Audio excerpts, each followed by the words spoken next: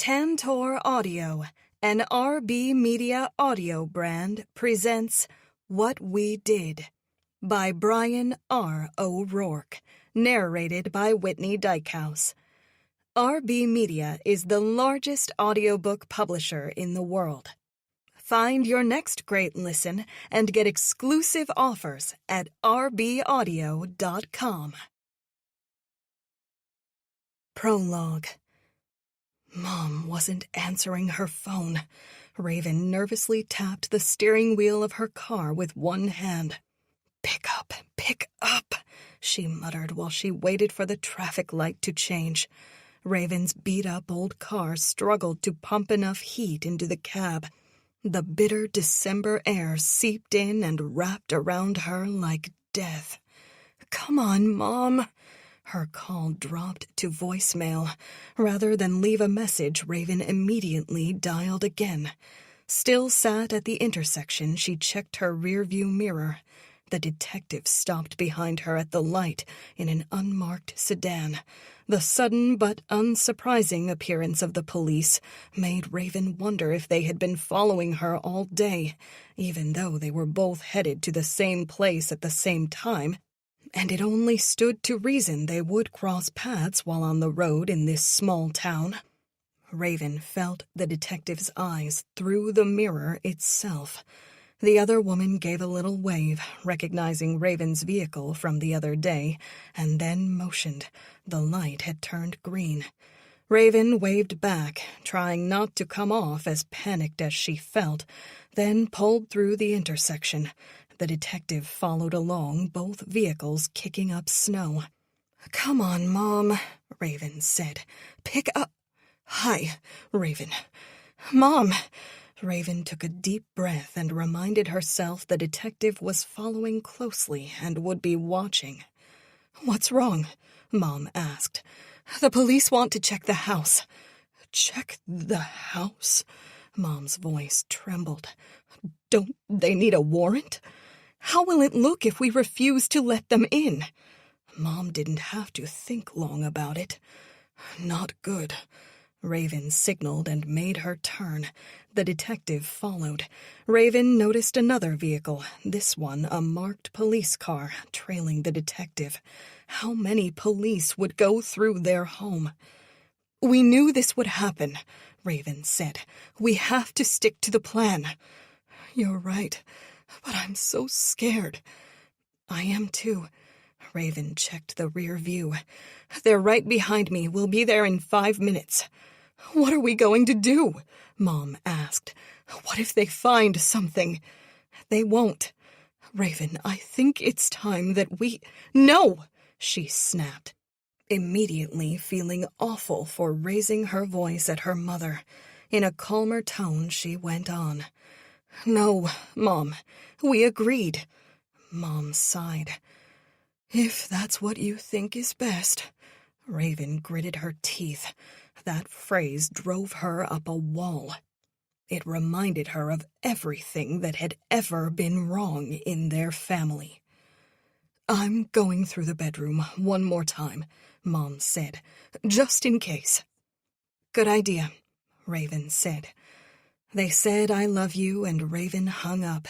She had known the police would search the house, but now that the moment was upon them, Raven found the stress nearly unbearable. Using the snowy roads as an excuse, she slowed to a crawl to give Mom more time to perform one last check of the house before the police went through everything. Had they missed any evidence? The thought sent a chill through Raven as she pulled into her neighborhood and turned onto her street, the 2 police vehicles trailing her ominously. Chapter 1. If it had been any other day, the wheel that refused to spin on the shopping cart wouldn't have bothered Raven. She would have shrugged off the annoyance. If it had been any other day, Raven might have offered to help that lonely old woman in the housewares section of the store, who pawed every lamp in the aisle as if confused and looked around in vain for an employee to come to her rescue. If it had been any other day, The fact that 3 of the 6 self-checkout machines were down wouldn't have aggravated her. Instead, she would have made use of that dead time waiting in line to check socials or practice Spanish on one of her language apps. If it had been any other day, Raven would have flipped off the guy in the parking lot who came around the corner way too fast and nearly sideswiped her cart. She would have taken down his license plate and given serious consideration to calling the police about his erratic driving, especially when he nearly mowed down another shopper near the store entrance. But today wasn't any other day. In fact, today was unlike any other.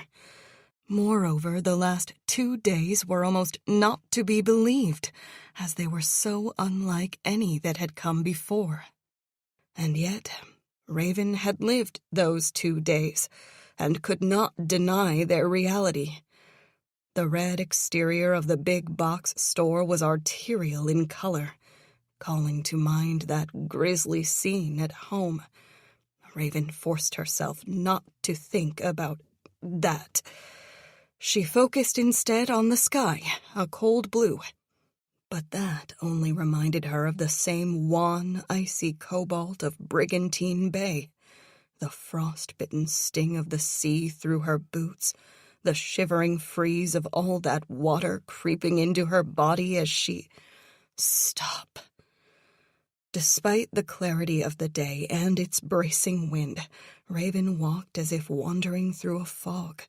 She heaved the recalcitrant shopping cart toward her old car and threw her purchases into the back seat quickly, leaving the cart on the sidewalk instead of the nearby corral because she was in a hurry to get home.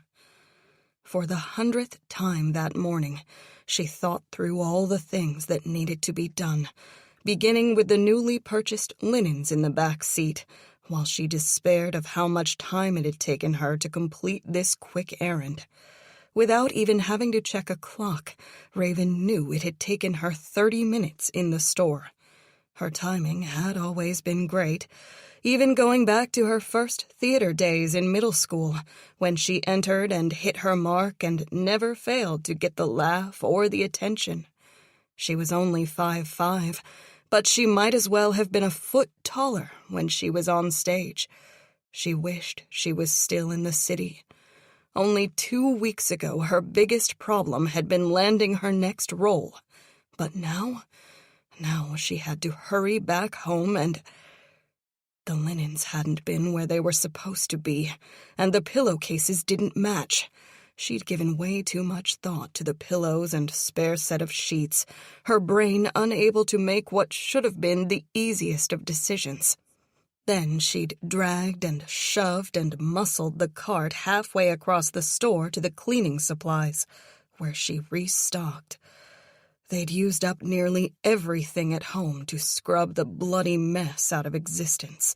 And even now, after hours and hours of scouring the walls and floors, Raven still felt the need to roll up her sleeves and get back to work in the master bedroom. Come to think of it, they hadn't checked under the bed yet.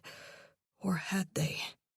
She'd squeezed her eyes shut to stave off the stress headache and jog her memory, but lack of sleep had robbed her of her faculties. Dirty old snow still crowded the sides of the roads, narrowing all traffic lanes and forcing everyone to drive slowly. Her short ride back home turned into an ordeal, robbing her of precious minutes. The weather and the clock and everyone else unwittingly conspired against her. She breathed a sigh of relief when she finally reached her neighborhood and turned onto her street, a long, narrow lane that wound through the rural forests of Tabernacle. The pine trees provided the only color in this drab, wintry landscape that was otherwise filled with dull grays and earthy browns. The familiar territory added to her sense of calm as she passed the same houses she had seen so many times before, taking that gentle bend in the lane near the ditch, where her house finally came into view. It was a beautiful two-story colonial-style home, designed to take on the natural forest aesthetic of its surroundings with its faux wooden paneling and earthy tones. The home felt a part of the landscape itself rather than separate, yet another majestic thing that had taken miraculous root in the ground and grown to beautiful maturity, like all the pines and elms surrounding it.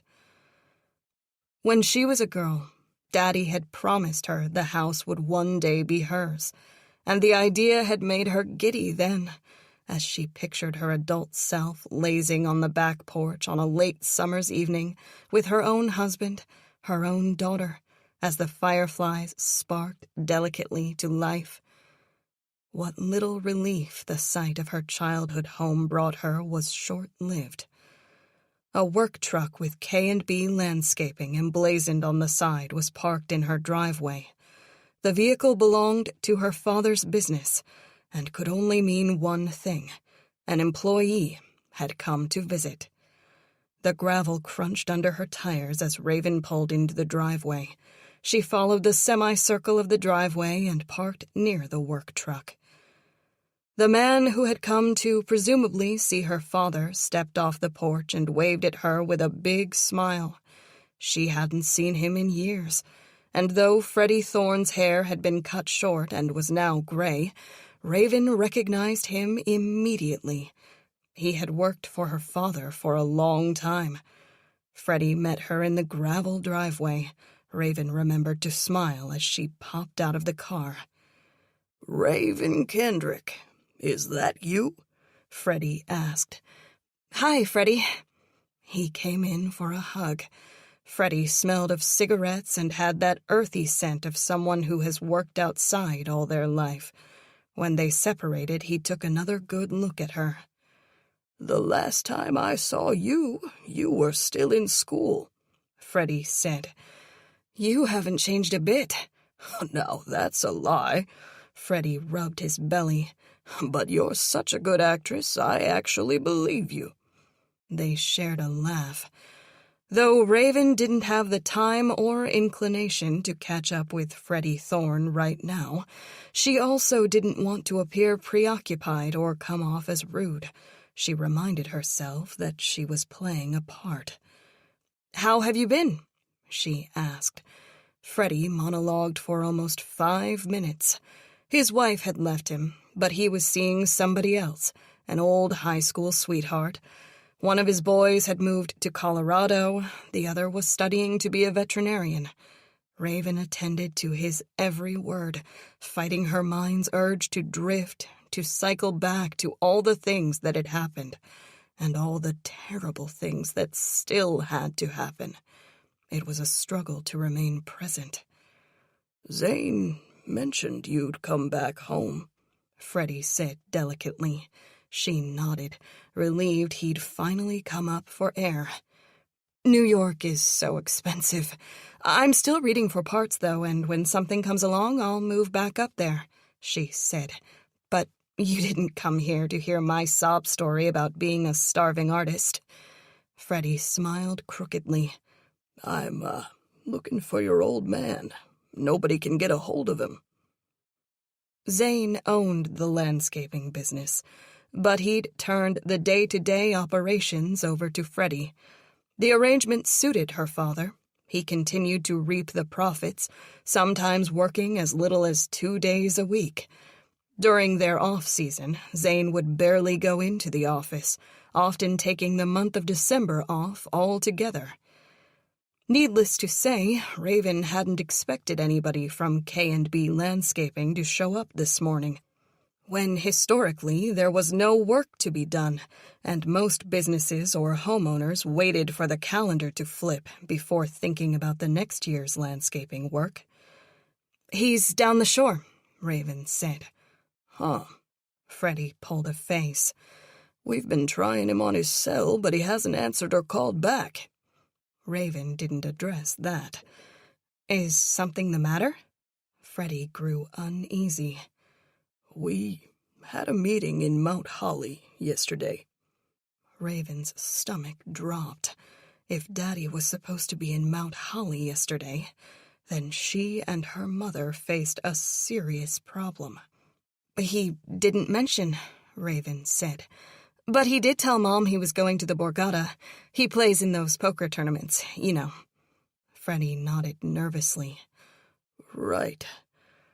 Raven wondered why he was so uncomfortable. Perhaps it was merely because Freddie felt odd checking up on his boss's whereabouts. "Daddy doesn't talk to me about work often," she said. "What was the meeting about?" Property management company is looking to hire a landscaper to maintain their commercial sites. It's a good opportunity for us. A lot of new work." Raven swallowed hard. "How about your mom?" he asked. "Is she around?" "She's not feeling well," Raven answered quickly. "Sorry to hear that. It is that time of year." Raven nodded. "Cold and flu season." "Anyway," Freddie said, "if you talk to your old man, could you ask him to give me a call?" Raven thought about what she wanted to say and how she wanted to sound while she carried her purchases inside.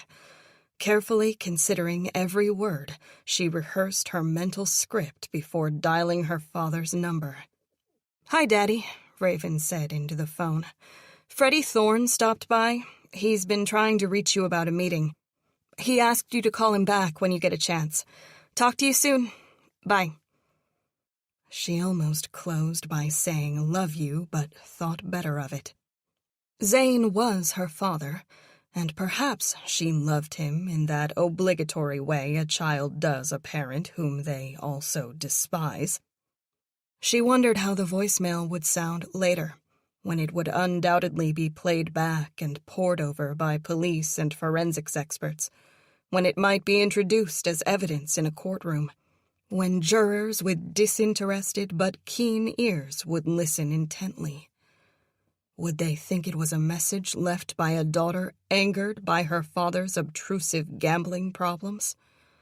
Or would they think it the voice of someone going through the motions, an actress, pretending to leave a voicemail for someone she knew would never hear it?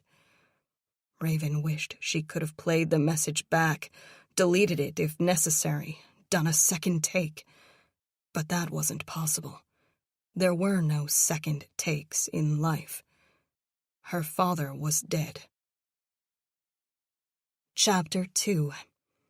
Raven carried the cleaning supplies, new linens, and pillows upstairs in 2 trips. She had to talk to Mom, but she also wanted to give the master bedroom another once-over. Turning on every lamp and then using her flashlight app, Raven inspected every square inch of the wall, carpet, surface, and even the ceiling. Satisfied there was no evidence lurking in the carpet fibers or hiding in plain sight on the nightstand, Raven put the new sheets and pillows on the bed. She left the cleaning supplies in that room and went to her own bedroom and replaced the linens there as well, figuring it would look less suspicious if they replaced the sheets throughout the house. Once she repeated the process in the spare bedroom, Raven went back downstairs. Her parents had installed new carpets on the first floor and retiled the 2 bathrooms. Some of the furniture was new, and she was still getting used to it. Her father's business continued to thrive, apparently, and Daddy liked to spend his money on home improvements, even though her parents rarely entertained guests. The moment she stepped into the kitchen, she realized what she'd forgotten to do. The weather service was calling for snow in the coming days, and especially given the fact Mom couldn't leave the house, Raven needed to stock up on food. She should have thought of this already. Mom's phone was right where Raven had left it, sitting on the corner of the dining room table.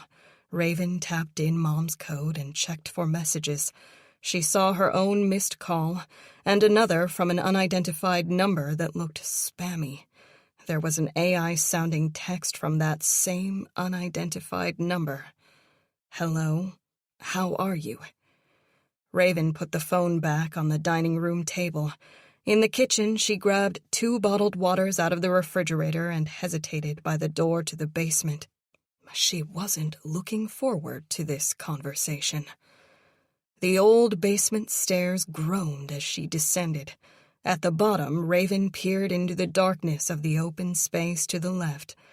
Their last couch had been retired down here and faced an ancient entertainment center and TV that nobody used anymore. Most of the space had been used for storage. Big, bulky cardboard boxes covered the floor.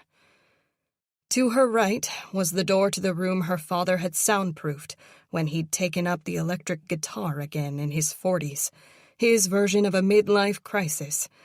He and a few of his childhood friends and drinking buddies had gigged briefly in local bars, essentially playing for free beer and the chance to relive their glory days.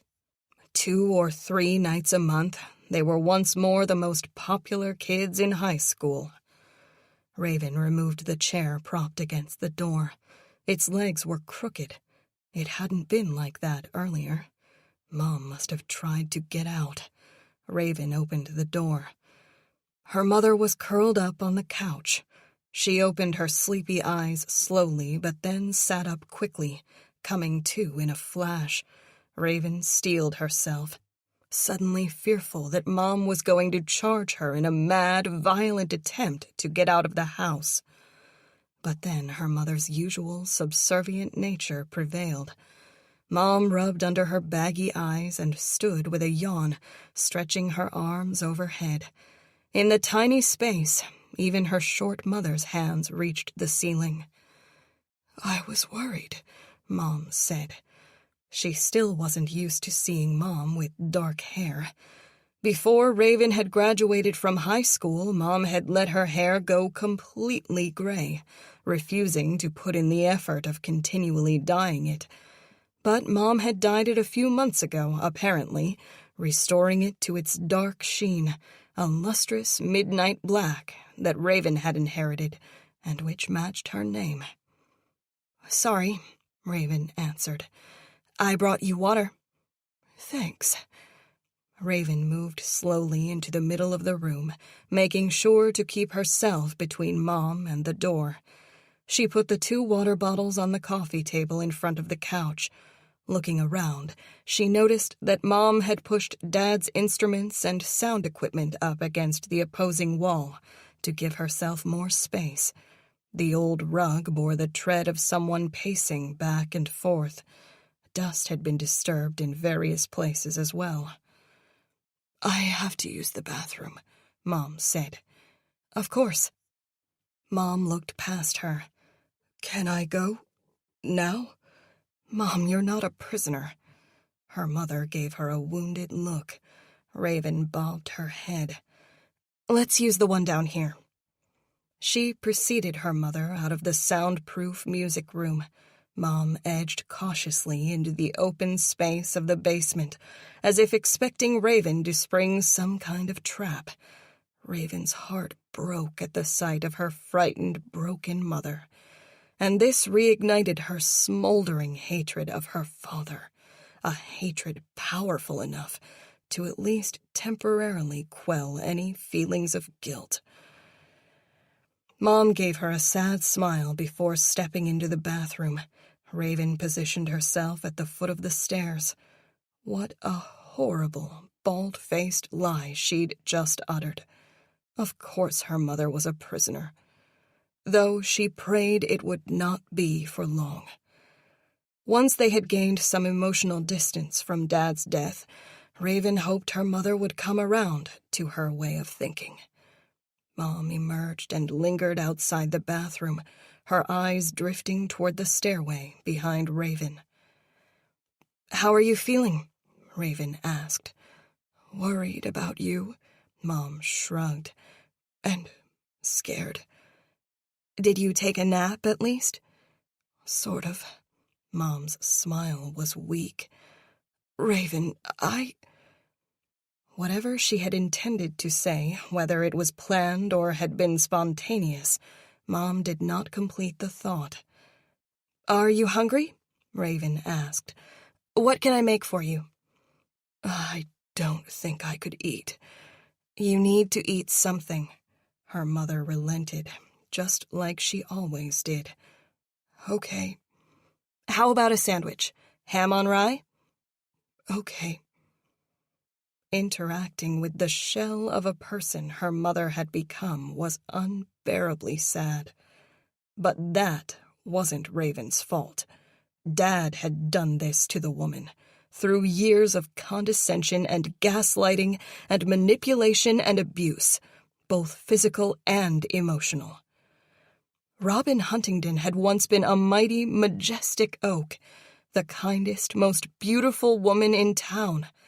And then Zane Kendrick had married her and chopped her down into a stump, and then whittled that stump into the twig standing before Raven, a slight, brittle thing that a child could snap in two.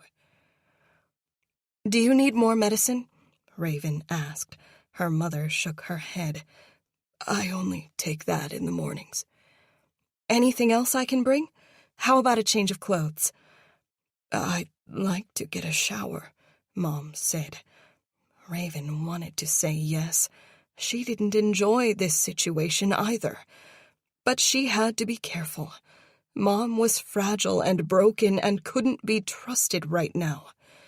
That wasn't Mom's fault, but it was a reality Raven had to deal with. "How about tonight?" Raven asked. "I forgot some things at the store and have to run out again. I'd like to do that before dinner, if that's all right." Mom drew a deep breath. "I won't do anything, Raven. I promise." Raven was so tempted to give in. She wanted to throw her arms around Mom and walk together back upstairs and face this terrible new reality as one. "Let's give it another day, Mom," Raven said. "You're not yourself." Mom smiled limply. "I haven't been myself in a long time, sweetie." Like a prisoner resigned to their fate, Mom ambled back into the music room and slumped onto the couch once more. Raven muscled the old TV from the other part of the basement into the room and plugged it into the wall. "You might be able to get some channels down here," Raven said. "Thanks, dear." Raven went back to the door. "Before I go, I have to talk to you about something." Mom went stiff. "What happened?" Raven held out a palm, hoping to stem the tide of Mom's ever-simmering anxiety. "Freddie Thorne just stopped by. They're looking for Daddy." Mom's pale face turned even whiter. "There was a meeting in Mount Holly yesterday with a potential client," Raven explained. "It sounds like they expected Dad there. Did he say anything about it to you?" Mom's eyes drifted away from her. She did not answer. "Mom?" "No." Mom's eyes slowly drifted back to her. "Your father doesn't tell me anything." Raven did not correct her mother's use of the present tense. "Honey," Mom said, rising quickly, "this isn't going to work. No one will believe our story if... They will if we stick to it. Dad leaves the business to the guys all the time. He goes off and does his own thing whenever he wants. Freddie and the other managers will corroborate that." Mom shook her head. "Zane likes to be there for big meetings. It makes him feel important. He would have..." "We don't have a choice," Raven reminded her. Mom slowly sat back down on the sofa. Her gaze dropped to the floor in front of her as she seemed to fold in on herself. "This isn't good," Mom said. Raven didn't disagree. "Now that Freddie's stopped by, we have to start looking for Daddy."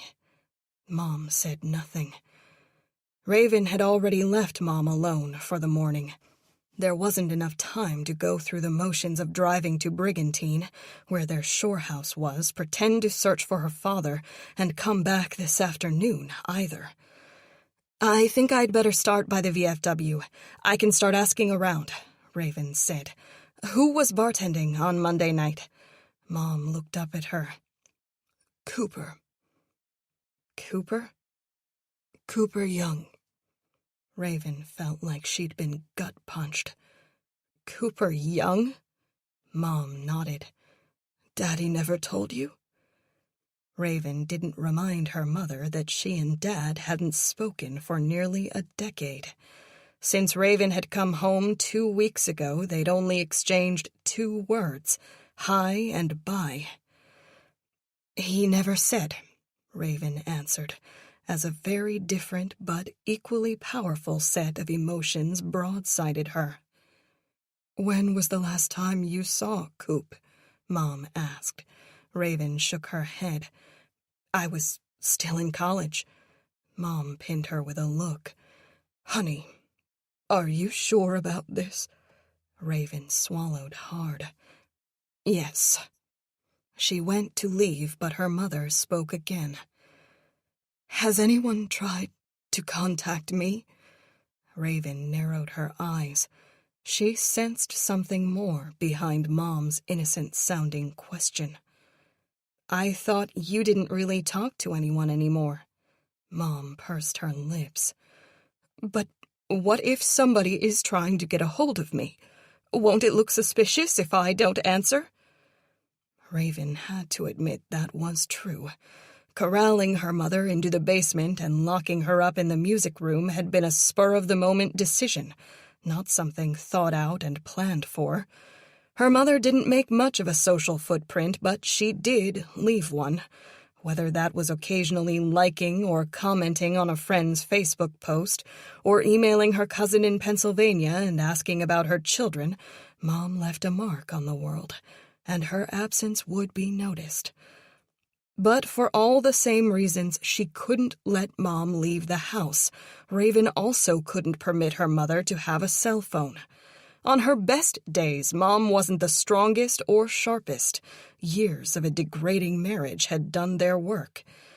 And Mom would not be at her best for quite some time. I mentioned to Freddie that you weren't feeling well, Raven said. And it's cold and flu season. We'll say you caught a bug yesterday, okay? I'm feeling much better, Mom said. You don't have to worry. Raven decided to play along with the obvious lie. I know you are, Mom, but I think you need another day to get your head right. If that's what you think is best, Mom said. Those words broke Raven's heart. She'd heard them so many times before. It was what Mom always said to Dad. Chapter 3. Raven stopped at the grocery store, but everyone else had beaten her to the punch. The bread aisle was practically bare. She picked up more lunch meat and cheese at the deli, then checked out. The VFW was right around the corner from the grocery store. Raven gazed across the street at the old building, both dreading and eager to go there. She paid for her food and left the groceries in her car before crossing the street. It was only 4:30, but the VFW appeared to be open. A flock of young girls dressed in colorful outfits raced ahead of her to get inside, and she was suddenly 20 years younger, wearing gillies herself and racing upstairs to take her Irish dance lessons as well. She turned down a short hall and entered the warm darkness of the bar area.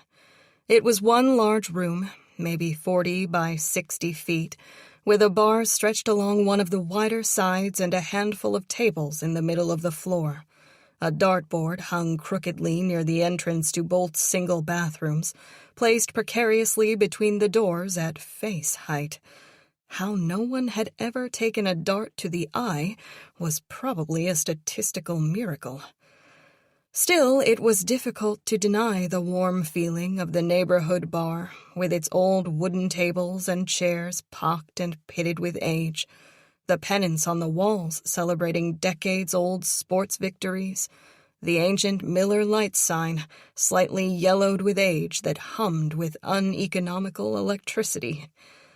Raven had never been here, but she felt like she knew the place, because her father had spoken of it so much. The quaint pub was exactly as she'd imagined. One heavy-set old-timer turned on his bar stool to appraise her, smiling as if he knew who she was before returning to the newspaper he was reading.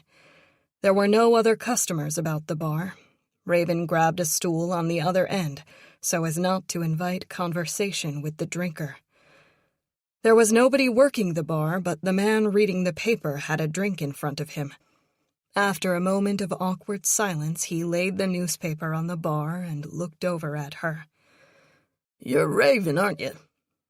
"Guilty as charged," she said, wincing inwardly at her choice of words. The dim lighting hid her blush well.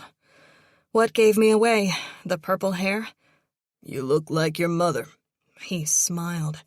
"I'm Dan, but everybody calls me Slick. Don't ask and I won't tell."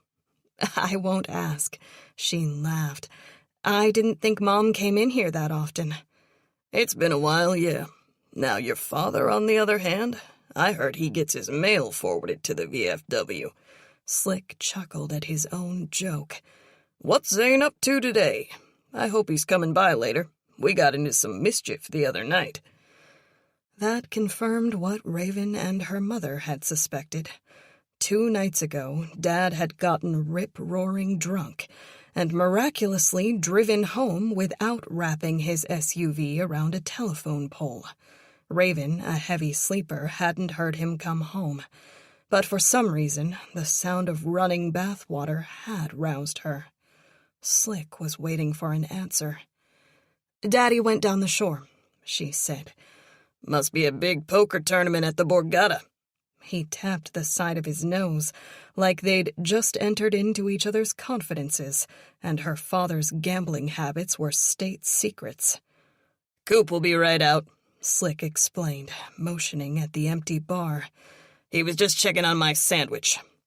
Raven's heart swelled at the mention of her ex-boyfriend, but the sentiment passed as she recalled their painful breakup.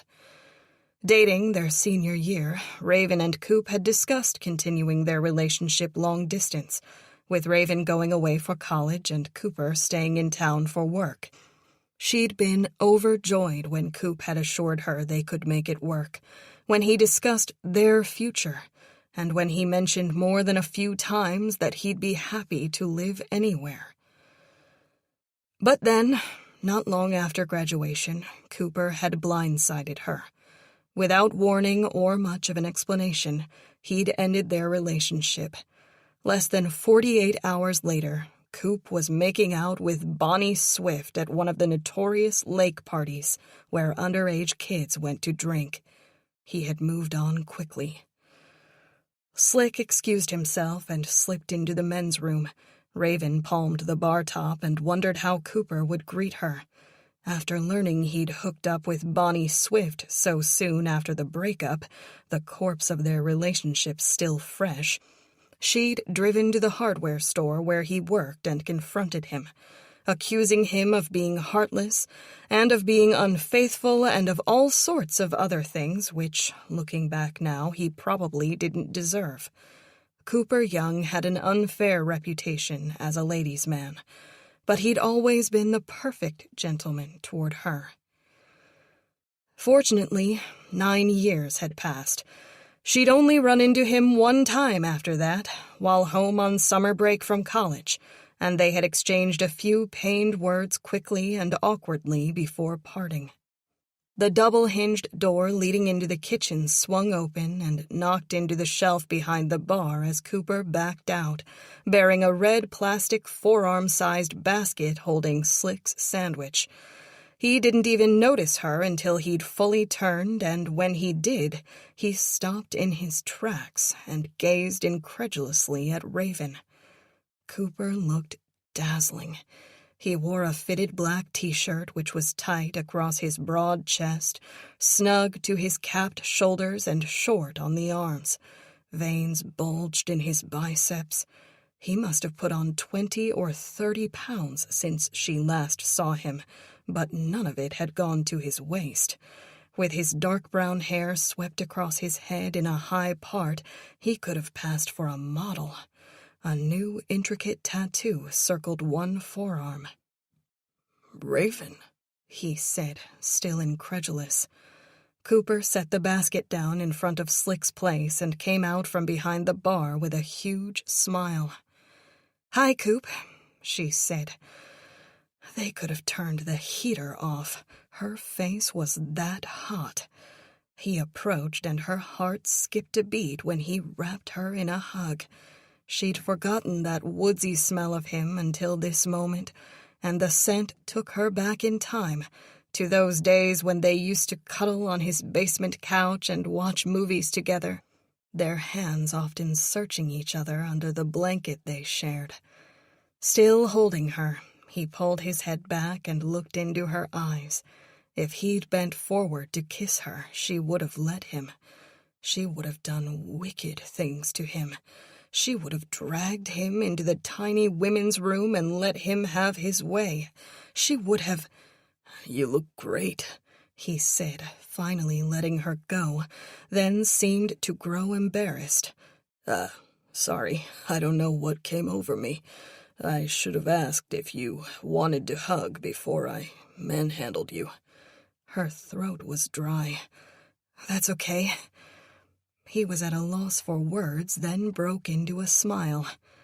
"I see your dad all the time, but I never expected to see you." His voice trailed off. She couldn't tell if he'd meant to imply he'd never expected to see her in the bar, or ever again. "It's good to see you," she said. He seemed to remember he was working. "Please, sit. How about a drink? Are you hungry? What can I get you?" "Hey, Coop," Slick said. "I'm not a stickler for the rules, but I don't want you to get in trouble if somebody else comes in. She can be my guest." "Guest?" she asked. "Thanks, Slick," Coop said before turning back to her. "It's no big deal. Please, sit." She reclaimed her stool while Cooper went behind the bar. She stole another glance at his physique while his back was turned, and soaked in that V-shaped torso.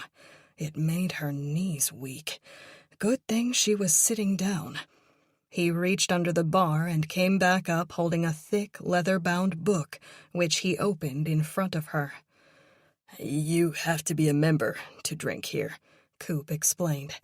"Unless a member like Slick here has brought you as a guest.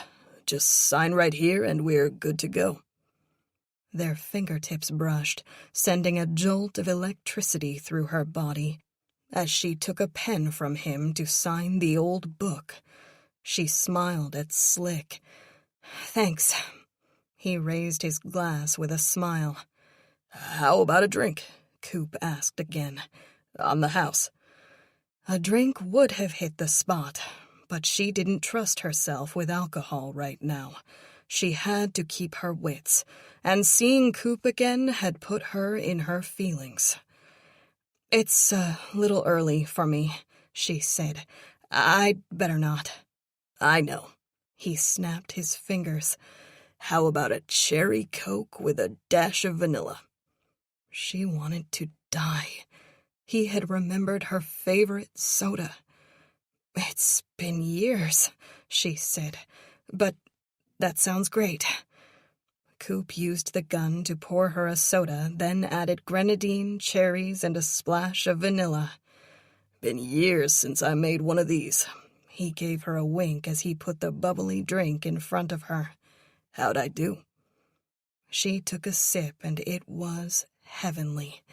His smell, this drink, those eyes of his, everything was taking her back to high school, to a much simpler time, before she realized just how terrible her father was, before she had suffered years of artistic rejection, and before she'd been forced to confront the very real possibility that she simply wasn't good enough at doing the one thing she'd always dreamed of doing.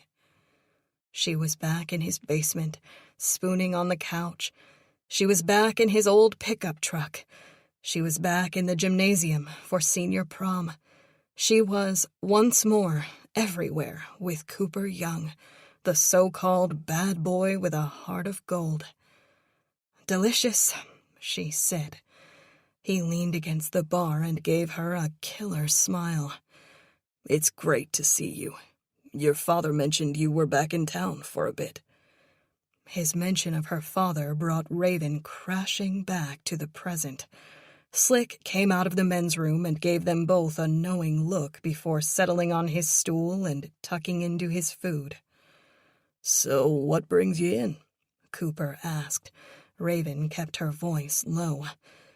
"I wanted to talk to you. In private, if possible." He grew serious. "What's wrong?" Coop had always been able to read her. "Everything's fine," she said quickly, unable to keep that dreadful image of her dead father from popping into her mind. Slick wasn't looking at them, but Raven could tell he was listening. Cooper read her mind. "Hey, Slick, I'll be back in a few minutes, all right? If Joe comes in, he knows where the Miller lights are." Slick laughed as Cooper led Raven into the back. There was a cook working the stove at the other end of the kitchen. She followed Coop out a door into the exterior behind the VFW. They stepped into the cold winter air onto a small, cracked patio with some old lawn chairs. Raven smiled at him. "You look good, by the way." "Oh, by the way?" He gave her that dangerous smile of his. "You were just noticing now, huh?" Despite the cold, her neck felt hot against the collar of her coat. "Dad's down the shore," she said, quickly changing the subject. "At least that's where we think he is. But Freddie Thorne stopped by the house. They're looking for him. There was a meeting yesterday, and—" She realized she wasn't making any sense to him. "Tell me what's wrong," he said. "It's probably nothing." She forced another limp smile. "I'll bet Daddy's in some card room ignoring his phone. You know how he is." Cooper's expression darkened. "I do." She wondered what that look meant, but plowed on. "Monday night, was he acting strangely? Did you speak to him at all?" Cooper thought about it. "Not much. They were all betting on the game. A lot of side action." "Side action?" "Prop bets," Coop said, which didn't clear things up for her. "But no, I didn't talk to him much." "Did he mention he was going to the shore?" Raven asked, before quickly adding, "Because that's what he told us he was doing." Cooper scratched the back of his head. No." "What is it?" He looked away for a moment. "There's something I should tell you." She went still. Coop said, "Last week, your father got really drunk. I had to stop serving him and call a cab. But before that happened, he started mouthing off about your mother." "What did he say?" "He made these inappropriate jokes," Coop went on. "You know, like it was still 1950, and if your mother didn't do the dishes, he'd put her in her place." He played it off like he was kidding, but I got a bad feeling. Raven closed her eyes. She'd never told Coop about what she'd witnessed while in high school. By the time she'd grown the courage to confront her father, she was in college and hadn't spoken to Cooper in years.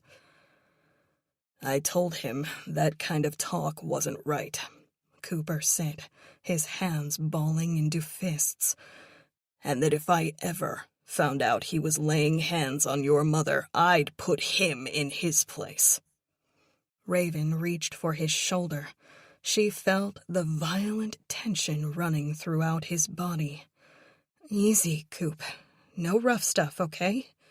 They shared a laugh, and his arm relaxed, his hand opening. "Who, me?" he said. "I'd never rough anybody up." They both knew that wasn't true. Cooper had an unfair reputation as a brawler. He never started fights, but he sure as hell finished them. After she'd gotten to know him, Raven had learned that Cooper suffered from a profound sense of morality. He couldn't let a wrong, no matter how slight, go. When his friends were mocked or hurt or embarrassed, he immediately and often violently came to their defense. His vigilante style of schoolyard justice always landed him in more trouble than the instigators themselves, and he'd earned more than his fair share of suspensions. "Back to Monday night," she said. "Do you remember what time he left?" "He was my last customer. I closed early, a little after 1. That's when he left." Raven pictured the two of them alone in the bar together. If it was just the two of them, surely they must have exchanged words. But Coop had already said that wasn't the case. Raven wondered at that for a moment. Her father had been a big, strong man, and wouldn't have taken kindly to Coop's threats from last week. "Has he ever laid a hand on your mother?" Cooper asked. Raven didn't know what to say. Admitting her father had abused Mom would only raise suspicions later. But then again, this was Coop she was talking to. Even after all these years, she knew she could trust him. Her eyes grew watery. Unable to make a sound, she nodded mutely. Coop put his arm around her. "Has he ever hurt you?" Coop asked. She shook her head emphatically before melting into him. He gently hugged her this time while she wept quietly. "I'm sorry," he murmured. Chapter 4. Robin, 11 years ago. "Where were you?" Zane asked. Robin removed her earrings and hung them on the jewelry board in the master bedroom, watching her husband, who was lounging on the bed, through the mirror above her dresser. "I told you," Robin said. "I met up with Shelley and Aaron." "Yeah, I'll bet." Zane sat up. "Where'd you go?" Robin wanted to roll her eyes, but she knew better. "The alehouse." "Oh, yeah." Robin removed her necklace and laid that on her dresser. "Yes, Zane, I told you where we'd be." She knew she shouldn't have said it. At least, she shouldn't have said it with that exhausted tone he hated. But Robin couldn't help it. Sometimes she didn't have the energy that meekness so often required. "You were out pretty late," he said. Robin bit back what she wanted to say. Her husband went out 2 or 3 times a week and always came home late. It had gotten worse recently, when he'd hired an old friend to manage the family landscaping business. Zane had effectively pulled himself out of the day-to-day operations, though he still reaped the profits of being the owner and operator. But now he really could come and go as he pleased. Showing up at the office around lunchtime wasn't a problem, which meant he could stay out as late as he damned well pleased. "I told you I'd be home by 10. It's 9:30, she said. "What did you girls talk about?" he asked. She sighed, resigning herself to the jealous man's interrogation. Over the years, this had become their ritual. It had gotten so bad that Robin sometimes canceled plans to meet up with friends last minute, not wanting to deal with the flack she'd take for an innocent night of fun with her besties from high school. Tonight, she had nearly retched before going out because her stomach was in knots. "You know, girl stuff," she said, still holding out hope that he'd drop it. "Like what?" Robin sat on the bed beside her husband. It was a wonder he let her out of the house at all, with how much he probed her afterward for daring to have a life and enjoy herself. The truth was, she couldn't remember what they'd discussed. They'd talked about everything and nothing, relived old stories, compared memories, and generally laughed their heads off the entire time. She'd had a blast, but throughout the night, that heavy feeling in the pit of her stomach would come back, reminding her of what was waiting at home.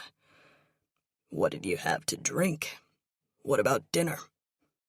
She summarized her orders. She'd only had one margarita, a fact that Zane refused to believe because she had been out to dinner for almost 3 hours, and who only had one drink in all that time. Feeling courageous, she made a snide remark that not everybody could drink like he did. Her satisfaction at having annoyed him was short-lived and died the moment she glimpsed the murderous look in his eyes. "There's no call to be sarcastic," he said. "I'm just asking about your night because I'm genuinely curious." Genuinely curious was the most charitable way to put it. He asked what Shelley and Aaron had ordered. Then, if Shelley had spoken poorly of her husband, which she was wont to do, and if Aaron had hit on every single-looking guy in the place because she couldn't get enough dick. These questions were all so rich coming from her husband, who drank to excess constantly and flirted unabashedly with other women, sometimes right in front of her, and who she was almost certain had been a philanderer at various points in their marriage. "I'm tired," she said, planting the seeds that this conversation would be over shortly. "Did you see anybody you know?"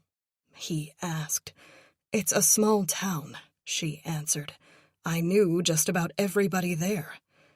He smacked her. Normally she was prepared for the blows, could sense them coming right before they landed. But not this time. She didn't know it then, but this was a turning point in his violence. From then on, his strikes would be more and more unpredictable, somehow making them even worse. "I already told you. There's no reason to be sarcastic." She put a hand to her electrified cheek. It was warm where he'd hit her. She prayed for a bruise, but knew she wouldn't be so lucky. Her husband knew just how to strike her without leaving an incriminating mark.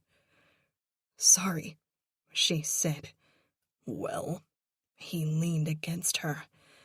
"Did you see anybody you know?"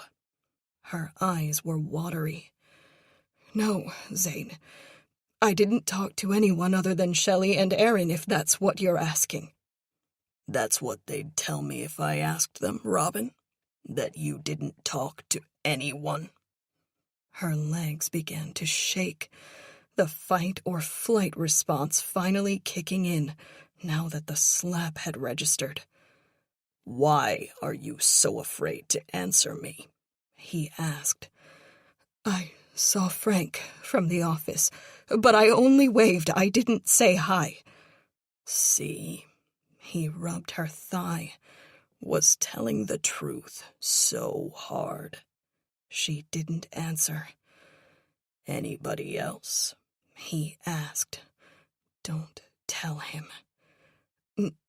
No." "Robin." His hand went around her side. "You can tell me. It's all right." "Don't tell him." "There was a group of guys I knew from high school at the bar, but I didn't interact with them, I swear." "Who were they?"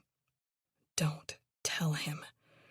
"Some guys I graduated with. I don't remember all their names. That was a long time ago."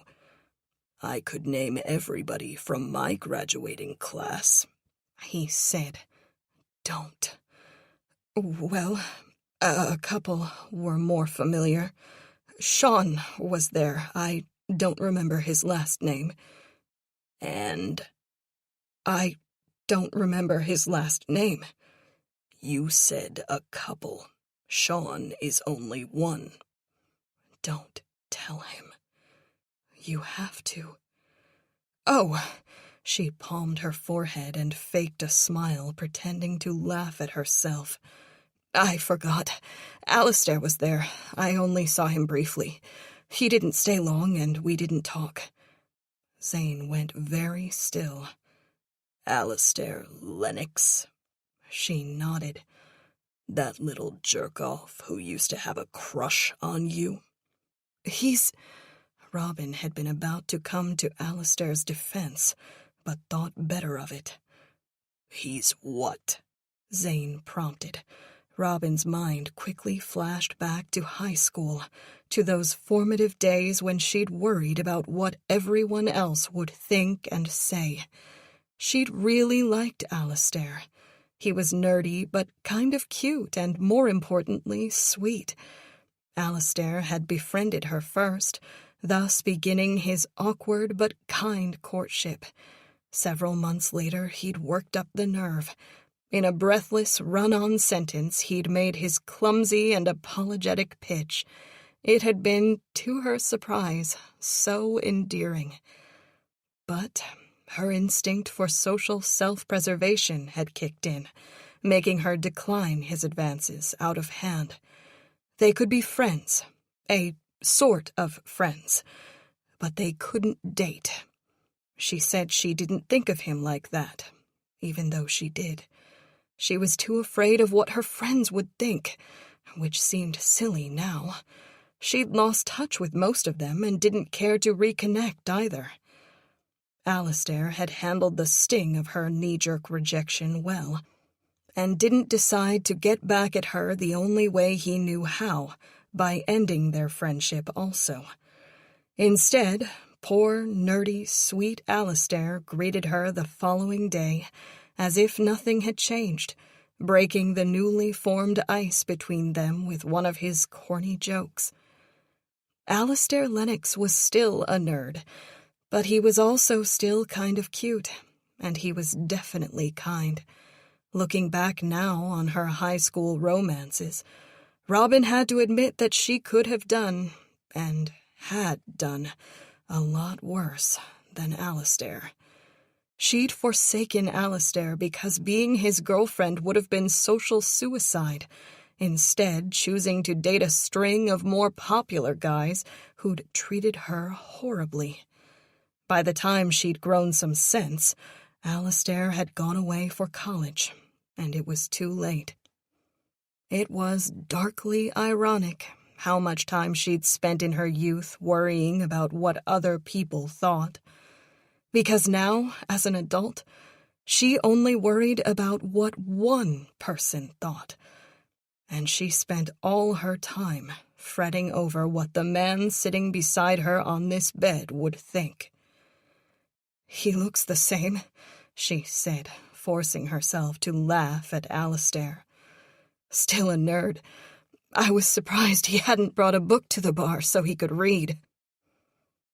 It was the humor that saved her. After a long, stony silence, Zane cracked a smile and laughed. You know, you can be pretty funny sometimes. He leaned over and kissed her cheek. And yeah, I guess the last person I have to worry about is Alistair Lennox, huh? You don't have to worry about anyone, Zane. She forced herself to turn and look him in the eye. I made a vow to you. That's right. He ran a hand down the side of her face. You did. He grabbed her hair just a little too roughly and pulled her down onto the bed. The living room floor stayed dirty no matter how much Robin cleaned. She passed the vacuum back and forth frantically, hoping that Zane wouldn't come home to find the place a mess. He'd recently demanded she quit her bookkeeping job at the physician's office, not wanting her to spend so much time around these well-to-do doctors with wandering eyes who liked to bang their assistants on the side, apparently. In all her years of working, she'd never seen that happen, but according to Zane, it was commonplace. Anyway, now that she was a full-time homemaker, Zane had certain expectations about the house. Since she didn't have to work, the house really should be spotless now. While she didn't enjoy constantly cleaning, dusting, vacuuming, and washing the windows, Robin had to admit that Zane did have a point. If all she was doing was sitting around, she might as well keep the place in order for her husband, who had made it so she didn't have to get a real job. It was the least she could do. But the goddamned vacuum wasn't picking anything up. She jerked it frantically back and forth, as if these sudden bursts of speed would improve its suction, in the same way a person hits the floor button on the elevator to make the doors close faster. But no matter what Robin did, all the little things that ended up on the floor of a house lived in by 3 people and 1 Labrador retriever stayed mostly where they were. All she was doing was pushing dirt and crumbs and lint and bits of paper around. If Zane came home and found the place like this, he was going to lose his mind. That little nothing slap he'd administered a few weeks ago, when she'd gone out with Shelley and Erin to the bar, would feel like a loving caress compared to what he'd do to her if he came home from a long day at work to a house this messy. Harder and harder she pushed the vacuum. She went from corner to corner of the living room, but nothing picked up. Robin felt like she was in the grip of some sadistic nightmare written and directed by her abusive husband, a Twilight Zone episode highlighting a homemaker's worst fears. "Mom!" Robin was startled. She stood up straight and looked around the pitch-black living room. Why was it so dark out? "Mom?" Raven put a hand on her shoulder. "Mom? Are you awake now? What are you—" It took her a moment to recognize her own daughter in the darkness. At 16, Raven was no longer the little girl she still dreamed of, the one who burst into a smile at the sight of Robin and came running toward her off the bus for a big hug. But that was years ago now. Her daughter was never that happy to see her anymore. And it was the middle of the night. Why was she in the living room? "Mom," Raven said, "you're sleepwalking again." No, she refused to believe it. She'd just been vacuuming. A person didn't do that in her sleep. "I was tidying up before your father came home." Raven put an arm around her. "Mom, it's 3:00 in the morning. I heard you from my bedroom. You were crying." "No, I wasn't." But Robin reached for her cheek anyway, her palm coming away wet and salty. "Come on, Mom. Let's get back to bed." Robin hadn't fully returned to reality, however. What if Zane looked at the floor before he went off to work tomorrow morning? She'd be in trouble. "I have to finish," she said. "The vacuuming, it isn't done yet." "Mom, the floor is spotless." Raven pointed at their feet. "And you didn't even have the thing plugged in." To her surprised embarrassment, Robin realized her daughter was right.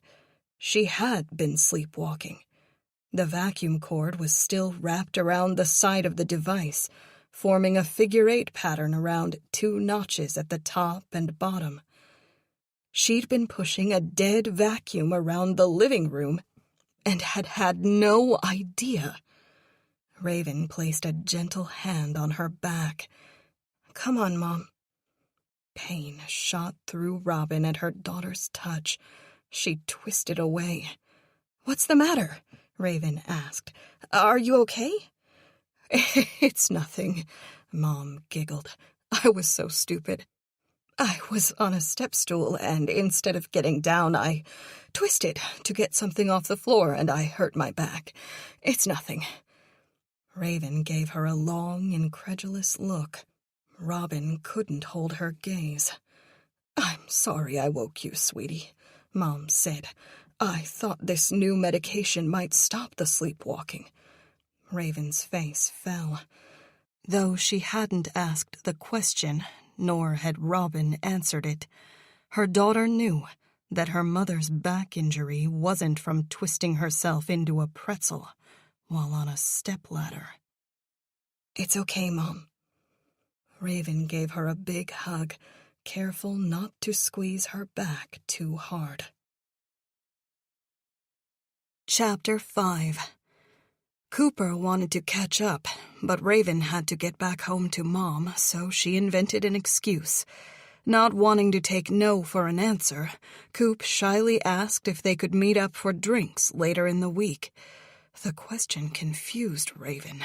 She couldn't tell if he was asking her on a date, and if he was, she didn't know how to feel about that. As she walked in a daze toward her car through the bleak afternoon, Raven cringed, recalling her unintelligible response. She'd mentioned how busy she was this week, then said yes, then backed off with a maybe. Coop was probably as confused as she was. She sat in her car for a minute, composing herself. One brief exchange with her old boyfriend, and she'd nearly come apart at the seams. It was embarrassing and ridiculous. She had to be stronger. Not just for herself, but also for Mom. Raven timed the drive home poorly, getting stuck behind several buses pulling out of the elementary school. While waiting at a red light, she checked her phone out of habit. She didn't have any texts, but there were new emails. It was mostly junk mail. The last message she came to originated from an unfamiliar and nondescript email address. She would have automatically deleted a message like this, but the subject line arrested her attention. "I know what happened." Raven opened the email, but there was no message in the body. Growing nervous, she read the sender's email address again, hoping to glean some information. But the generic, random-seeming letters and numbers did not betray the author's identity. "I know what happened." Raven was still thinking about the email when she pulled onto her street, looking forward to a quiet moment to process everything and speak with her mother again. She was disheartened to find yet another unfamiliar vehicle parked in the driveway. A police cruiser. Panicked, she considered speeding away, while at the same time wondering how the police had figured out her father was dead already, even though neither she nor her mother had reported him missing yet. Perhaps whoever had sent the email had alerted the authorities, and a lanky, broad-shouldered police officer in plain clothes stood next to the open door of the cruiser, one leg inside like he was about to leave, and watched her approach. Having been seen, she couldn't drive away now. With a heavy ball in the pit of her stomach, Raven turned into the driveway. This probably had nothing to do with Daddy at all. She knew she was fooling herself. What else could this be about? Raven came to a stop in front of the porch. The man in the suit looked about Mom's age, around 50. He had one of those faces that defied expression, his features seemingly locked into a permanent neutrality. She grabbed one of the grocery bags from the back seat and got out. "Afternoon," he said, his tone just as neutral as his face. "I'm Detective Jack Caldwell. Do you live here?" "Yes," she answered. "I'm Raven Kendrick." "Nice to meet you." He looked past her into her car. "Looks like you're stocked up for the storm. Can I help bring those bags inside?"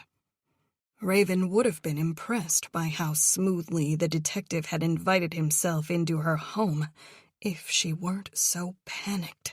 Not knowing how to say no tactfully without coming across as rude or looking like she had something to hide, Raven took him up on the offer. Raven unlocked the front door first and poked her head inside. She realized, much too late, she'd be in trouble if Mom had figured out a way to get out of the basement while she was gone. Her mother was liable to say or do anything right now, and Raven couldn't allow that. But Mom wasn't waiting for her in the foyer. Holding in a sigh of relief, she turned back to find Caldwell, only a foot behind her, lugging 3 bags of groceries. They set the bags down on the kitchen counters. She thought about how an innocent person would act. "I don't mean to be rude," Raven said, "but I'd like to put these perishables away and get dinner started. Do you mind if I do that while we talk?" "No problem," Caldwell said. "This won't take long. Beautiful place you've got here." "Thank you." Raven opened the fridge. "It belongs to my parents." "Zane and Robin, correct?" He'd only asked one question, but it was making her nervous. "Right." The detective took a moment to look around the kitchen. He peered out the window above the sink into the backyard. Raven put the milk in the door and closed the fridge. "So what brings you out here, detective?" Instead of answering, he asked another question. "Are your parents around?" "Mom is," Raven said, watching his eyes carefully. "But she's not feeling well."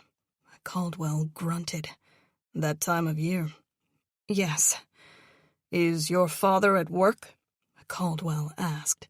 She thought she was prepared to answer this question, but Raven wasn't, not by a long shot.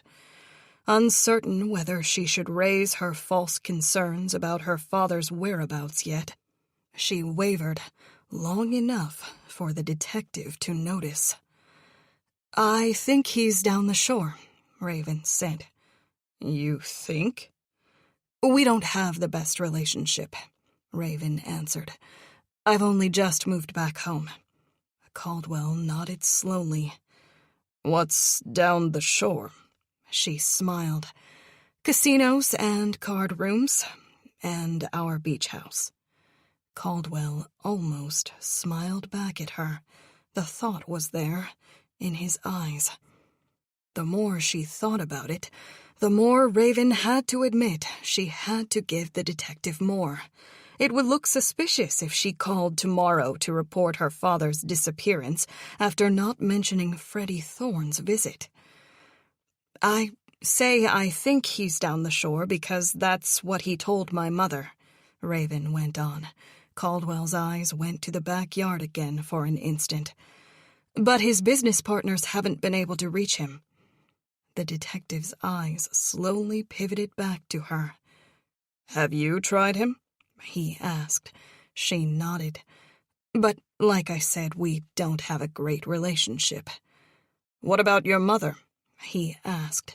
"Has she tried calling?" "She's been asleep most of the day. I didn't want to disturb her." Caldwell said nothing. "He's probably at the Borgata," Raven said. "He plays in their poker tournaments a lot, especially in the winter when the landscaping business is slow." "But you don't know for sure." "My father does his own thing," Raven said. Caldwell nodded. "Is it common knowledge that your father likes to play cards down the shore?" Raven didn't know what the man was driving at, but this line of questioning made her uneasy. She wanted to steer the conversation away from her father. "His friends know, sure. Sometimes one of his buddies will go down with him too.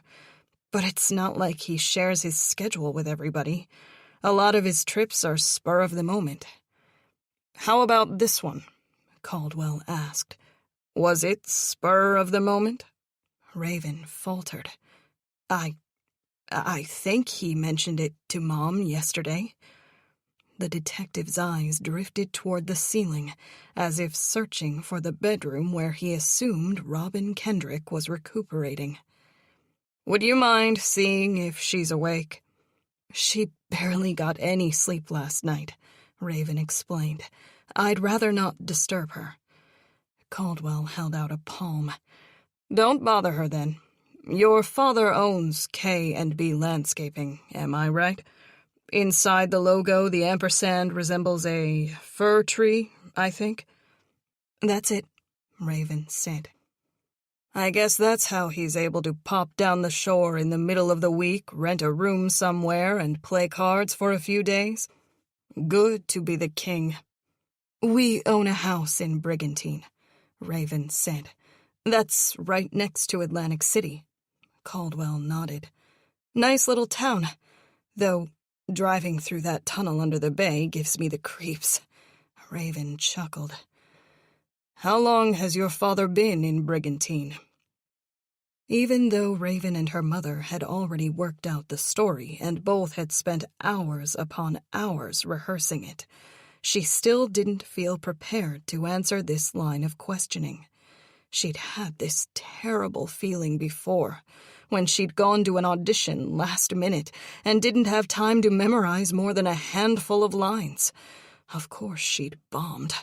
Raven had never excelled at ad-libbing, not like her friend Dora had. Raven needed to pore over a script, drilling the lines into her head by rote. "He left yesterday morning," Raven said. "What time?" "I'm not sure," Raven said. "I'm a night owl, so I slept in." "He was gone when you woke?" Raven nodded. "What time was that?" "I wasn't paying attention. 11, 12, maybe?" "Maybe your mother will have a better idea." "I'll make sure to ask her." The cop's eyes drifted away from her again. It was growing dark now, night bleeding into the dreary afternoon. "Would you mind turning on any lights you have in the backyard?" Caldwell asked. Raven hesitated. "I'd be happy to, but I have to say you're making me a little nervous. What is this all about?" "I don't want to alarm you, but one of your neighbors reported seeing a man in the woods behind your property." Raven's blood went cold. "When was this?" "Earlier today," Caldwell said. "And your neighbor thought she saw someone, possibly the same person, back there 2 days ago as well." She got a chill. Had someone been watching the house? If so, what exactly had they seen? Raven racked her brain to recall the awful details of that night, picturing the master bedroom, the window that overlooked the rear of the property. The curtains had been closed, hadn't they? Daddy normally kept the curtains closed to block out the sunrise. But what if they'd been open? What if somebody had been watching when... Raven wondered whether it was the same person who had sent her that cryptic email. "What is it?" Caldwell asked, picking up on her change of mood. "Just wondering who it could possibly be," Raven said, trying to sound appropriately concerned without letting her real feelings of panic show. "There's an old access road in the woods. Sometimes we see hunters. They're not supposed to be back there. Kids will go back there when they're looking for a place to not get caught drinking." Caldwell nodded as if already in possession of this information. "Could you turn the lights on?" They went into the living room. Raven activated the porch light. It illuminated most of their property, but didn't quite reach the tree line. Raven went into the laundry room and flipped the switch for the floodlight. But when she met Caldwell in the living room, she discovered only the porch lights were on. The floodlight bulb must have needed changing. Caldwell studied the yard for a moment before pointing outside. "Do you mind if I take a look around?" "Please." She opened the back door for Caldwell and stepped onto the back porch while he went about his work. A few minutes later, he returned. "Do you know of anyone who would do that?" he asked. "Either someone who knew your father wasn't around, or maybe an old boyfriend of yours?" Raven shook her head. Nobody comes to mind. Do you think it's someone, what's the word, casing the properties? "Could be," Caldwell said. "or, like you said, could just be a goofball hunting small game, or one of those teens keeping an eye out for trouble while their buddies boozed it up." Raven nodded along with the detective. But her intuition was warning her. For some unfathomable reason, she suspected this wasn't some cheapskate hick who didn't want to drive to a legal hunting ground, or a teeny bopper from the high school standing sentinel. All the questions, especially those concerning Dad, felt less ominous now. If there were a man lurking near their backyard, Caldwell would naturally ask about their comings and goings, and if Zane's travel plans were common knowledge. Inwardly, she breathed a sigh of relief. This wasn't about Daddy. Not yet, anyway. "What should we do?" Raven asked. Caldwell recommended they change the bulb in the floodlight and keep an eye out. He suggested they consider an alarm system as well. But other than that, there wasn't much more that could be done. "Thank you for stopping by," Raven said. "I'm a little worried, but I guess that's better than being ignorant." Caldwell nodded. "It is." The detective handed Raven his card. At the door, Caldwell offered his first smile of the visit. It barely reached one corner of his mouth. "Your mother must be out like a light. I don't think I heard her move once while I was here." "She's a heavy sleeper," Raven said. Raven's mind immediately went to a very dark place.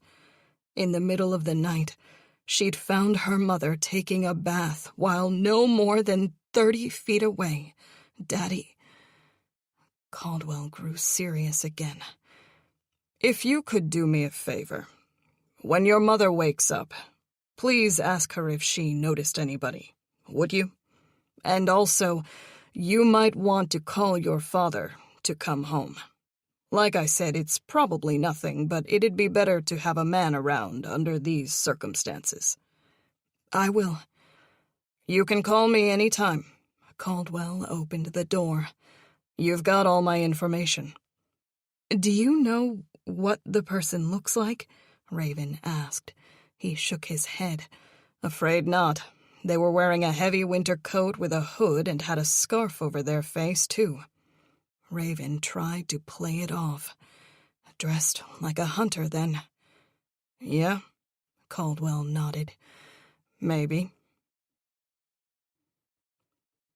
Raven waited 20 minutes to make sure the detective didn't pull a Columbo and double back on her with just one more question. She used the time to put away the rest of the groceries, then watched the street for another moment to be sure.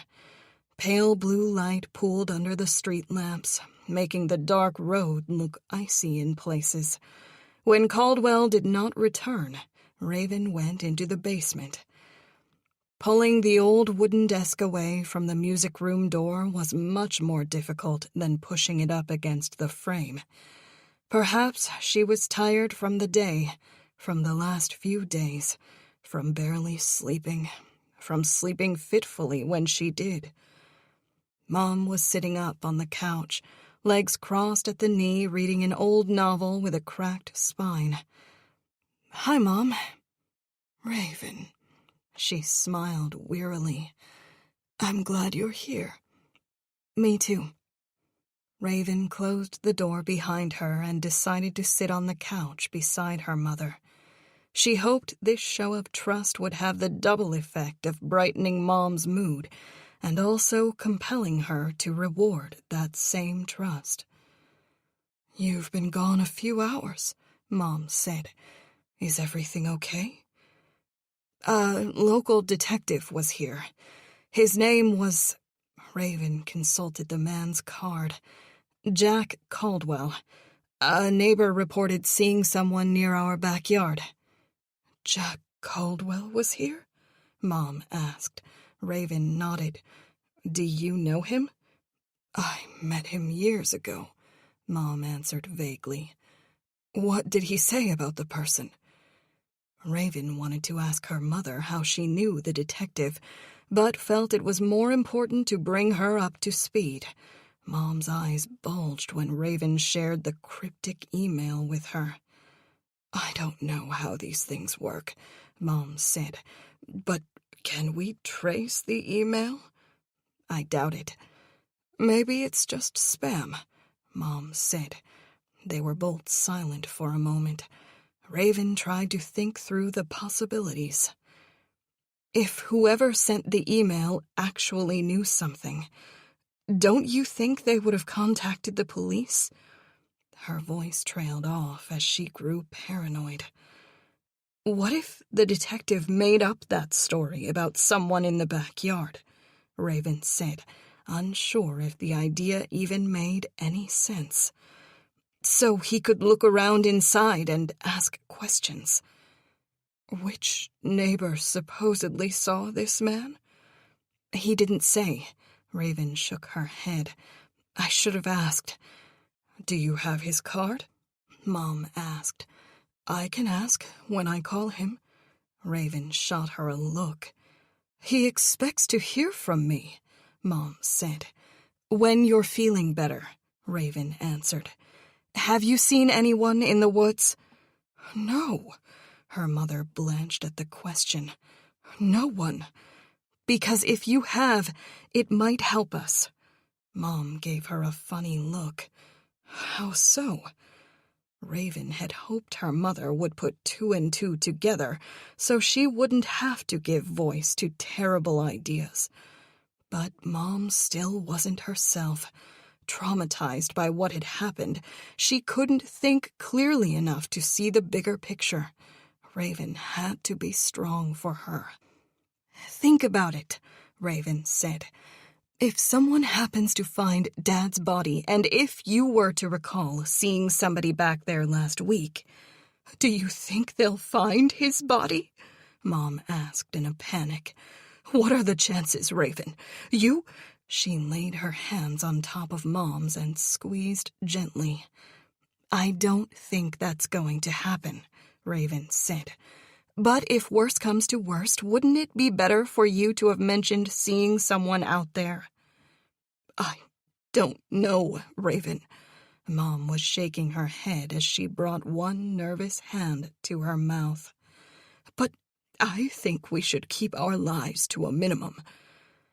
Raven agreed in principle, but she feared they didn't have much choice. They had covered up a murder, dumped a body, and planned to report a person missing who they knew was dead. Once again, Mom's fragile state gave Raven pause. She didn't know if Mom had the strength to pull this off. What do you think we should do? Mom asked. Maybe you're right. If we were to mention seeing someone now, it might look later like we were trying to bandwagon the claim. Mom's upper lip disappeared for a moment. That was Robin's way of warning the person she was speaking to that she had something difficult to say. What is it, Mom? Raven asked. Honey, hear me out. She turned on the couch and took Raven's hands again. Her sorry eyes firmed up, and for the first time in a long time, they were filled with determination. I think I should turn myself in. Raven rolled her eyes. They'd been over this already. Yesterday morning, Raven had caught her mother trying to sneak out of the house. When questioned, Mom had admitted she was headed to the police station so she could come clean. She didn't think she could live with the guilt of murdering Zane, even if it had been while she was sleepwalking. Maybe if she confessed and got a good attorney, they'd go easy on her, reducing the charge to involuntary manslaughter. Nobody was going to buy the sleepwalking story. After all, she was on medication for her condition, and had last reported to her doctor that she hadn't had a problem in years. If she worked with the police and the district attorney, they were more likely to give her a deal. She might even be out in a few years, she argued. No, Mom, we agreed. Just listen. Mom's hands squeezed a little harder. If I confess, you're safe. Raven bit back her anger. They'd already had this conversation, and she resented her mother more than a little for forcing her to have it again. Mom, I'm part of this now. I moved Daddy. Even if you confess, I'll still get into trouble for covering up a crime. No, honey. Listen. Mom had a death grip on her now. I'll say I moved the body. You just tell me where he is, okay?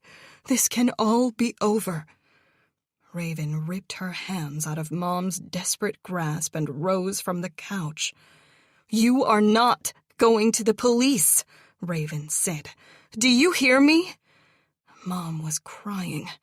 Please, honey, let me do this for you. Raven frowned. It was the worst possible time for Mom to crack. They had planned to contact the police tomorrow. She needed to help Mom get her head right. Otherwise, they were both going to prison. For life. Mom.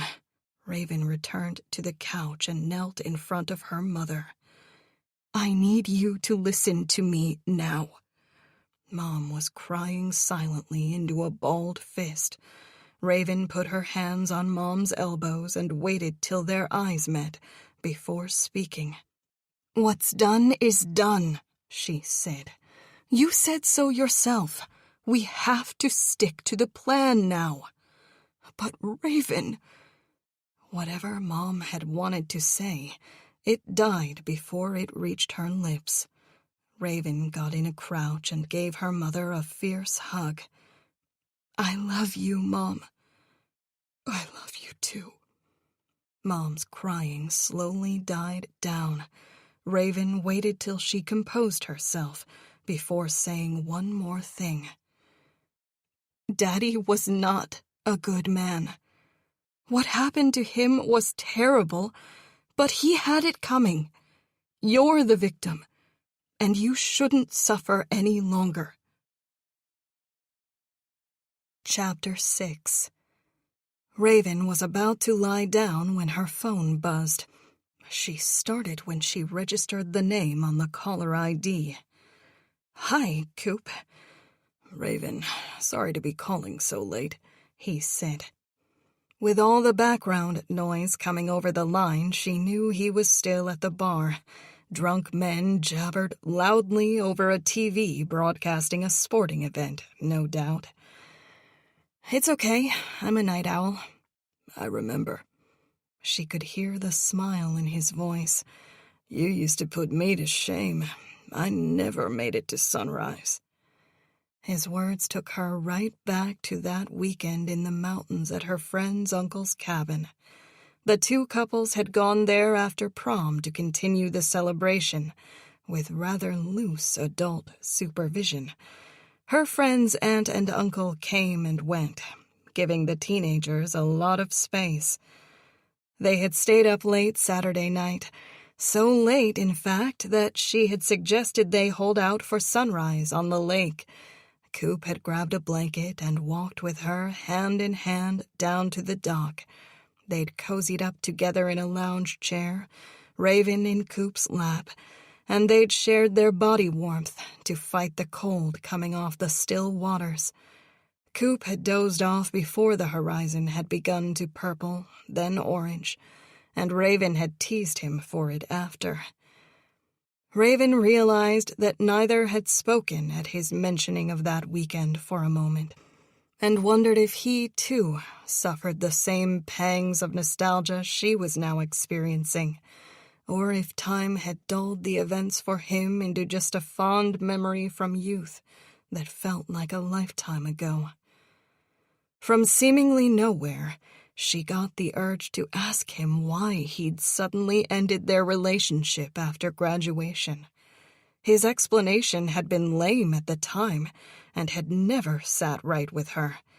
The young man who had been wildly in love with her had turned icy cold and transformed seemingly overnight into a stereotypical teenaged boy with raging hormones who wanted to sow his wild oats and see other people. This same guy who had talked eagerly about extending their relationship into college had suddenly complained about feeling trapped and thinking they were both too young for a serious long-distance relationship. But Raven fought that foolish and embarrassing temptation. "I can't believe that was 9 years ago," she said. "Tell me about it," Coop answered quickly, as if grateful that she'd found a way to break the awkward silence. "Though things have changed for you." "How do you mean?" He chuckled. "Raven, you went away to school and lived in New York and acted on stage. All I've done since high school is get into trouble and sling drinks." "What kind of trouble?" she asked. Why was she prying? Now wasn't the time for a deep conversation with her first love. Not when her father was murdered and Freddie Thorne was sticking his nose in their business and Mom was locked up in the basement and some guy might have been watching their house. But she couldn't help it. Their relationship had ended a long time ago now, but Cooper often came to mind. Over the years, she'd found herself wondering what he was doing and was always frustrated by the private settings of his social media accounts, making his digital life invisible to her.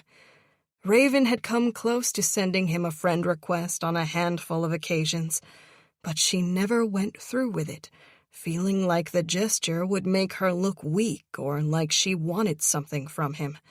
After all, he'd done the breaking up. If they were to become friends again, it was up to Cooper to take the first step. Musing over the breakup and subsequent 9-year silence that followed, a low anger replaced her nostalgia. He'd had plenty of opportunities to reach out, but never had. A small feeling of resentment came over her. That's a long story, and not really interesting," Cooper said. "I was young and stupid, and I'd just—" He stopped his own train of thought and spoke slowly when he resumed. "I went a little wild for a few years, and had trouble getting a job," he said. "I started bartending at night so I could take courses at the community college during the day. College didn't work out, but I managed to keep the bar job." "Life never goes according to plan," Raven said. As she spoke the words, she realized she was bearing her own soul as much as sympathizing with him. To have faced such crushing disappointment in the theater scene, to already wonder if she'd never achieve her dream of becoming an actress, was so painful she refused to think about it. Raven bottled up those emotions, corked the bottle and buried it in the back of her mind. "I keep telling myself that I'm still young," Cooper said, "but every time I try to make a change, life gets in the way." "You're going to figure it out," Raven said. "I never doubted you." "You were the only one who didn't," he said. "But what about you? Don't tell me you're giving up acting. You were born to do it." Raven sighed. "I'm not giving up, just regrouping." "You promise?" She laughed. "I mean it," Cooper went on. "I've been quietly cheering you on ever since high school. I always thought you were going to be a star." His sincerity was undeniable, but it only made her question once more his decision to end the relationship. Perhaps he'd gotten caught up in a moment of youthful lust and had broken up with her on a whim, going on to regret the impulsive decision immediately. Raven had done that herself a few years ago, with a nice guy she'd met in New York. "I'm not quitting," Raven said, "but I need some time." "I'm sorry if you hit a bump in the road," Cooper said, "but I'm glad you're back in town, if only for a short while." Raven felt on the verge of driving to the bar and taking him up on that offer to grab a drink right now, but thought better of it. Chapter 7. Raven brought Mom breakfast and her anxiety medication in the morning. Her mother appeared to have slept poorly again, judging by her baggy eyes and mussed hair. Mom used the bathroom while Raven emptied the bucket they kept in the music room in the nearby dry sink. "I could do with a shower," Mom said. "Do you mind if I take one, Raven?" "I have to get on the road," she said, feeling guilty. "Let's do that tonight." Her mother nodded in resignation. Seeing that look of defeat in Mom's eyes broke Raven's heart. But she had to stand firm. Raven needed to be strong for both of them. She hoped that after another day to think it over and some time together tonight, Mom would finally come around. She had to come around, because they couldn't put off contacting the police any longer without arousing suspicion. Once Raven made that phone call, there was no going back. "Everything's going to be fine, Mom," she said. "How long will you be gone?" "I'll be back before dinner." Mom wasn't convinced, and her doubt seeped into Raven. By the time she got behind the wheel of her car, she was seeing only the holes in their plan and regretting their decision. For the first time, she was tempted to take Mom up on her offer to go to the police. She sat in the driveway for a cold moment while the car warmed up, wondering if she was making a mistake or if she'd already made one. The math on that equation was impossible to figure.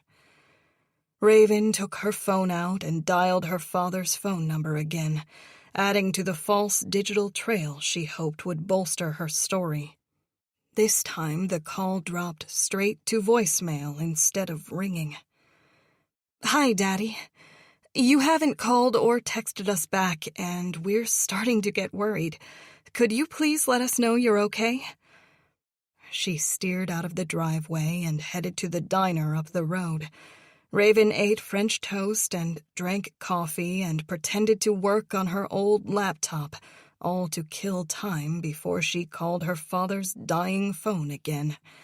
This time she didn't leave a voicemail, opting instead to text that she was coming to Brigantine to check on him and to please call.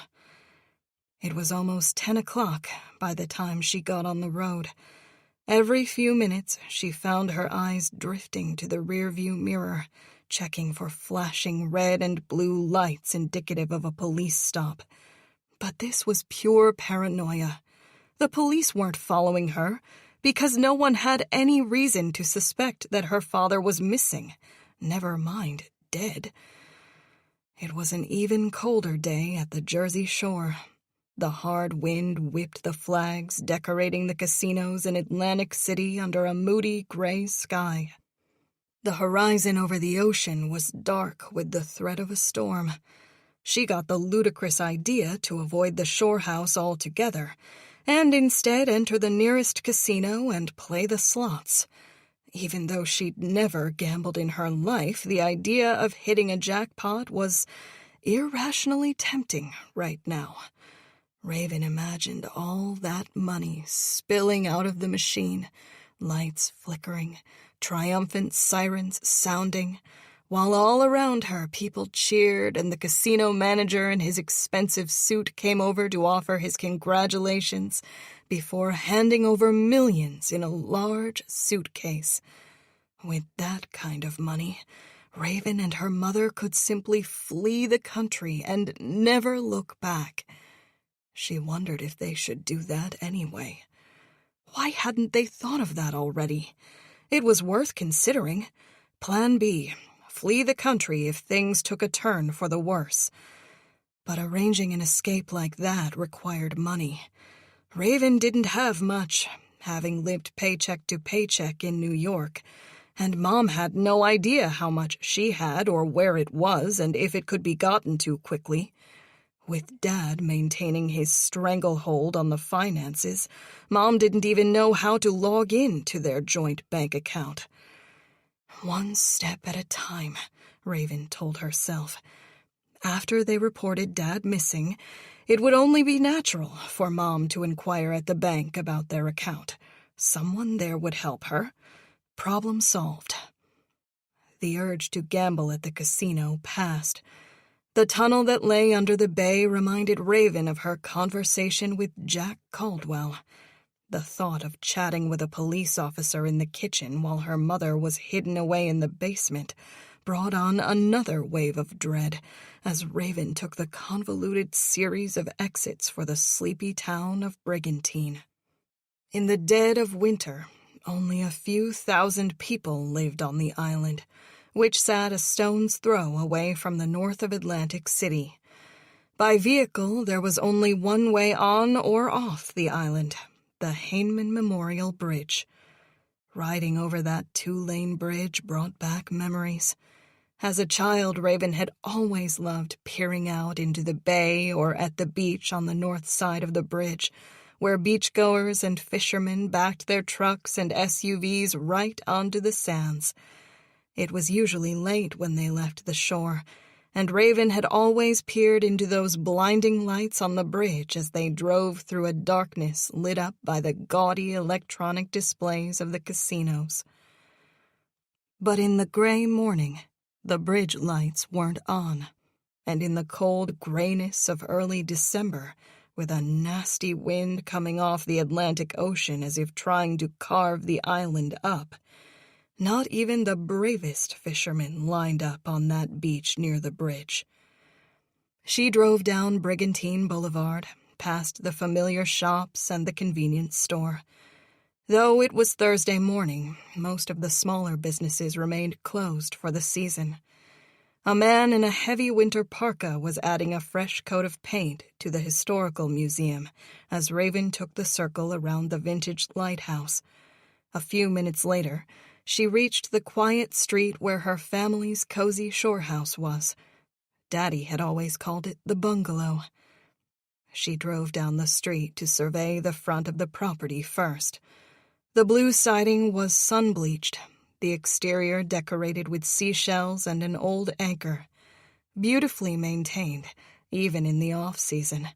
It helped when your father owned a landscaping business. The bungalow remained the most impressive home on the block. Raven pulled around back.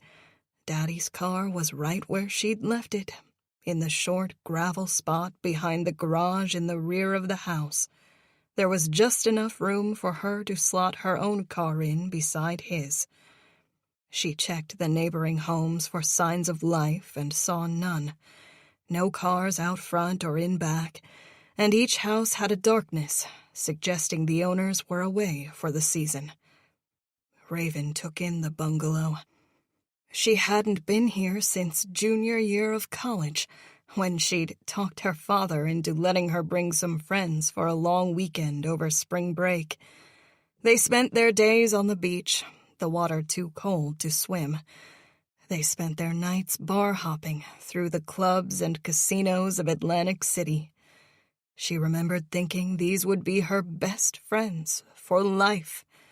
She'd only spoken to one of them in the last 3 years. Breathing in the salt air, Raven walked up the back steps to the rear door. After struggling to fit the old key into the old lock, Raven went inside. The interior of the house still smelled like cigarettes. Her father smoked in the house when he was the only one here, and then would do a poor job of airing it out after. choking on that acrid stench for a moment while her nose adjusted and went blind, Raven opened some windows, despite the cold. Remember, you're acting. On stage, there were times when she had to remind herself that she was acting, because her natural inclinations, to stand over there, to move this way, to emphasize that word, weren't right for the scene. But there were also times when she had to forget she was acting, allowing her instincts to take over and deliver a raw performance. But this morning, especially with no audience watching, she had to remember to act. "Daddy?" she called out. "Are you here?" She moved through the kitchen, her nose already forgetting the smell of cigarettes, and picked up his phone. The battery had dwindled to 5%. She plugged it into a charger in the kitchen. She knew Daddy's PIN, but would not use it yet to access his texts and messages and missed calls. In keeping with her and her mother's story of slowly growing worried about Zane, Raven would only resort to checking the man's phone after she contacted the police. She collected the mail. They didn't get much down here, but when you only checked it once a week or so, it piled up. She waved at a neighbor she didn't recognize across the street, an older woman walking a Yorkshire Terrier. The dog immediately started yapping at her like she was robbing her own house. After a moment's hesitation, the older woman waved back, a confused look in her eyes. Raven was going to close the door, but felt the need to explain herself. "Hi, I'm Raven Kendrick," she called out, over the dog's incessant barking. "My parents own this house." "Oh, you're Raven." The woman's dull eyes brightened a fraction. "I know your mother and father. Very sweet people. I've heard so much about you. You're the actress, right?" "That's right." The woman crossed the street slowly with her dog. The Yorkie finally stopped barking when Raven came out of the house and crouched to let it sniff her hand. The older woman's name was Lorraine. She had moved here with her husband 3 years ago. 5 days after the move, he'd passed from a heart attack. Raven heard the woman's whole life story and smiled politely throughout. The dog licked her hand a few times, then sighted another person power-walking through the nearby intersection and barked its head off again. Raven couldn't wait to get away from this woman and this dog, but she thought it best to plant some seeds. "Lorraine, have you seen my dad around at all this week?" Lorraine frowned. "No. Is he here?" "Yes," Raven said, choosing her words carefully. "He's probably at the casino." "Your father does love to gamble." She said goodbye and went inside. For the next 5 minutes, that dog continued to bark gratingly outside. Raven went upstairs to the master bedroom as if looking for her father. Each room brought back different memories, most of them fond.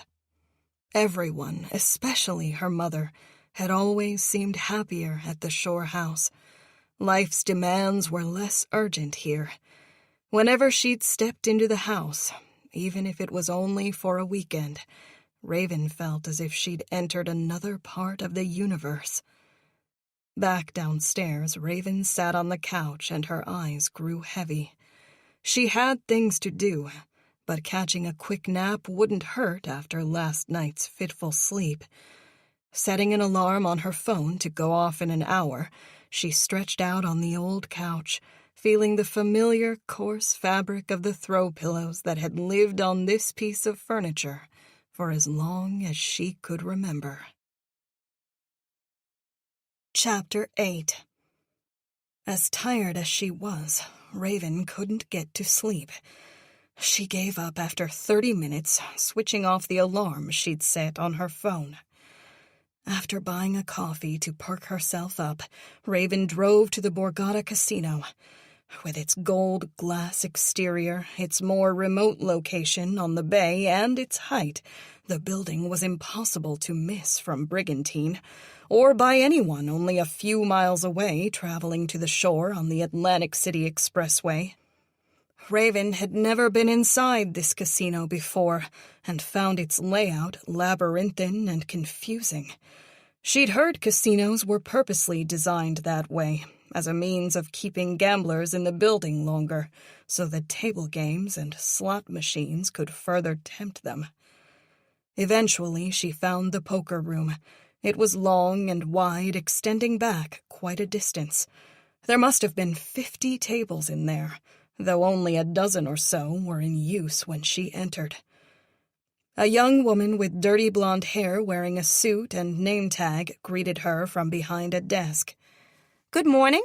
We have a table opening in the next 15 minutes if you'd like to join." "No, thank you," Raven said, taking out her phone. "I'm actually looking for my father, Zane Kendrick. I thought he might be here." "You're Zane's daughter?" the woman asked with a bright smile. "I know your father well. I'm Deborah." Raven shook the woman's hand. Deborah seemed about her age, possibly 2 or 3 years older. It was hard to tell, under the perfectly tailored suit, the expensive makeup, and the flattering casino lighting. "Nice to meet you," Raven said sweetly, then looked past her to the poker room. "Is he here, by any chance?" Deborah frowned. "No, I don't think so. Were you supposed to meet him here?" "No," Raven said. "I just started my shift," Deborah said. "Sometimes players will take short breaks to use the bathroom or order food. Let me see if he checked in earlier and I happened to miss him."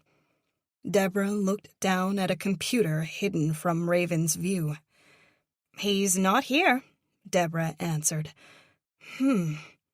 Raven hoped she expressed just the right amount of concern with her quirked eyebrows. She wouldn't be panicking yet. "As a matter of fact," Deborah went on, "he hasn't been here since last week." Raven's heart shuddered. "How do you know?" "Your father is a rewards member. Anytime someone swipes their card, we know they've been in the casino. Zane hasn't been here since last Wednesday." Raven's panic now was genuine. She hadn't known about the casino's ability to track gamblers this closely. "Maybe he didn't use his rewards card?" Raven suggested. Deborah shook her head. "He always does. Your father is a frequent player and has accrued a lot of points. He makes use of our extensive comps program." Raven wished she'd known. Mom should have thought of this. "Thank you for checking," Raven said. "I appreciate it." "Is everything all right?" Deborah asked. Raven was about to play it off, but she realized now was actually the time to voice her concerns to perfect strangers. "I can't find my father," Raven said. "We haven't heard from him in 2 days. His car and phone are at the house, and I was hoping he might be here." Deborah's face fell. "If his car's at the house, he probably wouldn't be in the casino, right?" Raven was prepared for this line of argument. "Dad liked to have a few drinks while—" She'd spoken in the past tense. It was too late to correct herself without it seeming strange, so she simply changed tenses in mid-sentence. "He gambles, so he's in the habit of Ubering." Deborah nodded. If she noticed the conflicting verb tenses, she didn't mention it. "Or maybe he used one of his comps to get a room here?" Raven asked. Deborah shook her head. "I'd be able to see that if he did. It doesn't look like your father has ever booked a room." "Right," Raven frowned. "I guess with the house only being a few minutes away, it wouldn't make sense." "I'm sorry," Deborah said. "I wish I could help. I hope everything's all right. Zane is such a great guy. I love seeing him." Great guy. Bile crawled up the back of Raven's throat. As she was walking away, a thought occurred to her. Raven got herself worked up, tears brimming, before returning to the desk. "Deborah, I'm sorry to bother you again." The other woman came out from behind the desk and put a hand on her arm. "How can I help?" "I'm grasping at straws here," Raven said. "Do you know if Daddy plays cards anywhere else? The Borgata is his favorite, but did he ever mention playing anywhere else?" "He occasionally goes to the Golden Nugget, but I don't think it's that often." "Anywhere else?" Deborah thought about it. "I don't think so, though he might not have told me." "Thank you." Raven bit back her manufactured tears, which were in danger of becoming real. "I appreciate it." Deborah pressed a business card into her palm. "If you need anything, please call. I really do hope Zane's all right." Back in the parking garage, Raven called her mother. Mom obviously couldn't answer, but Raven's goal was to continue to leave a plausible electronic trail. When she dropped into voicemail, Raven left a message. "Mom, I'm starting to really worry. Daddy's car and cell phone are at the house, and he's not at the Borgata. I'm going to try the Golden Nugget next and maybe call a few other casinos, then I'll go back to the house. I'll call you later." She was about to hang up, then remembered to add, "I hope you're feeling better. I'll be home later and can run you to urgent care if you need. Love you." Raven drove across the street to the Golden Nugget. The poker room in this casino was smaller and less busy. She repeated the same process, though the man greeting players was much less friendly and helpful than Deborah. Her father used a playing card at the Nugget as well, though he hadn't been there in several months. When Raven pulled into the driveway once more, she was hardly aware of how she'd gotten there. The 10-minute drive from the Golden Nugget back to the house had passed in the blink of an eye. She'd been on autopilot, her mind in a dozen different places, and none of them involving the road ahead of her. Her father's phone was fully charged now. She called 5 other casinos, laboriously working her way through automated prompts to reach a live human being in a customer service role. The first 3 had no record of her father ever playing there, at least not with a player's reward card. Zane Kendrick had been to the other 2 only a handful of times, and not for quite some time. Raven put the phone down, exhausted by the elaborate performance of the last few hours. It was quite draining to interact with people and pretend to be looking for someone she knew was dead. Raven had to consider every word and adopt just the right tone and mannerisms. She needed a break to recharge. She walked through the old shore house. In the guest bedroom, her bedroom, she opened the dresser and was surprised to find some old clothes of hers. Cute t-shirts that showed off her midriff, jean shorts, and even 2 bikinis, both of which she'd be hard-pressed to fit into anymore. It was amazing how much of a difference only 10 pounds made. Raven closed the dresser and went into the master bedroom. As she looked the room over again, an alarm sounded in the back of her mind. Her subconscious was trying to send her a message, but she couldn't decipher it. Raven took the room in, hoping things would become clear. Perhaps that vague unease was related to the fact that she could no longer delay contacting the authorities. With a heavy sigh, she went downstairs to make the call that would change her and her mother's lives forever. Rather than dial 911, Raven looked up the direct number to the local police department. After listening to the reason for her call, the dispatcher advised that a squad car would be there in a few minutes and to please not touch anything in the house. Raven's hands shook after the short call was over. She worried about how she'd sounded, fearing she'd struck too delicate a balance between worried and not wanting to be alarmist.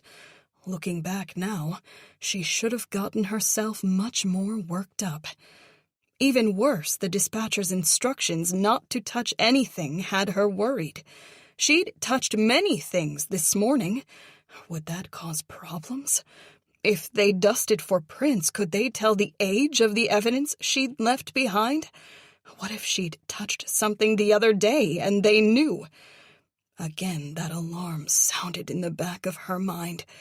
It had something to do with the things around the house and whether they'd been touched or not. But before she could decode the message, the police cruiser came to a stop at the curb in front of her house, and 2 uniformed men hopped out. Blowing into their hands to warm them in the damp cold of a brigantine December, they came up the steps quickly. She was there at the door to greet them. They introduced themselves, but Raven barely heard their names. They asked her to repeat everything she'd told the dispatcher. One took notes while the other's eyes wandered. They requested permission to look around, and Raven didn't hesitate to grant it. One stayed with her while the other moved silently through the home. "I went to the Borgata to see if he was there," Raven said, going on to summarize her conversation with Deborah and then her calls to the other casinos as well. Just as the other police officer was returning to the living room, there was a knock at the door. Raven jumped up to get it, as if it might be her father returning home with a funny story explaining his absence. But on the inside, her stomach churned, because she knew it couldn't be him. She was shocked to find her mother's brother, Uncle Jonah, on the front steps. "Raven?" He broke into a huge smile and opened his arms. "It's been so long. How are you?" Raven got a little choked up. Jonah was her only uncle and had always treated her well. She hadn't seen him since high school and might not have recognized him if they'd passed one another on the street. He'd put on 50 or 60 pounds, and his face had turned jowly, giving him a menacing, bulldog-like appearance. His big shoulders bulged forward, as if he'd spent all his spare time the last decade bench-pressing and doing no other form of exercise. His dark hair had receded and turned the color of cigar ash. "Uncle Jonah, it's so good to see you." She embraced him. He'd added quite a bit of flab to his body, but Raven felt the surprising strength in those short limbs of his. "What's wrong?" Jonah asked, looking back at the cruiser. "Are you okay?" She invited him inside, quickly explaining the situation and introducing him to the police. "But what brings you here?"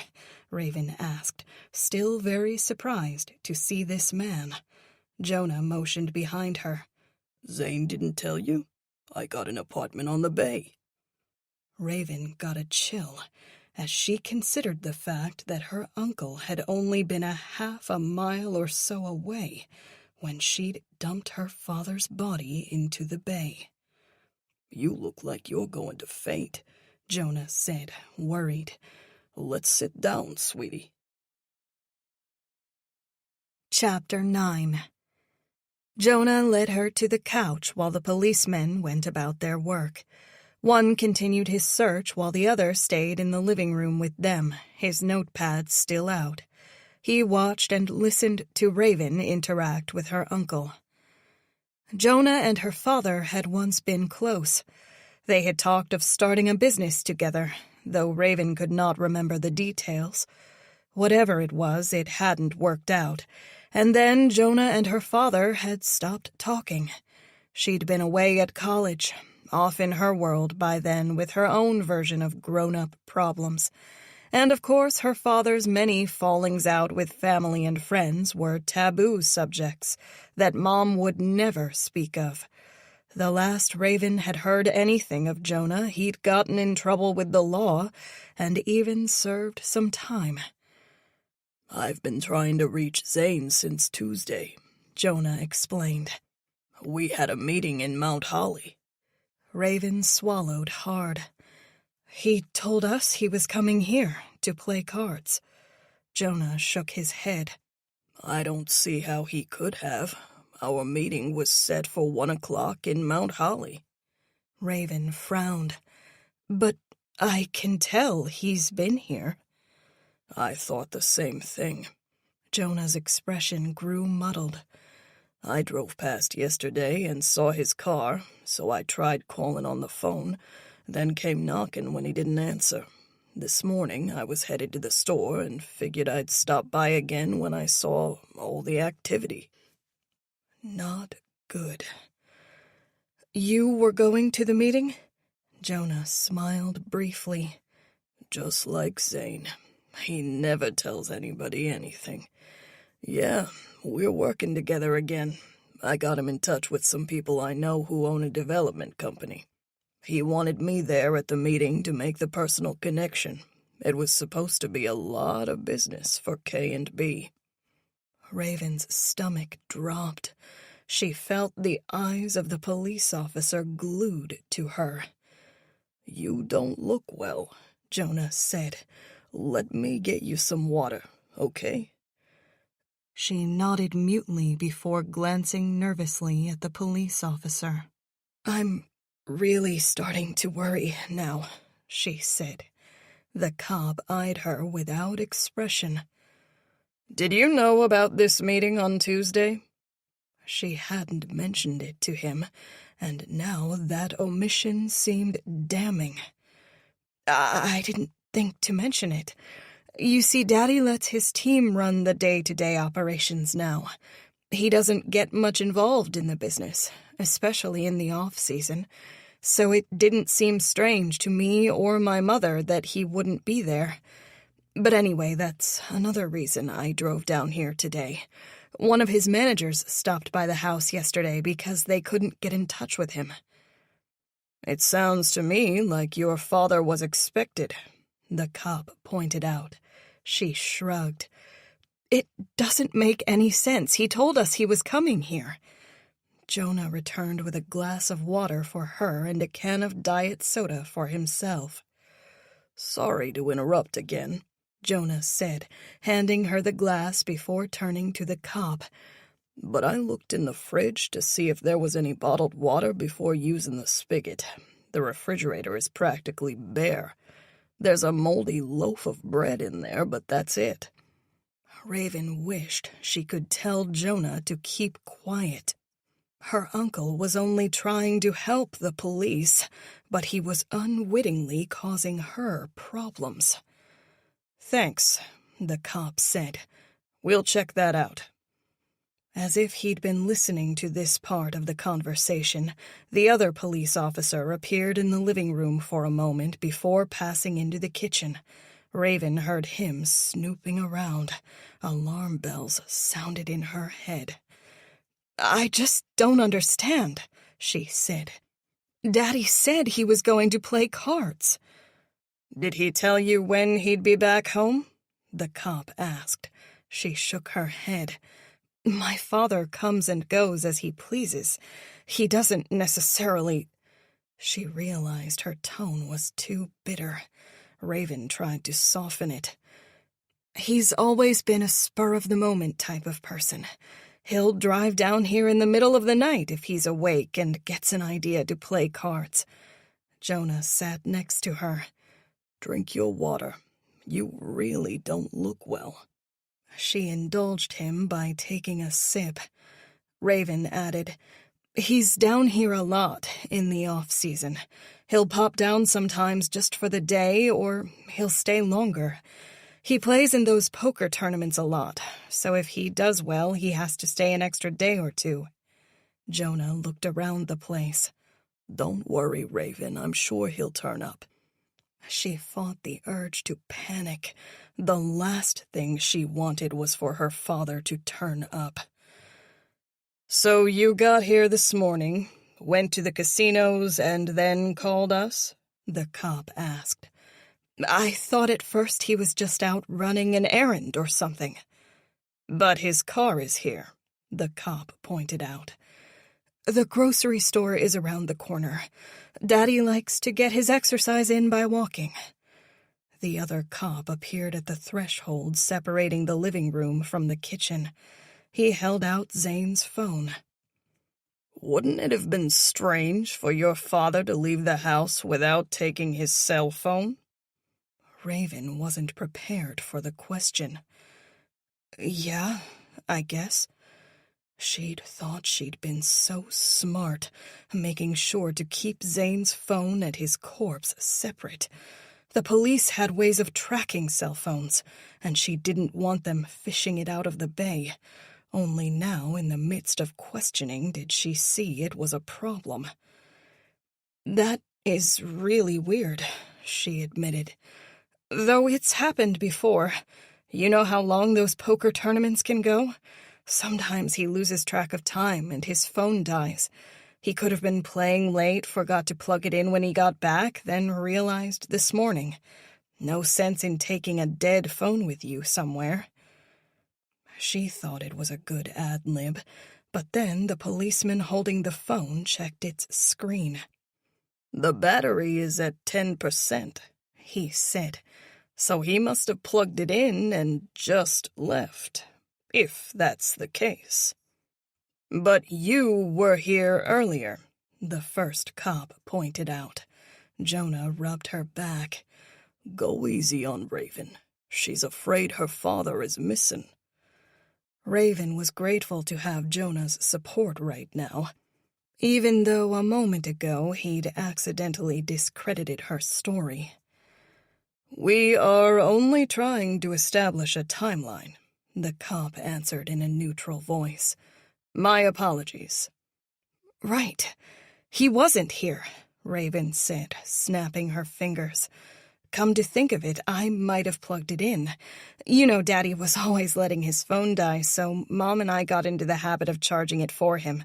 I probably plugged it in without thinking. Are you sure that's what happened? It's one of those automatic things, you know? I don't remember if I did or not. I guess I did.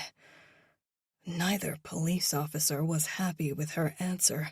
Raven felt like they saw right through her, and any minute they'd ask her to come down to the station where an arrest would be imminent.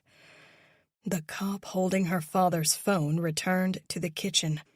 She heard him opening cabinets and drawers. Jonah finished his diet soda.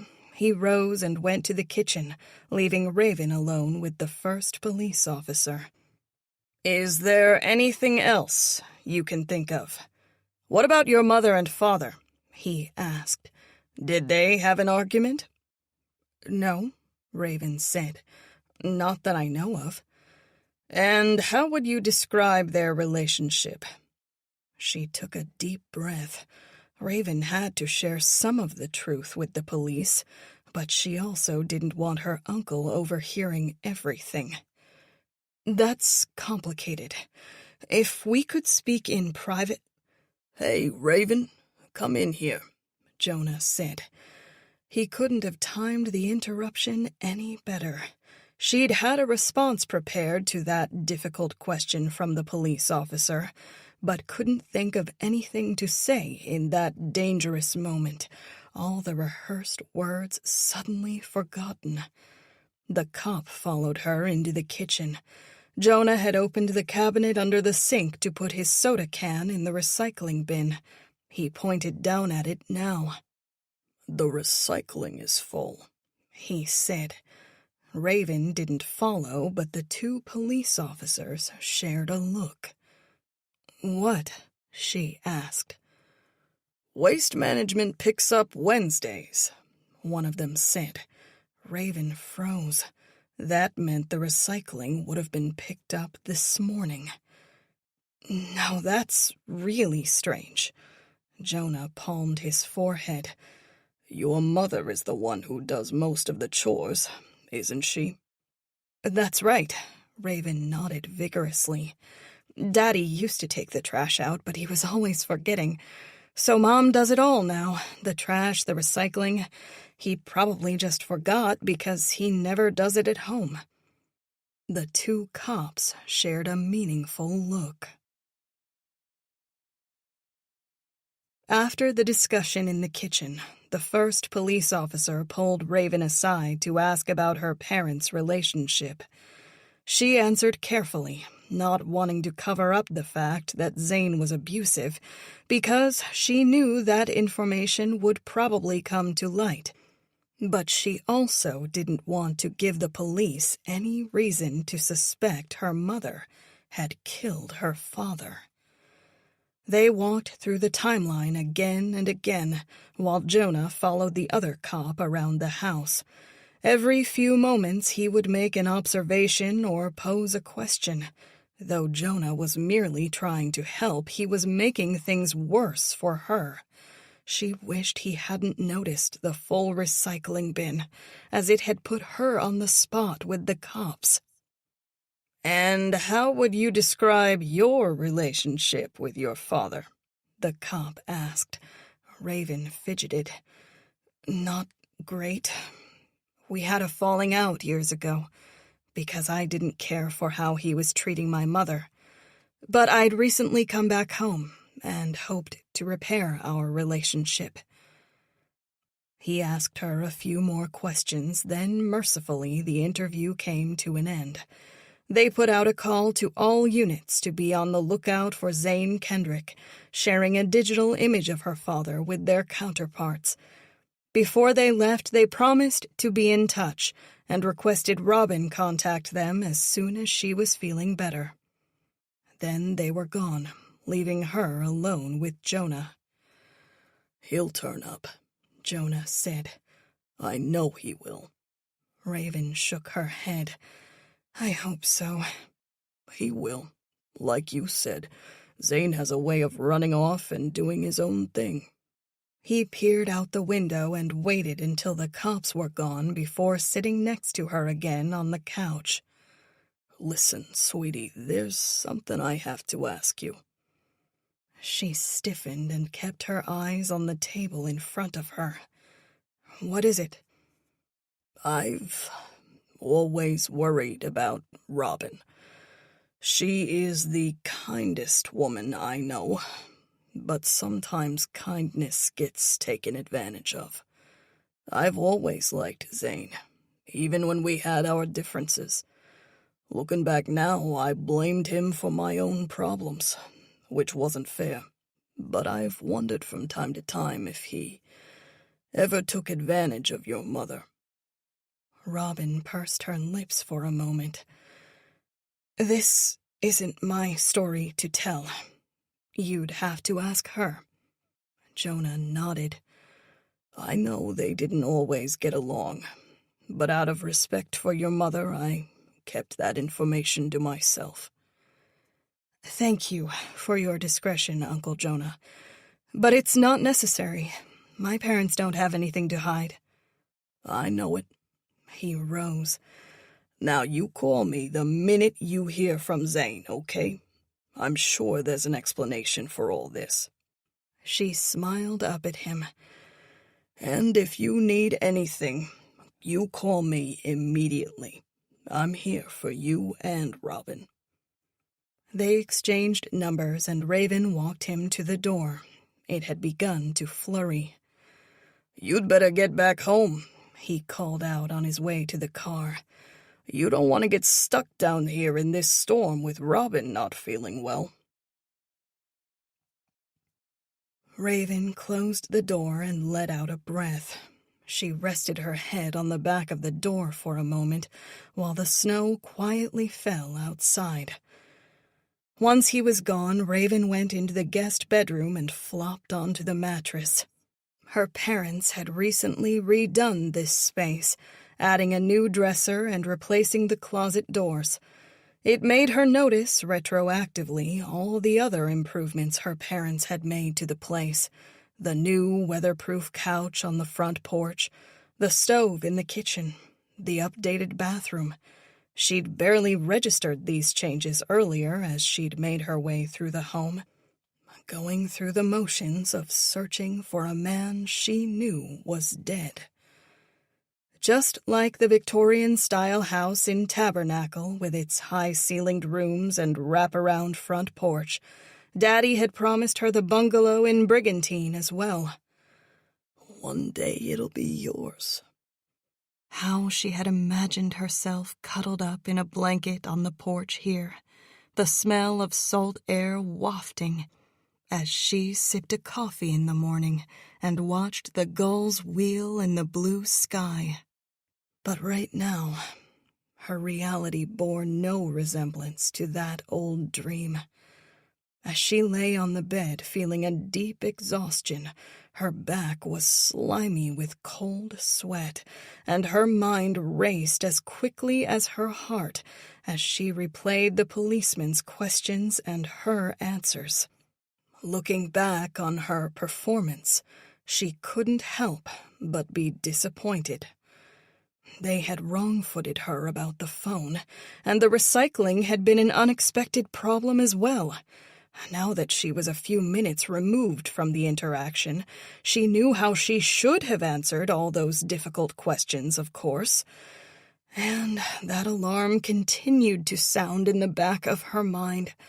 She intuited she had made a fatal mistake, perhaps several in fact, but for the life of her she could not puzzle them out. Raven got the urge to drive home, collect her mother, head straight to the bank to withdraw whatever money they had, and get the hell out of the country. Slow down. Think.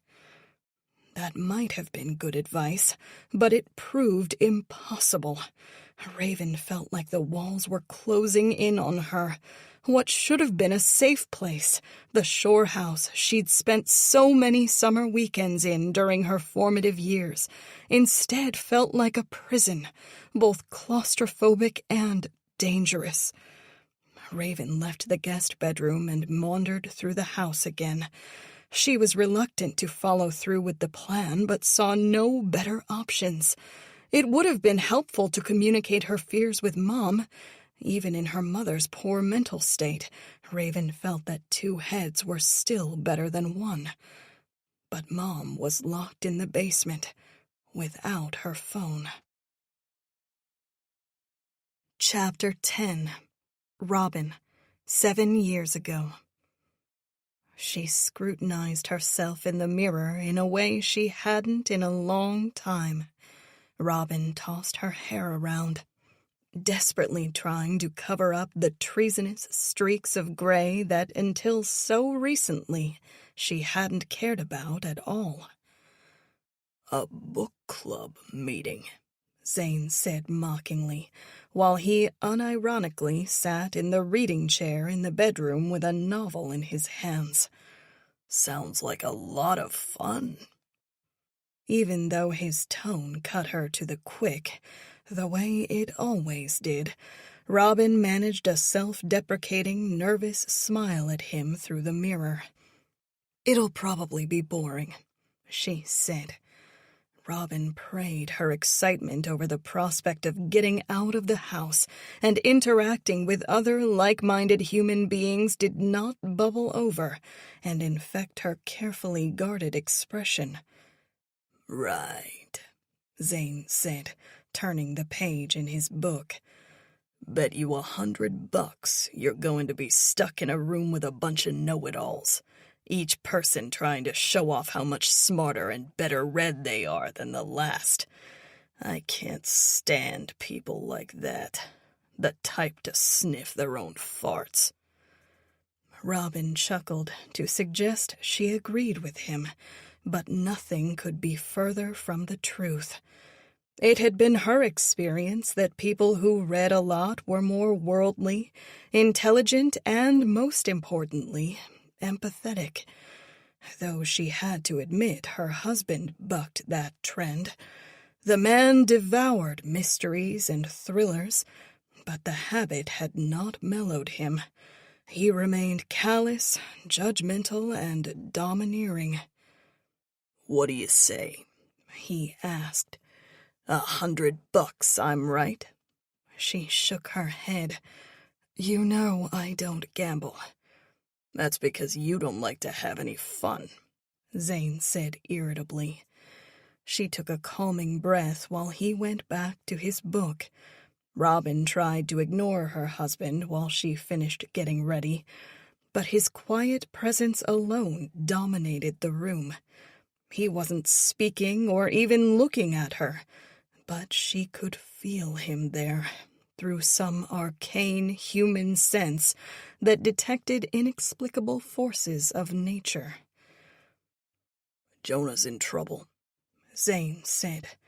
She stopped what she was doing at the mention of her older brother. What kind of trouble? Jonah trouble. Zane shook his head. Always the way with some people. You try to help, but they fuck things up and blame you for their problems. Then they go off and self-destruct even more.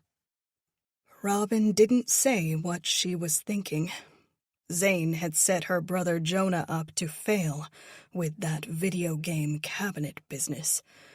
Her brother had made his share of mistakes, but at the same time, when he tried to make positive changes, they never seemed to work out either. Zane and Jonah liked to drink together, and had spent plenty of time in many bars across South Jersey.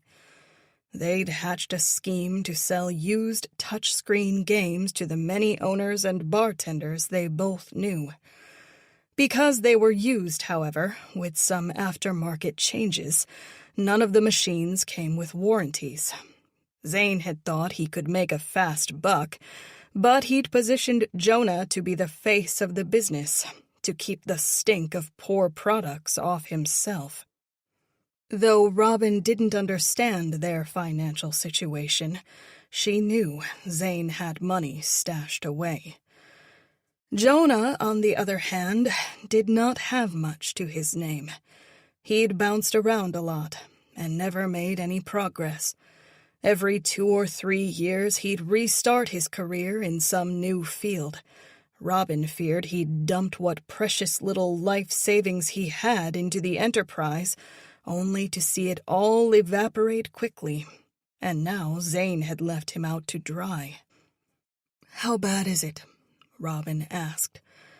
He'll have to serve some time in Mercer County. Zane did not need to add the words correctional facility to the building's title. Robin understood what he meant.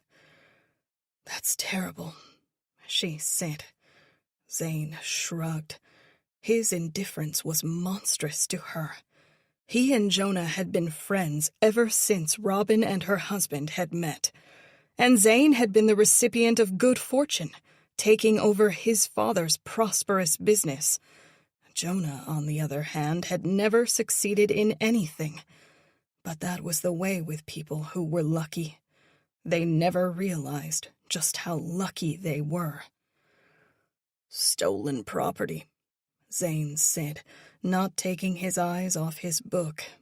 24 months or so is what I heard. Robin was astonished at how callous her husband was being. Stolen goods? Zane nodded before putting the book down and gazing at her.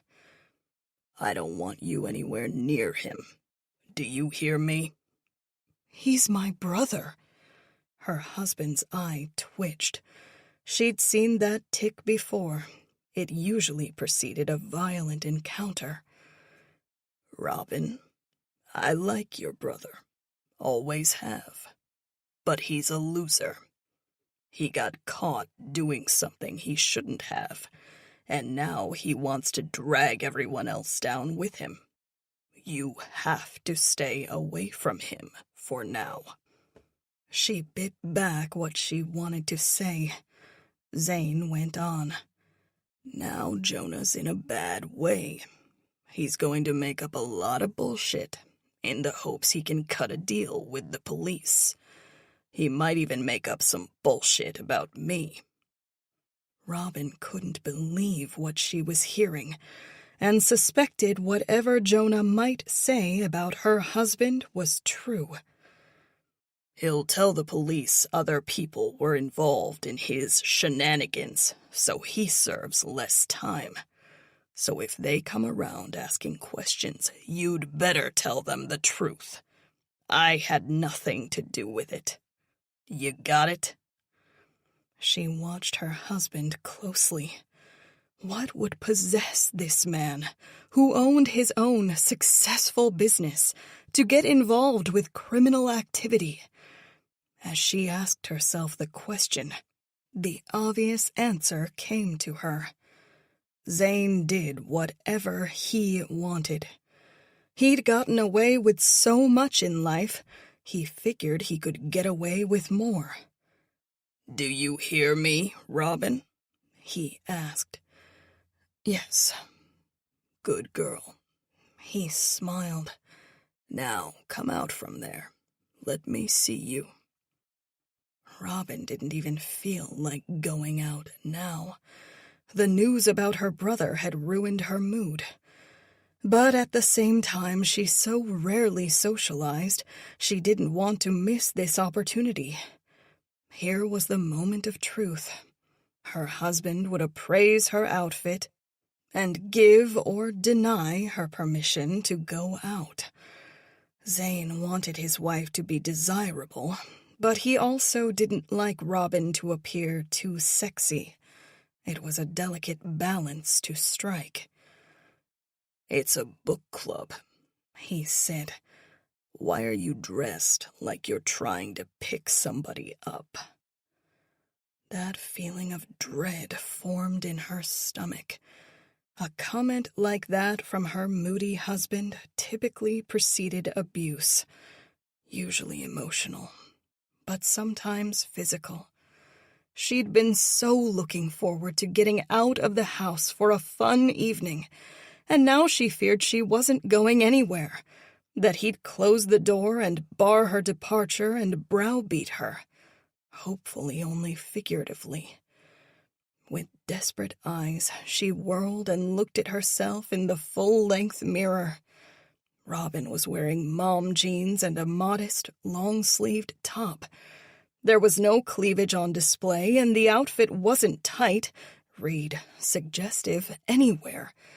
She didn't know how to dress any less provocatively, short of wearing an enormous trash bag on top of it all.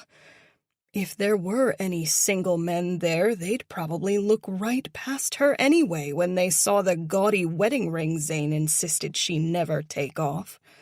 More to the point, it was a local event at an independent bookstore not far from home.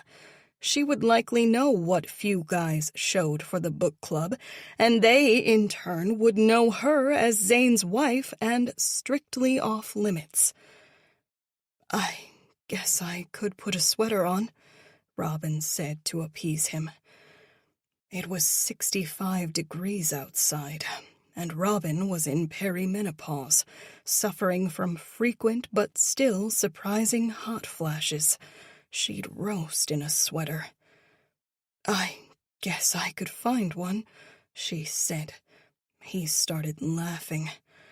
She didn't know what was so funny, and it was difficult to tell with Zane's sarcastic humor if he was in a good mood or bad.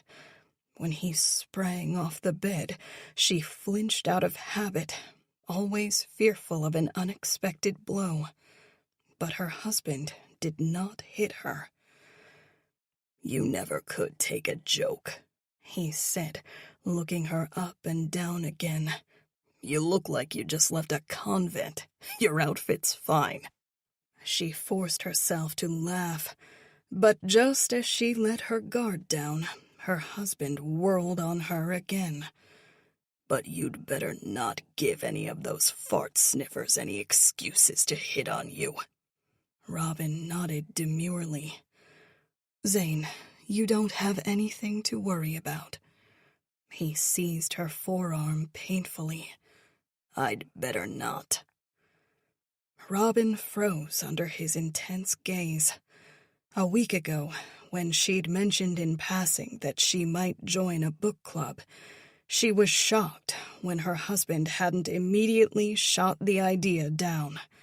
He could go out by himself whenever he pleased, but Robin had to include him in every aspect of her pitiful social life, or he grew resentful and suspicious. How had it gotten this way? They'd been married a long time now, and those early, blissful days before Raven was born seemed more like myth than reality. Zane hadn't always been like this. She and her girlfriends used to meet up for drinks once or twice a week. Robin had attended so many work happy hours without him as well. But slowly, inexorably, he had exerted more and more control over her, eroding what little self-confidence she had and reducing her to this shell of a person who waited around the house for him to return from work or the bar or the casino, who was always on call when he needed food prepared or laundry cleaned or errands run, who never did anything for herself. "What's going on?" Raven surprised them both. Rather than find a job near campus and stay at school for the summer, she'd come home from college. They were so used to not having her around that they'd forgotten she might come upstairs and overhear them. Zane let go of Robin's forearm and slipped behind her, draping his arms around her shoulders. "Mommy and Daddy were just talking," Zane said. Robin put on a brave face for Raven. She did not want her daughter to know that Zane was physically abusive. The shame of it would kill her. If Raven had been 5 or 6 years younger, Zane's act might have worked. She would have still suspected something was wrong about the situation, but she wouldn't have come to the terrible realization she now did. "Mom?" When Robin laughed, she sounded hysterical and unhinged. Quickly, she moved away from Zane and smiled at her daughter on her way out of the bedroom. "Mommy's just headed out to a book club, Raven. I'll be back later." She felt her daughter's eyes on her back the whole way down the hallway. Robin almost didn't leave the driveway. She sat in her car, the potential repercussions of her night out worrying her. Though Zane had approved of this, he was a tyrant who frequently and without warning or coherent rationale would change his mind after the fact, punishing her for behavior he had previously specifically permitted. There simply was no telling with him from one day to the next. But Raven was home. If Robin changed her mind and decided not to go out now, her bizarre behavior would only add fuel to the fires of her daughter's already burning suspicion. Raven was an intelligent young woman who would see through any lame excuses her mother offered for the change of heart. Who was Robin kidding? Her daughter already knew. Raven had caught her father putting his hands on Robin before. She'd been a sophomore in high school at the time, home early and unexpectedly from a canceled play practice. Zane had been in a rage, shouting at Robin so loudly neither had heard their daughter come into the house, never mind slip silently upstairs to listen at the bedroom door. Zane had smacked her, on the shoulder, of course, but even that blow had made that unmistakable sound of painful and unwarranted and undeserving contact. Their daughter had knocked nervously on the door, freezing Zane in his tracks before he could commit more violence. Robin hadn't thought about that day in a long time. Perhaps she'd blocked it out purposely, for the memory made her burn with shame. Recalling Zane's clumsy attempts to explain away the argument and her own pathetic corroborations, Robin cringed at her behavior. As she backed out of the driveway, Robin saw her husband and her daughter watching her leave. Zane's shadow filled the master bedroom window on the second story, while Raven had opened the front door to peer out into the sticky summer evening. She felt unbearably light and giddy the farther she got from the house, as if the place itself and not the man living there were the source of all her pain and suffering and misery. And by simply putting some physical distance between herself and home, the place could not stifle and crush her in its harrowing grip. The happier she felt, the easier it was to convince herself that no harm would come from this excursion. The independent bookstore had opened recently. It smelled like fresh coffee and grilled paninis, and, the death of bookstores notwithstanding, there were plenty of people browsing. Robin was running late and followed the sounds of readers talking in hushed excitement to the back of the shop. She smiled at a woman she recognized from the grocery store and walked down an aisle filled with romance books. The book club consisted of 15 people. There were more guests than seats around the lone conference table provided by the shop, so a few of the stragglers had pulled up chairs to sit nearby. Robin found an empty seat and quietly carried it over. She took out her copy of the novel they'd read and noted some familiar faces. But it wasn't until Alistair Lennox started speaking that she realized he was there. She'd secretly hoped he would be. Alistair had always been a bookworm in high school, and she'd heard through a friend of a friend that he was always at the shop. Robin had no plans to cheat on her husband. Zane would kill her, perhaps literally. But it would be nice to speak to Alistair again. They'd been such good friends in high school, and right now she really needed a friend. Alistair's hair had gone gray, but other than that, his face retained its boyishness. He still wore glasses, but they were markedly more fashionable than the wire-framed owlish pair he'd sported in high school, and which were one of several subjects of mockery. She listened to him talk about the novel and the characters, but she hardly heard a word he said.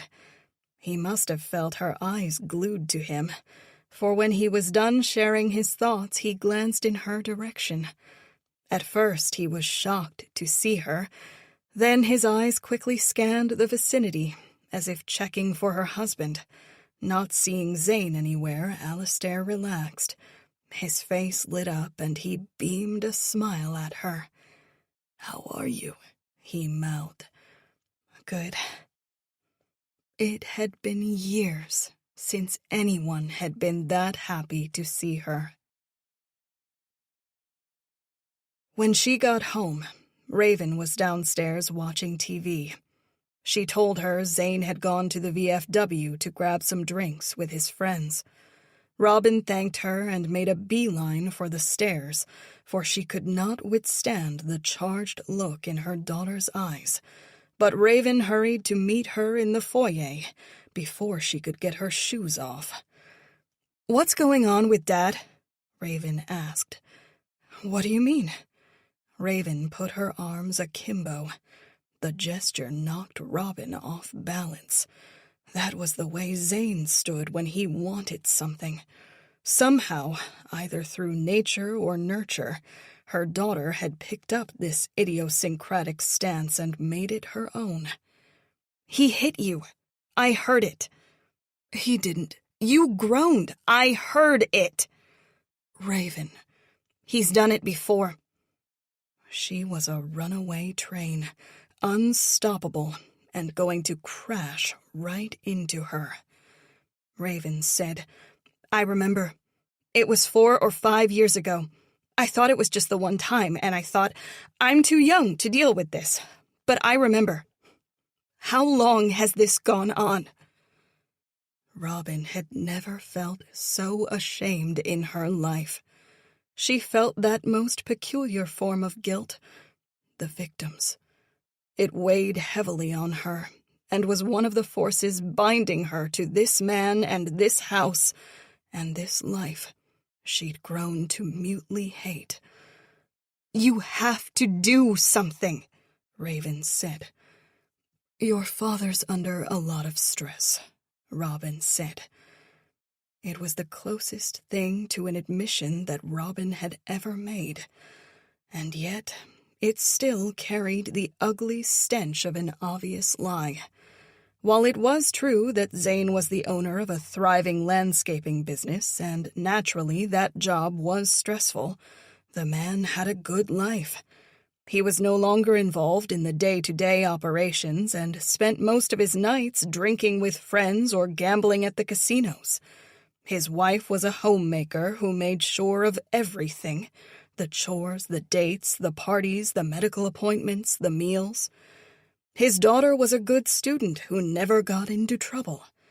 When it came to his personal life, Zane had nothing to worry about. "You have to," Raven said. "Honey, I can't." "Why?"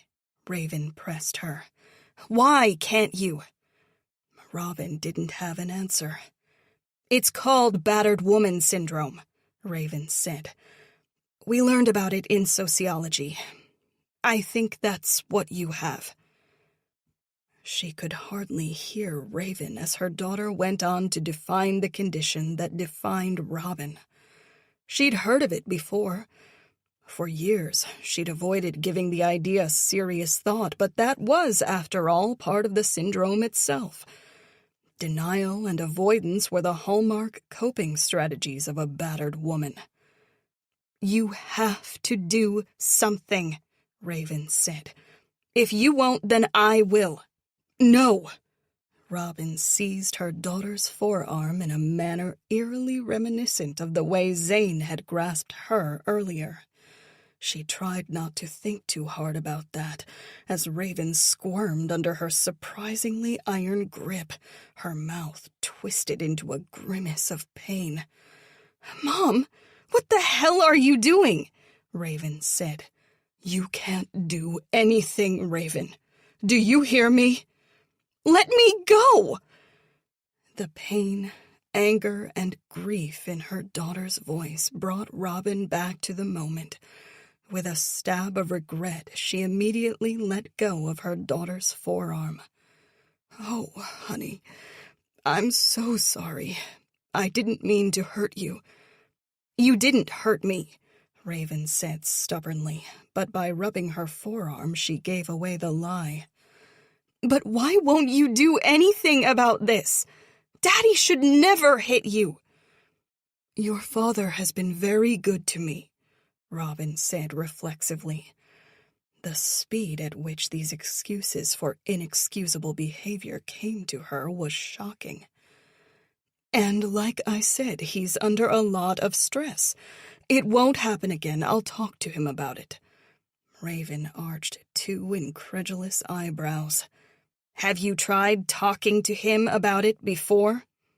"Honey," Robin smiled and rubbed her shoulder. "You don't have to worry about this. I promise you I'm fine. We're fine." For a glorious moment, Robin felt an immense relief.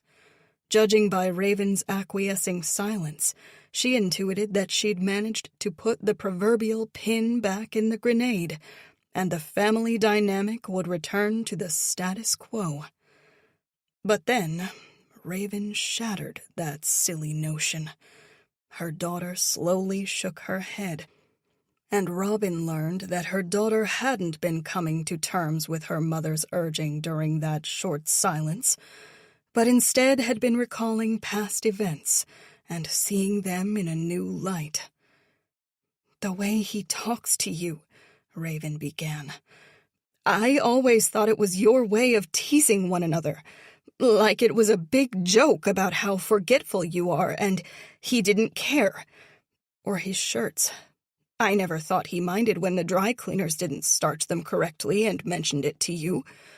Or—" She went on and on and on.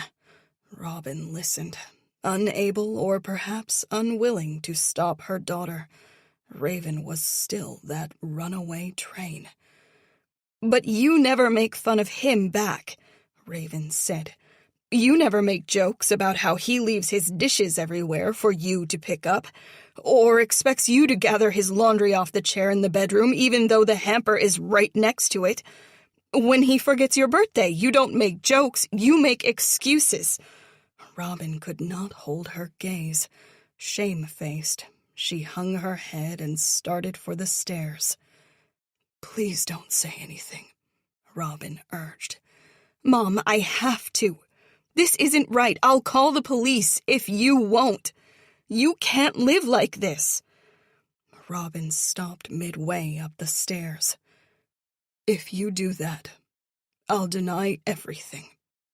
Raven gasped. "Why?"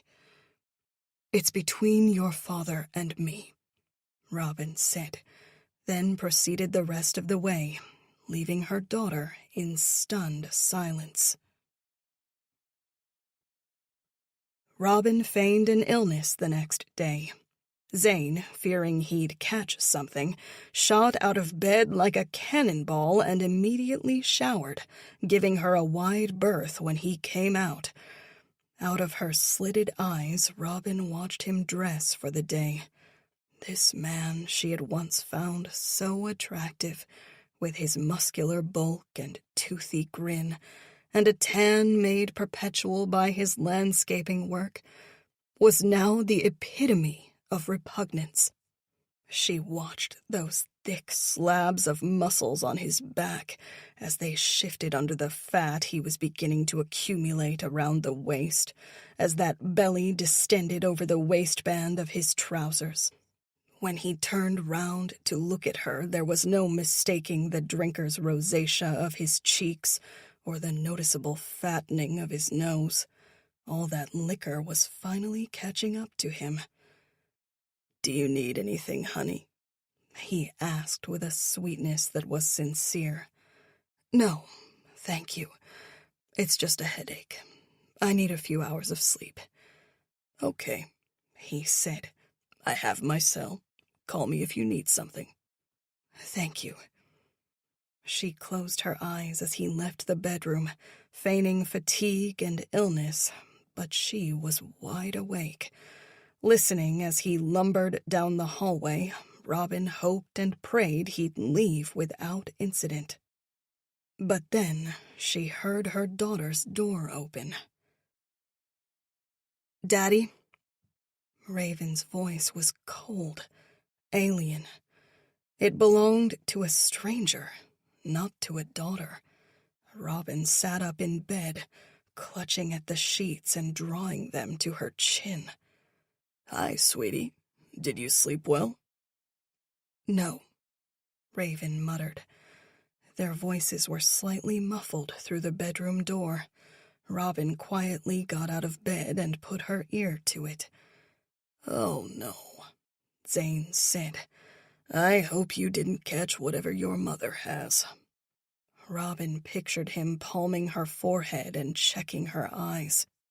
She imagined Raven squirming away from his touch, perhaps adopting that same body language she'd seen last night, a determined look filling her eyes, her arms akimbo. "I know what's going on here," Raven said. Robin reached for the doorknob, but fear stayed her hand. If she intervened in this conversation, she would probably make things worse. "What's going on? What do you mean?" Zane's voice lost its good humor by the time he'd completed his thought. "You're an abusive asshole," Raven said. Robin covered her mouth too late to stifle the gasp.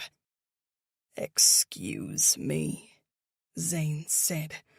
She knew that tone well. It was the pitch Zane adopted right before he lost control and hit her. "I know you hit Mom. She didn't tell me, but she didn't have to. I saw you do it when I was younger, and I heard you do it last night." "How dare you accuse me of that?" Zane roared. I have never laid a hand on Mom, and if you go running your mouth off, you'll ruin everything for this family. What do you mean? You're a smart girl. You figure it out, Raven. If you damage my reputation with lies, what happens to my business? What happens to all the money? Do you think we stay in this house? What about your college tuition? How are you going to afford that? Robin couldn't stand it any longer. She threw open the door and marched down the hallway. Enough of this, you two. I don't want any fighting in this house. Raven gave her an incredulous look before adopting a hurt expression. Seeing those wounded eyes pained Robin. Her daughter had done an incredibly brave thing by coming to her defense, and the least Robin could have done was support her. But instead, Robin had played referee, like she always did. The wary diplomat, always fretting over keeping the peace in a tenuous situation. "I'll pay for senior year," Raven said, turning back to her father. "I'll get loans if I have to. You can't threaten me with money." "What about after school?" Zane said coldly. "What about the next 5 to 10 years while you wait tables in New York, barely able to afford rent, hoping some casting director discovers you? Be careful what you wish for, girl, because you might not become a star. Someday you might need my money again." Raven thrust a finger in his face. "I'll be gone before you get back. But hear me when I say, if you ever hurt Mom again, there will be consequences." Zane laughed, all pretense of innocence gone now. "What do you think you'll do?" "I'll kill you myself if I have to." Raven stormed back into her room and slammed the door. Chapter 11. It wasn't even 5 o'clock yet, and the sky was already dark with night. Raven hated this time of year, the scanty daylight hours wreaking havoc on her circadian rhythms. Even though she was a night owl, 6 o'clock p.m. would start to feel late, and when she wasn't slinging drinks or waiting tables, she'd find herself dozing for an ill-timed nap on the couch of her apartment after a ramen noodles dinner, further reinforcing the strange hours she kept. Now, as she drove home in the monotonous darkness of the Atlantic City Expressway, one long stretch of featureless highway hemmed in on all sides, and sometimes also in the middle by pine trees, Raven's eyes were growing heavy. Her poor sleep over the last 3 days didn't help matters.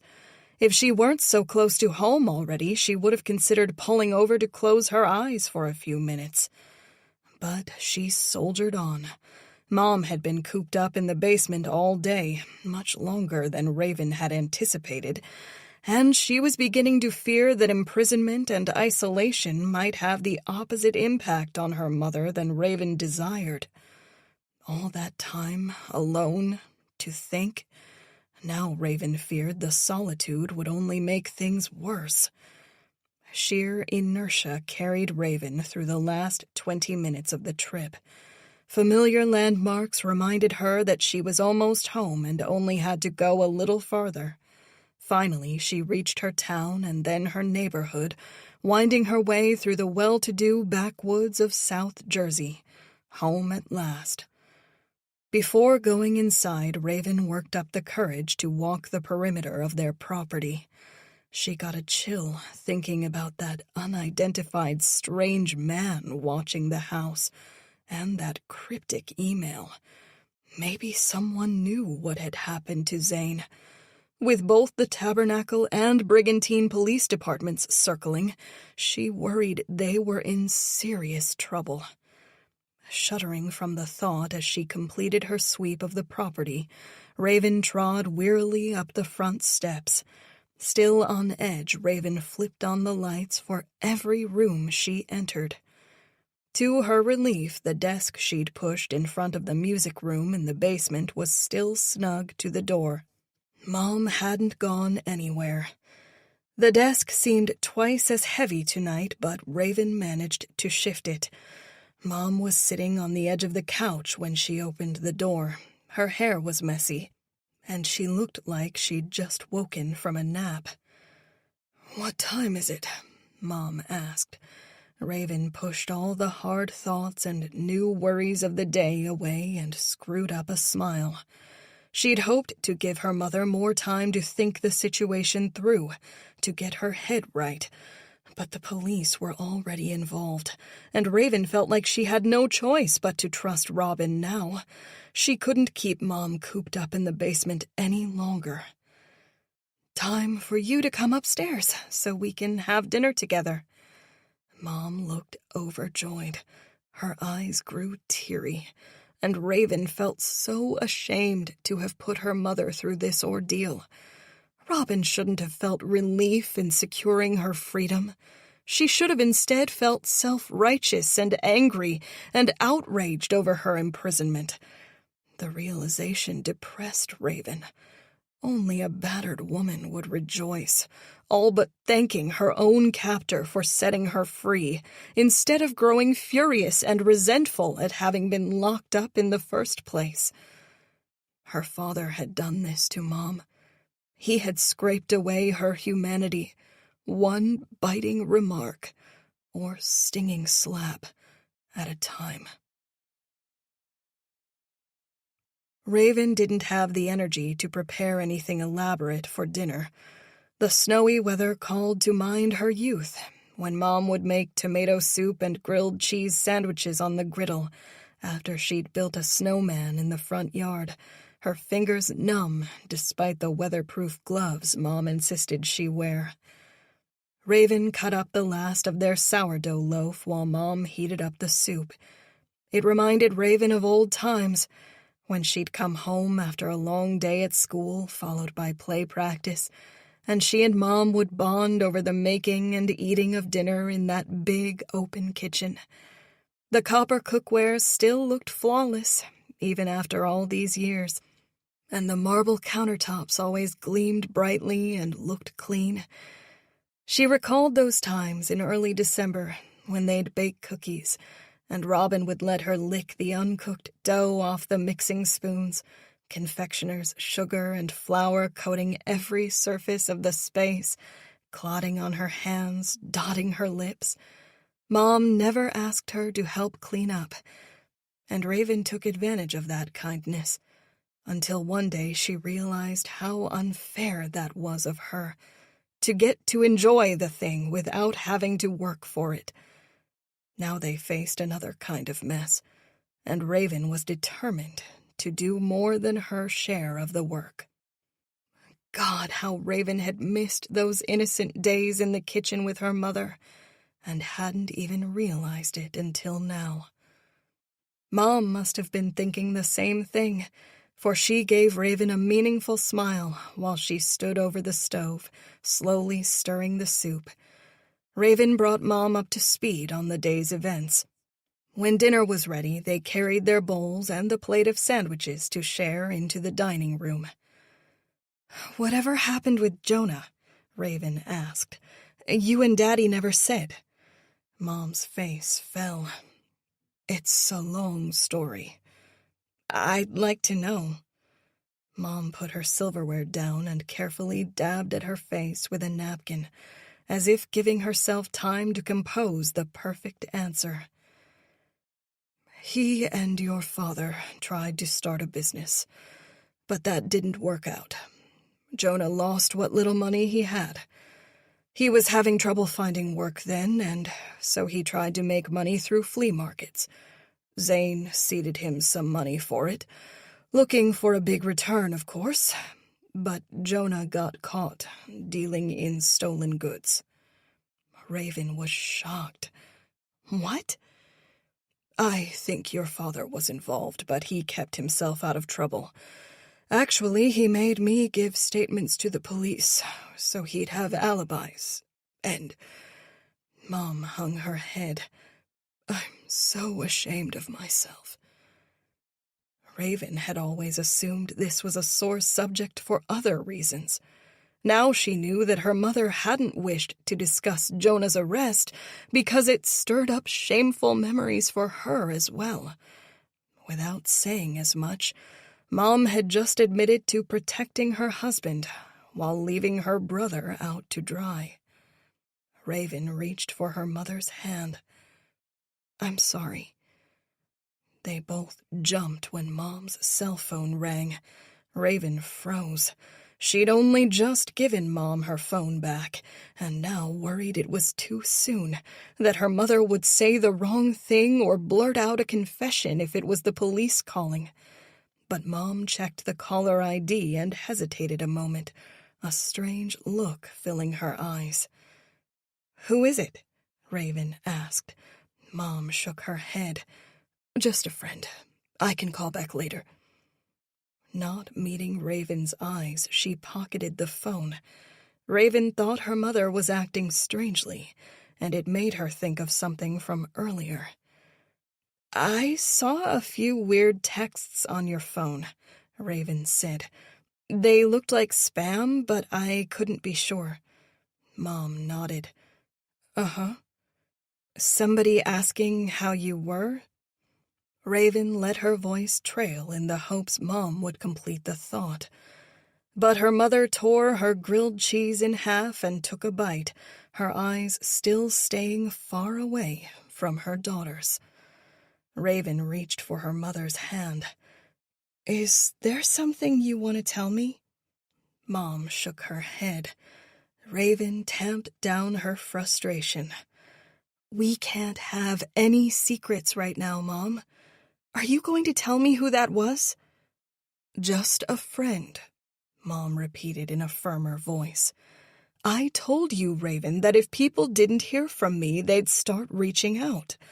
I'll call them tomorrow. Now can we leave it be?" Her mother's forcefulness surprised her. Taken aback, she didn't know how to respond. That meaningful look Mom had given the phone when she'd seen the caller ID suggested that Mom was holding something important back. Raven considered pushing, but ultimately decided to keep the peace. For now, she squeezed Mom's hand affectionately.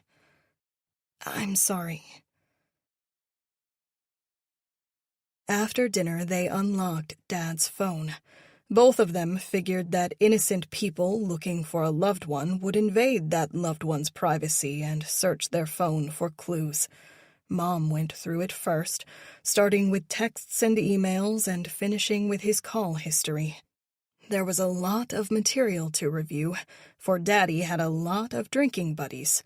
And though he wasn't involved in the day-to-day operations of the landscaping business anymore, he was still the owner, and thus interacted with a lot of people on a regular basis.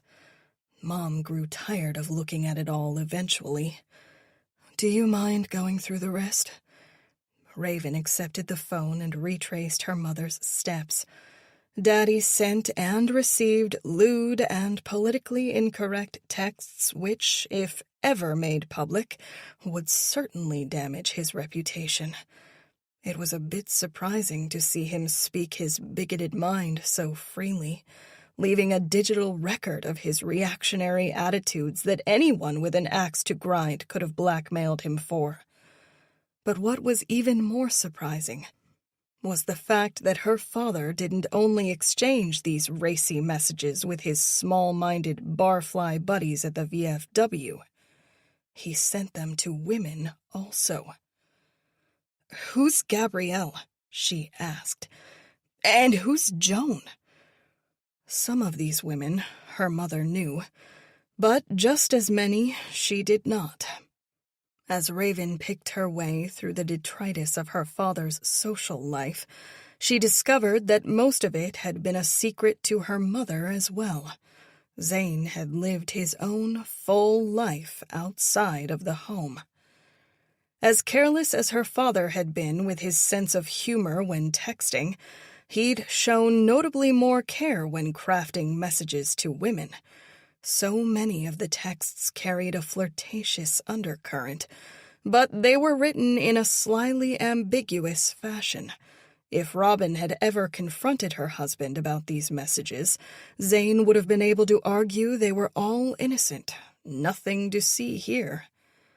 "Who the hell are all these women?" Raven asked.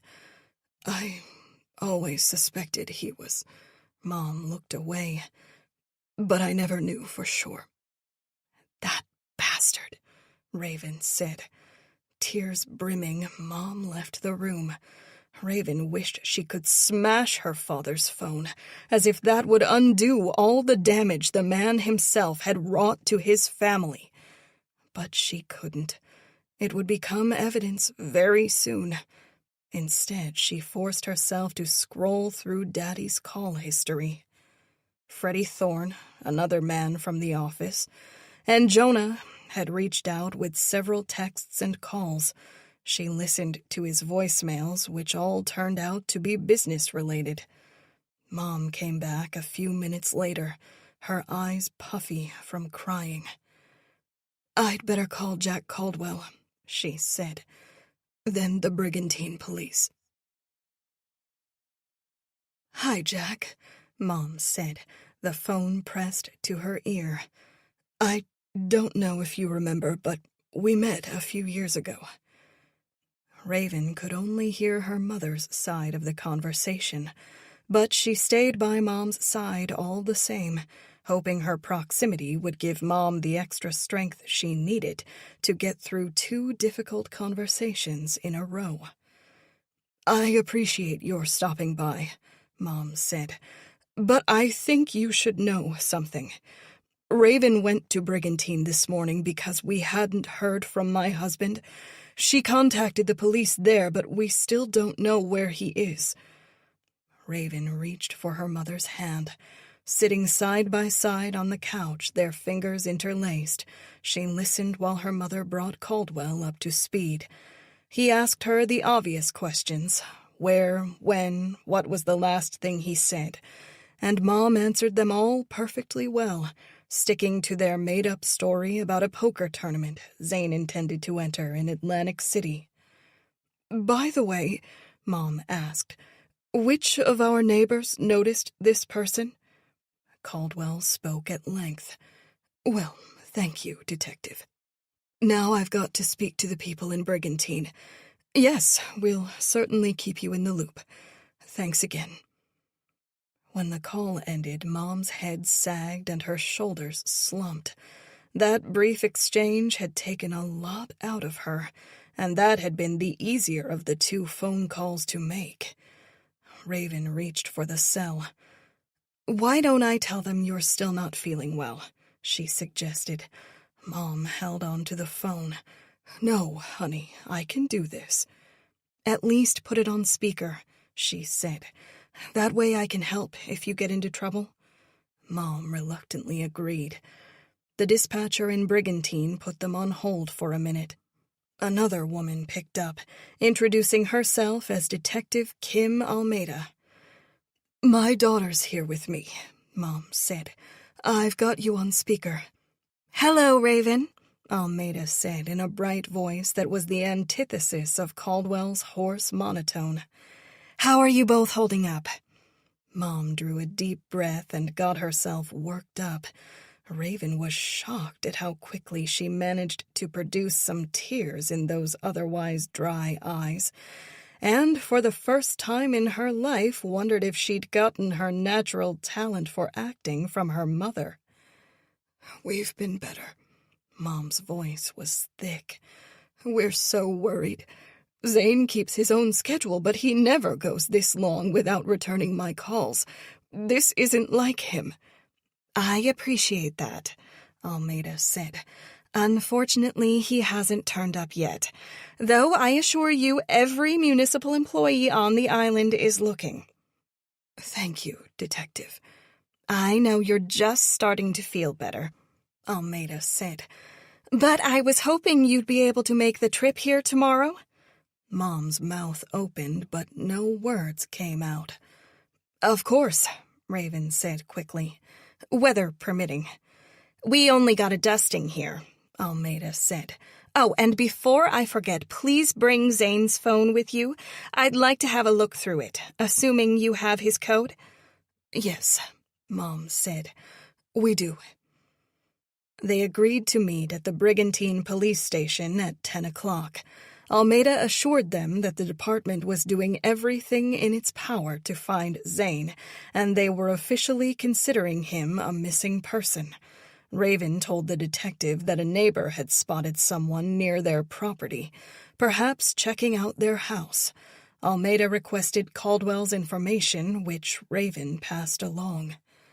"Try to get some sleep," Almeida said. "We'll see you tomorrow." When the call was over, Raven wondered if she'd made a mistake. She'd wanted to seem helpful and compliant by agreeing to meet the detective in Brigantine. But now she worried the police wanted them there, in a place they'd feel uncomfortable and intimidated, to answer difficult questions. Mom wiped under her eyes. Those tears she'd manufactured a few minutes ago had dried up quickly. "What?" Mom asked. Raven was about to say she'd never seen her mother act before. The woman had been a very convincing liar. But Raven realized that wasn't true. To her shameful horror, Raven understood that her mother had been acting for years. Living under Zane's tyrannical rules, Mom had been forced to put on a face constantly, to appease her abusive husband, to fool family and friends, to appear perfectly happy to the neighbors during barbecues and holiday parties, and, worst of all, to hide all the ugliness of her marriage from her own daughter. Raven reached for Mom's hand. "I'm so sorry," she said, "for everything he ever did to you." Chapter 12. Raven and her mother got an early start the next morning. They stopped at the shore house first, going through the motions of checking for Zane before driving the few blocks to the Brigantine Police Department. It was a small building. The uniformed cops who'd been to the house yesterday were both at their desks when Raven and Mom arrived. One of them jumped to his feet with a smile and showed them through to the interview room in the back. Before he left, he asked for Dad's phone and the code. Raven provided it, and mentioned that they'd gone through his messages last night, hoping to find something useful. The cop didn't seem to think their snooping strange, leaving the room with another smile. When they were alone, Raven surveyed their surroundings. The two-way mirror along the wall opposite gave her pause. The metal table and metal seats were uncomfortable. She wondered if that was intentional, if the psychological warfare were already underway. The room smelled of stale sweat and coffee. The tile floor was hard and cracked in certain places. One of the walls had a dent in it. Raven pictured a suspect becoming rowdy, or perhaps an interrogating officer becoming violent. A shoulder or an elbow had made that impression. It was too high to be a hip or a knee. Mom sat with her back to the two-way mirror and fidgeted nervously. Raven wanted to tell her to relax, but realized Mom needed to look anxious. Her husband was missing, after all. A young female detective entered 15 minutes later. She had the tan of a person who lives year-round at the shore. Only a few years older than Raven, she wore a blue shirt over black dress pants that looked like they'd just been purchased at the Atlantic City outlets. Her badge was clipped to her belt. "I'm Kim Almeida," she said, offering her hand. "Hello, Detective." Raven took the woman's hand and looked her in the eye. "Any news for us?" "I'm afraid not." The detective greeted Mom and insisted they both call her Kim. "Please have a seat, Raven." She gestured to the side of the table facing the mirror. Raven balked, and Kim immediately explained. We like to record our interviews. That way we never lose information. The mics will pick up your responses better on that side. Raven didn't buy it, but she couldn't argue. Reluctantly, Mom joined her on that side of the table as well. Kim sat across from them, her back to the mirror, and placed a thin manila folder in the middle of the table, leaving it closed. Well, like I said, I'm afraid we don't have anything yet, Almeida said. We got to work immediately, though, and I followed up at Zane's favorite casinos. They keep excellent records of patrons' comings and goings. He hasn't been to any of his usual spots this week. That's so strange, Raven said. Almeida opened the folder and consulted some handwritten notes. They were upside down to Raven and in mangled cursive. She couldn't decipher them. See, the thing is, Kim went on, looking up suddenly, the Borgata didn't have a tournament this week. Right, Raven nodded. The lady I spoke to at the casino said as much. Almeida studied her while she spoke. They were working on the poker room over the weekend. A problem with the heating, apparently.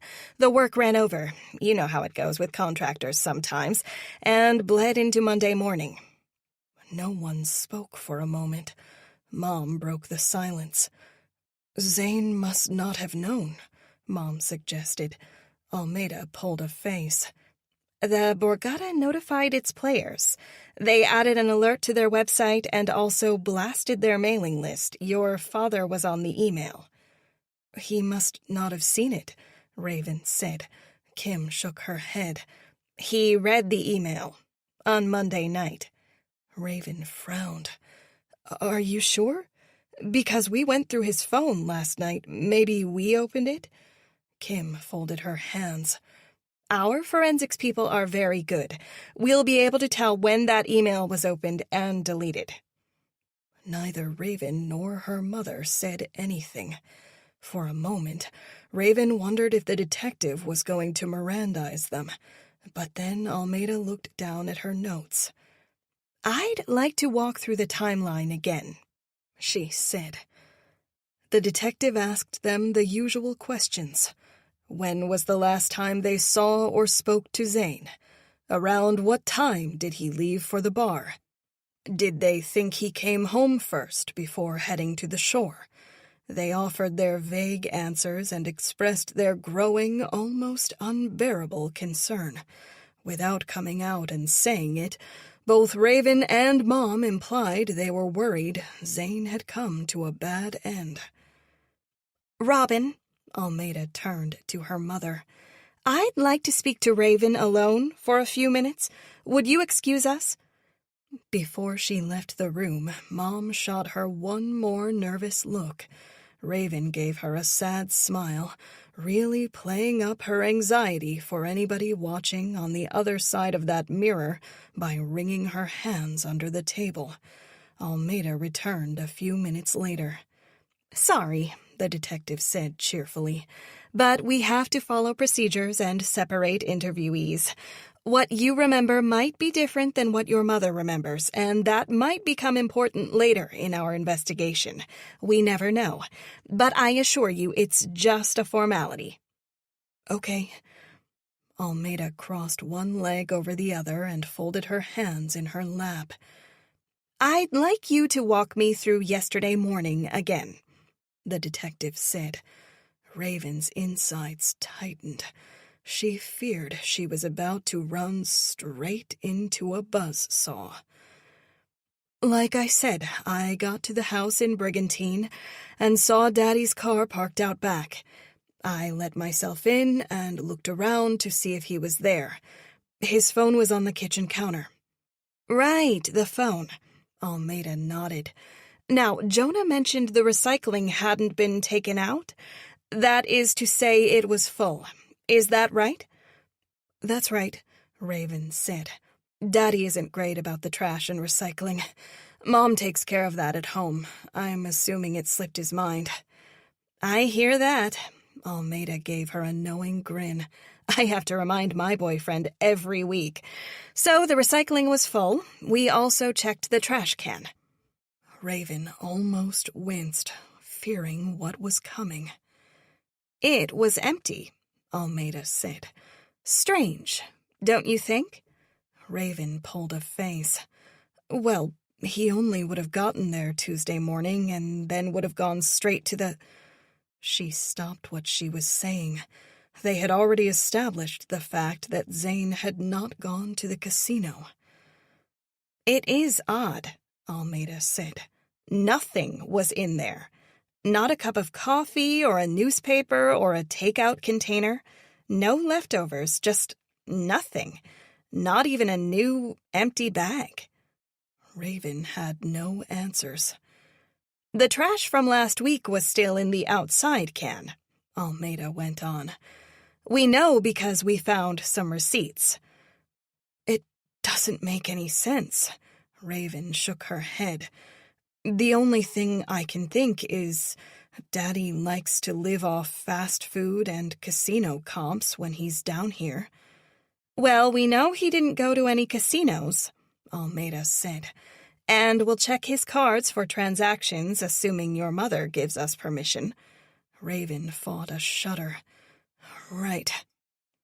Where could he have gone? Almeida asked.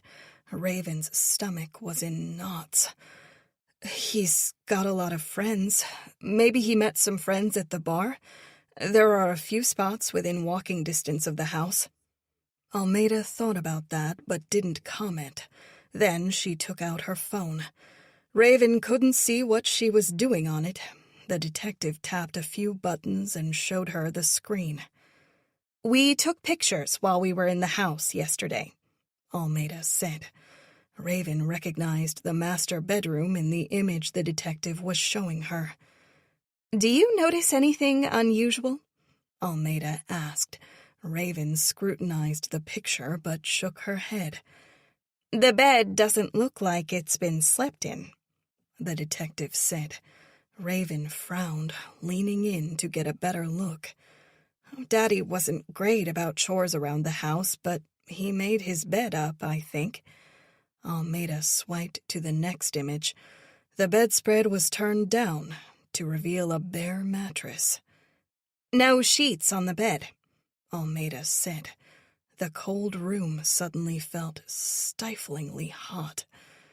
No clothes in the hamper. Almeida swiped through several more images. And we looked in the bathroom. No used towels in there, from what we could see. They were in big trouble. Raven worked up some tears.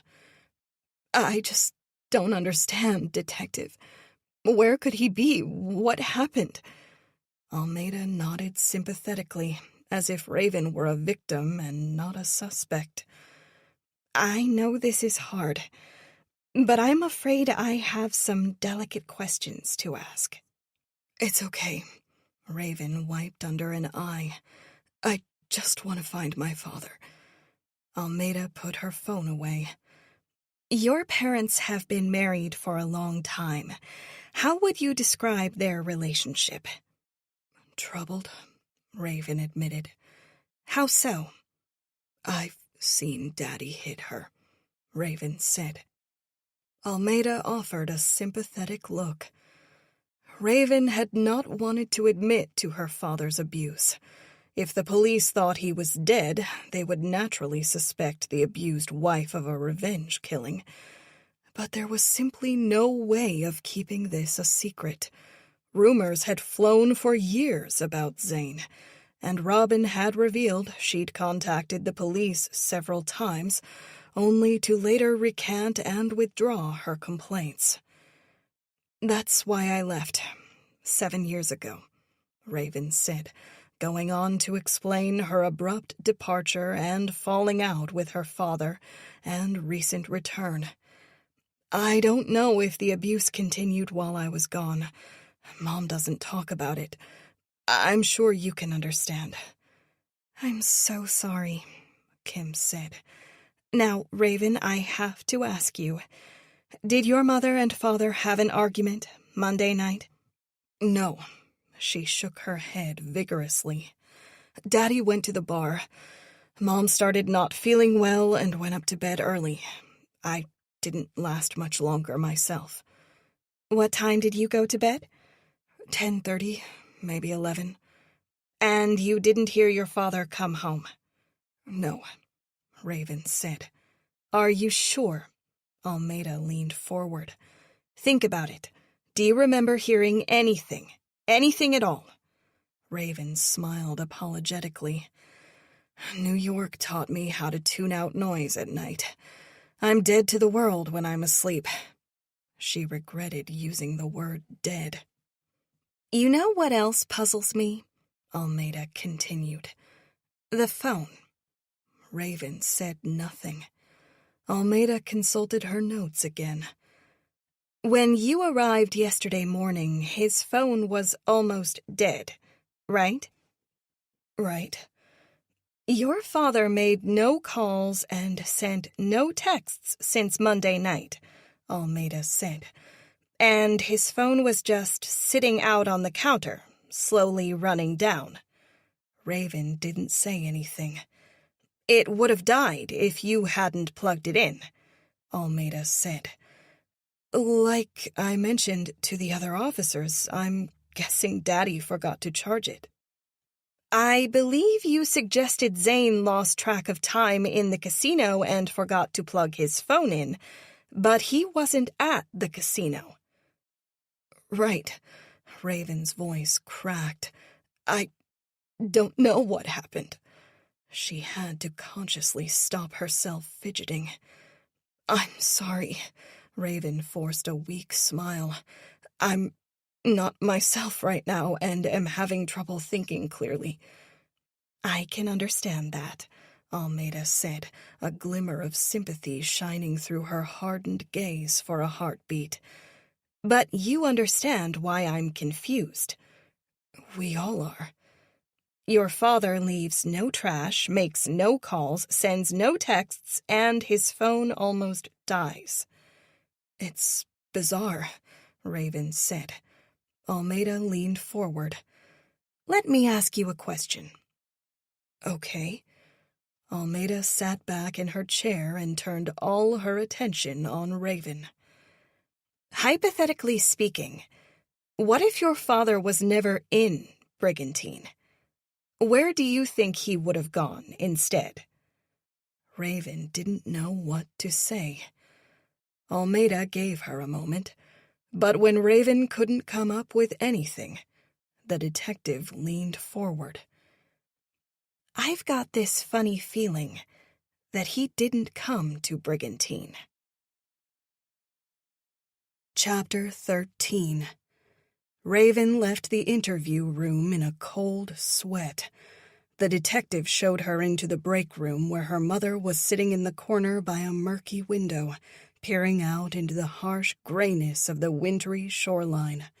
Mom smiled at her expectantly, and Raven played it cool, acting as if her heart wasn't in her throat and she wanted to run screaming from the building. Almeida made small talk while pouring Raven a coffee. Raven barely heard a word the woman said, as she was too busy replaying the interview in her mind. Thanking the woman for the drink, Raven sat at her mother's table. "Is everything okay, honey?" Mom asked. "I'm fine." Raven wiped under an eye. "Just worried about Daddy." She wanted to warn her mother, but could think of no coded and non-obvious way to do it.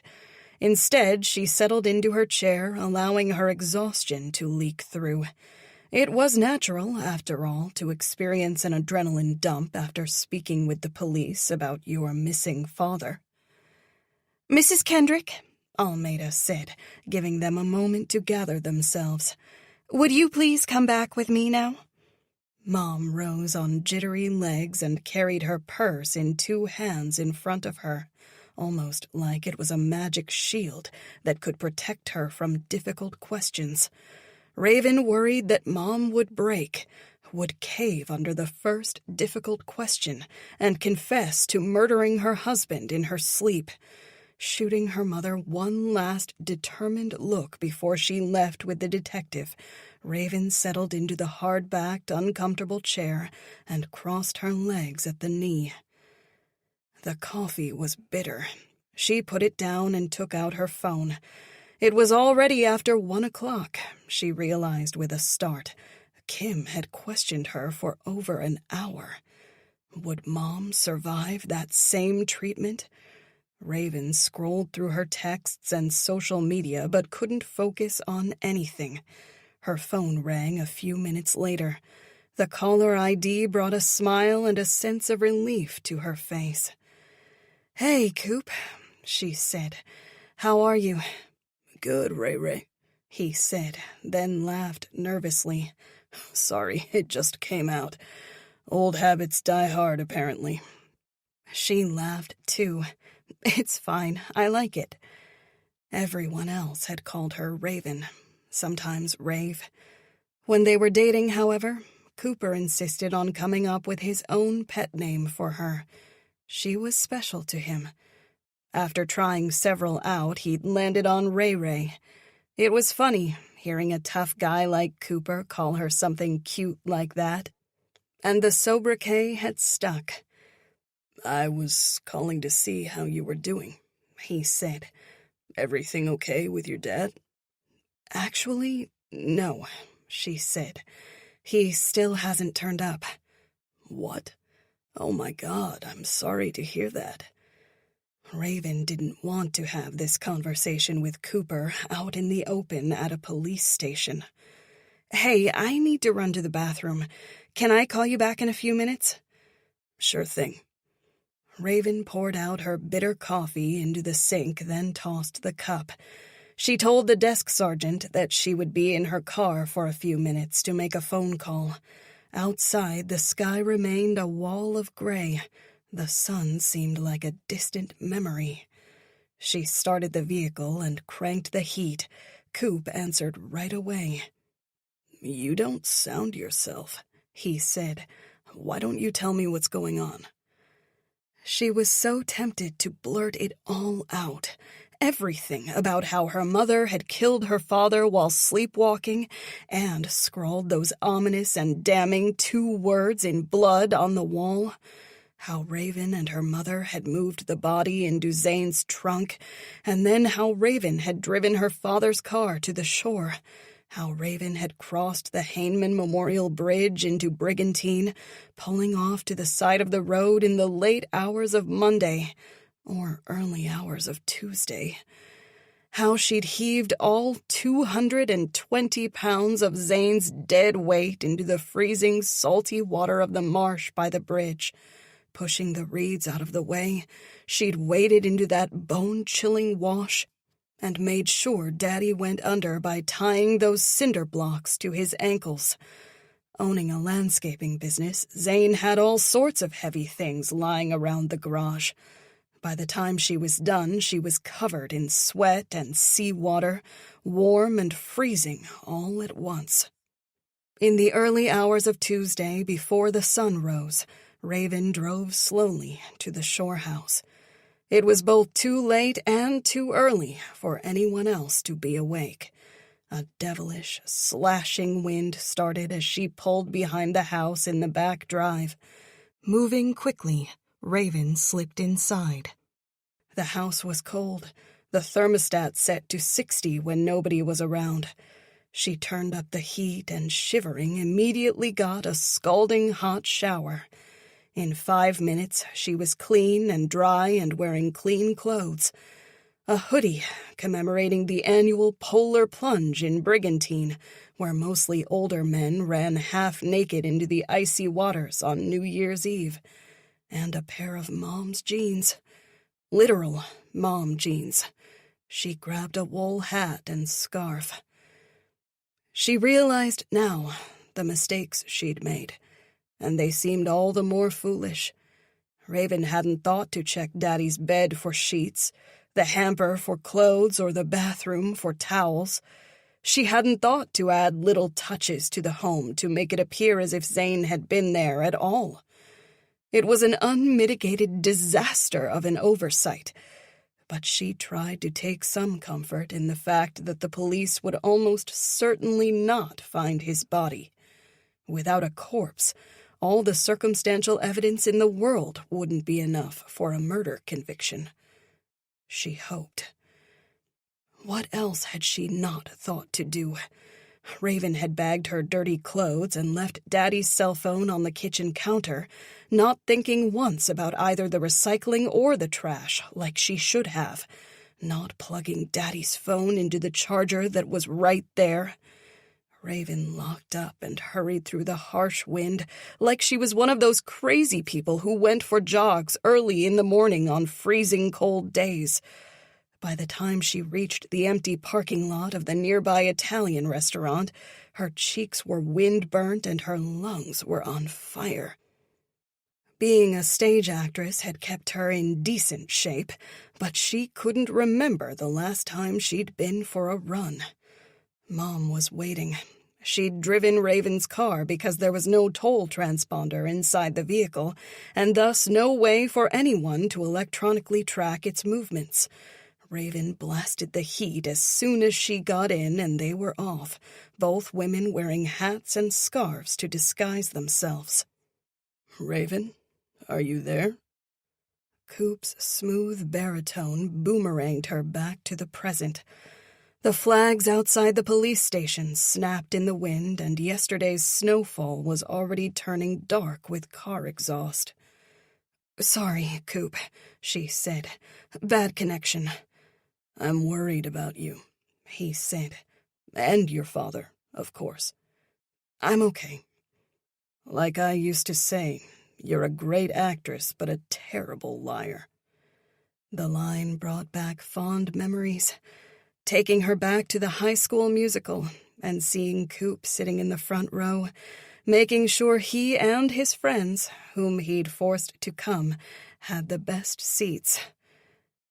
"I'm worried about Dad," she said. "We don't know where he is, and—" "And what?" "The police in Brigantine. They're just doing their jobs, but the questions they asked me, I felt like I was being interrogated." Cooper's voice was deadly serious when he spoke next. "Word has gotten around about your father." "What are people saying?" "Word is Zane ghosted on some meeting, leaving Jonah up the creek." Raven wondered how that had gotten out. Jonah gave the impression of being discreet. So she assumed Freddie Thorne or one of his managers had imbibed a few too many beers at the pub and started bitching about her father missing an important meeting. "Great," she said sarcastically. "Just what I need right now when my father is missing." "There's something else." Disbelief lined Coop's voice.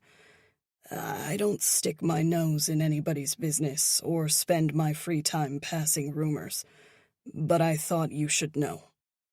"What?" He was silent for a moment. She pictured him steeling himself, that Adam's apple working as he readied to deliver bad news. "It's the usual bullshit when there's drama.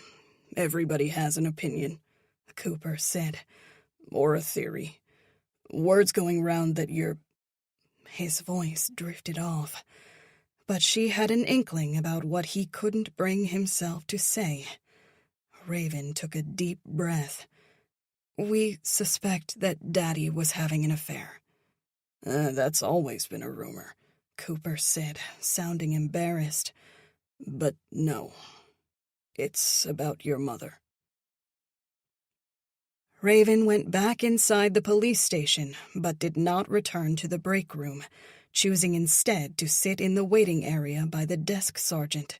She fell into a daze, nearly dozing off as the accumulation of poor sleep caught up to her.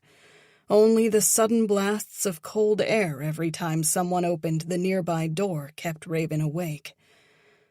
An hour passed, then another. The idle time gave her an opportunity to brood over everything that had happened. She discovered new problems, most of them imagined or hypothetical, but some of them very real. Each train of thought, linked by a dozen what-ifs, led to harrowing conclusions that turned her stomach. She fumbled through her purse for antacid tablets, her typical over-the-counter assistance when her belly turned to liquid before an audition. But the pack was empty, and Raven didn't think it a good idea to ask the desk sergeant for some. The wait was excruciating, maddening. Her worst fears began to play on her.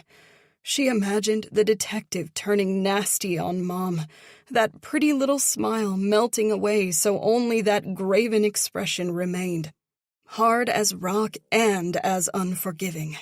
She pictured another detective bursting into the interview room with some damning piece of evidence neither of them had thought of or even knew existed. Mom's prematurely lined face, her shoulders sagging with the weight of her world, her dead husband on her, as the police Mirandized her, perhaps piling further humiliation and judgment on by cuffing Mom. Raven pictured those tiny wrists of hers being pinched by the cold metal, and her heart broke. Just when her anxiety reached its height and she feared she might have to run to the bathroom to be sick, Raven saw Mom coming. She emerged from the back of the station, the detective in tow, with her eyes guarded. Mom had always been short and thin, but now she seemed petite, folded in on herself. Raven got the briefest of smiles when their eyes met at a distance, but there was no joy in Mom's expression. It was only a reserved smile of relief.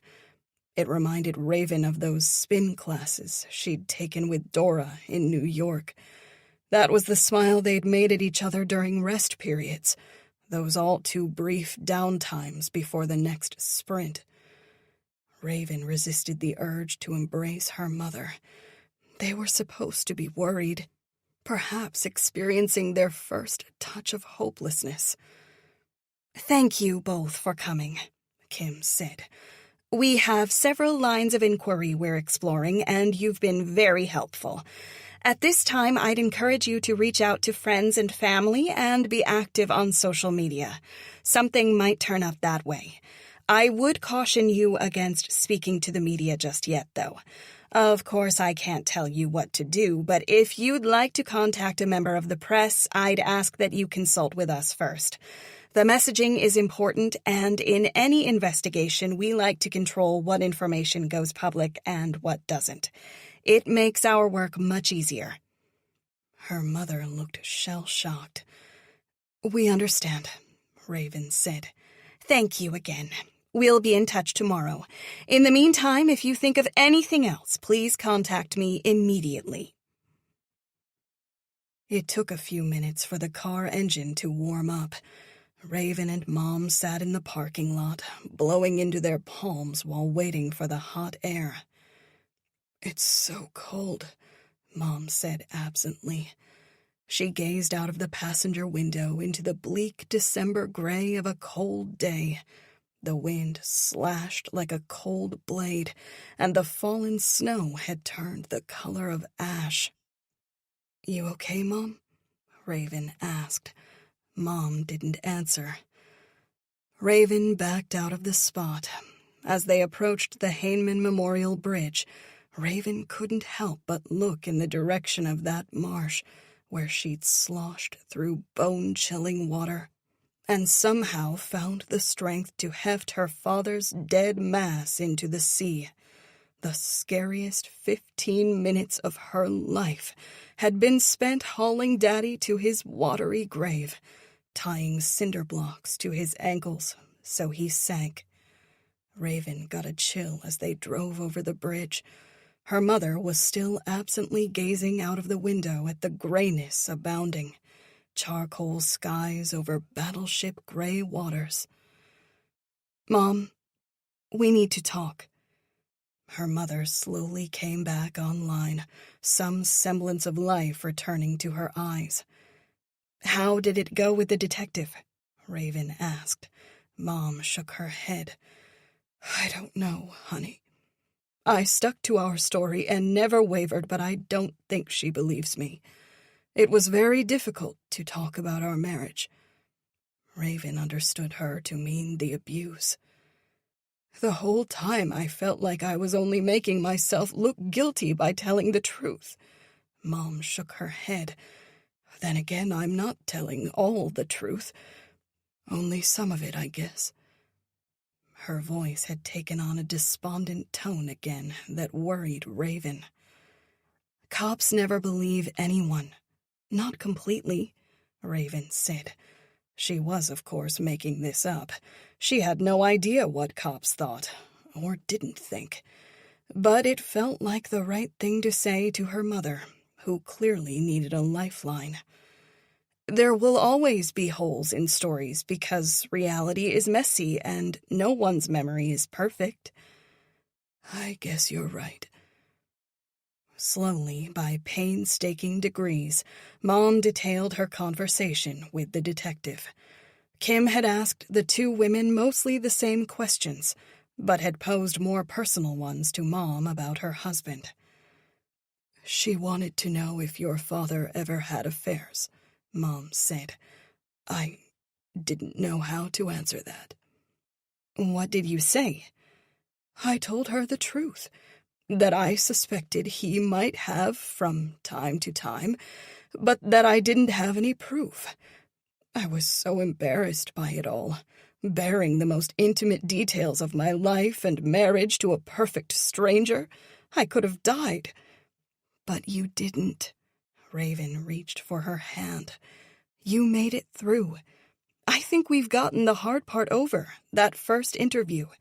Now all we have to do is stick to the story. They're never going to find Daddy, and we've cleaned the house from top to bottom and replaced all the linens. We're safe, Mom. Her mother offered her an indulgent smile. It reminded Raven of that time Mom had discovered an empty jar in the kitchen, and Raven had lied through her teeth, claiming she hadn't eaten the last 3 cookies. Mom had smiled then, just like that. They were back on the Atlantic City Expressway now, heading west. Red tail lights blipped on ahead, giving the gloomy afternoon some color. Traffic slowed to almost a stop. Must be an accident, Mom said.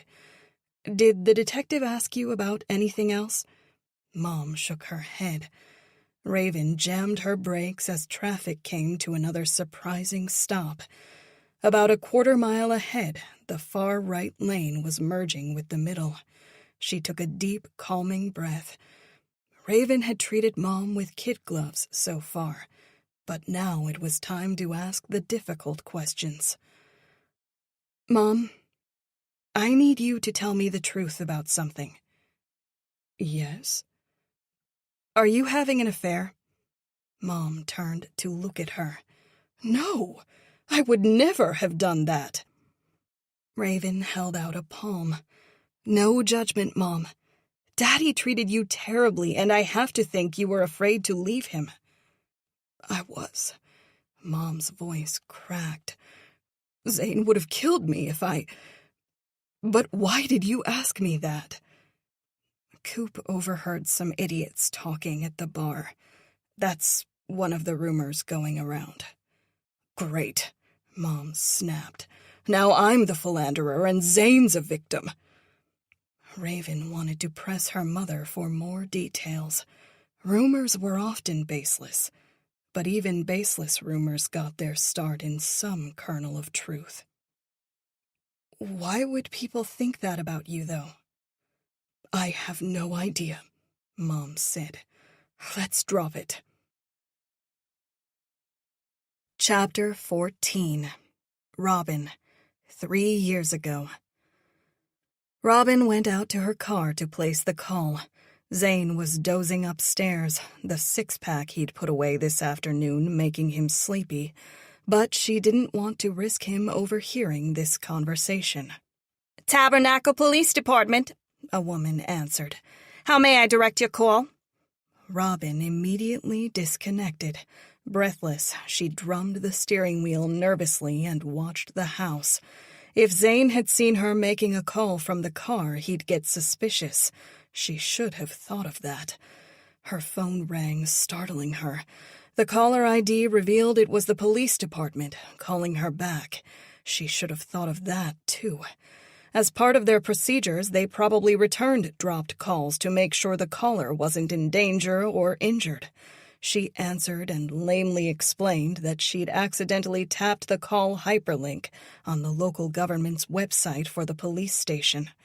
The dispatcher asked if someone was there, threatening her, and Robin rushed to assure the woman that nothing was wrong. Now terribly rattled, Robin went for a drive. If Zane was awake, she couldn't face him right now after she'd come so close to...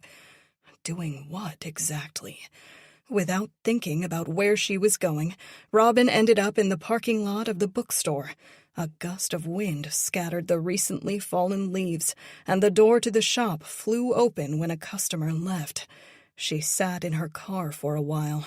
For years, she had vowed never to contact the police and report her husband's abuse. It would only make things worse, she reasoned.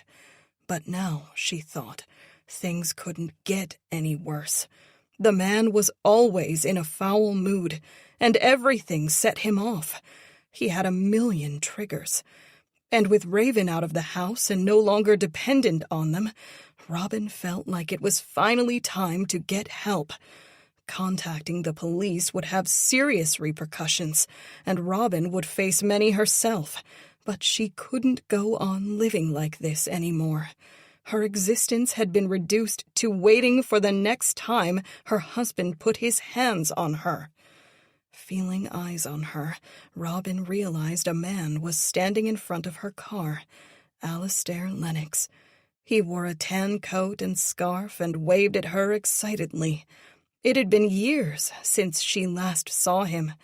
Putting on the face that fooled everyone, Robin got out of the car and drew her coat tightly about her against the autumn wind.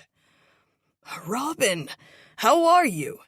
Alistair approached with his arms wide open. Robin backed away instinctively. If someone saw them hug and told her husband, she thrust a hand out for a shake instead. Alistair's disappointment was real, but mercifully short-lived. His excitement at running into her came roaring back. He pumped her hand energetically. Even through his gloves and hers, Robin felt that electric thrill of contact. "It's so good to see you," he said, sounding like he could die of happiness. "How have you been?" "Oh, you know." She regretted not hugging the man now, instead offering him a thin smile. If Alistair could die of happiness, she could die of sadness. Having to keep this man at arm's length was torturous. "How's Raven?" he asked. "I heard she was in New York." "I miss her so much." Suddenly and embarrassingly, grief flooded her. All the emotions that Robin kept so well submerged came gushing out. Next thing she knew, Alistair had put an arm around her shoulders and was telling her it would be all right. Making a scene was dangerous. Zane knew a lot of people here. Word would get back to him if she wasn't more careful. But Robin couldn't stop crying. It was the first honest emotion she'd bared to anyone in a long time. "Come on," he said. "Let's get a cup of coffee. I'm buying." She allowed him to lead her down the strip of stores to the cafe. By the time he held the door for her, Robin had stopped the tears. She sat at a table in the dark corner, away from everyone else, and was grateful when she didn't see a familiar face. A minute later, Alistair appeared with 2 cups of joe. He sat opposite her, awkward as ever, nearly spilling the coffee while setting it on the low table between them. Robin couldn't help but giggle. With his thick glasses and clumsy manner, he reminded her of Clark Kent, Superman's bumbling alter ego. "Sorry," he said. "My poor gross motor skills have been one of many great lifetime disappointments." His nerdy humor lifted her spirit. Robin sipped the coffee. "So," Alistair said, "do you want to talk about it?" Robin's lip quivered. Tears threatened again, but she managed not to turn into a blubbering mess once more. The desire to tell this man her deepest secrets was almost overwhelming. She needed to share a part of it, just to let some of the pressure out. Otherwise, she would explode and Alistair would know everything. "For 21 years," she said, "I was a mother. First, second, and last. It was the only thing that mattered to me. Friendships came and went, and along the way I stopped living my own life. Now Raven is grown and out of the house, and I'm lost. Just lost." "I don't know what it's like to be a parent." The note of regret in his voice was unmistakable. "I was never so lucky. But I can't imagine what you're going through. I mean, now that she's gone." The underlying meaning to his words was not lost upon her.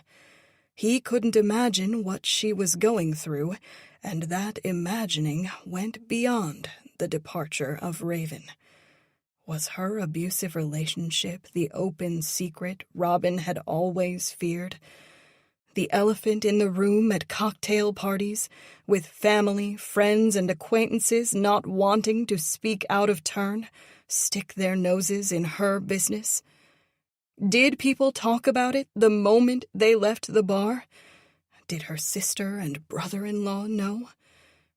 Did Zane brag about it to his friends half-jokingly? "That wife of mine, if she forgets to take my clothes to the dry cleaners, I crack her one good." Did everybody know? Was Robin, in fact, the only person playing this ridiculous and unnecessary game of make-believe? Acting like she was in a loving marriage and fooling no one? If so, what the hell was the point? The last 20 years of putting on a brave face had been for nothing. She felt the waste of all that time, the goddamned terrible wasting of a life not lived. Why had she stayed? Why? Robin knew the reasons. She'd been terrified of leaving. Zane had made it clear what the repercussions would be. And she'd stayed, for Raven's sake. Zane, as nasty as he was, provided their daughter with a good life. He'd footed the entire bill for college, at least through junior year, when Raven had threatened him and left the home, vowing never to return until he made things right. But even those reasons, as logical as they were, seemed puny now, more like excuses than justifications. "It must be difficult," Alistair said. She faked a smile. "Don't mind me. I'm just a silly old woman missing her daughter." "You're neither silly nor old, and you miss your daughter because you're a wonderful mother." Zane had never told her that. His compliments, few and fleeting that they were, had always been half-hearted, served up as afterthoughts. "You know, you're not such a bad cook." Or backhanded, much the same way he liked to strike her. Robin steered the conversation away from herself. "What about you, Alistair? How have you been?" "Oh, me?" He looked embarrassed. The man had never liked being the center of attention. You know." "I don't, actually." She smiled. "I don't even know where you work." He spoke haltingly about himself. It broke Robin's heart when she realized that few people had ever asked him these questions.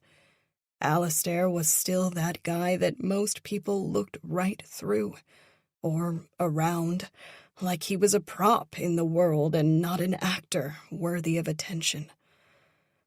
Kind of boring, I guess, he concluded. I work in an office as a bookkeeper and go to book clubs and watch old movies. Not at all, she said. It sounds lovely. He blushed. I was a bookkeeper for a while, she said. For your husband. A shadow seemed to pass over his face as he mentioned Zane. Yes, she said, not wanting to discuss the man she had nearly called the police about. What about you? Did you ever marry? His blush deepened. No. Come on, a nice guy like you must have come close. He looked away, embarrassed. No. Never. She realized she'd raised a touchy subject. I'm sorry, I didn't mean to. It's all right. He brightened. So, are you reading anything right now? She shook her head. I'm in a reading rut. I can't concentrate. I know what you mean. When that happens to me, I usually switch genres, and it gets me back into the groove. That's a good idea. How about some recommendations? For the next hour, they talked about books. Robin hardly noticed the passage of time. Only when the afternoon grew dark did she realize with a panicked start how long she'd been out. She never went anywhere without telling Zane ahead of time. That was to say, without clearing her excursion with him first. Hopefully he was still sleeping off those early afternoon beers. Are you okay? Alistair asked. I'm fine. She checked her watch. But I lost track of time. I really have to go. Do you? She stopped, only half risen from her chair. Yes, Zane will be expecting me. Alistair rose and put his hand on her wrist. Robin was too shocked to pull it away. What are you doing? She whispered. He doesn't deserve you, Alistair blurted out. God, I'm sorry to say this. I swore I never would, but I've heard the rumors. Everybody says the same thing. Is it true? Do you need help, Robin? What? I don't know what you're saying. She couldn't act in front of this man. She couldn't lie to Alistair. You don't have to stay with him, Alistair said. I'll help. Shelley and Aaron will help. Shelley and Aaron, her two best friends from high school. She'd seen them only a handful of times since that night 7 or 8 years ago, when they'd gone for drinks.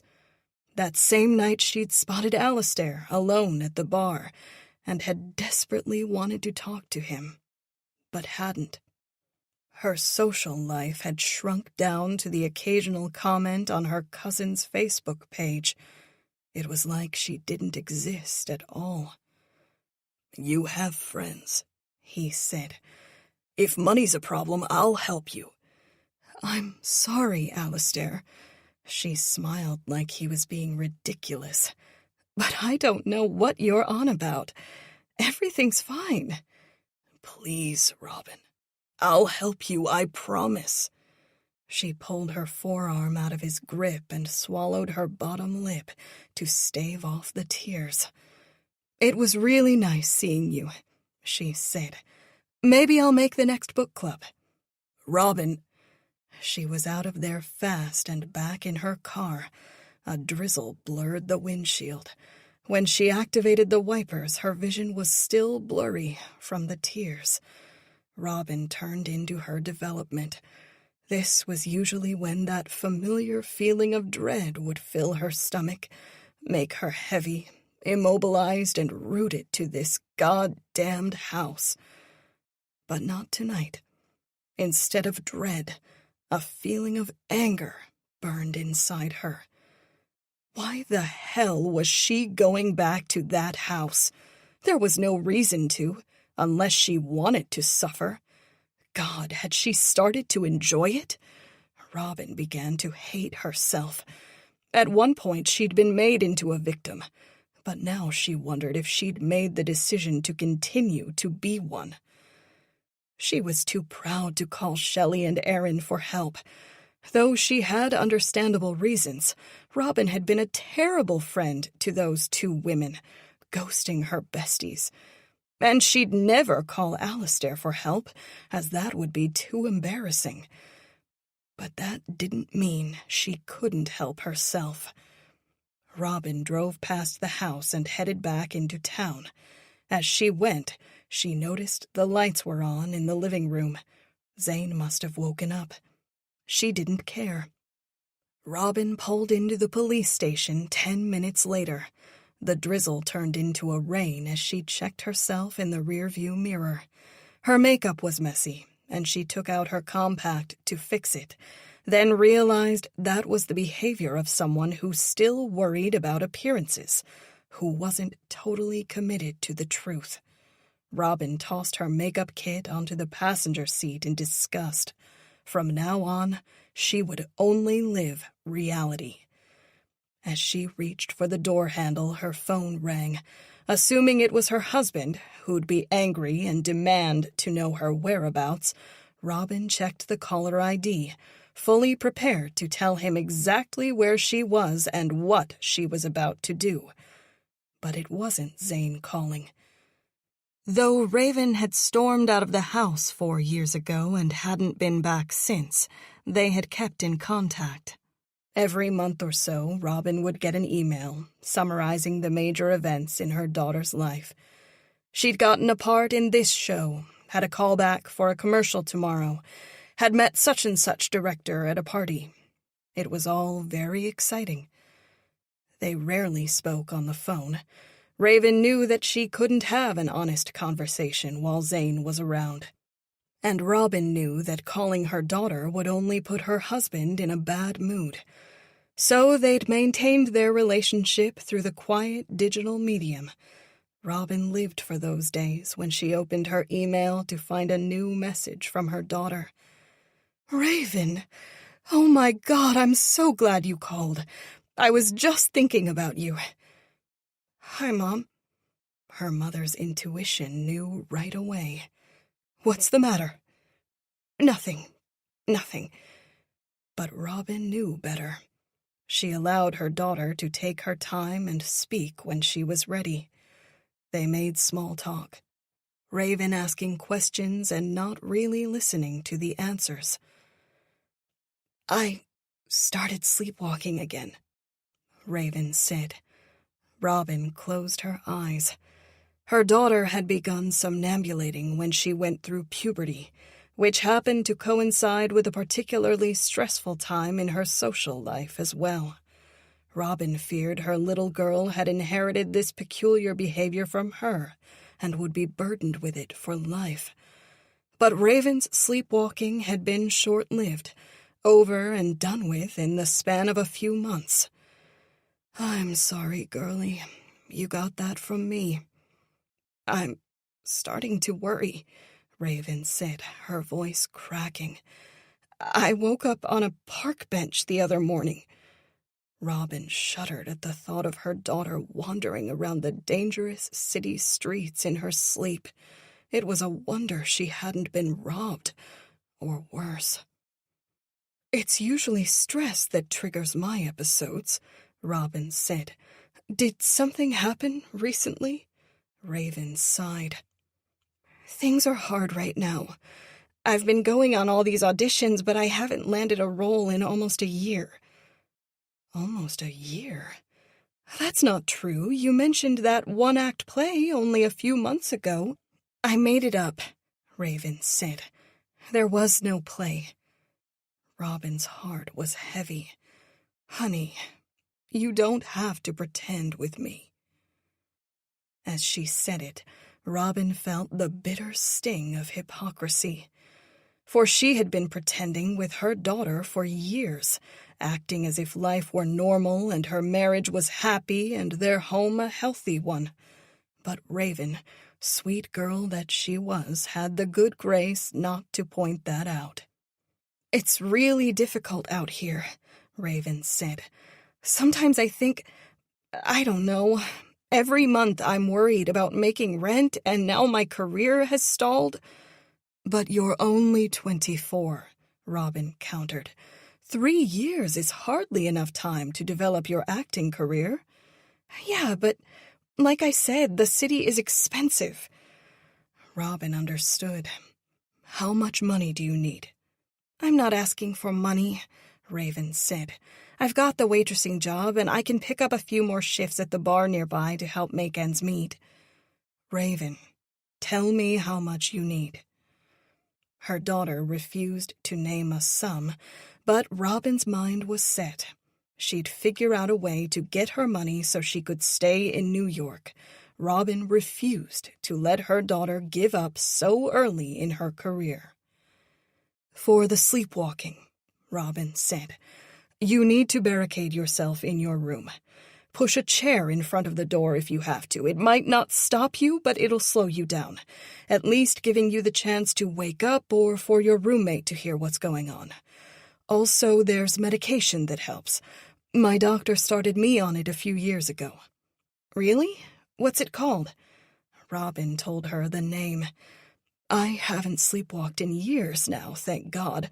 The last time I woke up in the driver's seat of my car in the middle of the night. Fortunately, I hadn't grabbed my keys. If I'd managed to turn the car on, I would have killed myself. Maybe somebody else, too. That's so scary." They talked for a few more minutes. Robin urged Raven to keep her chin up and keep trying. She confirmed Raven's address, claiming she wanted it so she could send a birthday present. Raven probably saw through the lie, but didn't fight her mother on it. "I love you, Raven." "Love you too, Mom." Robin put the phone down, missing her daughter already. It was the first time she'd heard Raven's voice in years. Now that she thought about it, Raven sounded different. Her voice was a little less carefree, her tone wary and guarded. The hard life of an aspiring theater actress had left some bruises. Robin drove home. Today was not the day to report her husband's abuse to the police, not when she desperately needed to get Raven money. As she pulled out of the parking lot, Robin feared she was crossing some unmarked point of no return, that if she didn't speak to the police today, she might never have the courage again. But she told herself that wasn't true, over and over, the whole time knowing deep down that it probably was. Back home, Zane was in the kitchen. "Where were you?" he asked. He had a beer in his hand. Her eyes instinctively went to the other corner of the kitchen, where her husband frequently left his empties, instead of walking the extra 20 feet to deposit them in the bin in the garage. She counted 6 cans of beer. None of them had been there when she left. Her husband, according to his friends, had a legendary tolerance for alcohol. But even that amount in so short a span of time was significant, considering he'd been drinking earlier as well. His eyes were dangerous. "I went for a drive," she said. "Stopped at the bookstore and grabbed a coffee at the cafe." He popped the tab on his latest can. "You went for a drive." He said it like the activity in and of itself constituted a crime. "Yes," she said. "Did you see anyone?" "No." She smiled sweetly and decided on the direct approach. "Raven's birthday is next month. I'm going to send her some money and presents. I miss her terribly." Zane was taken aback by her boldness. "Money and presents." Her husband had always had a soft spot for Raven. The man had never laid a hand on her, and had reserved his stinging remarks and snide sarcasm for his wife alone. "Yes," Robin looked him in the eye defiantly. "She's our daughter." "She hasn't spoken to me in years," he said. Robin didn't back down. "You haven't called her either, Zane." His free hand curled into a fist, but Robin would not be cowed. She held his gaze until he began chuckling. "Sure, whatever. Send her a gift card or something," he said. "She's been on her own for years," Robin said, putting steel in her voice. "I'm going to send her more than a gift card, Zane. She's our only daughter, after all." He shrugged. "Fine." He brushed past her on his way to the couch, where he turned on the TV and picked out a movie without asking her if she was interested in joining him. Once she was alone in the kitchen, she allowed herself to tremble.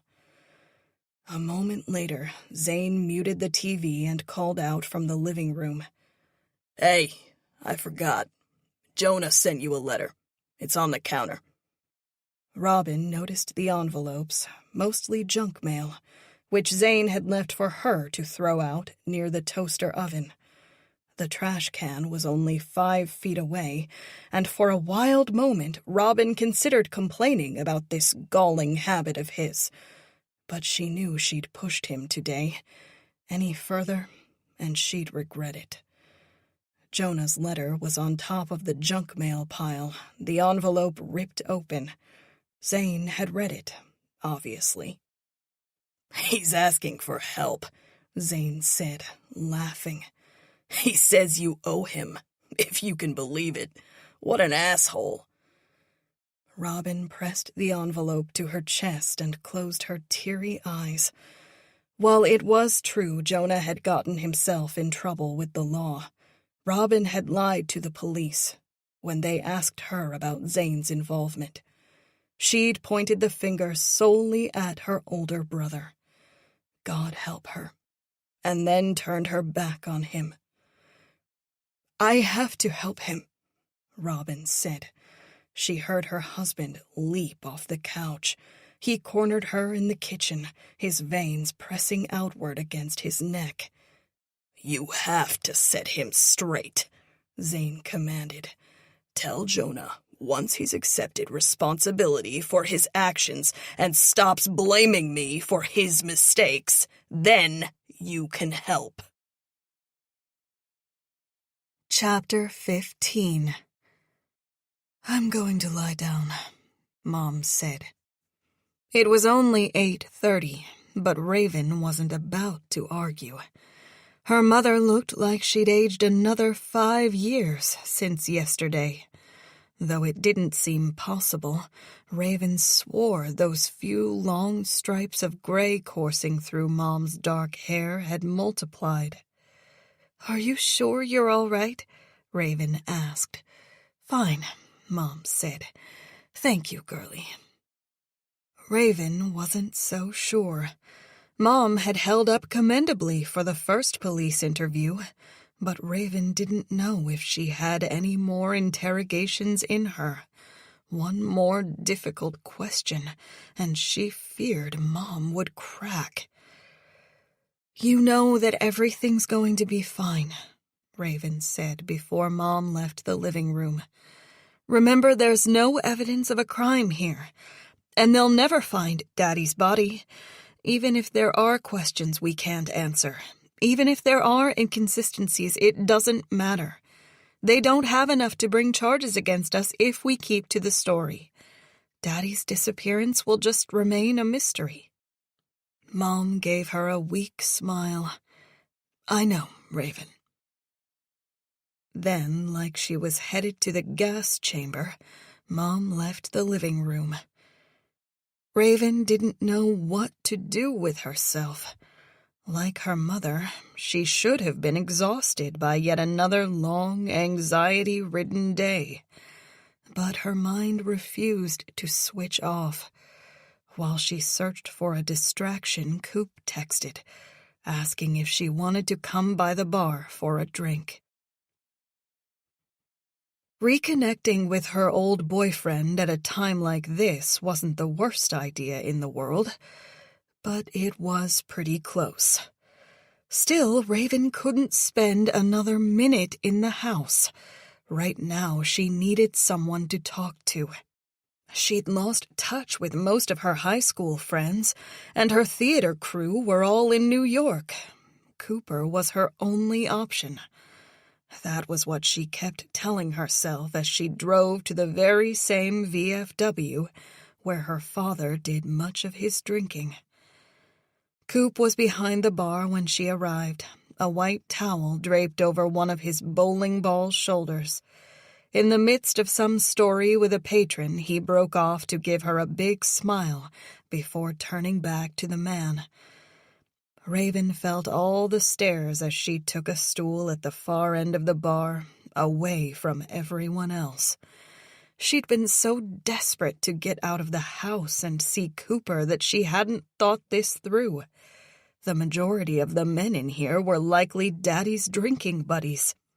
As soon as one had enough booze in him to approach her, they all would, and she'd have to field questions like she was at a press conference. But she'd just gotten here, and leaving immediately would look odd, so Raven settled down and kept her eyes away from everybody else. Cooper broke away from his conversation quickly, appearing a moment later with his gorgeous smile. "Hey, you," he said. "Hey." As they stared into each other's eyes, Raven felt that old, familiar fluttering in her stomach. She wasn't in a romantic mood, but those feelings were there, buried under the tsunami of worry and anxiety and guilt and panic. As she stared into those beautiful eyes of his, Raven realized suddenly that none of the other guys she'd dated since Coop had made her feel this way. Not even the one or two she'd loved. Cooper Young was that quiet force of nature affecting her, like the moon pulling the tides. "Should I sign the guest book again?" she asked. He shook his head. "Anybody that gives me hell for letting Zane's daughter drink here while the guy is missing can kiss my ass." She smiled gratefully. "Cherry Coke with vanilla?" he asked. "Or something stronger tonight?" "Stronger." He cupped his chin. "Let me guess. Vodka sour?" "How did you know?" "Because I'm a bartender." She laughed. "I'm kidding. I hate vodka sours." That made him blush. "You're wicked. You shouldn't tease a guy like that." She wanted to tease him in all sorts of ways. But then she remembered her father was rotting in the bay under the Heinemann Memorial Bridge in Brigantine.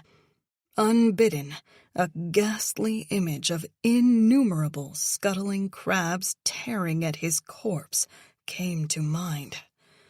"You okay, Ray Ray?" he asked. "Yes." She swallowed hard. "Why don't you surprise me?" "One surprise coming up," he said. Coop went away to do his work in secret. Raven felt more eyes on her and dared to look around. Slick, the man she'd met the other day in here, was sharing a table with Freddie Thorne on the opposite side of the room. They both nodded at her politely. Cooper returned with a mixed drink. "Try this." "What is it?" "Just try it." An orange wedge stuck out of the drink, which smelled of vanilla and citrus. Raven took a tiny sip. There was whiskey hiding in this concoction, but its bite was flavored by caramel and spices. "Well?" "It's good," she said. "Is this your famous old-fashioned?"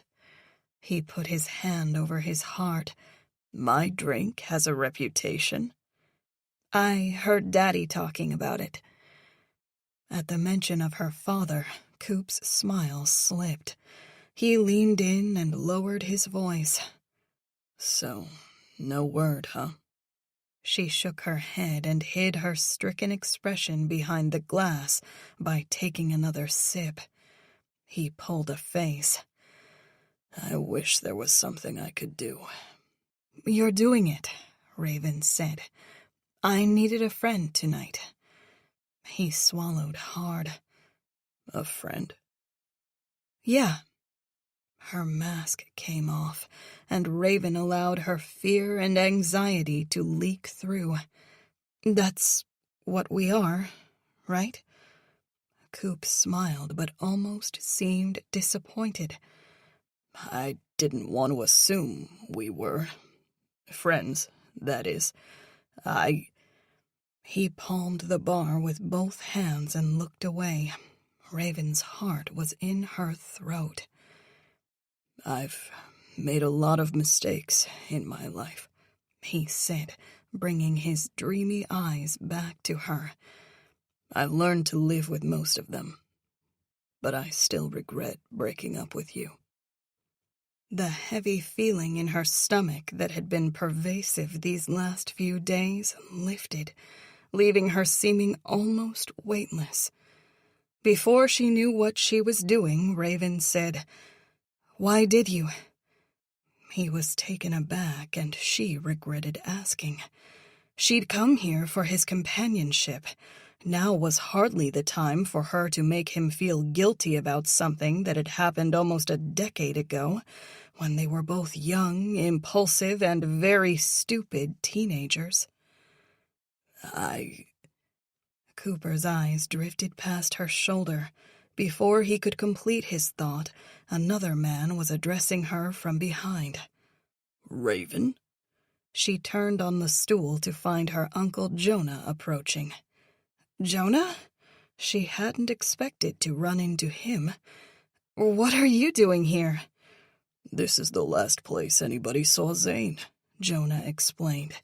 I thought I'd talk to some people and see if anything came of it. Raven popped off the stool to give him a big hug. She thought she spied some jealousy in Cooper's expression, but the sentiment, if it was there at all, passed quickly.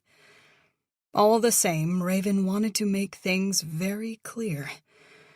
Coop, this is my uncle, Jonah. Cooper seemed almost relieved that they were related. He and Jonah shook hands. I think we met before, Coop said. That's right. Zane brought me in not so long ago. Then I signed up. Jonah looked him over. Did you two go to school together? Raven and Coop shared a meaningful look before she squeaked out an answer. Coop and I dated, senior year. Jonah sensed the unresolved feelings between them and shifted awkwardly. Good to see you again, Coop, Jonah said before turning to her. Sit down with me for a few minutes. I think we should talk. She wondered if he'd gotten some information out of the police that they'd kept from her and Mom. While Raven had to be careful what she said to her uncle, she saw this as an opportunity to learn more about the investigation. Raven told Coop she'd be back. She followed Jonah to a table on the other side of the room. I didn't see you when I came in. Jonah took a pull on his beer. I was out back on the patio for a smoke. Raven sipped her drink and looked around the room, feeling the eyes of the other patrons on them. Jonah leaned in. The police asked me some difficult questions. They shared some things about your parents I never knew. Raven said nothing. Jonah's expression grew even more serious, his jowls hardening as he gnashed his teeth. What her uncle said next completely floored Raven. Did you know that Zane contacted the police about your mother?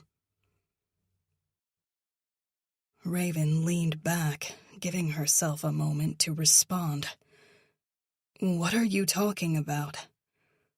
Zane said she threatened him, apparently. Mom? Raven laughed. That's ridiculous. He's almost a foot taller and has 100 pounds on her. I know it's ridiculous, Jonah said reassuringly. but Zane made those calls.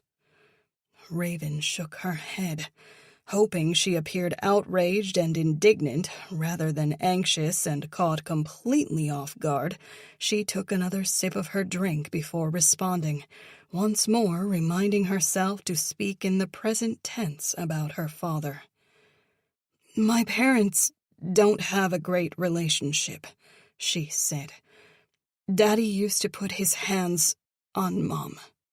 I told him to stop, years ago, and threatened to go to the police. Jonah nodded slowly. Listen to me, honey.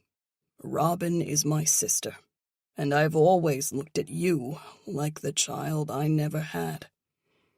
He reached across the small table for her hands. When he spoke again, his voice was so low she almost couldn't hear him. Now, I don't know where Zane is, but listen, if something happened to him, and you or your mother had something to do with it, you can tell me. He looked left and right, checking for eavesdroppers. Knowing what I do now about how he treated Robin, I'm ashamed to have called him my friend. If something happened, I want to help you and your mother. Raven stared dumbly at him for a moment. Then she stiffened. Nothing happened, Uncle Jonah. I don't know what you're talking about. Raven. He gave her a knowing look. Come on. The police don't think he was ever in Brigantine, and the last person to see him was that bartender over there, your friend, Cooper. She looked away, unable to hold his gaze. Nothing happened. And no matter what, we want to find him. We hope he's alive. He's my father, for God's sake. And what do you mean the police don't think he was there? What about his car and his cell phone? Somebody else could have driven that car and left that phone. Who? As soon as she'd asked the question, Raven realized she'd walked right into a problem of her own making. Only somebody close to Zane would have had access to his vehicle and phone and the shore house, Jonah said carefully. Raven's insides tightened.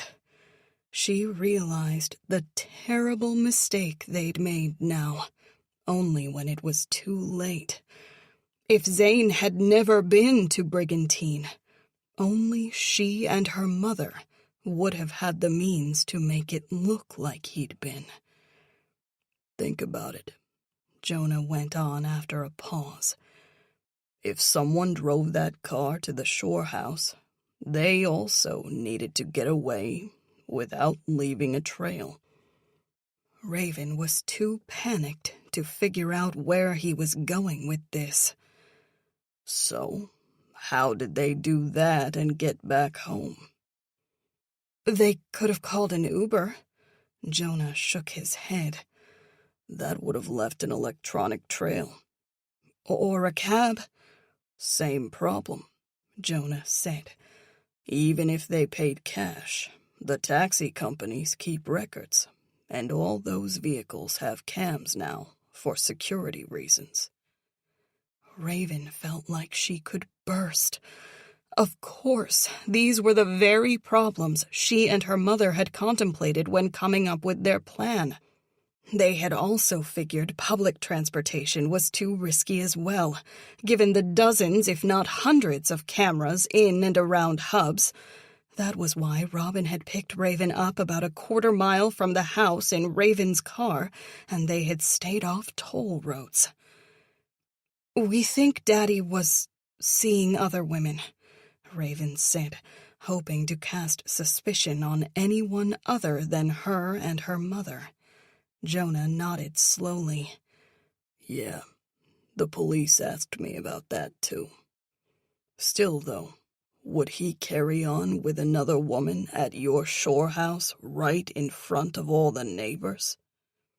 She looked down into her drink. It didn't take much to act as if nothing made sense and she was overwhelmed. Raven just hoped she didn't come across as guilty to boot. I don't know what to think, Uncle Jonah." "Raven?"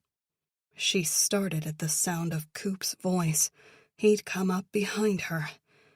"Everything okay over here?" he asked. "We're having a private conversation." Jonah's mug turned prison mean. "Family business." Coop ignored him and kept his eyes on her. "Are you good, Ray Ray?" The muscles in his forearms were bunched. One vein stood out in his neck. He'd been watching her exchange with Jonah from the bar and hadn't liked what he'd seen. Now Cooper was ready to pummel Jonah. "Fine, Coop." She cast him a smile. "I'll be back over in a minute." Cooper looked ready to explode. Here was the boy she hadn't seen in years, the one who was passionate and loyal to a fault. He'd earned a reputation as a fighter, but in every schoolyard brawl, he'd always been on the right side of the argument. When 6'5" Nevin on the wrestling team bullied 5'0" Greg in junior year, Cooper, who wasn't even that close to Greg in the first place, had stepped in to put things right.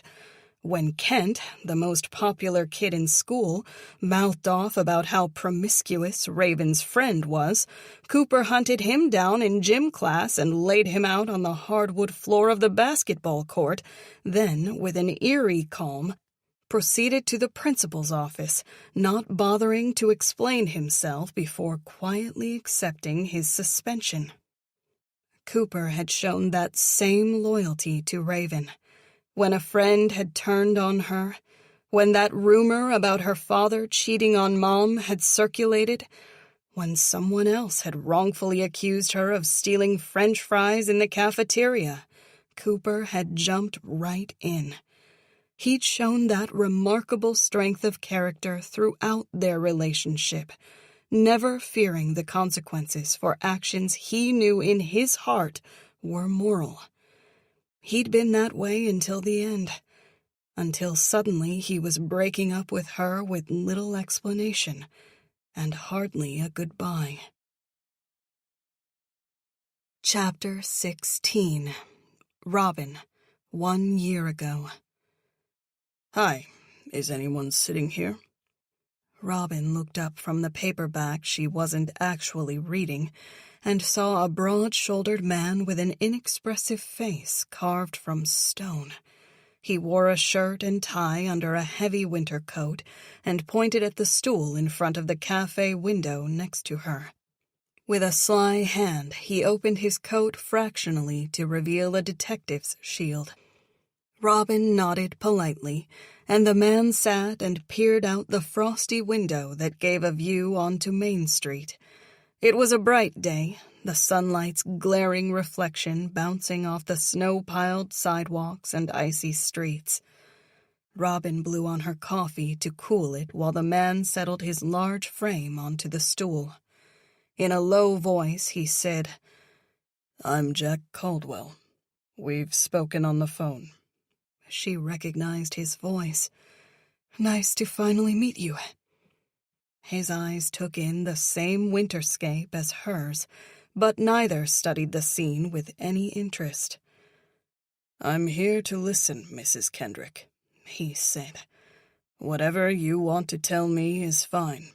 I won't take any notes, and for now none of this will go into a file." While all of that was reassuring, the prospect of talking remained daunting.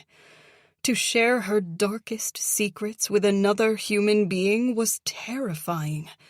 Who was this man to be her confessor?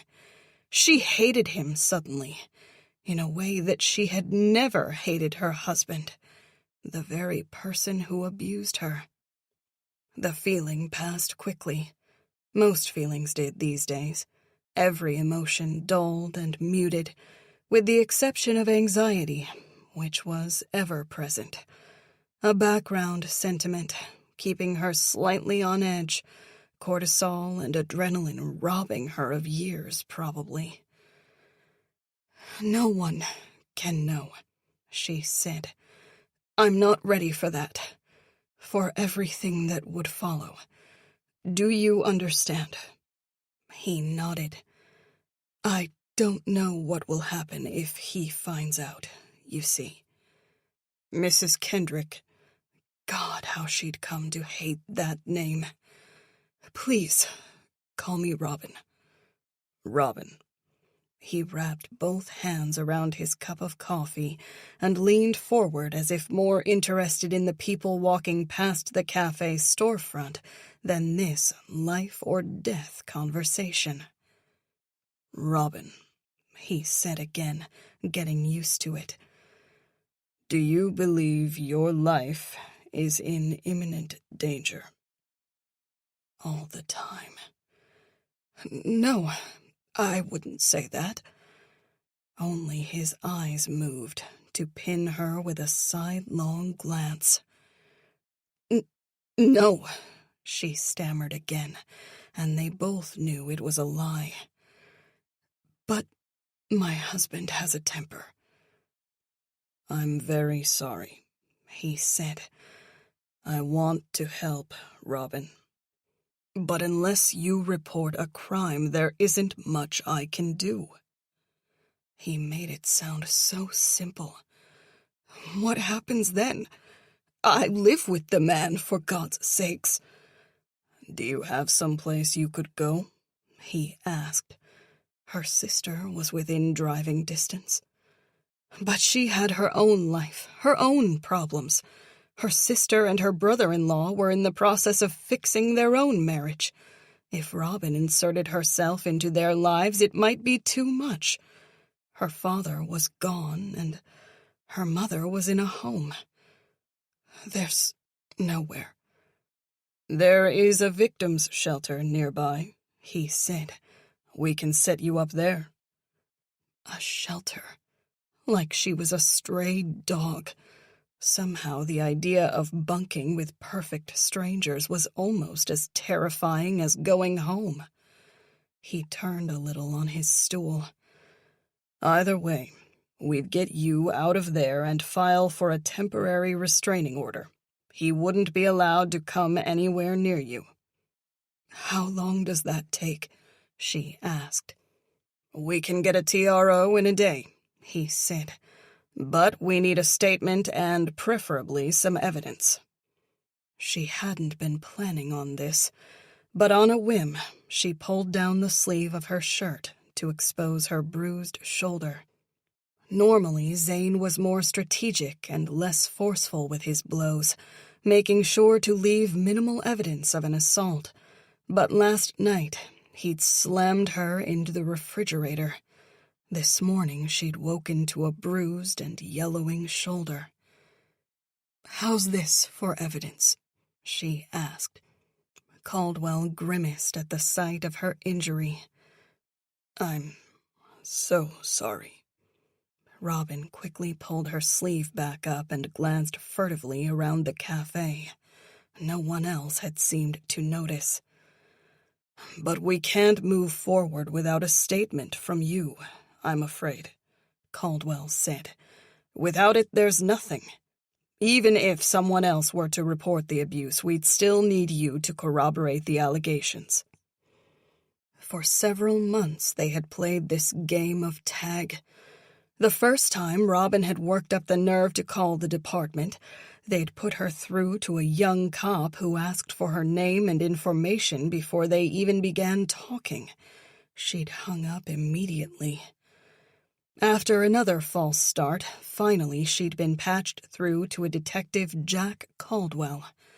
Anger had made her impulsive enough to call, but by the time Caldwell got on the phone, she'd lost what little momentum her outrage had provided, and she stammered through a veiled confession, pretending to be calling for a friend. Caldwell must have gotten hundreds of calls like this in his job, must have seen right through her.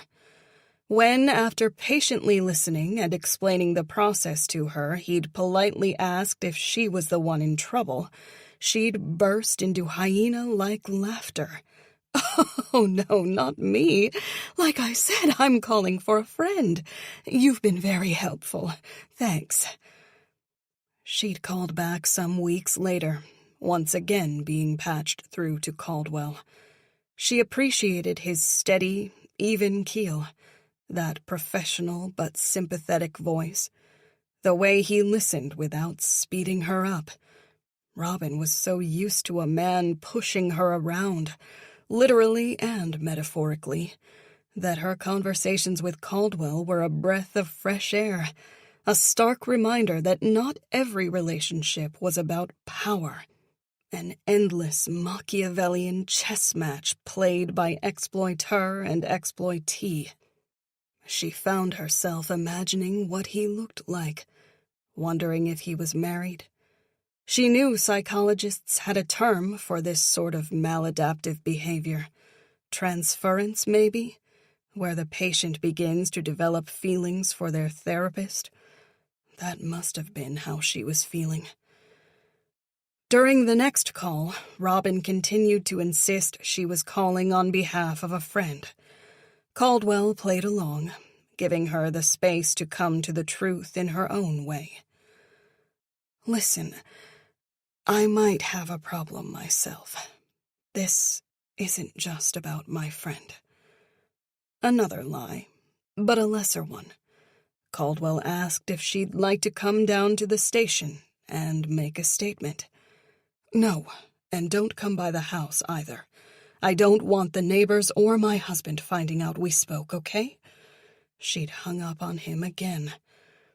Finally, she'd agreed to meet in person, but not at the station and certainly not at her house, somewhere public, where it wouldn't look like they were meeting at all. A coffee shop. Perfect. Jack Caldwell looked nothing like she'd imagined. First of all, he was older than his voice had made him seem. The dark brown hair she'd pictured was instead a silvery gray. The short, athletic man was instead a tall, lanky specimen who moved and sat clumsily, as if he had never learned to be comfortable in his own body.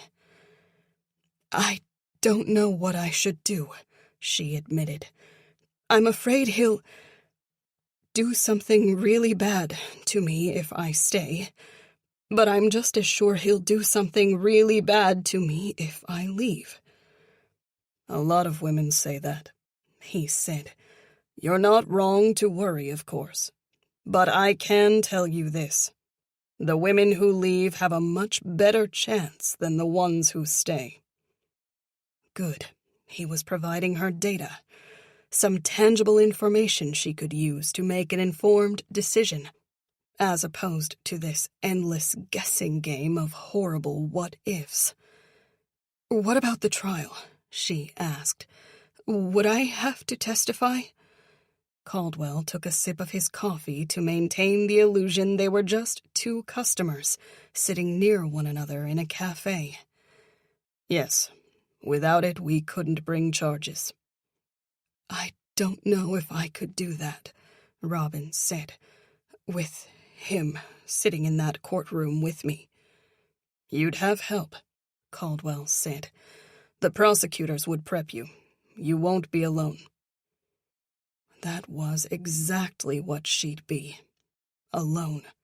No friends to speak of, no social support network, only a sister she barely spoke to anymore, and a brother she'd done wrong. She wouldn't drag Raven into this. Her poor daughter had enough going on in her own life. The police department and the prosecutor might help Robin through the filings and the criminal trial, and her own attorney would help her through the domestic proceedings also, the divorce, the civil suit involving assault and battery. But once those formalities were over, Robin would be utterly alone again.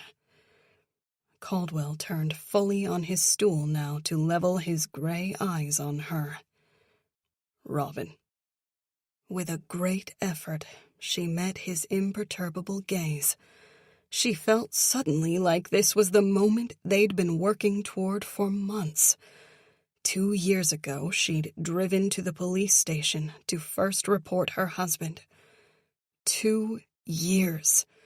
2 more years of abuse, of living under the looming threat of violence, of seeing her husband's temper grow shorter and shorter, his drinking getting worse. "Okay," she said. Her blood turned cold, matching the ice that fringed the edges of Main Street and hid in plain view on the sidewalk outside. The familiar, hulking figure, the terrifying, lumbering weight, the animal heft of her husband filled the window. Their eyes met, and in an instant, Robin knew she was in serious trouble. Her husband, however, adopted his charming manner, waving happily at her through the glass and then entering the shop. The blast of cold air that followed him in felt like an omen to Robin. "I thought I saw your car parked out front," Zane said, coming over. She rose from her stool and greeted him with a remote hug. Zane frowned down at her. "That's all I get? Aren't you happy to see your husband?" He planted an obnoxious kiss on her lips. When she tried to pull away, he held it a moment longer. Somebody whistled in appreciation. Robin felt Zane smiling, and finally it was over. He tasted of alcohol already, and it was only 11 o'clock in the morning. "Surprised to see me?" he asked. "I thought you were in Burlington today." "Did you now?" He grew thoughtful. "I don't remember saying that. Maybe you misremembered." She didn't forget a thing like that. As absent-minded as Robin had become, she recalled with startling accuracy her husband's travel plans, because she lived for those days when he'd be gone. It gave her the freedom to come and go without needing to account for herself. With mounting paranoid dread, she feared that he'd tricked her. Zane had made up a story about a business meeting, then waited somewhere near the house to follow her. Or perhaps he was tracking her on his phone and had come home early to see what she was up to. There was no way to know. Jack Caldwell was inconspicuously leaving the scene, doing his best not to draw attention to himself. Gathering his coat, he scooped up his cup of coffee and quietly edged behind her husband. But Zane noticed him. He spun around and gave the cop a familiar look. "I know you, don't I?" Caldwell shook his head. "No, really. You're familiar." Zane looked back at Robin. "Where do we know him from, honey?" "I don't think we do," she said. Her husband stuck out his hand. "I'm Zane Kendrick. And you are?" "Jack," Caldwell said, shaking. "I don't think we know each other. I never forget a face." "Jack what?" Zane asked. "Caldwell." "Caldwell." Zane thought it over. Jack Caldwell. Your name sounds really familiar, too. Jack Caldwell. Where do I know you from?" "You have me at a loss," Caldwell said. "I don't recognize you, I'm sorry." "Really?" Zane pretended to be astonished. "Because I'm a pretty memorable guy. Not exactly inconspicuous, either." He held out his arms as if to emphasize his size. Caldwell was tall and broad, but her husband was hefty. Decades of manual labor and the right genetics gave him the look of a lumberjack. His belly was bloated from drink, but there was no mistaking the power in that torso and those limbs. "But you two must know each other." Zane pointed at her and back at Caldwell. "You were talking." "Not really," Caldwell said. "I'm going shopping for my wife today and asked if she'd heard about that sale over at the mall." Zane arched an eyebrow. "Really?" "Yes, that's right," Robin said. "Jack is looking for new pots and pans." "Well, you found the right person," Zane said in a condescending tone. "Robin's a homemaker. Pots and pans are all she knows." "Nice meeting you," Caldwell said to him, then smiled at Robin. "Thanks for your help." Zane watched the cop the whole way out of the coffee shop. When Caldwell was gone, his smile slipped, and he turned a malevolent eye to Robin. His voice was a low growl. "Let's go." By the time they were outside in the crisp air, their breaths fogging, his hold of her elbow had turned vice-like and painful. She squirmed, but he did not let go. They walked arm in arm like this to her car, where Zane made a big show of opening the driver's door for her. "Get in." She slid in behind the wheel. Zane glared menacingly at her. He was standing in the road.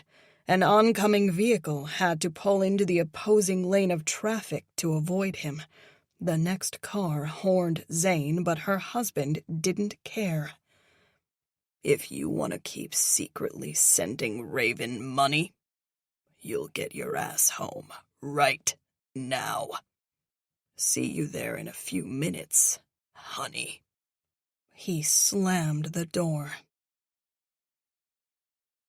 Chapter 17.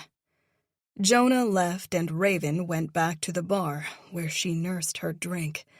Despite how busy it was, Coop made time to speak to her, coming over between pours and prolonging their conversation whenever possible.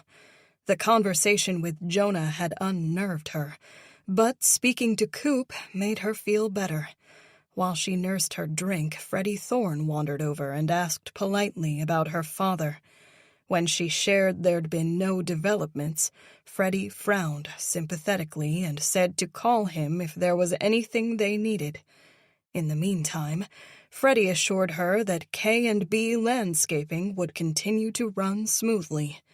Raven asked generic questions about the business, even though it was the furthest thing from her mind, and pretended to listen to Freddie's answers. When the conversation died down, Raven thanked him for his loyalty and dedication before returning to the bar. Eventually, the crowd thinned out and Raven found herself alone with Cooper. Their small talk came naturally, and Raven felt like someone had turned back the clock 9 years, and she and her Coop weren't in a bar but were actually sitting in the student parking lot outside the high school, in his mother's old Ford Taurus. They had picked up right where they left off, despite the last decade of their very different lives, and found themselves still connected. Cooper had never been one to talk about himself, but she found him opening up while she sipped a glass of ice water. After high school, he'd gotten into one too many fights and found himself in criminal court one day. Though there was no doubt of his guilt, The judge had all the facts of the case and was willing to be lenient with his sentencing because he knew that Cooper had, as usual, only gotten involved to stick up for a friend. After a brief conference behind closed doors, where the judge encouraged him to commit to some type of public service and Coop agreed, he'd walked out of the courthouse with a slap on the wrist and an appointment at the local recruiter. Coop had gone on to enlist in the Marine Corps. During a brief span of service, he'd gotten to see interesting parts of the world, including Okinawa and Bahrain. He'd enjoyed the camaraderie of the service, but eventually, the anal-retentive rules of the Corps got to him. He'd taken his frustrations out on an asshole of a gunnery sergeant who took sadistic joy in making the lives of the grunts under him unnecessarily difficult, one of those petty people who becomes a petty tyrant when given a little power. There'd been a fight. There was always a fight when the story involved Coop. He would have faced serious consequences if all his brothers and sisters in the unit hadn't spoken on his behalf. After a plea deal before the Judge Advocate General, Coop accepted an early honorable discharge and shipped out, returning back home, where he soon discovered that his 27 months as a basic infantryman in the Marine Corps did not provide him much in the way of civilian job opportunities. But a friend of a friend knew somebody who owned a seedy motorcycle bar in Atco that attracted a lot of hard men who seemed just as eager to fight as they were to drink cheap beer. They didn't need a bartender so much as they needed a bouncer who knew how to work the taps. Coop took the job. Ever since then, he'd gone from one pub to the next, eventually landing at the VFW. His brief stint in the service had finally gotten him a job, though it was one he was already doing and qualified for anyway. He asked her about New York and what it was like being on stage. She explained how exhilarating it was to perform for an audience, and how crushing it was to spend months searching for roles to play and only hearing the word no. He didn't ask her about boyfriends, and she didn't ask him about girlfriends, nor did Cooper volunteer information about a woman or women in his past. She knew there must have been. A man as attractive and loyal as Cooper Young was sure to draw them, so their absence was conspicuous. As much as she wanted to, Raven didn't press him on the topic, not wanting to spoil the good vibes. By the time she had drunk 2 glasses of water, it was after midnight. Coop suggested she stay up just a little bit longer so they could do coffee, but Raven declined. She had to get a good night's rest. Tomorrow would probably be just as difficult as today. He walked Raven to her car. Before she could get the door for herself, Coop hurried in front of her and pulled on the handle, opening the driver's door. She smiled sweetly at him as he moved out of her way. "I wish it were under better circumstances," Coop said, "but it was great seeing you." "You too." Raven was about to get in the car when a sudden impulse made her spin back around and get on tiptoes to kiss Cooper on the mouth. He was taken aback at first, but quickly got over his shock. His lips pressed hard against hers, and his powerful arms circled her waist. She wanted him to carry her away, or pin her down in the back seat of her car, and almost said as much, but Coop, panting, pulled away first and smiled at her. God, I've missed you," he said. She looked into his eyes. "Sometimes I think about how different my life would be," Cooper said, "if I hadn't been such an idiot." She understood him to mean if he hadn't broken up with her. "What's done is done," she said, smiling. "It's in the past." He kissed her again, and she melted into him. Cooper pulled away once more. "I'm sorry, but I have to get back inside before they burn the place down." She laughed and kissed him once more, this time on the cheek, a good-night kiss. Her encounter with Coop had lifted Raven's spirits, but those bubbly feelings were short-lived, evaporating when she turned onto her street and saw her house. Raven wished she could keep on driving, maybe never come home. While she went through the motions of pulling into the driveway and parking, she imagined making arrangements with Mom for a secret rendezvous, obtaining fake passports, and then leaving the country forever. But none of that was possible without knowing their financial situation. Raven sighed. They hadn't had a chance to get to the bank today, with having to drive back to Brigantine and face questioning. They'd have to do it tomorrow morning, first thing. It wasn't until she'd killed the engine that Raven realized something was different. Her mother's car wasn't parked where it normally sat, in front of the house. She didn't see it anywhere. Raven jumped out of the car and flew into the house, racing into the kitchen. She opened the door to the garage and found that space to be empty. Mom wasn't here. Raven's cell was out immediately. While it rang, all the worst-case scenarios came to mind. She pictured Mom at the Brigantine police station confessing to her crime. She imagined Mom driving to the nearby state park to scale her favorite bridge, looking down into the shallow, rocky river that sat 200 feet below for a moment before plummeting to her death. She even envisioned a surreal nightmare, watching her mother as if in a movie, Robin driving through one long, endless night, her gasoline slowly running out, but never finding a safe haven before the black void closed all around her. "Raven," Mom answered. "Are you all right?" "I'm fine. Where are you? It's almost 1 o'clock. "I'm sorry, I should have texted." Mom took a deep, sorrowful breath. "I couldn't sleep, so I went for a drive." "A drive?"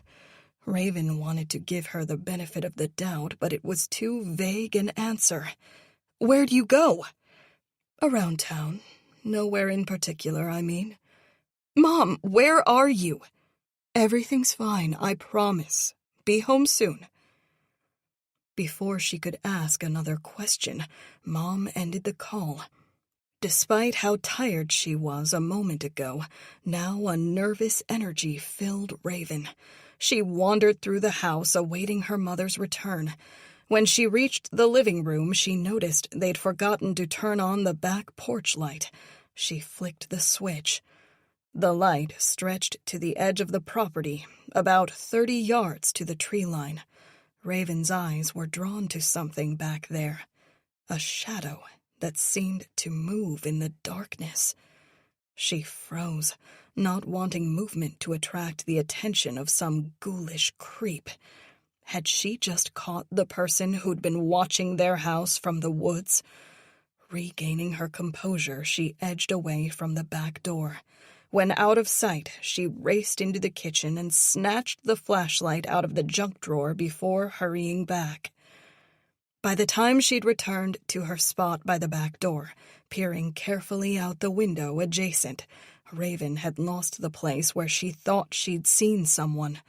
Eyes drifting through darkness, she couldn't spot that same humanoid shadow out there among the pines and maples. She told herself she'd just been seeing things, but in her heart she knew it wasn't true. Half an hour later, Mom returned home.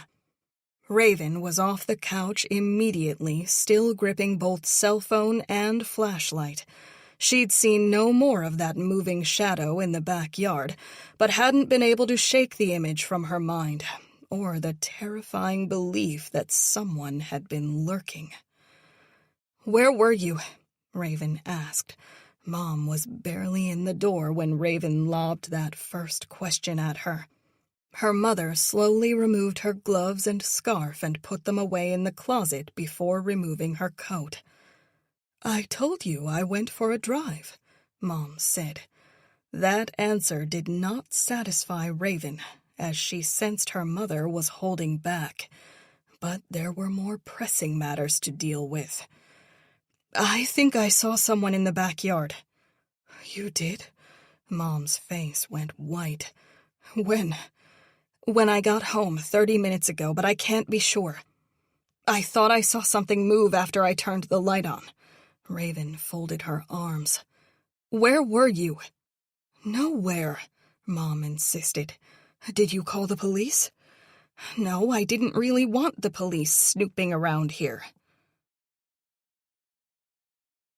Raven woke late the next morning.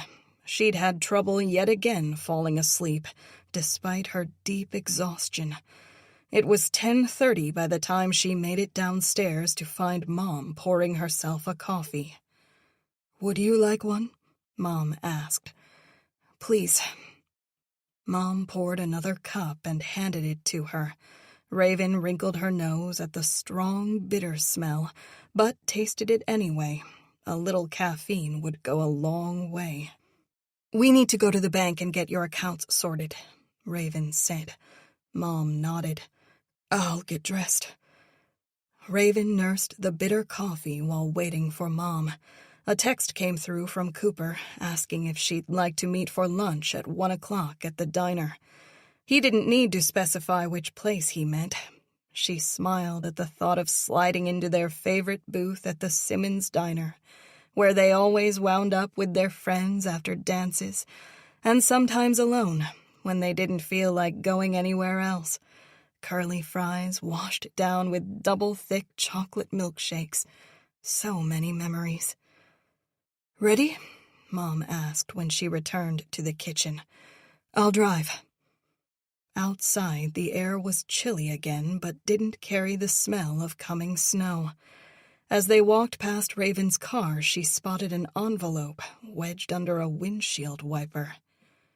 "What is it?" Mom asked, not having seen the item. Like it was a bomb she was afraid of triggering. Raven warily approached the envelope. One corner of it fluttered in the weak, cold breeze as she looked down at it, both afraid to open it and also feeling the absolute need to see inside. Mom came up beside her. They shared a look before Raven plucked the envelope free. There was no writing on it, nor was the envelope sealed. Instead, the exterior flap had been tucked in, that side of the envelope pinned to the windshield. Raven pulled out a single sheet of paper. Unfolding it, Raven saw only a single line of awkwardly penned handwriting, as if someone had used their non-dominant hand. "I know you're lying to the police." "Who could it be?" Mom asked. "I don't know," Raven said. Sitting in Mom's idling car in the driveway, they went over it again and again, the conversation turning frustrating when neither could come up with a good answer. That the note had been left on Raven's car made them both believe she had, in fact, seen someone in the woods last night. But even if that were true, it hardly helped them identify the perpetrator, or how they knew Raven and her mother were lying to the police, or what else they knew. "We can't tell the police," Raven said. "Right," Mom nodded. "Should we destroy it?" At that question, they both looked around to see if they were being watched. Seeing no one, Raven hurried inside. She tore up the paper and envelope in the bathroom. While she waited for the toilet to flush away any trace of the note, she wondered if the anonymous message had been left by the police as some sort of trick. Perhaps the detective had left it there to see how they'd react, and by not handing the note back to the Brigantine Police Department, they were in effect admitting to lying to the police. That seemed unlikely, but the thought chilled Raven.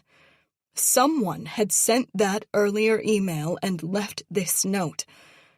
And now she worried she'd played right into their hands by destroying both messages, rather than turning them over to the police. Chapter 18. As they left the bank nearly an hour later, Raven hadn't stopped thinking about the email or the note. Who could have sent them? Raven asked. And why not just go to the police if they know something? Mom shook her head. Blackmail? The thought had occurred to Raven. But if that's the case, why haven't they made a demand yet? Mom had no answer to that. And how would they know what happened? Raven went on. Maybe they don't, Mom said. They only suspect we did something? Raven considered it. That would explain why they haven't made any demands yet.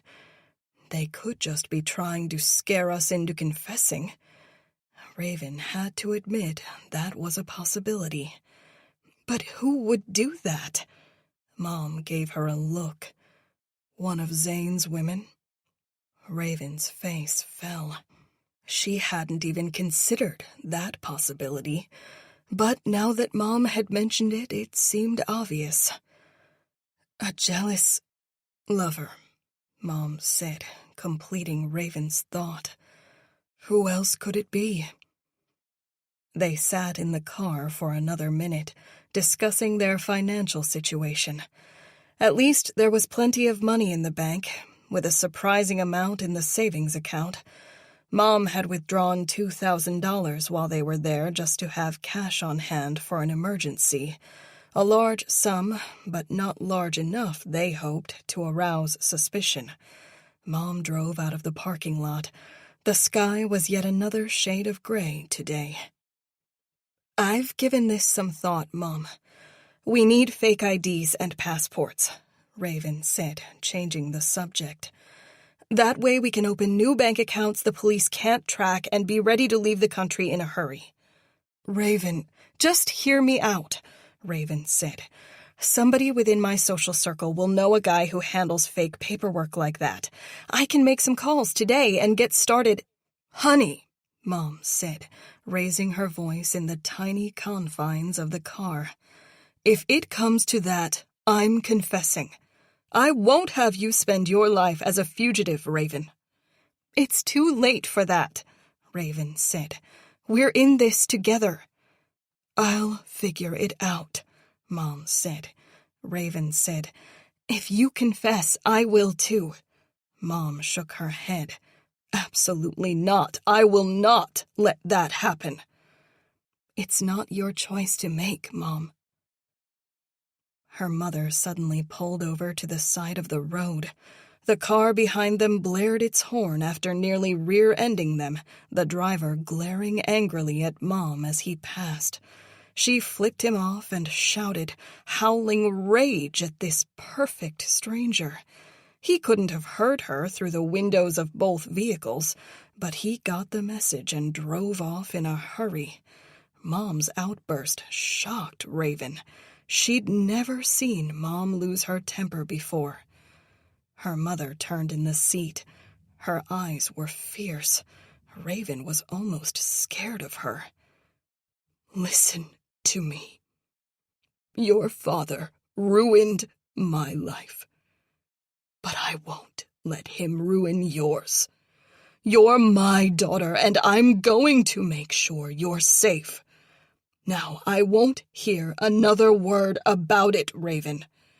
If you fight me on this again, I'll drive straight to the police station and give myself up. Do you understand? Mom had never displayed this strength of will before. Raven couldn't hold her intense gaze. She wanted to argue, but no convincing argument came to her. Her mother would brook no dissent here, so she nodded mutely, hoping Mom would be convinced by the gesture. In her heart, however, Raven had already resolved to never let Mom get in trouble. She'd force her mother to leave the country if she had to. She'd find a way. Coop was waiting for her at the diner. He hopped out of his old truck, the same one he'd driven in high school, and met her in the parking lot as she got out of her car.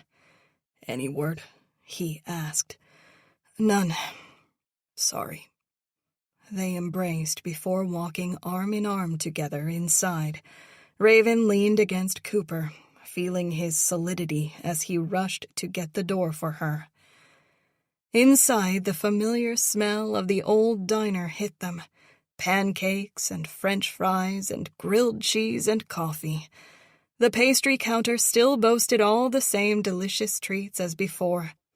Donuts, Danish, cinnamon rolls, croissants, petit fours, bear claws, sugar cookies, chocolate chip cookies, peanut butter. The hostess sat them at a booth. Raven looked around.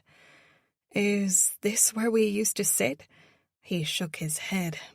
"Table behind us." "Are you sure?" "I'd never forget Ray Ray." She opened her menu, welcoming this fleeting distraction of an ordinary existence, where her father wasn't dead and the police weren't questioning her, and they weren't worried about getting away with murder. "What are you going to get?" he asked. "You can guess." He rubbed his chin theatrically. "Let me think." She laughed as he pretended to consult the menu. "I know what you're getting," she said. "Do you?" He cocked an eyebrow. "How can you be so sure?" "Because I know you, Cooper Young." "Maybe I've changed." Her face fell. She didn't want him to change. But he must have. Just like she had. Life experience forced personalities to evolve. When they'd last known one another, she'd been bright-eyed and determined, filled with big dreams and a feeling of invincibility. But those big dreams hadn't materialized. And now her dreams were smaller, more reasonable. A bit part here, a commercial there, an extra in a TV show, maybe. Just enough to get by, to the next gig. And even after all that dream downsizing, Raven had still ended up here. Home again, back in the place she swore she'd never return to. Forced to confront her own purpose and identity. If not acting, then what? She shook her head.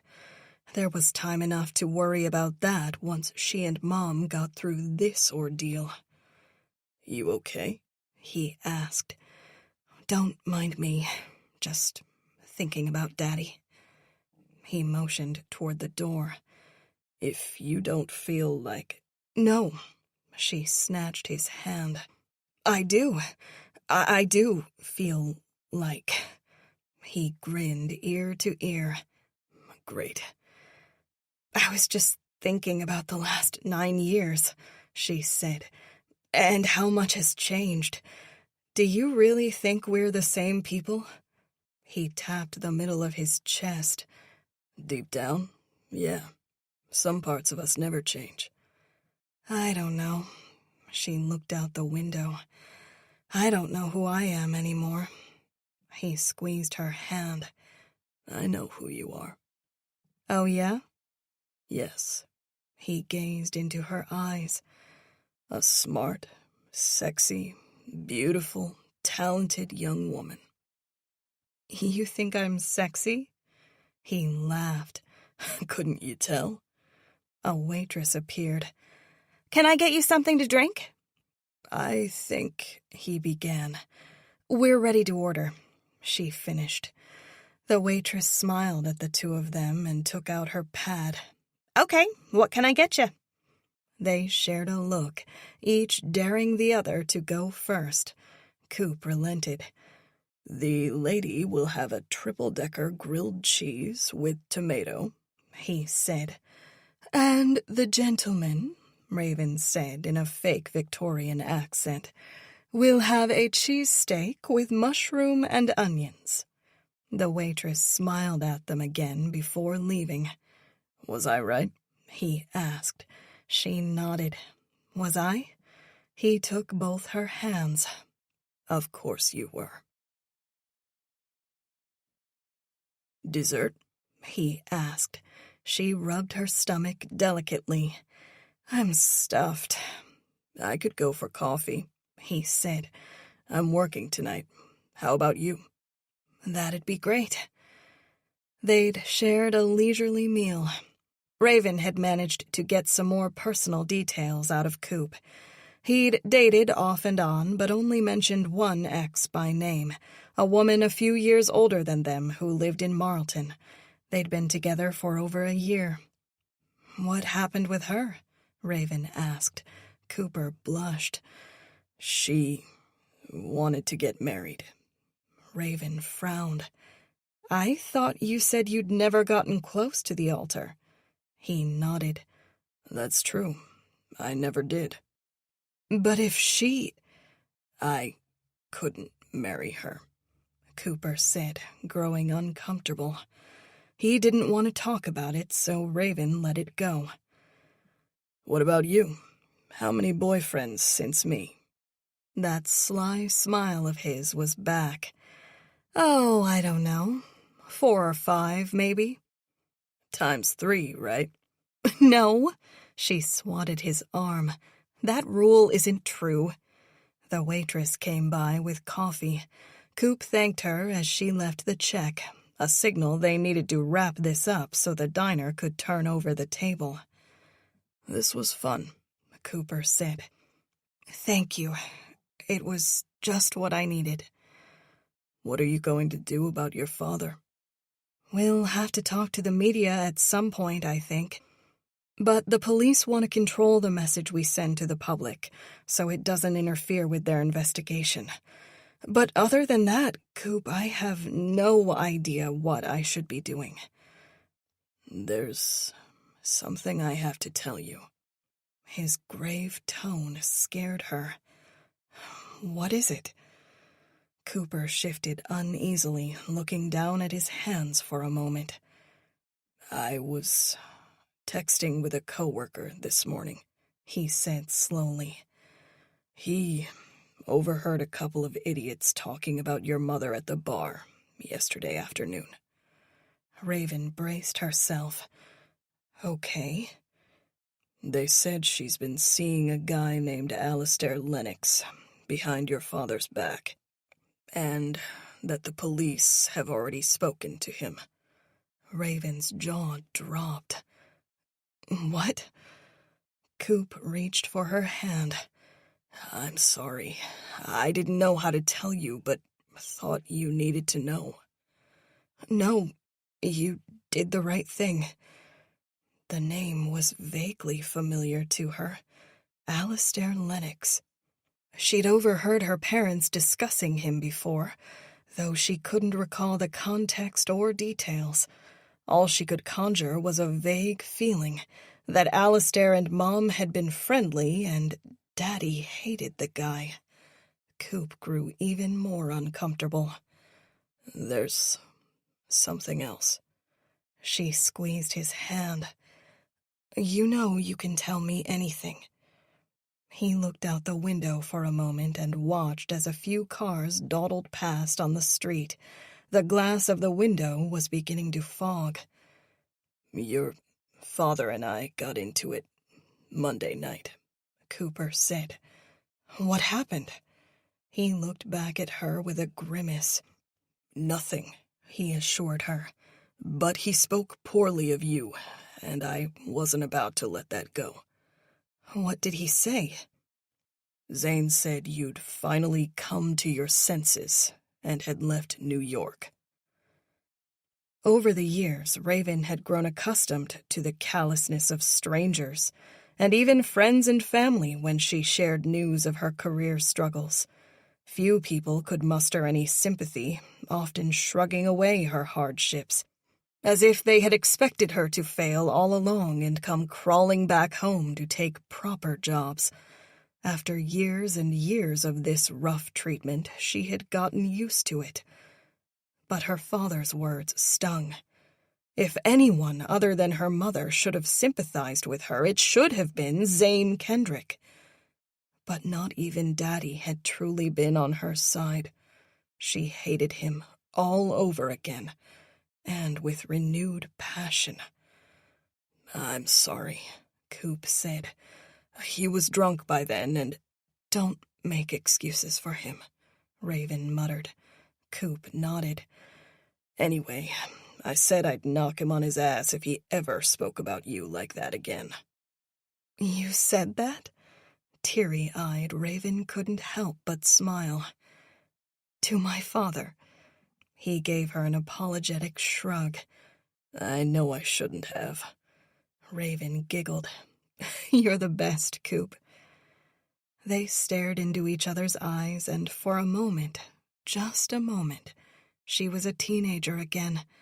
They were back in high school, at the diner after final period on a cold winter's day, sharing curly fries and a hot chocolate, talking about everything, talking about nothing, or not talking at all.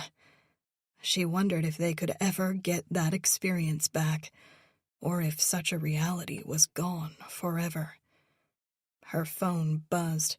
Raven's face fell when she read the caller ID. "What is it?" "The detective from Brigantine," she answered. "Hello?" "Hi, Raven," Almeida said. "How are you?" "Getting more and more worried," she said. "I understand. Listen, I was in the area and wondered if we could meet for a few minutes. Would that be all right?" In the area? Raven's defenses were immediately up, but of course she couldn't say no. "Sure. Where would you like to meet?" "We can be at your house in 15 minutes. "We?" Chapter 19. Robin, 2 weeks ago. "Robin, how are you?" She almost hadn't recognized Freddie Thorne. Though he wore a K&B landscaping shirt, it had been several years since he'd last stopped by the house, and he'd lost weight in that time. Now rail thin with his long, shaggy brown hair turned gray and cut short, Freddie somehow managed to look both older and younger than he should have been. Robin stopped her shopping cart at the end of the aisle and smiled up at him. "So nice to see you, Freddie." She smiled politely, but Freddie came in for a hug. Her husband would not approve of her making physical contact with another male, especially not the manager currently handling the day-to-day business of K&B Landscaping. But fortunately, Zane wasn't around. "How have you been?" he asked with genuine interest. Striking a delicate balance between being rude and not overly friendly was a tightrope walk that Robin had perfected over the years. Either extreme was cause for Zane's anger, though the punishment for being too nice was usually physical. "Doing well, thank you. Raven came home. Did Zane mention?" Freddie nodded, but his smile slipped at the mention of her daughter. "What's the matter?" Robin asked. Freddie shook his head. "Nothing." She wondered if Zane had mouthed off to his colleagues about his ungrateful daughter, a recurring theme in their conversations about Raven. "How have you been?" she asked. Robin had always liked Freddie. He was a good, honest, hard-working man who now managed the business well. She suspected that her husband was somehow taking advantage of the man because, after all, that was what Zane did to people. But Zane also didn't talk about business with her, so she remained mostly in the dark. All she knew was that there was more than enough money coming in. That was one thing she never needed to worry about, in a life filled with other crippling anxieties. "Did Zane tell you?" Freddie asked. "We landed another big account last week, a business complex in Mount Laurel, and we've got a meeting with Lenape High School as well." "That's great, Freddie," she said. "Yeah," he nodded. "It is." "You and Zane have really done a great job." He had been happy, but only for a moment. His face began to fall. "I always liked you, Robin," Freddie went on. As true as that might have been, it was an unusual thing to say. She grew uncomfortable under his nervous gaze. "Never mind," he said, looking away. "It was really nice seeing you, Robin." As he began to leave, Robin's long-dormant curiosity got the better of her. "Freddie, hold on." He stopped at the next aisle and slowly turned. Freddie wouldn't meet her gaze. Robin pushed her cart forward, scared by what he had to say, but drawn to the man all the same. She feared it had something to do with the business. Perhaps it wasn't going as well as Zane represented. She couldn't deal with that, not on top of everything else. "What is it?" she said. "Zane has been checked out for the last few years, and—" He half turned. "And what?" she asked. Freddie shook his head. "I shouldn't say anything." Her eyes pleaded with him. "He's cheating on you, Robin." Freddie muttered a curse under his breath. "He doesn't even try to hide it from us anymore. I overheard him bragging about it to half the staff the other day." Robin put her shopping bags in the back seat, then drove to the other side of the parking lot, where she found Freddie smoking a cigarette. It was a cold day, the weather raw, but he wasn't wearing a coat over that K&B work shirt. Perhaps years of working outside had hardened him to the elements. Freddie kicked away from the brick wall as she pulled up and flicked his half-smoked cigarette away. She'd agreed to speak with him privately a few minutes ago, still shocked by what he'd revealed. But now Robin began to fear this was a bad idea. He got in the passenger seat. "Cold out there." Robin nodded mutely. The truth was, she'd always suspected her husband of infidelity, but having it confirmed as fact hit her unexpectedly hard. The more she thought about it, she realized it wasn't just the cheating that hurt. In fact, she felt so little love for Zane anymore, the thought of him being with another woman didn't sting the way it should have. No, what hurt was Zane's being so callously indiscreet. Not only was he unfaithful, he didn't care that he was a known philanderer and actually seemed to enjoy flaunting that fact. It would have been one thing if Zane had confided in a close friend. That she could almost understand. But it sounded like the entire staff of K&B Landscaping were in on the joke. And she was the joke. "It's not right," Freddie said, peering over at her. Robin maintained her 1,000-yard stare out the windshield. "The way he carries on. And everybody laughs along because he's the boss and can do anything," Freddie continued, his words coming faster and faster. "I always thought of you as a friend, Robin, and I just couldn't go on anymore keeping Zane's secrets for him. It made me feel terrible." She nodded. "The business is worth a lot of money," Freddie said, giving her a knowing look. "Half of it would be yours if you left him. It's worth millions." She didn't care about the millions. "Don't feel bad about taking the money," Freddie said with a rueful laugh, mistaking her silence for reluctance. "Zane hasn't truly earned a paycheck in years. He just shows up for important meetings because it makes him feel big." She remained quiet. "I could help," Freddie said, his cadence slowing. "If you need help, I mean. If you're scared. I mean, if you're worried. My sister has a spare room at her place, and—" His voice trailed off. Robin took a deep breath and hid her shame. So Freddie at least suspected the abuse. If you're scared, if you need help. She was a joke to the staff, a charity case to Freddie, a little human being, very small. Finally, Robin looked over at him. How often had she dreamed of leaving her husband? How many times had she almost reported his abuse? And how many times had she thought what life would be like if Zane were gone?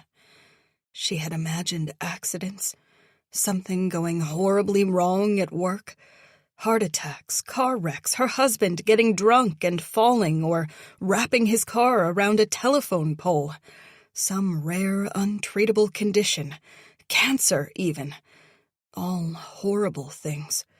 Things she wouldn't wish on her worst enemy. Things she did wish on her worst enemy. But she had never thought of killing her husband before. "If you need help," Freddie said, "just let me know." Chapter 20. As she waited for the traffic light to change, Raven took a deep breath and reminded herself that Detective Almeida was sat in the sedan directly behind her and was no doubt watching her closely. She had to appear anxious but not nervous, worried but not suspicious. After not picking up twice, her mother finally answered the phone. Raven put her on speaker. "The police want to check the house." "Check the house?" Mom's voice trembled over the line. "Don't they need a warrant? How will it look if we refuse to let them in?" Mom didn't have to think long about it. Not good. Both police vehicles followed Raven through the intersection after the light changed. She tried not to think about how many cops would be through their house this afternoon, telling herself over and over again that they'd gotten rid of all the evidence and the police would find nothing. In another moment of panic, her mother offered to confess to the crime, but Raven remained adamant that they stick to the plan. When Raven did not budge from her position, Robin decided to quickly look over the master bedroom one more time before the police arrived. Raven used the snowy roads as an excuse to drive slowly, giving Mom more time to prepare, as well as herself. Detective Almeida remained glued to her tail. Raven felt the other woman's eyes on her the entire time. As she pulled onto her street, taking the rise slowly, that nagging question returned. Had they missed any evidence? Detective Kim Almeida was dressed in jeans and a long gray overcoat. She introduced Raven and Robin to another detective and 2 crime techs, all of whose names went in one ear and out the other. Almeida suggested the 3 men get started looking around the house while she sat down with Raven and Robin. Raven ignored the temptation to follow the men around, as it would only make her appear suspicious. She and Mom had been through the house dozens of times now. They couldn't have missed anything. Mom led her and Almeida into the dining room, where the 3 women sat at one end of the table. "I hope this isn't too much of an imposition," Almeida said. "Of course not," Robin said. "We want to find Zane." Robin offered Almeida something to drink. "No, thank you," Almeida said quickly. "I'd like to speak with Raven alone for a few minutes, Mrs. Kendrick. Would you excuse us?" Robin shot Raven a nervous look behind Almeida's back before leaving the room. Raven studied the detective while she pulled a file out of her bag and consulted some notes on her phone. Yesterday, the woman had been warm and friendly. Today, she was all business. "Are there any updates?" Raven asked. "I'm afraid I can't share anything with you at this time," Almeida said, then scooted forward on her chair. But I did have a few more questions. I apologize in advance, Raven. These things won't be easy to discuss. Okay.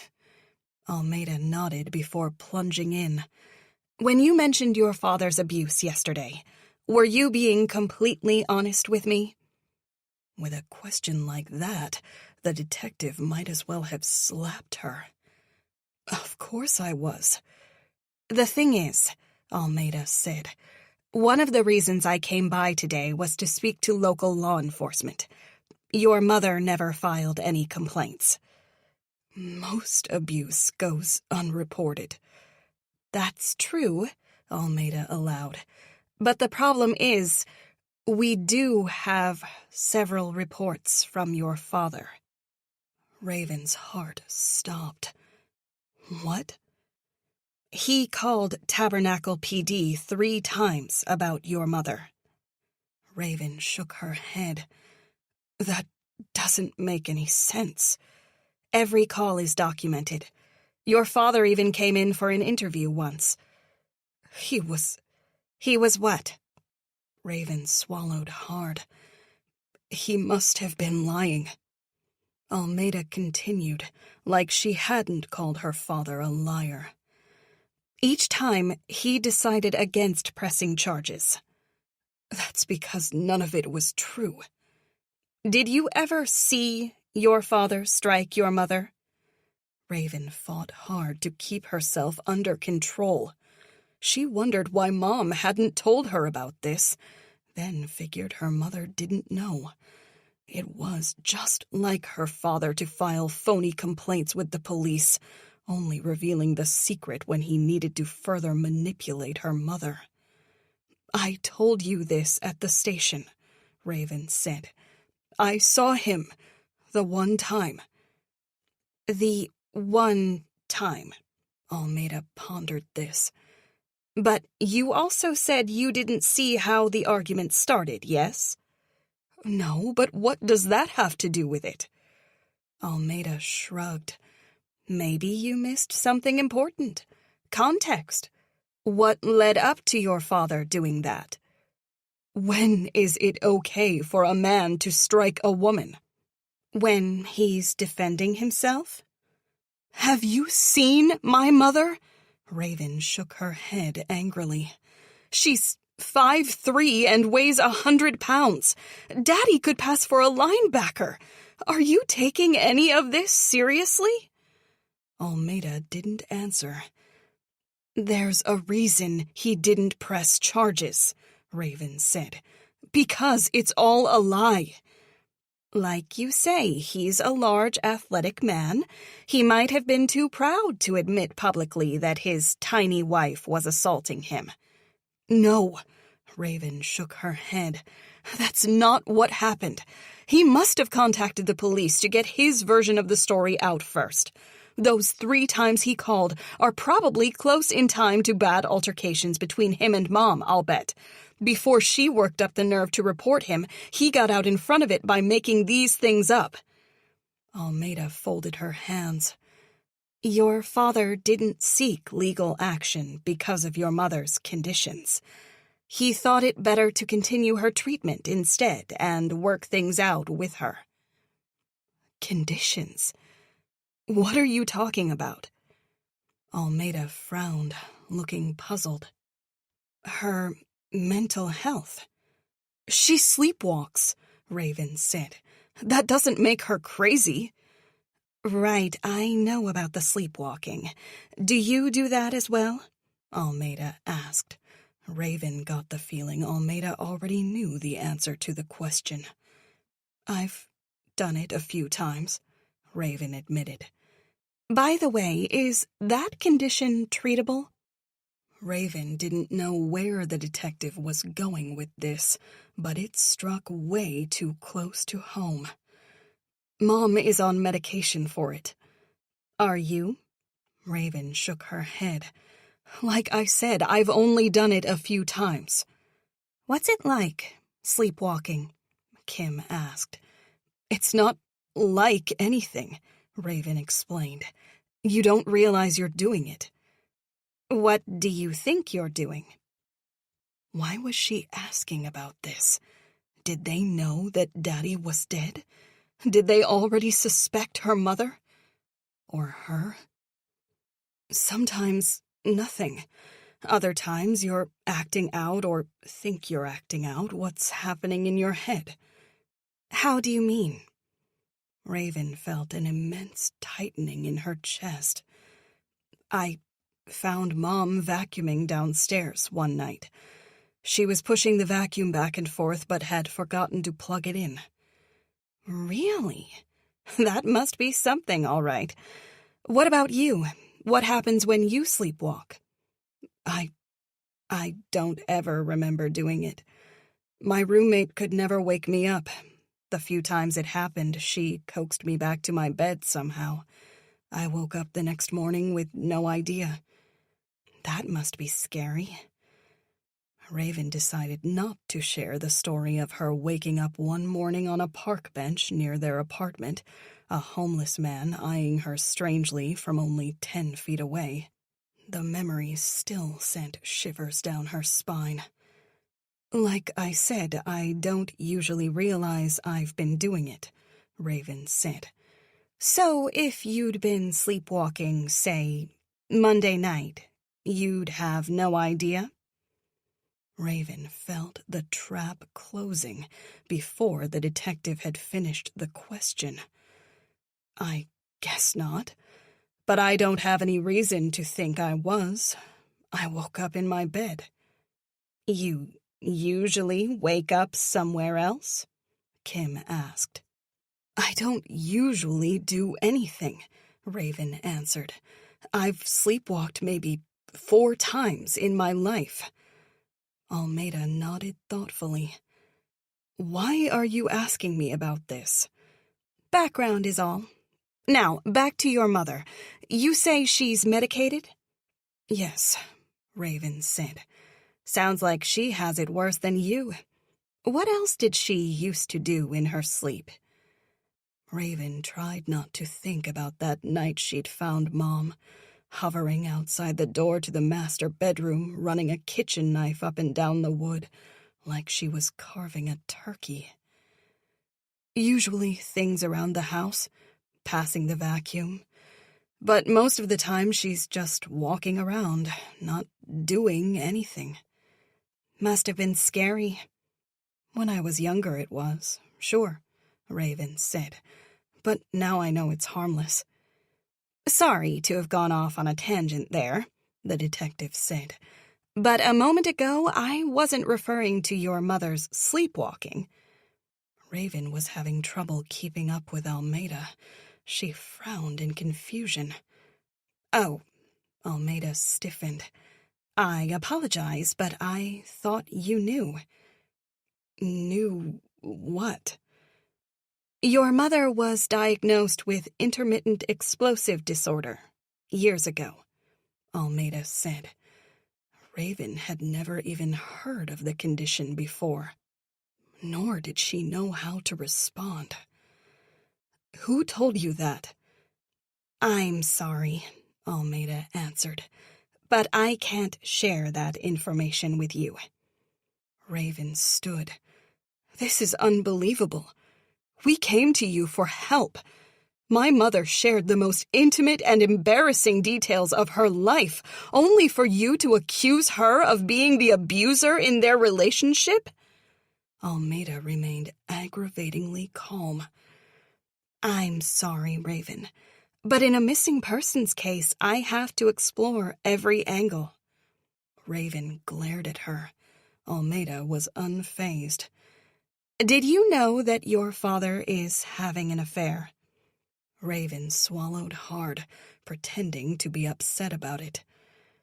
A woman named Tegan Farrelly? Almeida's eyes never wavered. Did you know? Raven shook her head. We suspected he was, after we went through his phone. What about your mother? Did she know? I doubt it, Raven said. Daddy comes and goes as he pleases. He doesn't tell Mom where he's going half the time. Almeida considered that. Do you know a man named Alistair Lennox?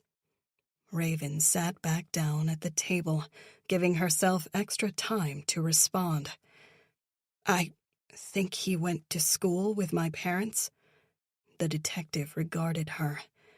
Has he ever been to the house before? Not that I'm aware of. Almeida grew thoughtful. Do you think Alistair's the man who's been watching your house? How did the detective know these things, and know them so quickly? It was incredible how much she'd turned up in so short a time. I don't know. Alistair Lennox has been in love with your mother for 30 years. What? Almeida leaned back in her chair now, like they were in the police station, and not the room where Raven had eaten Thanksgiving dinner growing up, not the place where one Christmas Eve she sneakily unwrapped her presents to peek and quickly rewrapped them to not get caught. The detective was more comfortable than she was in her own home, totally in control of the conversation. Robin was his high school crush. Your mother broke his heart, from what I hear, then married Zane. She and Alistair reconnected at some point a few years back and became close again. Raven shook her head. The detective seemed to be implying that Alistair might have had something to do with Daddy going missing. Had he? Penny for your thoughts, Almeida said. I'm trying to take all of this in. Almeida studied her. Raven couldn't hold her gaze and looked away, her mind a whirl now. What if Mom had written Alistair letters? Unsigned love letters. The only way to not leave an electronic trail was to utilize analog methods. So what if Mom had written to Alistair to profess her love, to beg for his help, to share the sordid details of her marriage? That man, the one who had loved her from afar for 30 years, would treasure those letters. Read and reread and reread them. A lovesick, somewhat obsessed man might even begin to trace his fingers over that handwriting. Imagine the feel of Mom's hand as it glided over the paper. He might memorize the endearing idiosyncrasies, intentionally or not. He might adopt them as his own, for every time he signed a check or jotted a note to himself, he would be reminded of the woman he loved. Why don't you tell me what's on your mind? Almeida prompted. But what about those 2 words, scrawled in blood on the wall above the bed's headboard? Never again. Why would Alistair write a message like that? Unless 30 years of unrequited love had driven him mad, nobody would intentionally leave behind evidence of their having murdered someone. It's a lot to take in, Raven said. I don't know what you want me to say. Alistair had to be the man watching the house. Though Raven found it difficult to believe, from what Almeida was saying, Mom had been in a relationship with Alistair for several years. What if he'd gotten tired of waiting for her to leave her abusive husband? What if Mom had shared her deepest fears with him? What if Mom had told the man who had loved her for so long that her husband might kill her if she tried to leave? Almeida leaned forward again, this time very slowly, and waited until Raven was looking her in the eye. I want you to think a moment before answering my next question. Raven could barely swallow, never mind think coherently.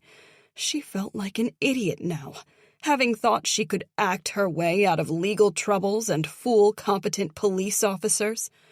And if she felt ready to cave under the pressure, Mom must have been even worse off. It's still early days, Almeida said.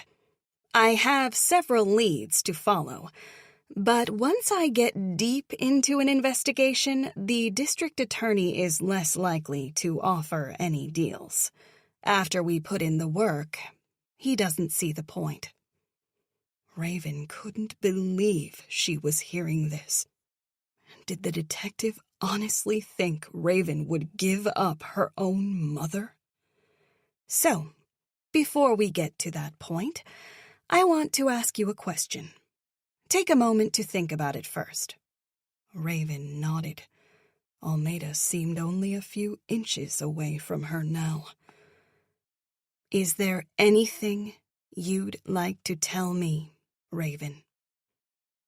What if Alistair had killed her father? What if Raven had gotten it all wrong? If Mom had been sleepwalking at the time, she wouldn't have heard a thing. She might have walked right into Alistair, coming or going, and would now have no recollection of the fact. Or what if Mom knew? What if she had only been pretending to be sleepwalking, so she could... Raven, Almeida said, is there anything you'd like to tell me before I leave today and continue my investigation?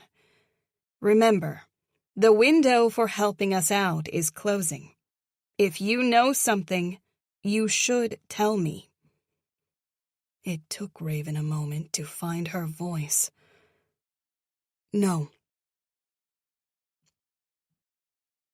While Almeida questioned her mother, Raven went to her room and lay on the bed. Replaying her interview in her mind, she cringed at how she'd reacted to the detective's difficult questions. Though some of them had thrown her for a loop, now she regretted not maintaining her composure and answering more thoughtfully. The stress of the situation was getting to her. She heard the 3 policemen moving about in the master bedroom. They spoke sparingly while they worked, stopping only occasionally to make remarks she couldn't quite hear from where she was. They were in there rooting around for a long time. Staring up at her ceiling, Raven felt like the walls were closing in. The police suspected Daddy hadn't gone to Brigantine. They knew Zane was having an affair, and her mother's mental condition, fake though it was, only added to the problem. The picture that emerged was of a potentially jealous wife with anger management problems, whose husband had been made to look like he'd gone somewhere he'd never been. The policemen's voices grew louder as they came down the hallway. She heard them in the guest bathroom, nosing around for a few minutes, silently. Then they came to her room and asked to look around. As 3 strangers entered her room, she couldn't help but feel the stinging invasion of privacy. Raven returned downstairs, avoiding the dining room where Almeida was still questioning her mother, and went outside. The air was damp. Her breath came out in long strings of fog. The front door opened behind her. Mom appeared on the porch. The detective and her colleagues came out behind her. Thank you for your time, Almeida said. We'll be in touch. Raven and her mother watched the 4 members of the Brigantine Police Department back out of their driveway and leave. We have to talk, Raven said. Chapter 21. Their neighbors across the street watched with naked interest. No doubt the lengthy police presence this afternoon would only add to the neighborhood gossip that was sure to be flying around. Raven and her mother ignored them and went back inside, standing in the foyer. Raven said, I know about Alistair. Mom squeezed her eyes shut. It's not what... Don't, Raven warned. It's exactly what I think. Why did you lie? Mom's eyes bulged. Don't talk to me like that. Raven ignored her mother's unusually threatening tone. We have to be honest with each other. Mom turned away sharply. She took several deep breaths and hugged herself. You have no idea what it's like, Mom said, her back still turned to Raven. What I had to do, just to survive, just so he wouldn't hurt me. Why didn't you leave? Raven asked, knowing it wasn't a fair question. I had my reasons, Mom said cryptically. But the point is, I had no one anymore. I'd pushed Jonah away, I had no friends, and you were gone. I needed someone. I needed a friend. Raven said nothing, not wanting to break the spell. Mom continued. More than a friend. I needed to be loved. Alistair is a good man. I love him. Mom turned back around. Her eyes were filled with tears. Even after how your father treated me, it still felt wrong. Going behind his back and meeting with another man. It's not, Raven said. Her mother continued as if not hearing her. I felt like the villain. That's what Zane did to me. I was the bad person, not him. Raven's heart broke. You're not. Zane was smart. I'll give him that. Mom laughed ruefully. He suggested we try marriage counseling. I thought he was sincere, but once again it was just another means of manipulation. He told the therapist all about my outbursts. At first I thought he was joking, but then he gave me that look. The one no one else ever seems to recognize, but the one I know so well. The look that says, there'll be trouble if you don't go along with what I'm saying. So I played into this fantasy at therapy, and the doctor diagnosed me with intermittent explosive disorder. Zane went on to use it against me when he contacted the Tabernacle police to report and withdraw his made-up complaints. Raven closed her eyes. It was unbearable. I'm sorry I lied, Mom said. But you have no idea what it's been like. Raven took a deep breath. They know about your affair, about Daddy's affair, and they don't think he ever went to Brigantine. You can see how all this looks. Mom nodded miserably. I know. A thought occurred to Raven. Wait, did you see Alistair the other night? Is that where you went? Mom looked away. Alistair isn't involved in this. He is, whether you like it or not, Raven said. They're probably on their way to his house right now. He's not involved, Mom repeated. Raven folded her arms. Look me in the eye and tell me that. Mom drew herself as tall as possible. She was still an inch or two shorter than Raven. Leave him be. Please. Just leave him be. Mom looked ready to burst. Normally, Raven would give her space and not press further, but they were in dire straits. The way this was going, she half expected the police to come back tonight to arrest them. Mother and daughter needed to have this conversation out now. Alistair is the man who's been watching the house, Raven said. No, Mom answered. She plowed ahead, unconvinced by Mom's response. You've written him letters, haven't you? This time, Mom didn't try to deny it. Then he knows what your handwriting looks like, Raven said. Mom's face turned scarlet as she comprehended what Raven was driving toward. Alistair loves me, Raven. He wouldn't kill Zane and then leave that note on the wall to make it look like I'd done it. That makes no sense. Raven was nearly derailed because Mom had made a good point. Alistair wanted to be with Mom. Unless... "Did you end the affair?" Raven asked. "No," Mom said. "No, You what?" Mom pulled a face. "I was going to leave your father." "And Alistair knew that?" Mom nodded. Raven believed her this time. So if Mom had planned on being with Alistair, the man would not have set her up for murder by mimicking her handwriting. Still, that didn't preclude the other terrible possibility, the one that worried Raven even more. "Are you protecting him?" Raven asked. "What? Did Alistair kill Daddy? Or help you kill Daddy? And now you're protecting him? Did you write those words on the wall and then pretend to be sleepwalking so I'd think it was you?"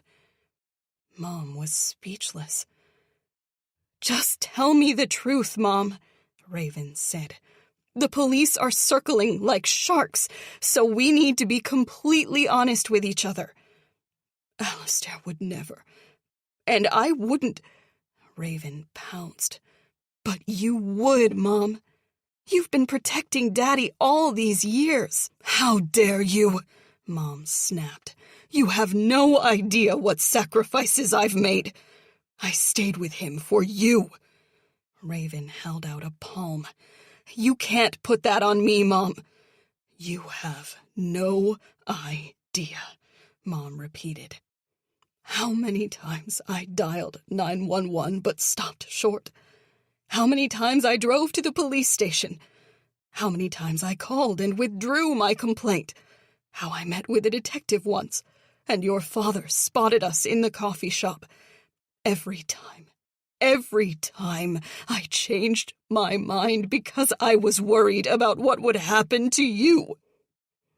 Hot tears burned Raven's eyes. Mom was speaking the truth. Although Raven had just demanded as much, she discovered she wasn't ready for it. Putting two and two together, Raven realized how unfair she was being to her mother. "I don't blame you, Mom," Raven said. "You did what you had to do to survive. You did what you had to do to send me money every month to help with rent. I understand that now. That means this is on me, too. I'm sorry." Mom touched her shoulder. "And I'd do it all over again." Raven closed her eyes for a moment. "But I'm worried that you're protecting Alistair now." "I'm not." Mom's hand slipped away. "I promise you. All these years of abuse, they've turned you into a battered woman. That's why you'd feel like you have to protect Alistair. You'd lie for him. You'd write those 2 words on the wall. You'd go so far as to take the blame for killing Daddy." "No." Mom shook her head and backed away. No, you're wrong." "I need you to tell me the truth," Raven said. Mom turned away from her and faced the wall. Raven followed her, hovering over her shoulder. "I don't blame you for anything, Mom," Raven said. "What Daddy did to you is unforgivable, and I'm not sad he's gone. But you shouldn't take the blame for something you didn't do." Mom whirled. "Alistair didn't kill your father, and he didn't help me do it either." "How can I believe you?" Raven clasped her mother's arms and looked pleadingly into her eyes. "I need to know the truth, Mom. Please tell me." "Raven, please." She felt Mom's hands on her own arms now, fingers clutching. "I know Alistair didn't kill your father." "Because you did?" "No." Mom shook her head. "Because you did." Chapter 22. Robin, 1 week ago. I don't care what it will look like, Alistair said. I want to be with you. Robin's heart fluttered. It had been a long time since she'd fallen in love with anyone. She'd forgotten what it was like. Though she wondered if she'd only just fallen in love with Alistair, or if she'd had feelings for him the whole time. Emotions were so complicated, coming and going as they did under her oppressive circumstances. Her life with Zane had left her numb, most of her days spent in a fearful haze. She barely registered the blaring of a TV or the ringing of a phone. On those rare occasions when she ran into an old friend at the grocery store or the pharmacy, their words went in one ear and out the other, passing so quickly that her brain never had a chance to register their import. Just the other day, she'd accidentally run a stop sign because she'd been off in her own world. An angry driver whom she'd pulled out right in front of had horned her, but the discordant blare made no impact. She might as well have been deaf. But the sound of Zane's car crunching the gravel driveway, or the tread of his heavy footsteps outside, or his malevolent laugh, these sounds were like shotgun blasts.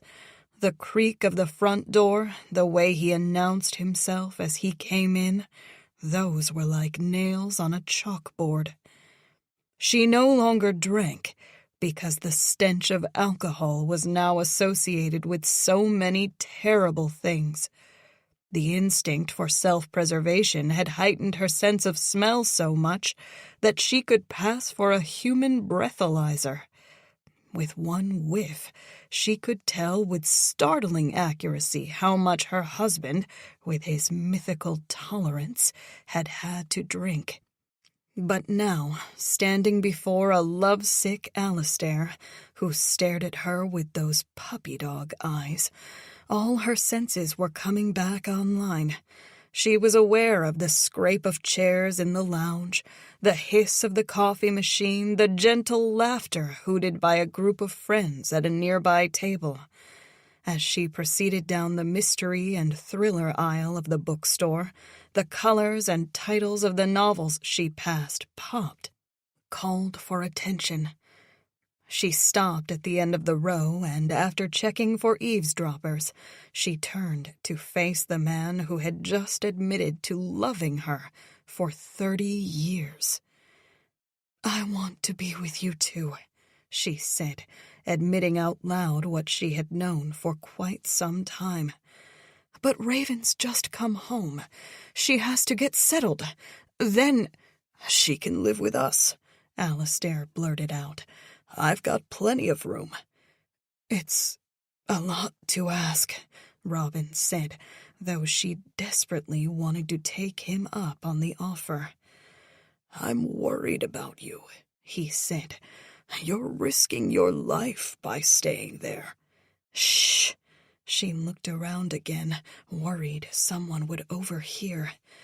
"We have to be careful."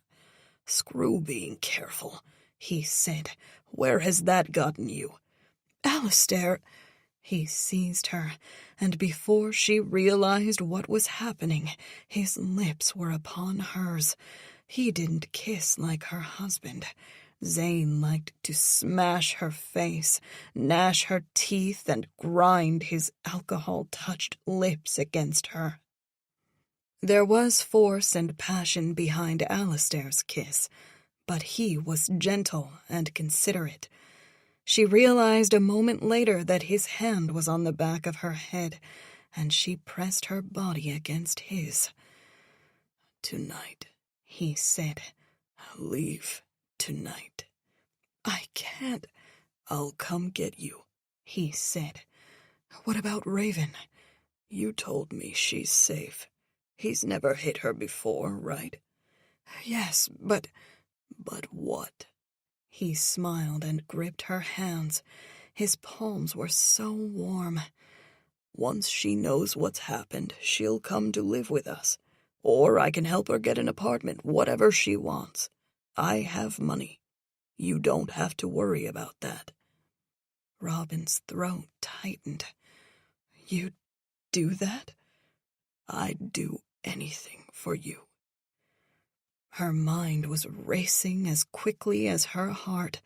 Could she go through with this? Could she leave Zane after all these years? The answer was yes.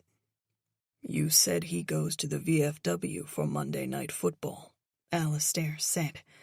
"Pack some things and be ready." Zane announced his departure with his customary abruptness. "I'm going out," he said, shooting up off the couch.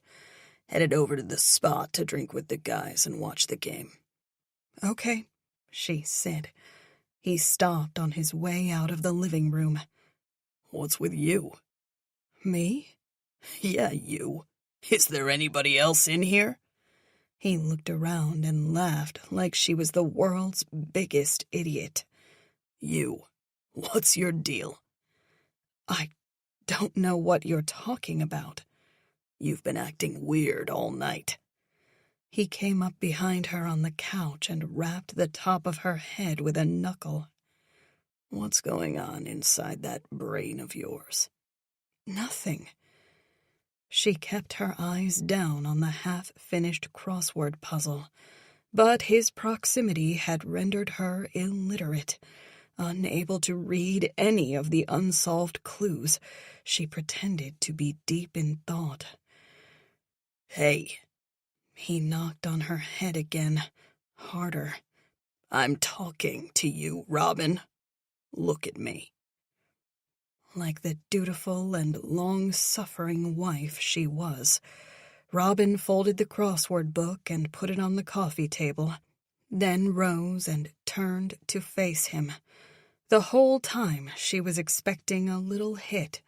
Nothing serious, nothing painful enough to make her scream. Just a love tap, as Zane would call it.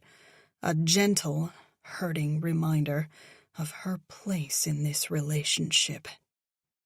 But something stayed his hand. Maybe it was Raven's presence. Since she'd come home, her daughter and husband had avoided each other. But maybe the mere fact she was upstairs in her room running lines while looking for jobs forced her husband to be on his best, though still deplorable, behavior. "I know when something's going on," Zane said. "You'd better tell me." She scratched behind her neck, a nervous tick not lost upon him. "There's nothing." He seized her ponytail and yanked hard. She fell forward onto the couch and wrenched her back under his Herculean grip. "Please, Zane, there's nothing." "If I find out there's another guy," he said, "I'll fucking kill him. You hear me?" He was going to rip her hair out. Yes, there's nobody, I swear." "I mean it," Zane said. "I know people. I can make a guy like Alistair Lennox disappear, and nobody will ever find out. Do you understand?" My God, did he know? Or was he just fishing? There was no way to tell, and her scalp was on fire. 1,000 strands of hair about to be ripped out at the root. "There's no one," she said. "Nobody, I swear. Please, let me go." He held that painful grip for a moment longer to assert his dominance. When he let go, Robin dropped onto the couch and rubbed her throbbing scalp while her husband stomped out of the room. She waited till she heard the front door close behind him before daring to get up. Zane was still out when a text came through from a blocked number without a caller ID. "Coming now. Meet me." Her heart began to race. She wanted to respond with an admonishment or a warning or her own demand to stay away. But then she remembered her husband might later review this text exchange. So instead she wrote, "You have the wrong number."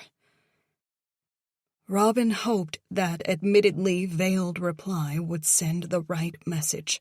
Stay away. They couldn't run off together. Not only was it irresponsible madness, it was dangerous. Her husband would kill them both. But she feared that she'd let this relationship go too far. Now that she thought about it, they'd been building, slowly, but building, toward this moment for decades. Though she'd never kissed Alistair until today, Robin knew she couldn't feign innocence. The truth was they'd been having an emotional affair for the last 6 months, ever since she accidentally ran into Alistair at the bookstore. So now, how could she expect Alistair to stay away, especially when she'd finally admitted to her husband's abuse? Alistair was a good man, and that knowledge now obligated him. She couldn't insist he keep his distance after telling him Zane terrorized her on a regular basis. Things were coming to a head, and Robin could not act the victim or pretend that she was a mere spectator in this deadly triangle. Quietly, she slipped out of bed and donned her sweater. Listening at the bedroom door, she didn't hear any noise coming from Raven's bedroom. Tiptoeing past her hopefully sleeping daughter, Robin went downstairs and slipped on her winter coat. She turned off the back porch light, then went outside. The night air was bitter and damp. Picking her way through the backyard, Robin hugged herself and shivered in the cold. When she was far enough away from the house, she activated the flashlight app on her phone and cut through the tree line. An old access road was about 200 yards to the north. These days, nobody used it except teenagers with ATVs. Alistair was waiting for her in his sedan. The heater was blasting when she got in. Alistair took her hand. "Are you okay?" "You shouldn't be here," she said. "I told you to stay away." "Why? What's happened?" She regarded him miserably. "Zane will kill you." The silence was heavy. When she tried to pull her hand back, Alistair didn't let her. "Let him try," he said. She smiled at his bravado, finding it endearing. But they both knew if it came to a fight, her husband would pummel this bookish man. Neither of them raised the subject, but Robin assumed Alistair was thinking back to that day in high school, when a boy half his size had jumped him in the hallway and thoroughly embarrassed him in front of dozens of other kids. Alistair had been the laughingstock for weeks. But Alistair loved her so much, he was willing to risk his life. It was up to her not to let him. "I can't do this," she said. "I'm sorry." "What you can't do is go back to that house." Robin had spent most of her adult life not doing what she wanted, only thinking of others and of suppressing her own desires. She couldn't live that life anymore. But Raven's presence complicated matters. "I have to tell my daughter first," Robin said. "It's not right. I have to make sure she's safe." Alistair was disappointed but had to concede the point. "You're right." "I'll tell her tomorrow," Robin said. "Zane usually goes to the shore for poker tournaments. I think there's one." His eyes lit up with excitement. "Tomorrow?" "Hopefully." She couldn't help but match his mood. "Hopefully." He threw his arms around her. It was dangerous to embrace this man. Robin knew that things might go beyond mere kissing. It had been so long since she'd desired a man. With Zane, she had sex infrequently and only out of obligation, only to avoid a quarrel, so she didn't give him more ammunition for his bottomless resentment, provide another reason to explode into violence. But Alistair's lips were upon her. Next thing she knew, it was much too hot for the heavy winter coat, or his pants, or hers. Time reversed itself, seemed to transport them both back 30+ years, the last time Robin had made love to someone in a car. Though she wasn't sat on the seatbelt buckle, she remembered how it had dug into her back that time, how she didn't care. Like before, she didn't care about anything else, except the sensations Alistair provided.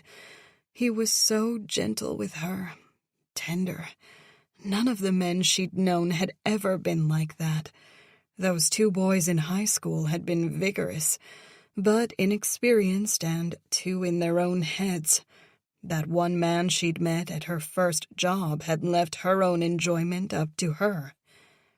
But with Alistair, it was different. It was how she'd always imagined it could be, back when she still dared to dream. By the time they were done, she was amazed to discover an hour had passed. Feeling both giddy and guilty, she kissed him goodnight and promised to contact him tomorrow, one way or the other, and slipped out of his car, both of them laughing at the obscenely fogged-up windows. He waited while she groped through the darkness, cutting through the woods to reach the back of her property. Robin was still smiling as she relived that delicious experience with Alistair when she re-entered the home and realized immediately something was different about the place. Quietly, she opened the door to the garage and froze in abject fear when she discovered Zane's car parked inside. Years ago, she had begun sleeping in the guest bedroom. Her husband kept odd hours, coming and going as he pleased, so his returning home in the middle of the night was incredibly disruptive to her sleep. Zane also snored terribly, but of course refused to see a doctor about it, or even consider trying an over-the-counter device to address the problem. After hearing her complain one too many times, he suggested she sleep in the guest bedroom. Robin had been happy to take him up on the offer. Now, that decision might have saved her life.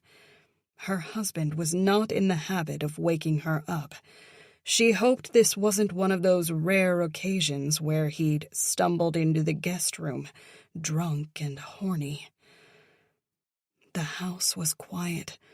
From the foot of the stairs leading to the second story, Robin couldn't hear her husband stirring in the master bedroom. Though that didn't mean much. He might have been sitting in the armchair in the guest room, ready to demand an explanation regarding her whereabouts. As she crept upstairs, her anxiety was almost crippling. She'd never been a convincing liar, and she feared if Zane confronted her, he'd see right through to her heart. Her husband would know she'd just been with another man. The beating would be something else. Raven's presence might stay his hand, at least for the night, but once she was out of the house, there was no telling what he'd do. Zane might drag her into the car, drive to a secluded place, and... Terrified, she reached the hallway. There was no noise coming from any bedroom. The door to the guest room was still closed as she'd left it. Robin dared to hope. Clinging to the wall to avoid the creaky spots in the middle of the floorboards, Robin edged toward her room. The door to the master bedroom was cracked. Something felt wrong about that, as Zane normally closed it when he went to bed. But she wasn't about to check on him and risk waking her husband. A bumping sound in the master bedroom froze her. Robin covered her mouth to stifle a gasp. Utterly panicked, Robin couldn't move a muscle. If Zane caught her in the hall, she was done for. He'd know she was lying. He'd smell sex on her. Smell. There was another bump in the master bedroom, from right behind the door. Thinking about smell, though, gave Robin an idea. It was her only chance. With one long stride, she ducked into the guest bathroom. With lightning-fast movements, she stripped out of her clothes, balled them up, and shoved them behind the toilet. Then she started the bath. Normally, she'd wait a moment for the hot water, but tonight she didn't have that luxury. The icy cold water was painful, but Robin fought the urge to cry out and immersed herself. If Zane heard the water running and burst into the bathroom, she had the perfect, ready-made excuse. She'd pretend to be sleepwalking. It wouldn't be the first time she'd washed herself while somnambulating. He'd found her once before, standing under the shower, but without having turned the water on. She recalled waking up with the usual confusion. One moment the merged vision of dream and reality, the next moment only real life, finding herself standing in a completely dry tub with her clothes still on. The water had turned warm, the bathroom steamy, by the time she dared to relax. Perhaps those odd bumps she'd heard had only been Zane stumbling drunkenly around the room, and in his stupor he couldn't be bothered to wake his sleepwalking wife. Or maybe he'd just passed out, clothes still on, in bed, the loud roar of the bathwater in the guest bathroom not even registering. Robin let the water continue to run through the unplugged bath, just in case Zane woke and tottered into this room to check on her. She had to maintain a semblance of the illusion. Sleepwalkers did all kinds of things while in their unusual states, but usually they missed a step in the process, like not turning on the water for a shower, or not plugging in the vacuum to clean. Tonight's corroborating clue would be her failing to plug the bath. As Robin began to relax into the water, her mind drifted inevitably back to Alistair. The memory still fresh in her mind, she recalled with vivid detail the way he'd felt, his gentle but passionate lips, his... "Mom?" Robin started, sending water splashing out of the tub. Raven was calling to her from the hall, then knocking. "Mom!" Just before Raven threw the door open, Robin remembered that she had to convincingly play the part of a sleepwalker. Raven couldn't know what she'd been up to, of course, and she might need her daughter to corroborate her story tomorrow if Zane asked her why she'd gotten a bath in the middle of the night. So Robin let her eyes glaze over as she sat in the bath. Grabbing the body wash, she tipped it over her palm, but did not uncap it to add to the performance. "Mom!" Raven barged in. Though Robin was naked, Raven did not worry about her modesty. Instead, her daughter knelt beside her on the wet mat and gripped her shoulder in the hot water. "Mom, wake up! Wake up!" Despite Raven's worried tone, Robin inwardly smiled. She'd at least fooled Raven into thinking that she'd been sleepwalking. Pretending to come out of a stupor, Robin slowly sat up in the bath. What is it?" Once Raven knew she was awake, her daughter turned away and offered her a towel. "Mom, you were sleepwalking. You've got to get up, now. Hurry." "What?" Robin blinked and faked a yawn. "What's going on? What time is it?" "It's late, Mom, but you have to get up right now, right now." Robin took the offered towel, still moving slowly as if coming out of a dreamlike state, despite her daughter's urging. Raven's tone was beginning to frighten her. Her daughter's hair was messed from sleep. Raven wore pajama bottoms. and that old black t-shirt, the one her ex-boyfriend Cooper Young had given her years ago. She must have fished it out of the bottom of her drawer. "I'm sorry. I must have been—" Robin looked around the room, adopting a confused expression. "I don't know how I got in here. I thought my medicine—" "Mom, are you awake?" Raven peeked to make sure Mom had covered herself with the towel. Then she seized Mom's shoulders. "Are you awake? Please, I need you to wake up. Mom, something's happened." She feigned confusion a moment longer, icing on the cake of her performance. Then Robin focused on her daughter. "What's the matter?" "It's Daddy," Raven said. Her first thought was that Zane had finally broken the only rule Robin had ever dared impose upon him. She feared her husband had at last put his hands on Raven. The thought threatened to drive her to a murderous rage until she took another look at her daughter. Raven was panicked but not injured.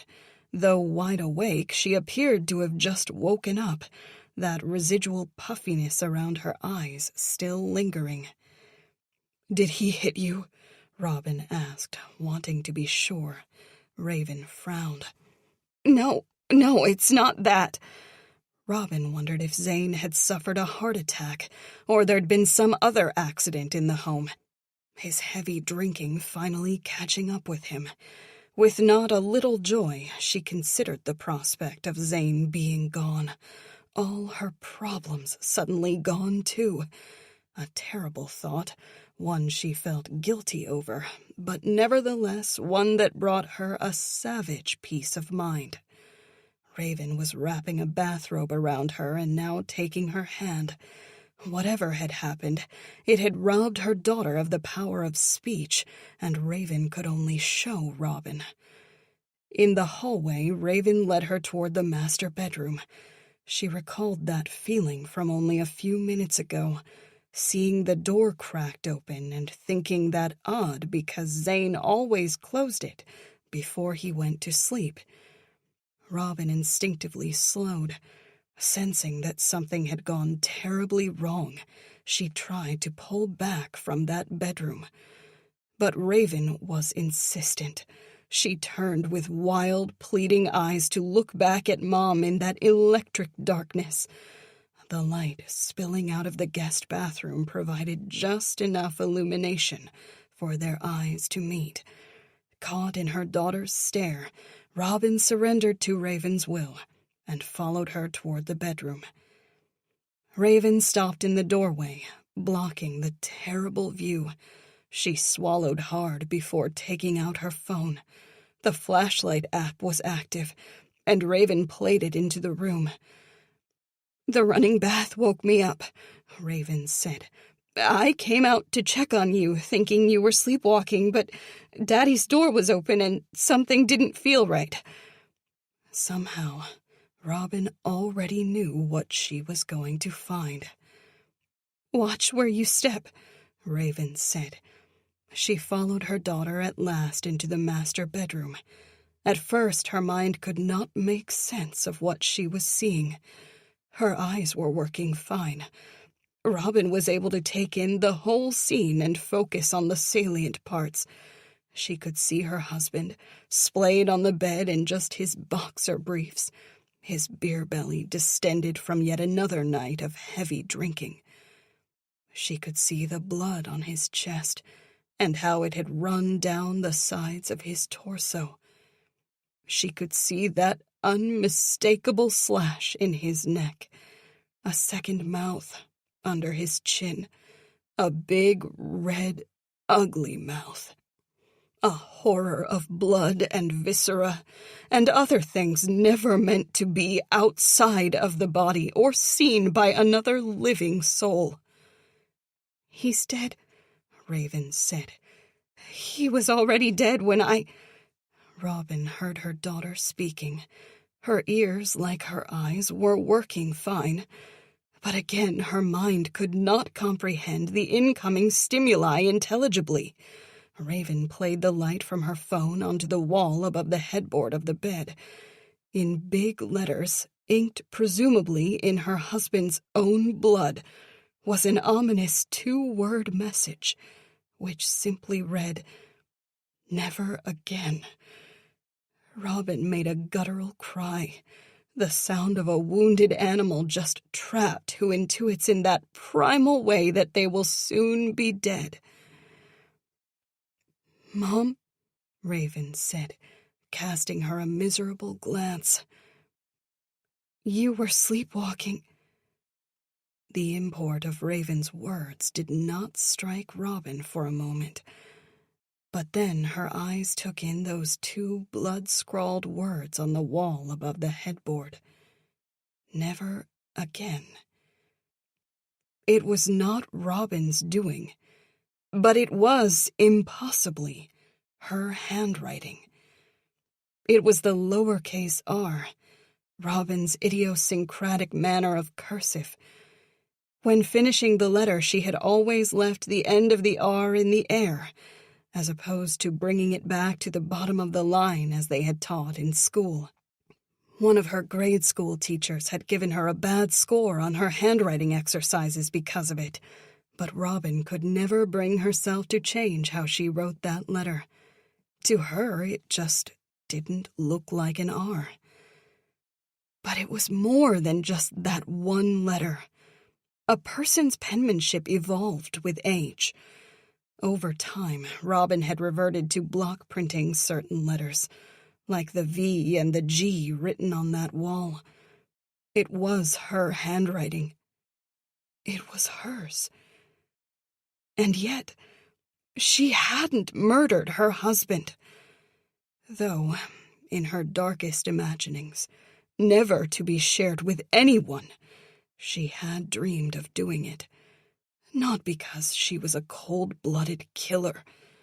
Not because she thirsted for revenge. Robin had imagined murdering Zane so the abuse would stop, and for no other reason. But she hadn't killed Zane. Robin had been with Alistair. She could still feel his hands upon her, those pleasing lips, all of him. Robin had dreamt vividly while sleepwalking before, one time imagining she was back in 8th grade, standing before her sneering classmates and reciting the Gettysburg Address. But that time spent with Alistair had been no hallucination. It was real. Too real. She still burned with both guilt and pleasure at the thought of it, while her husband lay dead only feet away. Robin had been sleepwalking through most of her life for the last 20 years, and she was certain tonight hadn't been another wild antic of somnambulance. "You came to the bathtub," Raven said. "After." Even if Raven hadn't spoken those elliptical words at all, Robin would have been able to tell what was going through her mind. Her daughter believed, with all her heart, that Robin had murdered her husband in his sleep and then had the wherewithal, conscious or otherwise, to wash away the stains of that horrible crime in the guest bathroom. But that wasn't what happened. There must have been someone else in the house. Zane had angered them, a man he'd made a fool of one too many times at the bar, a jealous husband he'd cuckolded, a business partner he'd screwed over, and they'd... But the handwriting belonged to Robin. No erstwhile drinking buddy or murderous spouse or impoverished entrepreneur would know Robin's scrawl well enough to mimic it convincingly. And the message itself was telling. Never again. Never again would Zane hurt anyone. Never again would he put his hands on his wife. As Robin met her daughter's nervous eyes, the terrible truth came to her.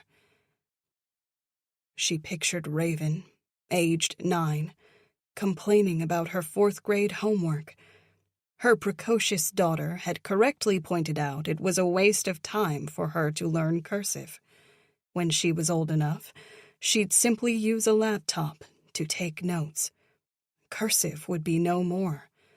Bridling at having to learn this antiquated form of writing, she'd stubbornly refused to do the work until Robin had promised to do it along with her.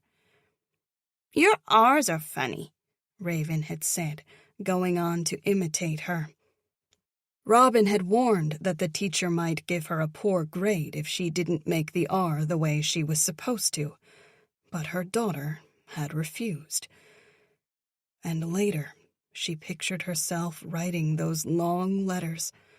Raven would have read them in her senior year of college, and later, as a struggling actress in New York, seeing her mother's writing again, with its funny R's and unexpected block letters. And finally, she remembered that phone call from Raven, when her daughter had revealed that she, too, was sleepwalking. Raven had done this. She must have. There was no other plausible explanation. She knew about the abuse and loathed her father. The poor girl had lived through it and now suffered from guilt over having done nothing, even though she'd only been a child and couldn't possibly have been expected to interfere. How snidely Zane had treated her since her shamefaced return home. How those sarcastic, barbed remarks must have cut her to the quick. How satisfied he was to see her humbled, begging for help from the father she'd spurned years ago. All her righteous indignation crushed, pulverized. In a fit of rage, while sleepwalking, Raven must have done this. Not for a moment did Robin suggest that Raven knew she had killed her own father. Though she was a great actress, her eyes were too innocent, her fear too abstract. Raven wasn't worried about herself. She was worried about her mother. A mother's loving instinct decided it for Robin immediately. She resolved to keep the truth from her daughter. It was the only way she could protect Raven. In that moment, she let herself become the villain and allowed Raven to decide what should and would happen next. "Oh, my God," she muttered. "I must have been... You're right. What are we going to do?" Raven looked ready to burst, but then her jaw set and the skin around her eyes hardened. Her daughter forced herself to gaze at her father's corpse again. Then, in a voice beyond her years, she said, "I won't let you go to prison for this, Mom."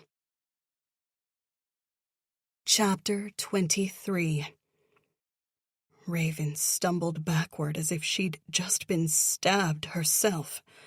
Before Mom could catch her, Raven's bottom hit the opposite wall in the foyer and her knees gave out. Sliding down the wall, she ended up in a pile on the hardwood floor, Mom enveloping her. "But I don't remember a thing," Raven said. Mom rubbed her back. Raven shook her head.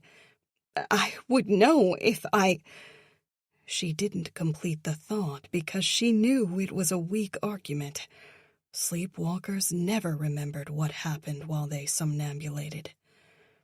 Mom held on to her. "Are you sure?" Raven looked her mother in the eye. "Are you sure it was me?" Mom couldn't bring herself to say it again. She watched as her mother backed away from the terrible truth. "I didn't want to tell you," Mom said. "I'm so sorry." Raven hung her head. Ever since that awful night, a secret resentment toward her mother had been building inside her. How many times had she thought to herself they wouldn't be in such and such a predicament if Mom hadn't killed Dad? How many times had she quietly felt pride at covering up a crime for her mother, thinking it revealed some greatness of her character? Her embarrassing sentiments had been built on a lie. She'd gotten it all backwards. Raven wasn't rescuing Mom from herself. Her mother was protecting her, just like she always had. "Oh, Mom." Raven broke down and cried. Her mother held her like she was a little girl again. At some point, Mom ushered her to the living room. Raven realized she was on the couch but had no recollection of how she'd gotten there, swaddled in her favorite blanket. Mom forced Raven to lie down as she ministered to her. The natural order had been restored, mother taking care of daughter. Only now Raven felt like a powerless child again, homesick with the chicken pox, lovesick over some silly boy who wouldn't give her the time of day, feeling bad about an unexpectedly poor test grade. Dimly, she was aware of Mom bringing her a glass of water, later preparing dinner, placing food in front of her. She wasn't hungry, but Mom made her eat. When the meal was over, Raven sank back down on the couch, still swaddled in that blanket. Mom sat on one end so Raven could rest her head in her mother's lap. It had been difficult enough having to come to terms with the idea that Mom had killed Daddy in her sleep. But now having to face the reality that she herself had been the murderer was too much. She'd taken a secret pride in being willing to risk prison time to help Mom. It showed she was a good person. At least, she was a good daughter to her long-suffering mother. Now that pride was gone, and she felt like she was a burden, dead weight. 27 years old, and what had she ever accomplished? She'd barely supported herself for a few years before she'd been forced to swallow her pride and call Mom for help. And what had Mom done? Rather than leave her abusive husband, she'd stayed to ensure Raven got the money she needed to chase her selfish dreams. When even that hadn't been enough, Raven had moved back home, further tying her mother to this house, to this life, to Dad. And after Mom couldn't possibly do anything more for her, Raven had killed her father in her sleep, and her mother had found yet another way to sacrifice, lying to her own daughter about what happened. Eager to confess to a heinous crime she hadn't committed, Mom had been perfectly willing to spend the rest of her life in prison. She would have gone to her grave with the whole world thinking her a murderer. Mom rubbed Raven's head and ran her hand through her hair. It reminded her of sweeter days, simpler times, when she'd skinned a knee playing in the driveway, or when her allergies were acting up, or when they used to sit on this couch together and watch their girly shows, as Daddy condescendingly called them. An hour passed. Another. Raven finally found her voice. "I'm sorry, Mom." Her mother leaned down and kissed her forehead. "It's all right, girlie. We're going to get through this." That night, Raven suffered terrible nightmares. Daddy haunted her sleep. He would come into her room to wake her. She'd see him standing in the dark corner, watching. He was following her in New York as she hurried home from an audition. He was in her apartment in the city. He was bellied up to the bar at the VFW, gleefully telling Cooper that Raven had killed him. He was in the front row of her first Broadway play, heckling her. She woke early. For a moment, Raven considered contacting a friend in New York. There were always people who knew how to get fake IDs and passports, maybe even new untraceable bank accounts. But she couldn't bring herself to do it. Raven's phone buzzed. "Hey, Coop." She tried to sound like a human being, but it was difficult. "How are you?" "Hey, Ray Ray." She heard the smile in his voice. "The police stopped by the bar last night while I was working." Her stomach dropped. What did they want? "A few people witnessed my exchange with your father and must have told them. They asked me a lot of questions about you, our relationship. They think I might have been the last person to see your father alive." Raven shook her head. The idea that the police might suspect Cooper Young of having done something to her father was too much to bear. Knowing what she did now, that she had been the one to kill Zane, guilt weighed her down.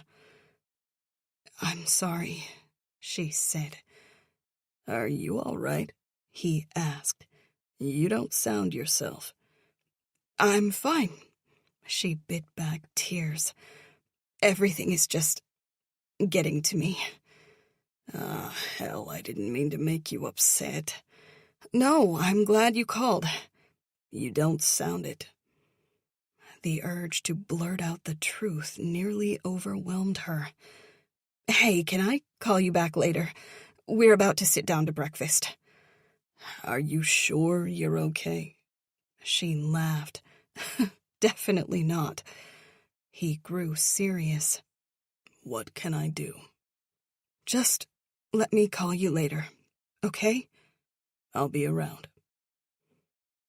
Downstairs, Mom was in the kitchen, whipping up breakfast. Raven headed to the table when there was a knock at the front door. Giving each other a frightened look, they went to answer together. Raven feared it would be the police, come to arrest them. If that was the case, she'd immediately confess to the crime, so the detectives would leave her mother and Coop alone.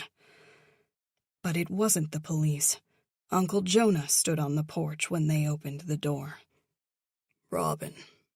He looked over his sister, whom he hadn't seen in years. "I'm so sorry." Without a word, Mom stepped forward and embraced her brother for a long time. "I've been meaning to call, but I didn't know what to say," Jonah said. Mom nodded slowly before offering a flimsy smile. "I should be the one who's apologizing." No. Jonah shook his head. "Forget about that. You were right." "I can't believe how long it's been," Mom said. "I'm so sorry." Raven didn't know what they were referring to, but she assumed it had to do with Jonah's legal troubles. After their heartfelt reunion, Mom ushered her brother inside, and the three of them sat at the kitchen table. "Sorry to show up unannounced," Jonah said as they sat at the kitchen table. "But I wanted to see how you were both doing." "You didn't need to come all this way," Mom said. "But thank you." "I've got a meeting with that property group later today. Gonna swing by with Freddie Thorne. They're still interested in working together, and I thought Zane would want us to keep moving forward. It'd be good for K&B." "That's good of you, Jonah," Mom said. Raven's uncle shrugged away the compliment, looking very uncomfortable. "The police were through here yesterday," Raven said, "but they didn't share much. Have you heard anything?" "They haven't told me anything. How are you two holding up?" "As good as can be expected," Mom answered. "Raven," Jonah said. "how about you?" She shrugged. Let your mind drift gently with the melody, as if carried by a soft breeze across a quiet night.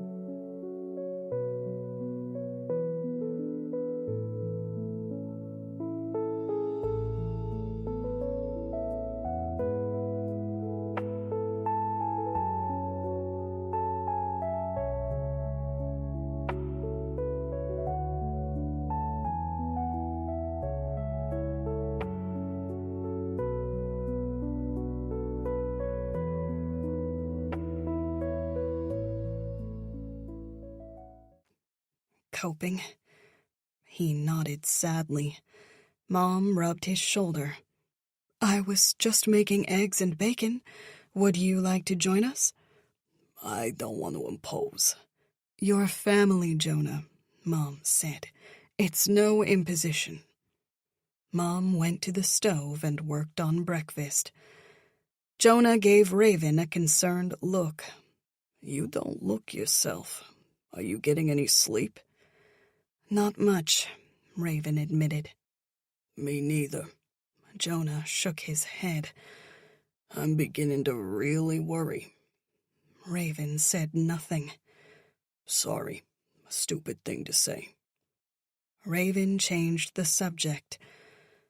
What did Mom mean when she said she should be the one apologizing to you? Jonah shifted uneasily in the chair. I got into some trouble with the law. I was in a bad place, and I tried to blame everybody but myself for my problems, your mother included. I said some things I now regret. I wish I could take them back. But that's all behind us, Mom said, coming back to the table with the food. A lot of water under the bridge. Sure is, Jonah said, giving his sister a meaningful, tender look. I just wish I was here under better circumstances, sis. Raven watched as her mother and uncle shared a nice meal together. If she didn't know any better, she'd think Mom was happy. Rid of her abusive husband, she had a chance at a new life. But only if the police left her alone. Chapter 24. Raven had no plan in mind as she drove to the Shady Run Apartments, a complex on the other side of town.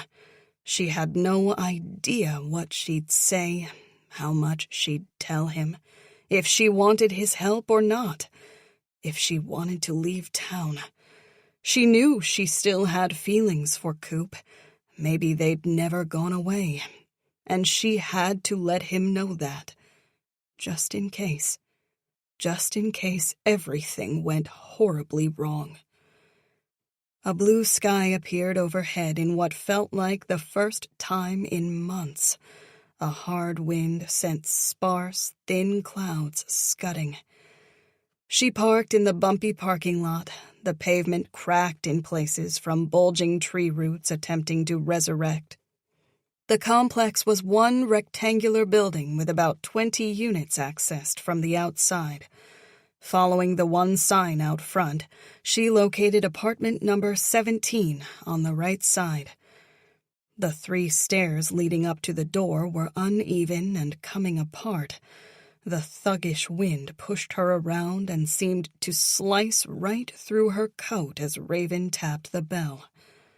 The door opened almost immediately, a tired-looking Cooper Young standing before her in a t-shirt and sweats. Ray. He gave her that killer smile.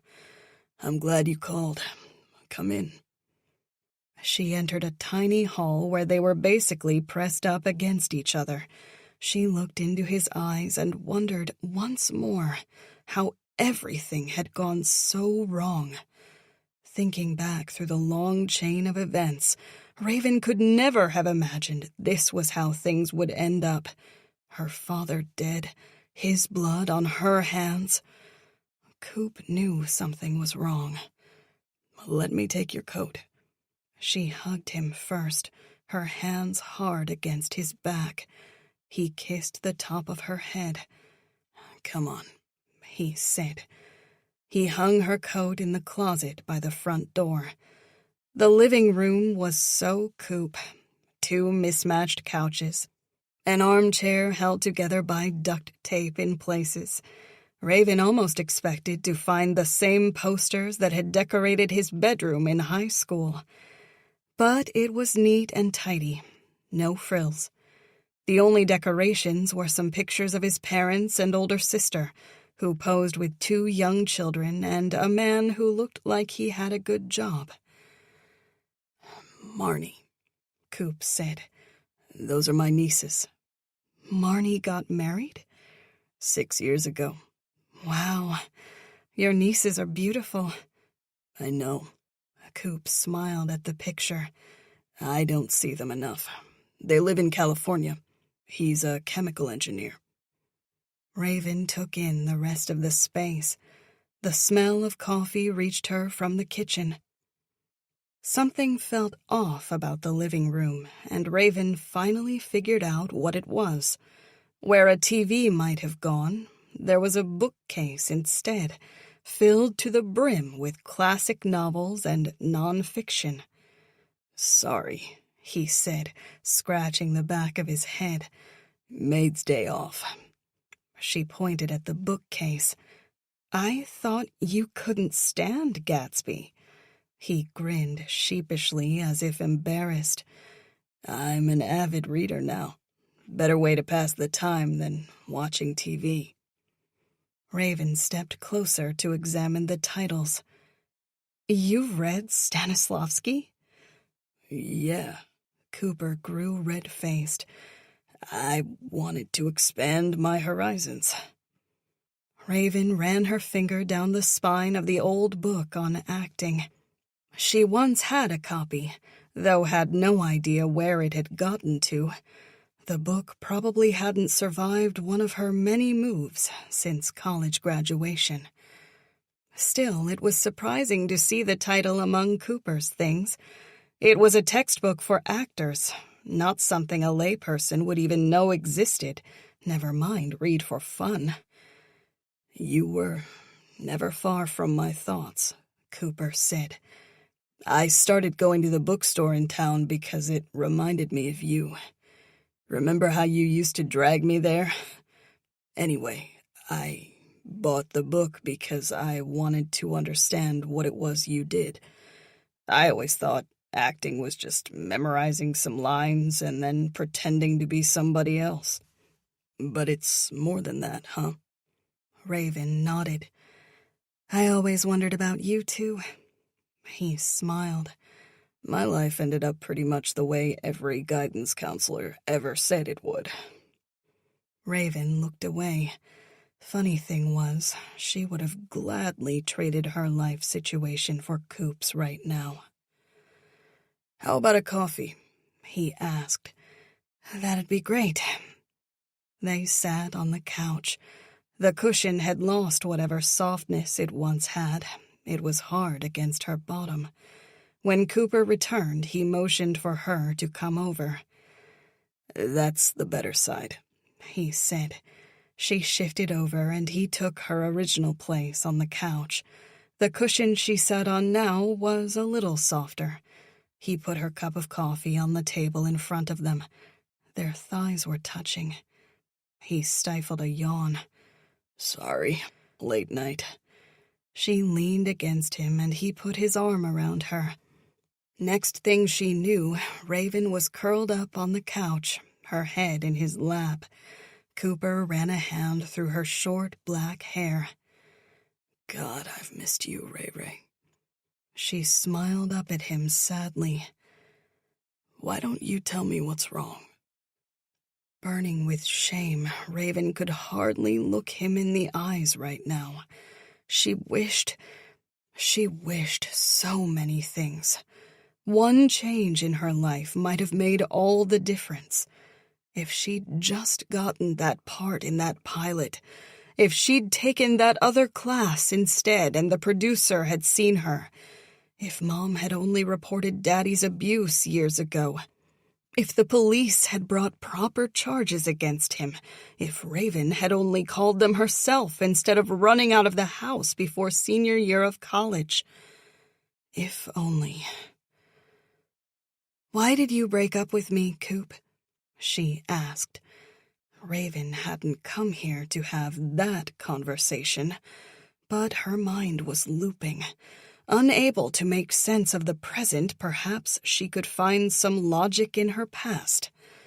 His hand stopped running through her hair while he composed his thoughts.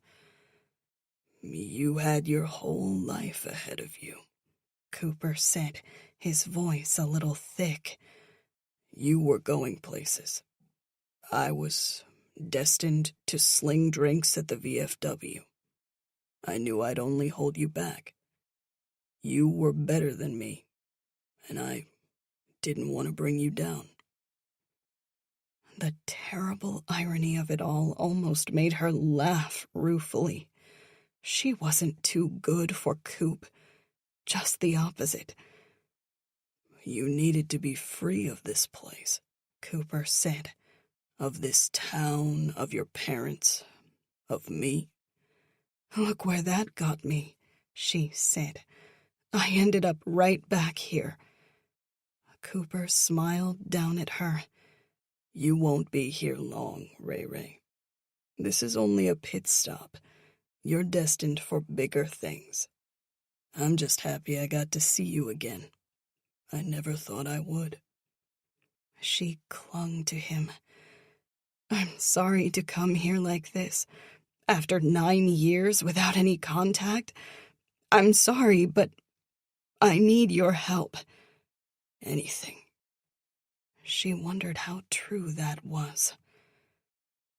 The police think my mother and I had something to do with Daddy's disappearance. His body stiffened. Why?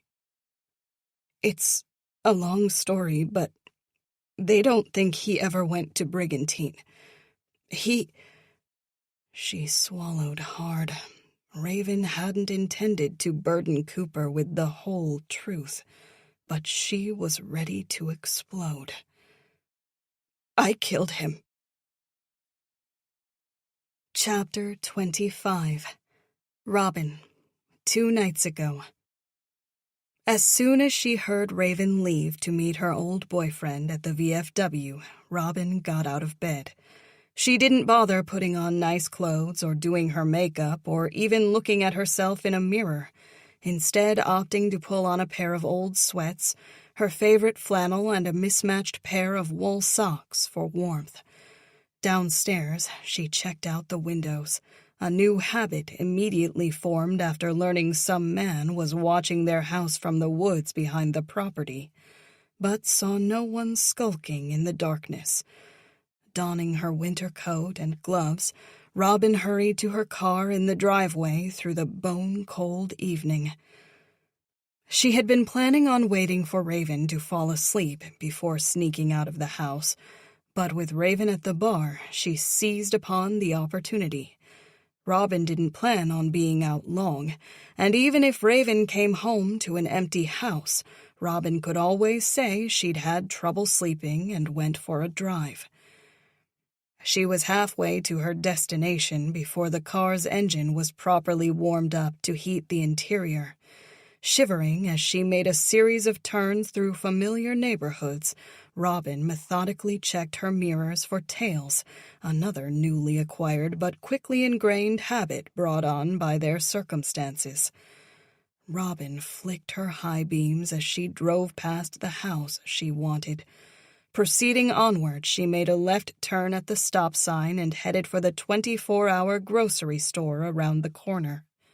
Robin parked as far from the store as possible, without leaving too much space between herself and the few customer cars in the lot at this late hour. A miserable-looking young man in a bright yellow vest with reflective stripes pushed a long, uncooperative chain of shopping carts toward the store. Alistair's car parked beside hers. Robin got out of her vehicle and jumped into the passenger seat of Alistair's car. She slid down so anyone looking in would have to be right on top of the sedan to see her. What's wrong? Alistair asked. Are you all right? God, I've been worried sick. Robin swallowed hard. The time had come. I have to tell you something. Alistair listened quietly and looked into her eyes while Robin told him everything. His initial shock lingered, only reluctantly giving way to a vague disbelief. She feared she'd put too much on him. But when she was done with the story, the truth, Any misgivings Alistair might have had vanished, giving way to a fierce determination. I never cared for Zane, Alistair began. It was probably the worst thing he'd ever said about anybody in his whole life. There were times when I imagined he was gone, so you'd be free of him.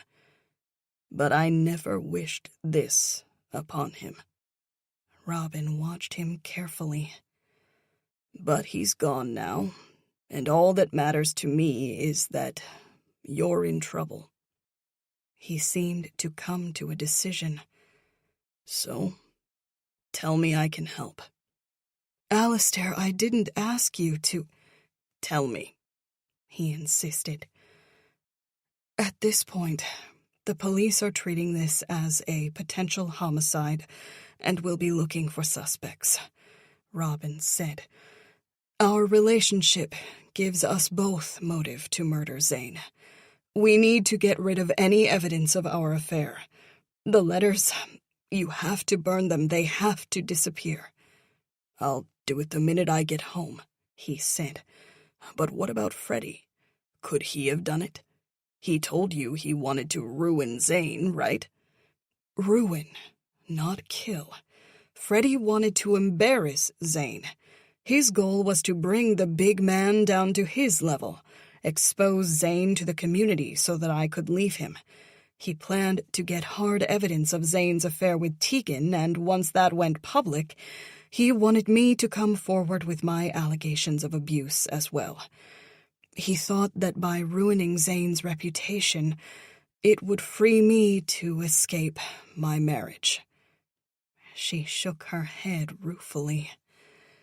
Little did he know that Zane would have never let me go. Still, Alistair said, maybe when you wouldn't commit to his plan, Freddie got desperate. He was always a jealous type, and it sounds like Tegan is the type of woman to mock an ex. Freddie seemed resigned to it, in a way. Besides, he has money problems, and Zane owed him for a big bet. Killing him wouldn't help. Robin put her hand on Alistair's shoulder. It's all hypothetical anyway. I know Freddie didn't do it because of the handwriting. As much as I don't like the man, I don't want to see him convicted of murder. If that happens... Her voice drifted off, but they both knew what she was thinking. Robin would come forward with a confession, rather than let someone else take the fall. God forbid, Alistair said. But how do we prevent that from happening? They're going to talk to Freddie if they haven't already done so. It's a problem, Robin nodded. When I spoke to the detective by myself, I told her about Freddie and Zane. But I downplayed their falling out because I didn't want to give the police any more reason to suspect my husband was dead. I can't stop them from coming to that conclusion, and in time that's what will happen anyway, but I won't help them get there either. Wait, Raven doesn't know about Freddie and Tegan? She suspects Zane was having an affair and has probably connected the dots to Tegan. But no, she doesn't know about my conversation with Freddie. Why didn't you tell her? Robin sighed. Right now, she thinks I killed Zane. I don't want her getting any ideas and looking for someone else to blame. So far, Alistair had listened to her story and only showed concern for her. He hadn't asked about their future, once more putting himself second. Robin felt tremendously guilty. If this hadn't happened, Robin said, I would have come to you already. He nodded absently. I mean it. She squeezed his hand until he looked at her. Truly. That's not important right now, he said. It's important to me, she said. I want you to know that. After we found Zane, I remember seeing him sprawled on the bed and not knowing what to think or feel. Part of me wanted to celebrate, but a bigger part of me knew how much trouble we were in. And then there was still that part of me that felt terribly. He was a bad man, but he didn't...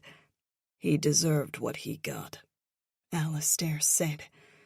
She was startled by his harsh words. Alistair had never said a bad thing about anybody in his life. God forgive me, Alistair went on regretfully, as if his saying that were as horrible as the murder itself. But he had it coming. The way things were going with your marriage, Robin, you were in serious danger. That kind of abuse only escalates over time until one day it turns deadly. For so long she had pretended that her husband's torments had maintained the same level of surprise and viciousness. But it wasn't true. In the beginning, Zane had shoved her around, even defending himself by arguing he hadn't struck her, he'd only pushed her. At some point he'd abandoned that pretense, the shoves turning into little backhanded swats, usually in the side or on the shoulder. Just love taps, he'd said, his malevolent smile giving the lie to his words. Still later, those swats became whacks and finger jabs, vice-like grips, joint locks, arms pinned behind her back. Even now, she still felt that shoulder popping out of place, and how she'd been forced to lie to the kind nurse in the emergency room about it, with her husband sitting only a few feet away and pretending to be worried about her injury. Finally, though, the punching had started. Always in the body. She'd learned the hard way how to avoid getting the wind knocked out of her, by twisting her torso at the last moment, taking the blow on the side or even in the back. How had she forgotten all these things? The gradations of evil, the injuries. Once she'd been surprised to find her urine pink, one of her husband's love taps damaging a kidney. The abuse had steadily and inevitably escalated, but while enduring it, she had never noted its progress. The thought was chilling. She'd been like that proverbial frog dropped in a pot of water that is slowly brought to a boil, not realizing she was going to die until it was too late. My God. She started to cry, and Alistair threw his arms around her. He held her like that for a while. She lost track of time, though Robin knew she should return home before Raven did. One less thing to explain. Still, she couldn't tear herself from Alistair's embrace. Once she composed herself, Robin wiped under her teary eyes and sat up again. They held each other's hands for a minute in silence. "I wanted to tell you right away," she said. "But like I said, I went a little crazy, and Raven had to take care of me." "You mean lock you in the basement?" The sour note in his voice was unmistakable. "Raven did what she had to do. I wasn't right. But now that a few days have passed and I've processed everything, I'm finally coming out of my fog. Everything's in focus again. I know what I have to do, and that's protect my daughter." He swallowed hard. "You're certain Raven did it?" Robin got choked up. "No one else could have. She was in the house, and she knows my handwriting." "But recognizing your handwriting and being able to mimic it herself are two different things. Besides, why would she want to make it look like you killed Zane?" "She wasn't trying to do that at all. When Raven was learning cursive, she copied how I wrote some of my letters," Robin said. Ever since, she's been writing her R's the same way as me and blocking some letters when otherwise using cursive. That's why I know it's her. But how could she not realize? It's the sleepwalking, Robin said. She killed Zane in the middle of a night terror, then went back to bed and woke up a few minutes later when I ran the bath. She has no idea what she did. And she'll never find out. As far as the three of us are concerned, I killed Zane and nobody else. I drove his body to Brigantine and dumped him in the bay, and that's that. Do you understand? Of course. He nodded. I'll do anything for you. She was overwhelmed by how well he was taking all this. You've always been so good to me, Alistair. I never deserved any of your kindness. But you did. You always have, Robin. Chapter 26. When Raven was finished telling Cooper everything, she got up off the couch and headed for the closet where he'd hung her coat. Where are you going? He asked. She'd come to see if he knew anybody who could get her fake IDs and passports. Having served a lot of drinks at a lot of shady bars, Coop had likely encountered people involved in that sort of enterprise. But now she couldn't even ask that of him. I'm sorry, she said. I shouldn't have told you, it's too much. He grabbed her arm and spun her around. You were sleepwalking, Raven. It wasn't murder. No one's going to believe that, she said. Not after we tried to cover it up. She tried to break free of his grasp, but he held on to her. Wait. It was an order, not a request. Let's think this through. I've done nothing but think this through, Raven said, and it's gotten me nowhere. You've told me, Cooper said, still clinging to her. Maybe I can think of something. No, she said. I shouldn't have told you. I'm so sorry. It's not fair to put this on you. Cooper wouldn't let her go.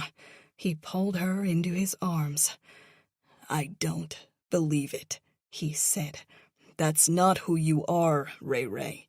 You're not a killer, not even in your sleep. Are you sure? It wasn't Mom. I know, he said. But it could have been somebody else. Who? Raven finally broke out of his embrace and flung her arms. Who could have gotten into the house and slit Daddy's throat like that? Who would leave that message on the wall? Who would know my handwriting? Or your mom's handwriting. Cooper put his hand on the closet door so she couldn't open it.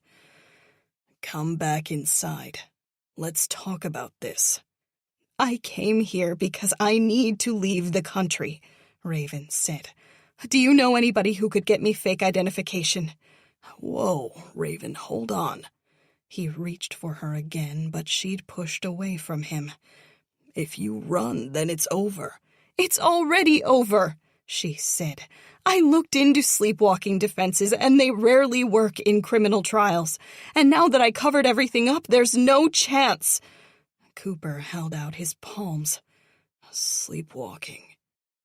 What? He was trying to remember something.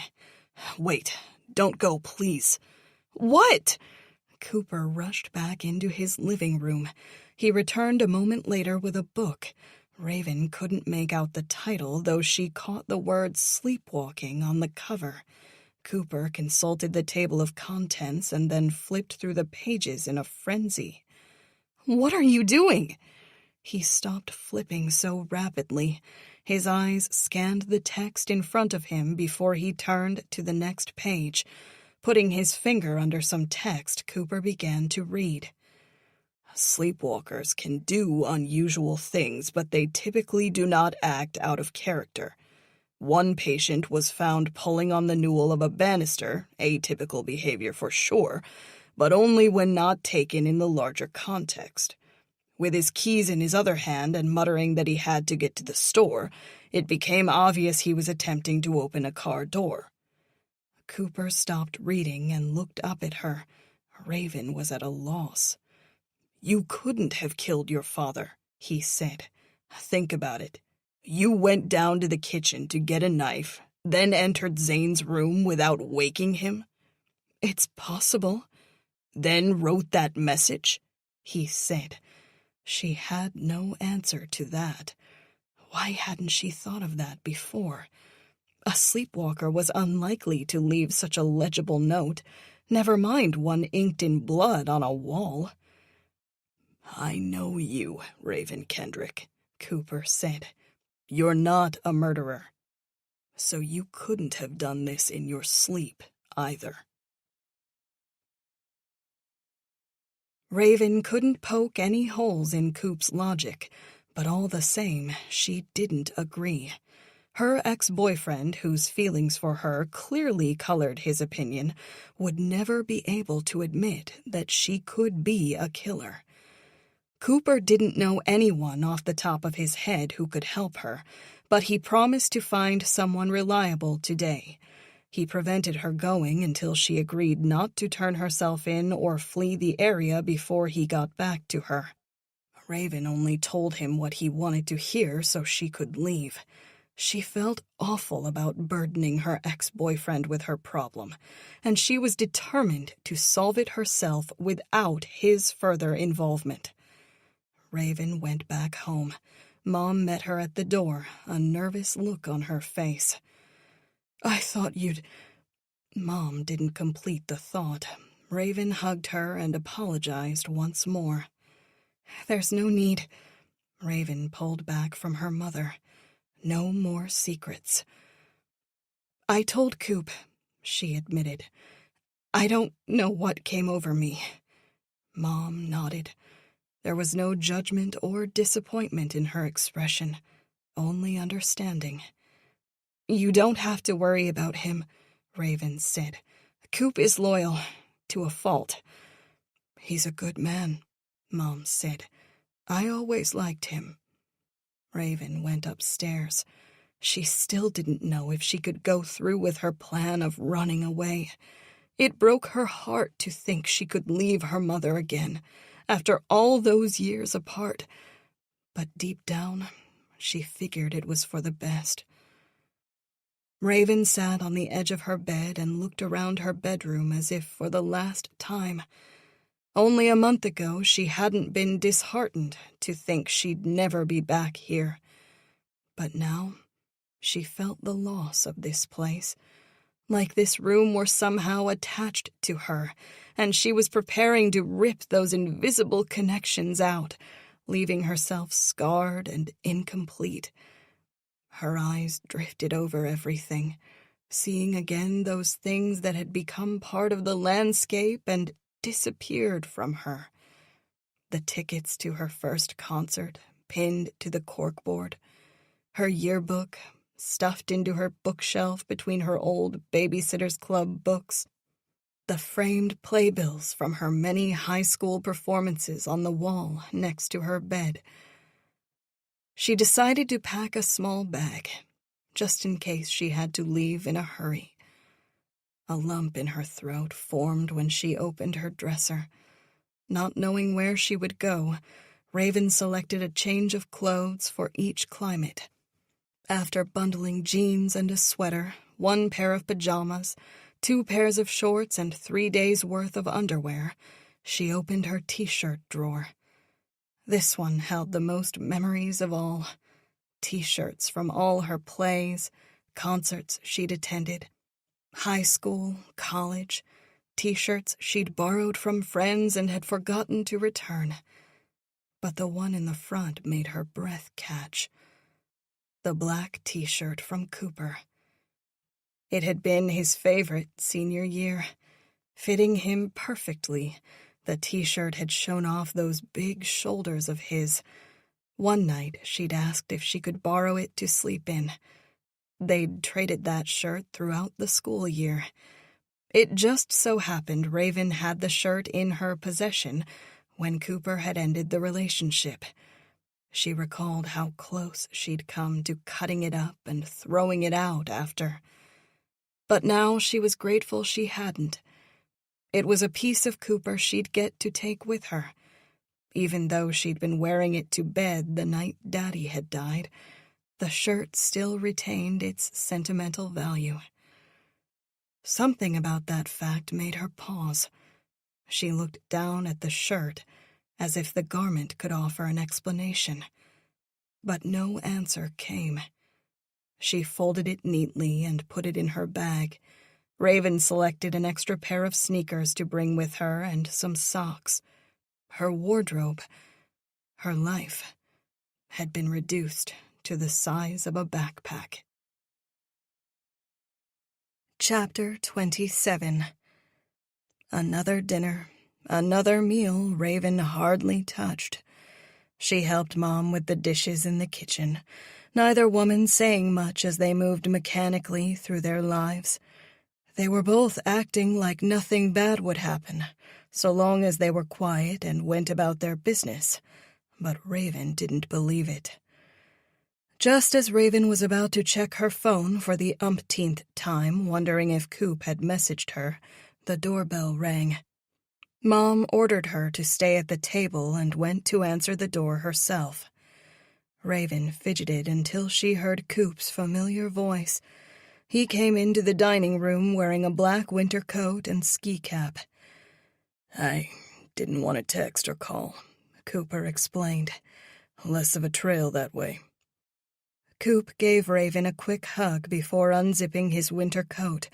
Reaching for an inside pocket, he pulled out a 1-gallon Ziploc bag. "I got what you needed," he said. Raven was astonished. "Already?" He nodded. "Take a look." Raven opened the bag and emptied the contents onto the dining room table. With the three of them huddled around, Raven went through the various documents: driver's licenses, social security cards, passports. All the IDs had recent pictures of Raven and Robin, though their appearances were slightly different. Whoever had done this had tinkered with images they must have gotten online and repurposed them. Raven was no expert in forgery, but everything looked genuine. "How did you—" "Don't ask," Cooper said, turning to Mom. "Raven told me everything, Mrs. Kendrick, and I have to say I don't think she did it." Mom was at a loss for a moment. "I wish that were true, but I don't know who else it could have been." Cooper was insistent. "She's not a killer." Raven wanted to avoid an argument. "What do we owe you?" Cooper waved. "Nothing." Raven's eyes bulged. These things couldn't have been cheap, and Cooper didn't make much money slinging drinks at the VFW. "You have to let us pay you." He refused to take any money and pointed at the driver's licenses.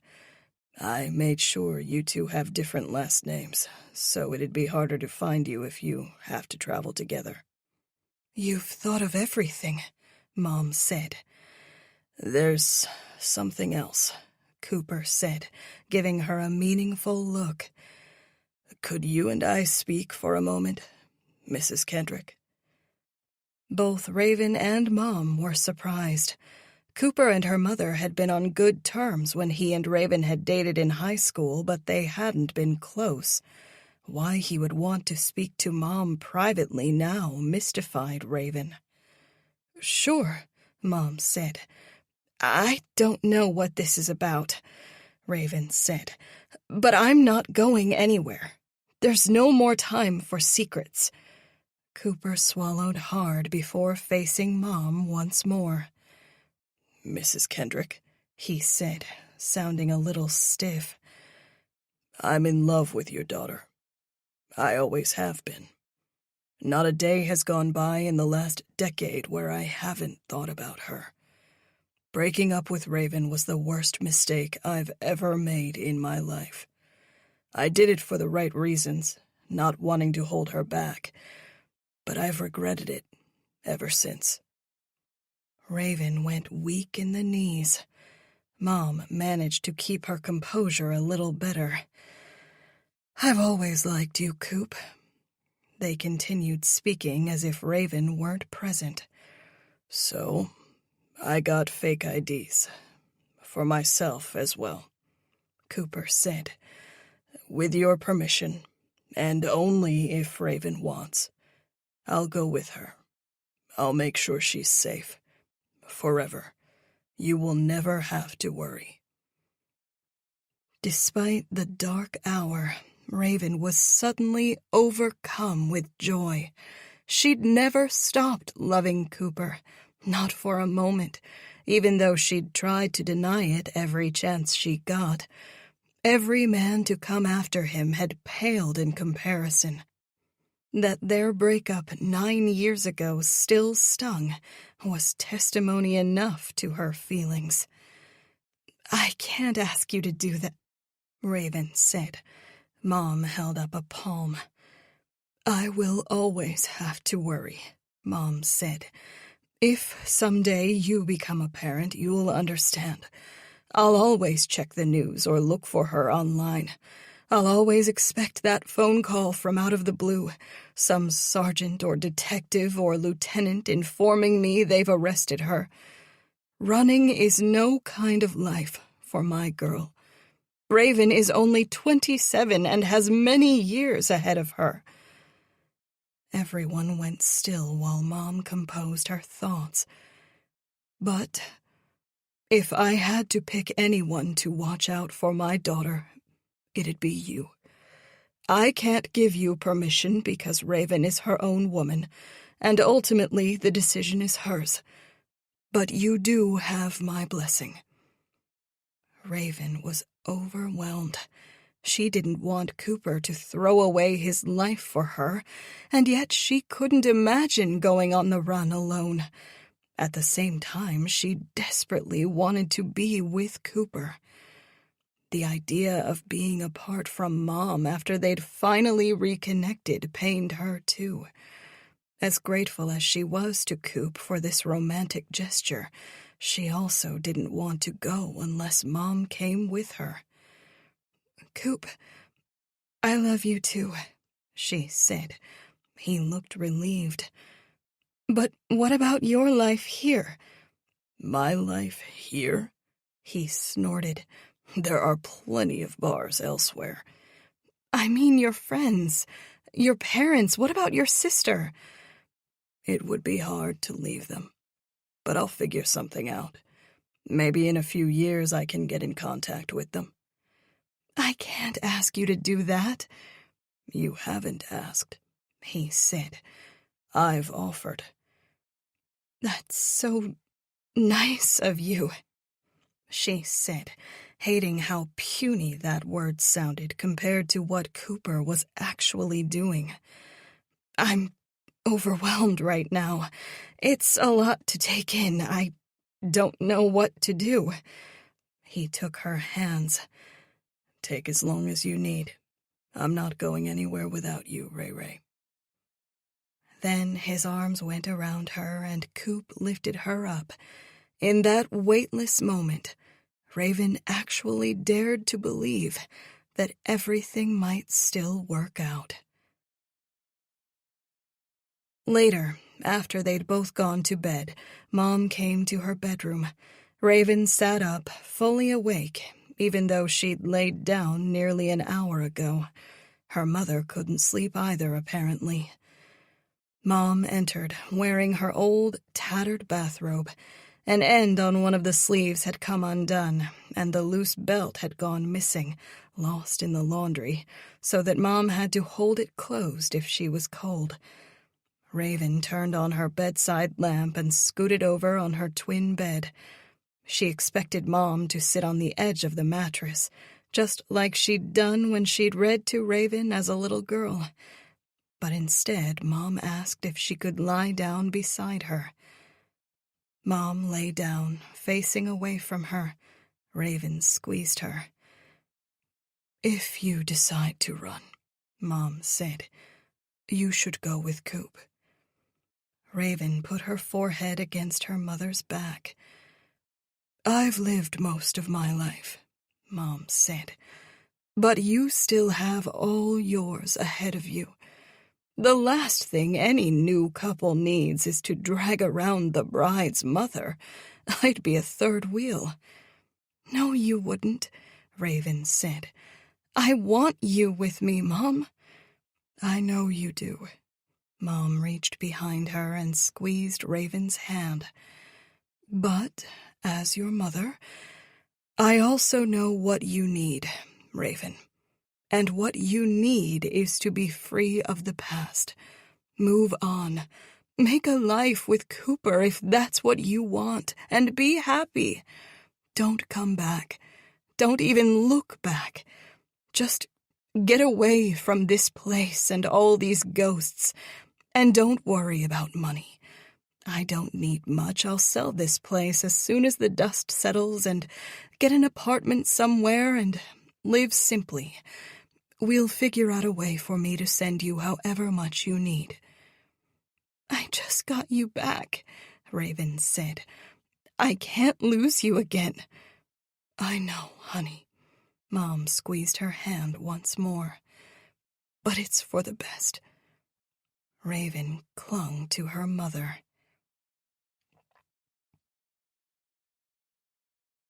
She woke the next day with a clear mind. At some point in the night, Mom had left her bedroom, sneaking out quietly, as if Raven were a little girl again and she hadn't wanted to wake her. Raven went downstairs and brewed coffee and toasted English muffins. While she ate, Raven took in the kitchen. The counter by the sink bulged where Daddy had accidentally drilled a screw from underneath too far. A foot farther down, closer to the stove, was that burn mark Raven had accidentally created when she'd put a cookie sheet directly onto the counter, straight from the oven. Finished with her breakfast, she walked from room to room. Distant memories surfaced as she took the place in, startled by their vividness, as if these things had only happened yesterday. Over there, in the corner of the dining room, Mom used to place a giant monstera plant. As a little girl, Raven had loved jamming herself behind it, her mother pretending not to see her while they played hide and seek. In the living room, she used to sit with her feet touching the tiles in front of the fireplace, getting so close she sometimes felt like her eyebrows would burn. In the den, where she came to read to escape the blare of the television whenever Daddy was home. Late nights spent in a rickety old armchair as she crammed for upcoming tests and final exams. Those afternoons where she and her friends would gather here to prepare for the SATs, all of them complaining about the advanced math on the test they'd never go on to use in their daily lives. A lot of good things had happened here, she had to admit. Only now, when she had decided to leave forever, could she see them. Are you going? Mom asked. Raven hadn't heard her come downstairs. Mom stood in the foyer in a pair of sweats and an old sweater. She looked like she'd hardly slept. Only if you promise not to turn yourself in, Raven said. I promise. She wondered if her mother was lying. Probably. And if Raven fled the area, it would only bring suspicion down on them both. Even if Mom kept her promise, the police still might arrest her anyway.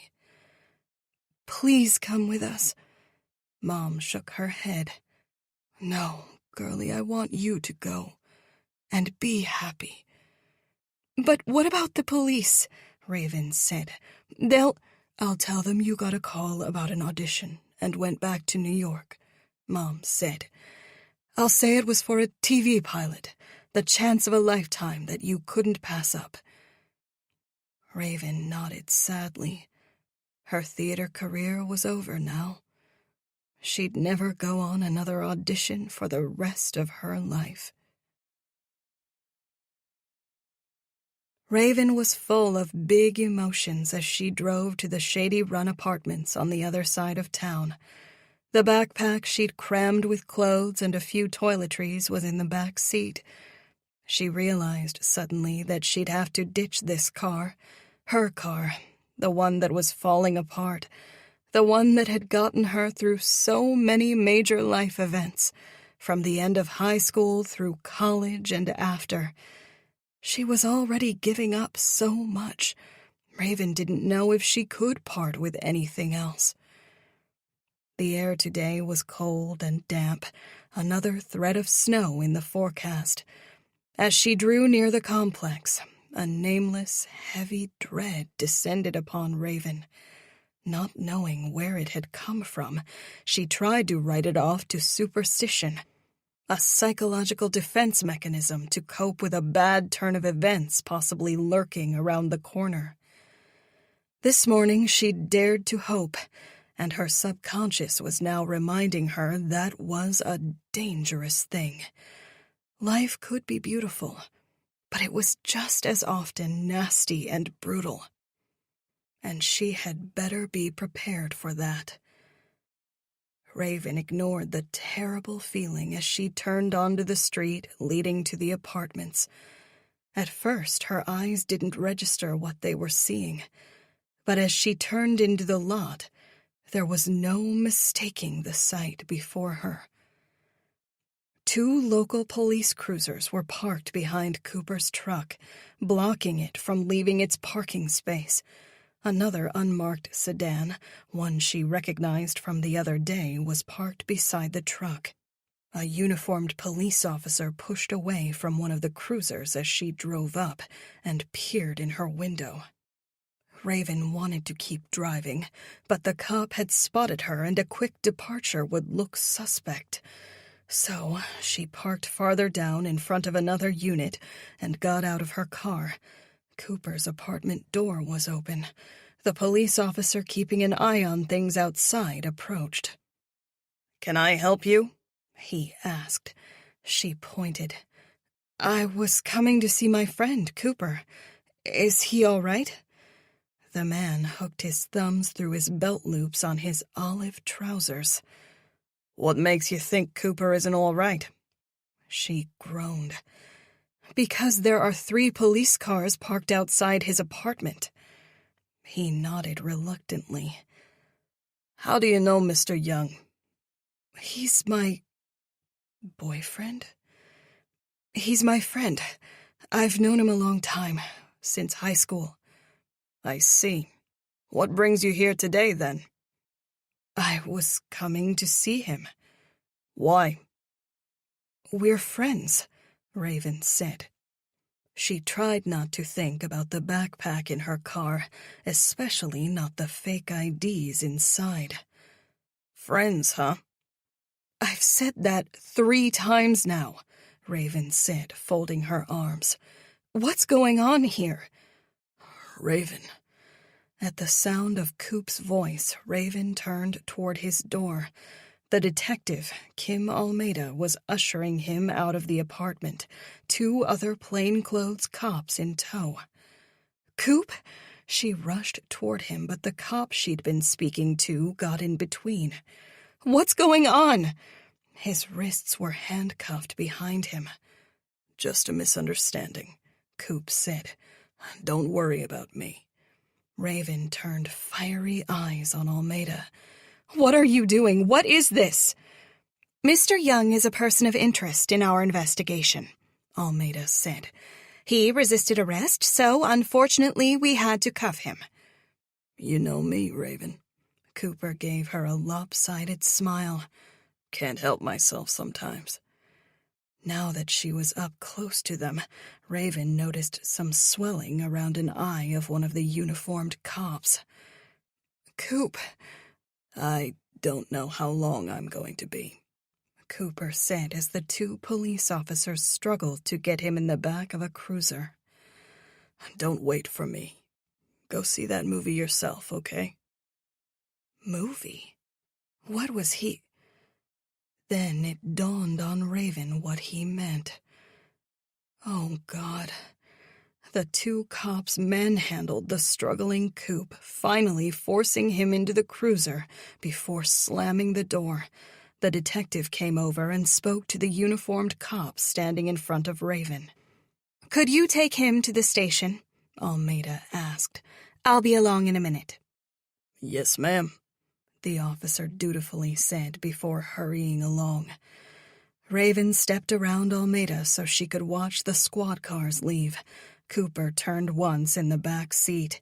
He couldn't wave with his hands cuffed behind him, but he nodded at her.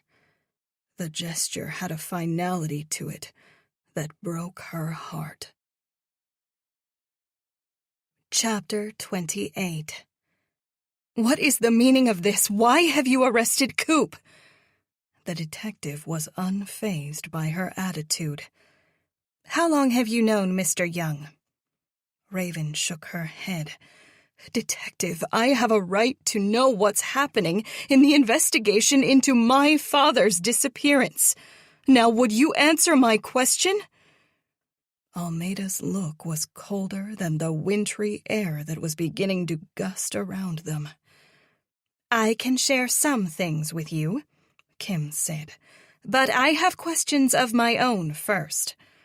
"This is unbelievable," Raven said, her anger real now. "What the hell is going on here?" "Why don't you join us down at the station?" Almeida suggested slyly. "I'll be able to answer more questions, I think, after I've spoken to Mr. Young." Raven was trapped. She could hardly refuse without coming across as suspicious, especially with Coop in their custody.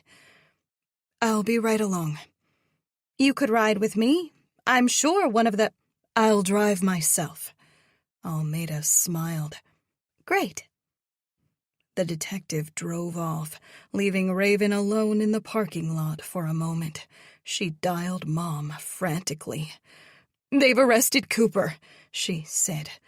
"Oh, God," Mom said. "Almeida was here. She asked me to meet her at the station and promised to share more details. I'm going there now." "Wait, do you think that's a good idea?" Her mind was racing. Mom added, "Maybe you should leave now."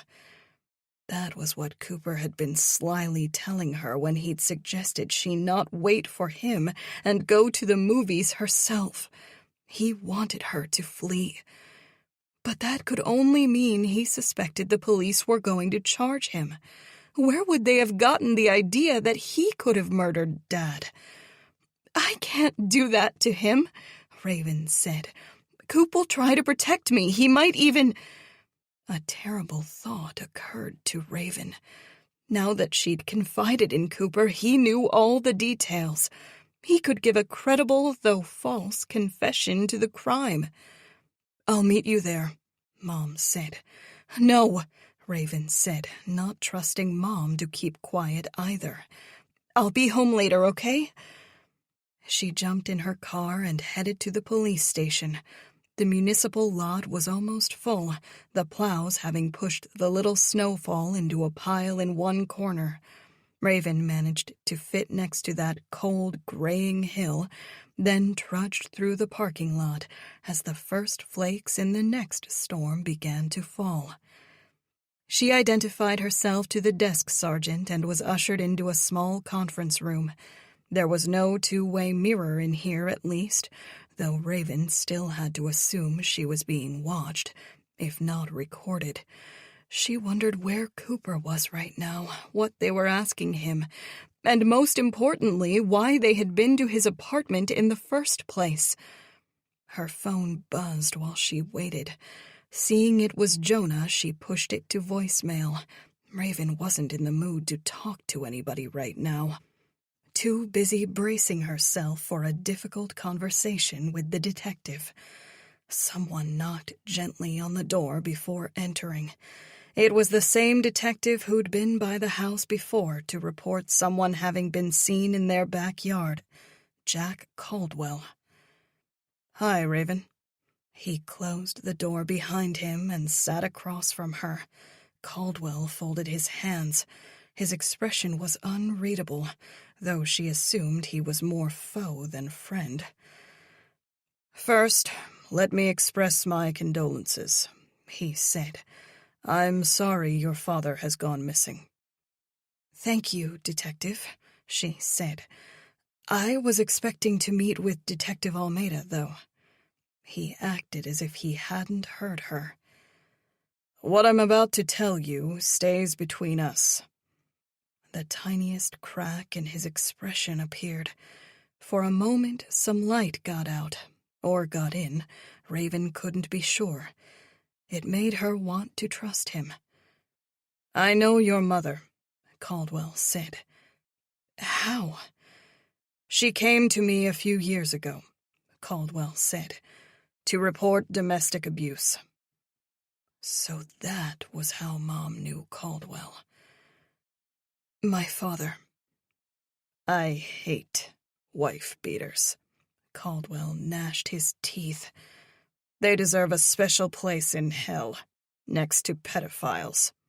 Raven said nothing. "When I heard your father was missing, I connected with Brigantine PD," Caldwell explained. "They kept me at arm's length initially, because it was their investigation. But now that has changed." He shifted in his seat and looked over his shoulder, like he feared someone was listening. "They don't think your father ever went to Brigantine," he said. "I'm inclined to agree with them." Raven kept quiet. "We talked to several people who were at the bar that night.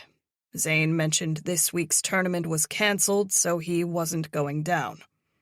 Raven said nothing.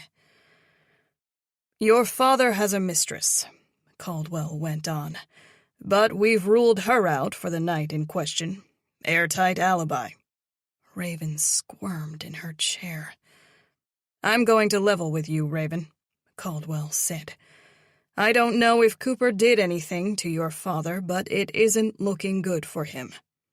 Raven held her breath. "It was common knowledge that you'd come home, and he made a joke about it. Cooper overheard and took exception." "He told me," Raven said.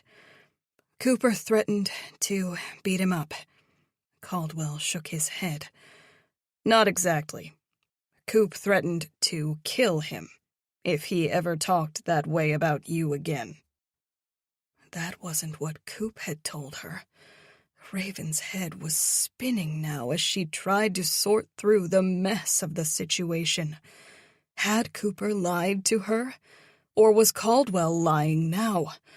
Or had the people who'd told Caldwell this exaggerated? If this was true, had Cooper... No. Raven didn't think for a minute that Cooper had killed her father. If he had, he would never have scrawled those words on the wall. Raven swallowed hard. "It's just an expression. I'll kill you if you ever do this again. You've probably said as much yourself." "Nobody I ever said it to went missing not long after." "Come on. Cooper's a fighter, but he's not a killer." "A fighter?" Caldwell's eyes bulged. "He's put 2 guys in the hospital." "Yes, as a bartender," she said.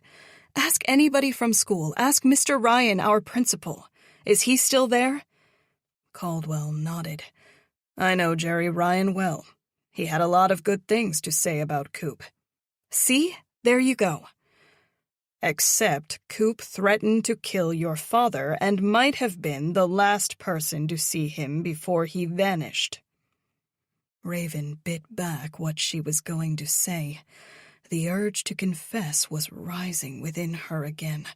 She couldn't stand the thought of Cooper being interrogated right now, and she feared he would simply take the fall for her if he felt it was the right thing to do.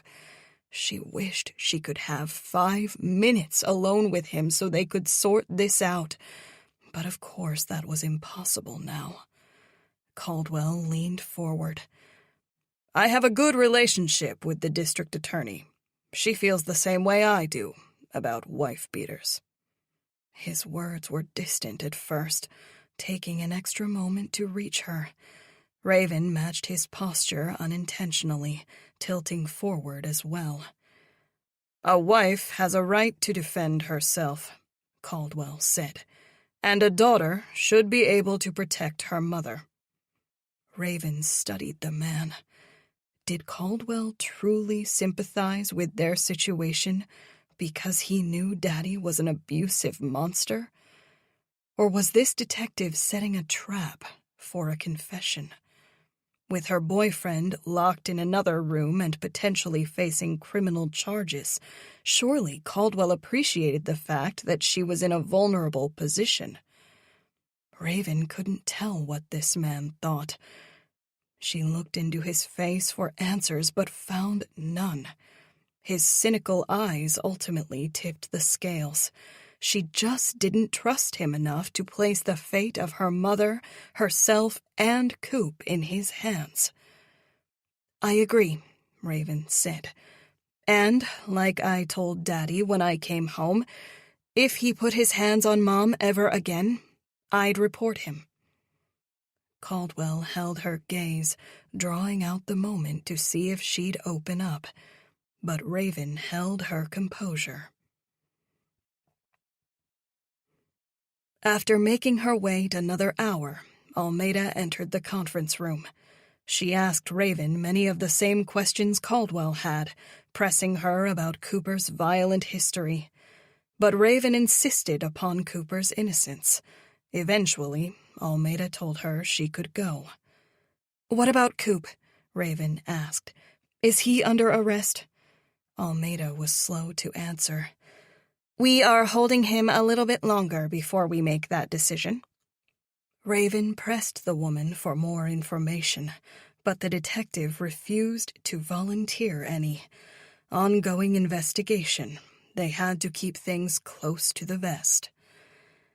Outside in the parking lot, Raven remembered her backpack was in plain view in the back seat. She moved it to the footwell of the passenger seat and covered it with a blanket she kept in the car for those wintry days when the heater wasn't working its best. She thought about everything she'd packed, the precious few items besides the fake driver's license and passport, and thought about how little she could take with her if she heeded Cooper's advice and ran. Not that she could flee now, with Cooper in trouble. The drive home should have taken 10 minutes, but the storm had strengthened while she'd been in the station. Fat flakes came down heavily, reminding her of the powdered sugar Mom had taught her to sift when making crescent cookies. The snow was already sticking to the roads. In her mind, she went through those items in the backpack. The jeans, the sweater, the pajamas, Coop's t-shirt. Once more, something like a sonar ping sounded in her mind. Her subconscious was trying to impart a message, but she couldn't decipher it. Raven hit every traffic light and had to double back when she was close to home because of an accident. A minivan had skidded off the road and another car had hit a tree. As she sat in a long line of slowly moving cars, the snow continued to pile around her.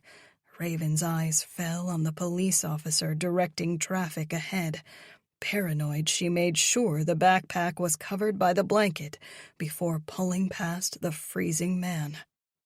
She couldn't let Coop get in trouble for something she'd done. It wasn't right. Raven found a safe place to pull over and activated her left turn signal. Traffic was light but steady enough to force her to wait to make a U-turn on the snowy streets. Coop. How could she have just driven off like that? Leave him to rot in that police station, knowing he hadn't killed her father. She pictured him being taken out of his apartment, wearing only that old t-shirt in the cold. T-shirt. Once more an alarm sounded in her mind. Coop's t-shirt. Not the one he was wearing today, but the black one he'd given her years ago.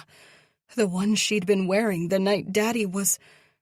the one she'd crammed into her bag to take with her. What about the t-shirt?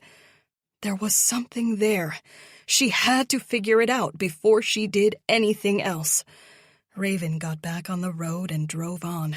By the time she reached her neighborhood, the roads were in terrible condition. Raven had difficulty cresting the tiny rise on her street, but eventually skidded into the driveway.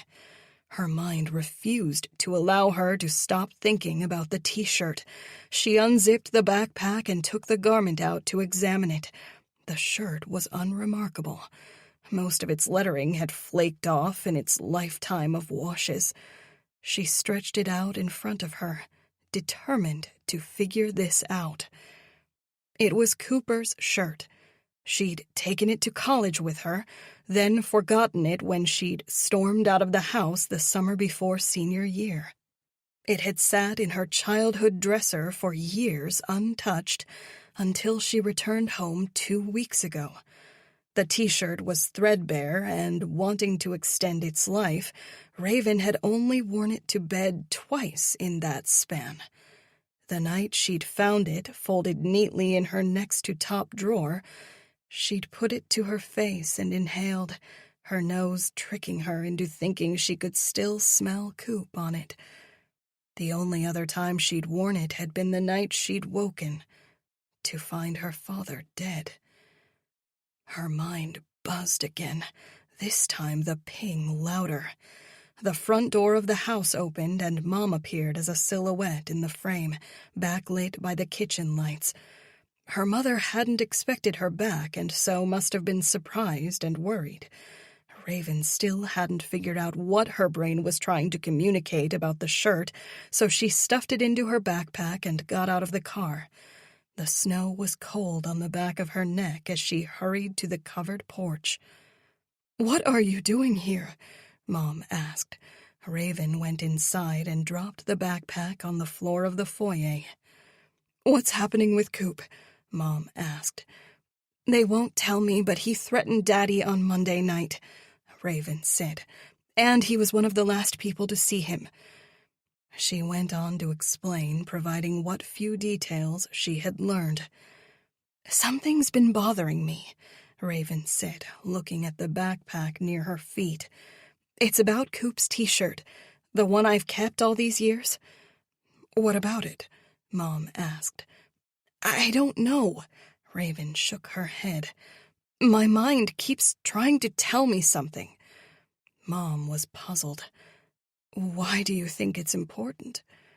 "I was wearing it the night we found Daddy, and..."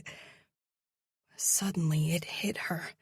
Raven stepped back, one shoulder bumping against the cold surface of the front door. "What is it?" Mom asked. Her mind raced dizzyingly. Raven palmed the door with one hand to steady herself while she tried to make sense of it. "We changed, remember?" Raven said. "Before we decided what we were going to do, we changed into old clothes that we knew we'd have to get rid of. I got out of Coop's shirt and put on old sweats and that long-sleeved wicking shirt." Mom nodded. "We got rid of those clothes," Raven said. "The next morning, you took them away." "Yes." "But I kept the t-shirt," Raven said. "We just put it through the wash." "I see what you mean," Mom gasped. "We should have gotten rid of it, too, to be safe." "No," Raven said. "We didn't need to put it through the wash." Mom's eyes bulged. Raven said, "There was no blood on me." Her mother gawped at her, but then slowly nodded. "You're right." Mom looked down, trying to recall those dark moments more vividly. "There was no blood on you." Their eyes met. "I didn't kill Daddy," Raven said. Mom frowned. "I don't understand. It was only the two of us in the house, and I didn't do it either. I was with Alistair." Raven ran her hand through her hair and paced. She felt like they were so close to the truth now that she couldn't stop, couldn't sit down, had to keep thinking until they had this problem solved, once and for all, especially now that Coop was in trouble. "I would have had to get close to Daddy to do that," Raven said, thinking out loud. "The blood would have sprayed, I would have been covered, and my hands—" Mom's face went white. "My God, you're right. Why didn't I think of it?" "I didn't think of it either until now," Raven said. "We've been so worried about covering up a crime, we didn't have time to think everything through." "Raven, I'm sorry." "It's okay, Mom," Raven said. They could forgive each other later for all the terrible things they'd done, said, and thought privately about one another. For keeping secrets, for doing what they thought was best for the other person without communicating properly. For now they had to sort this mess out. "But who, then?" Mom asked. All at once, Raven's mind made the same jumps in reasoning as before when she'd briefly considered Alistair a suspect. Only this time, she was thinking about someone else. Coop. They'd written to each other in high school. Coop was familiar with her handwriting. And, like Alistair had with Mom, Coop had remained in love with Raven for all these years. Now she pictured Coop's fingers wistfully tracing the letters of Raven's handwriting, her ex-boyfriend even practicing her penmanship in his quiet, lonely moments. What had he taken with him when he joined the service? What precious few mementos would he have selected from his personal belongings to help him get through those arduous years in the military? Probably letters. Reminders that there were people who cared about him back home. That was what all soldiers did. Oh, God. Mom read her horrified expression. "What is it?" Raven didn't say. Her mind whirred with more horrifying logic. Cooper was that guy who did the right thing. Consequences be damned. If someone was hurting a friend, he'd step in without thinking twice. How many times had he been suspended for fighting? How narrowly had he escaped a dishonorable discharge from the service? How many brushes with the law following bar fight after bar fight? And that was how Coop acted when it came to friends. How would he act when he thought a loved one was in danger? "No," Raven said, arguing with herself. "He wouldn't." "Coop," Mom said. Raven looked her in the eye. "I don't believe it." "I don't want to either," Mom said. "But what if—" She didn't complete the thought. "The writing," Raven said. "Coop wouldn't have done that." Mom thought about it. "I can't imagine why he would." But Raven wasn't sure. Teasing out another tortured strand of logic, she imagined a lovesick Cooper. Over time, he'd resigned himself to never seeing her again. The closest he'd come to Raven was serving her asshole father drinks a couple of times each week. She imagined how much that must have pained him, to be so close to the woman he still loved by being near her father, and yet still have no chance of seeing her again. It could have driven him mad. But then Raven had come home, and word had gotten to Cooper. She was back. She was close. What better way to show his love than to slay the monster of a father she had, the man everybody knew was wicked but did nothing about? He'd leave her a message, too, so she knew Cooper had done the deed. A message in blood. Never again. "The police must have more," Mom said. "They wouldn't arrest Coop just because he threatened to hurt Daddy." Raven hardly heard her mother. Cooper wouldn't have left a mess, she told herself. He wouldn't have made the killing my problem. Her phone rang. It was Uncle Jonah. He'd tried her earlier, but she hadn't had a chance to listen to his voicemail yet because the day had gotten away from her. "It's Jonah," Raven said, pushing him to voicemail. "He tried me earlier, too," Mom said. "But I didn't answer, what with everything going on." "What are we going to do?" Raven asked. "I can't let them arrest Coop." "He wants you to leave," Mom said. "You should listen. I'll stay and help." Raven shook her head. "We will figure this out together. I won't leave you both."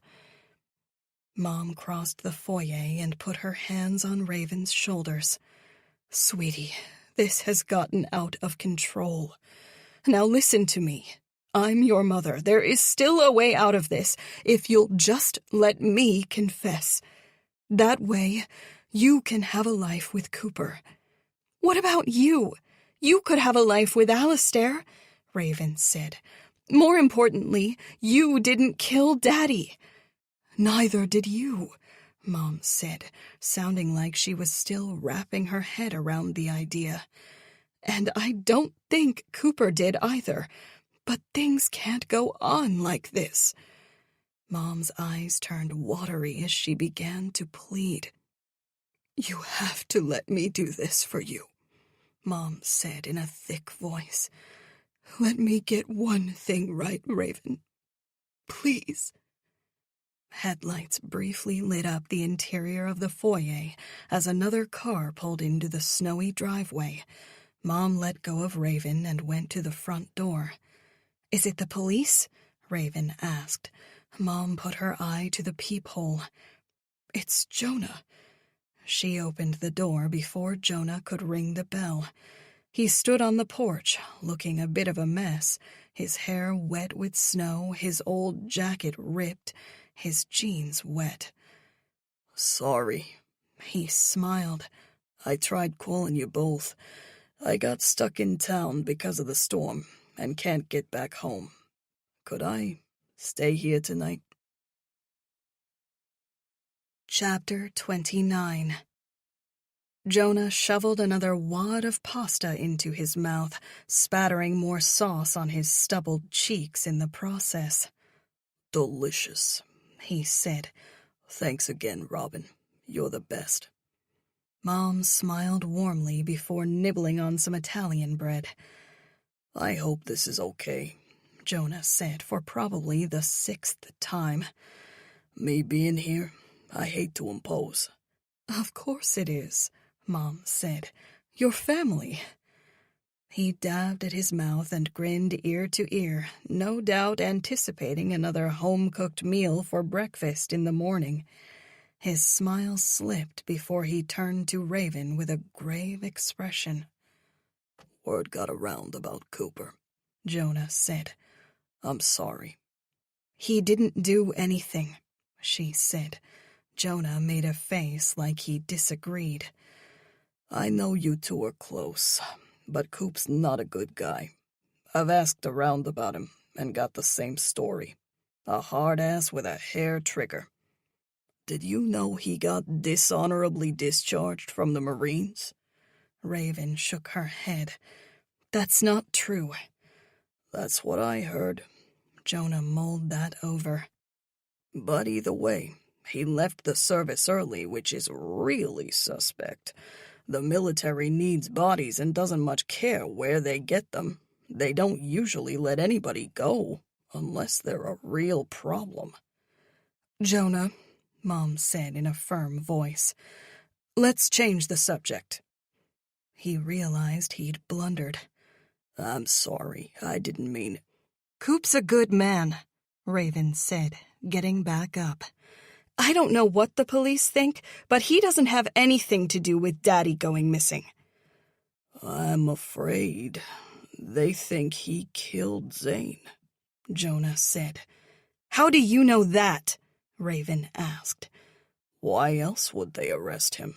Jonah said. Raven couldn't argue with his logic. But maybe you're right, Jonah said, rubbing his chin thoughtfully.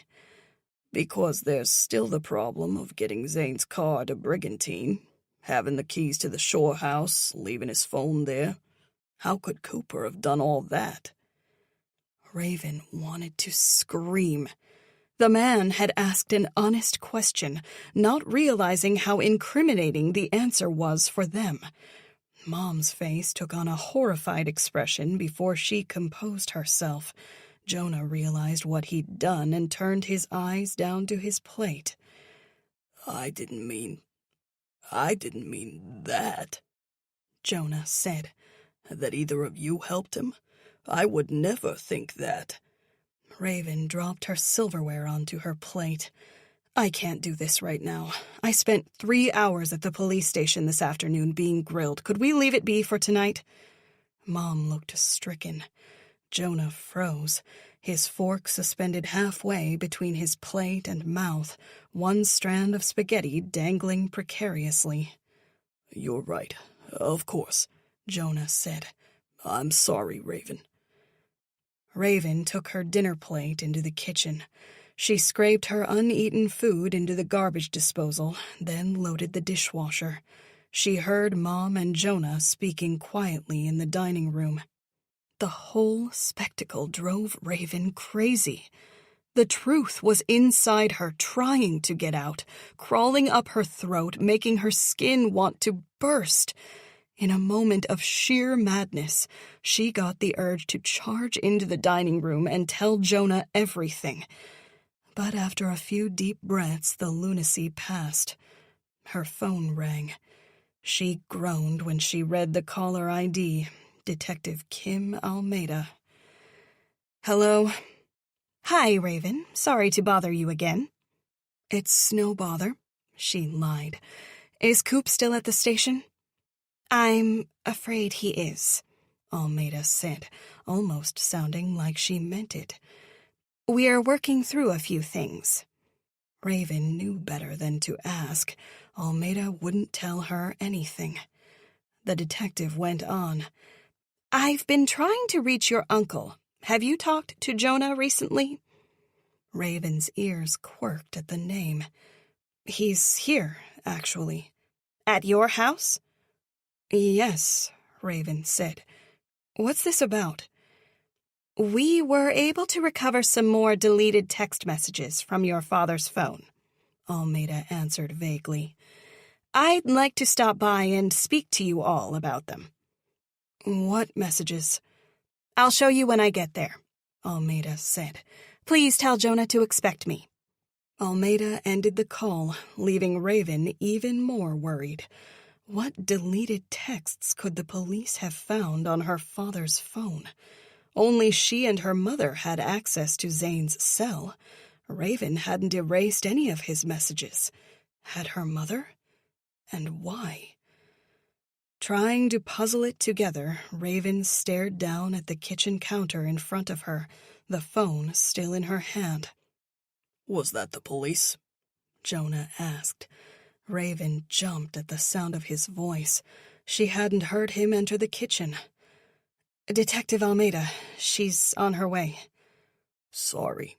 He offered a weak smile. I didn't mean to startle you. Jonah carried his plate to the sink. He scraped his leftovers into the garbage disposal. What did she want? He asked. Before the detective arrived, Raven needed to speak with her mother privately. If Robin had deleted messages on Zane's phone, she wanted to know why. Almeida's on her way, Raven said, looking past him, and has questions for us. Something to do with Daddy's phone? Jonah stooped to put his dish and silverware in the dishwasher. What about his phone? Raven didn't answer. Would you excuse me for a moment? I want to let Mom know they're coming. Raven attempted to walk past Jonah, but he latched onto her wrist, his grip strong. I think the detective's been trying to get a hold of me, but I had my ringer off. I saw a few minutes ago that I'd missed several calls from her. Jonah didn't let go of Raven's wrist. But I was so busy today. Raven looked down at his hand. You're hurting me. Jonah smiled apologetically before releasing her. Sorry. Raven rubbed her wrist. You were busy? I went to your father's office and talked to Freddie Thorne, then went around to some of your father's favorite spots to see if I could turn anything up. Jonah got a faraway look in his eyes and sighed. I know the police are doing their best, but I can't help it. Raven didn't want her uncle snooping around in addition to the police. What if he stumbled upon something they missed, and it only served to get her and Mom in trouble? She gave him a sad smile. I know you want to help, but you might inadvertently foul up their investigation by talking to the wrong person and saying the wrong thing. You should let them do their job. I know you're right. Jonah sighed again. But I just want to find whoever killed Zane. Raven stopped in her tracks and looked back at her uncle. Oh, God. Jonah grew red-faced and went very still.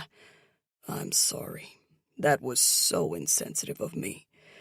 It's just with Zane missing for several days now, I'm assuming the worst. His voice trailed off.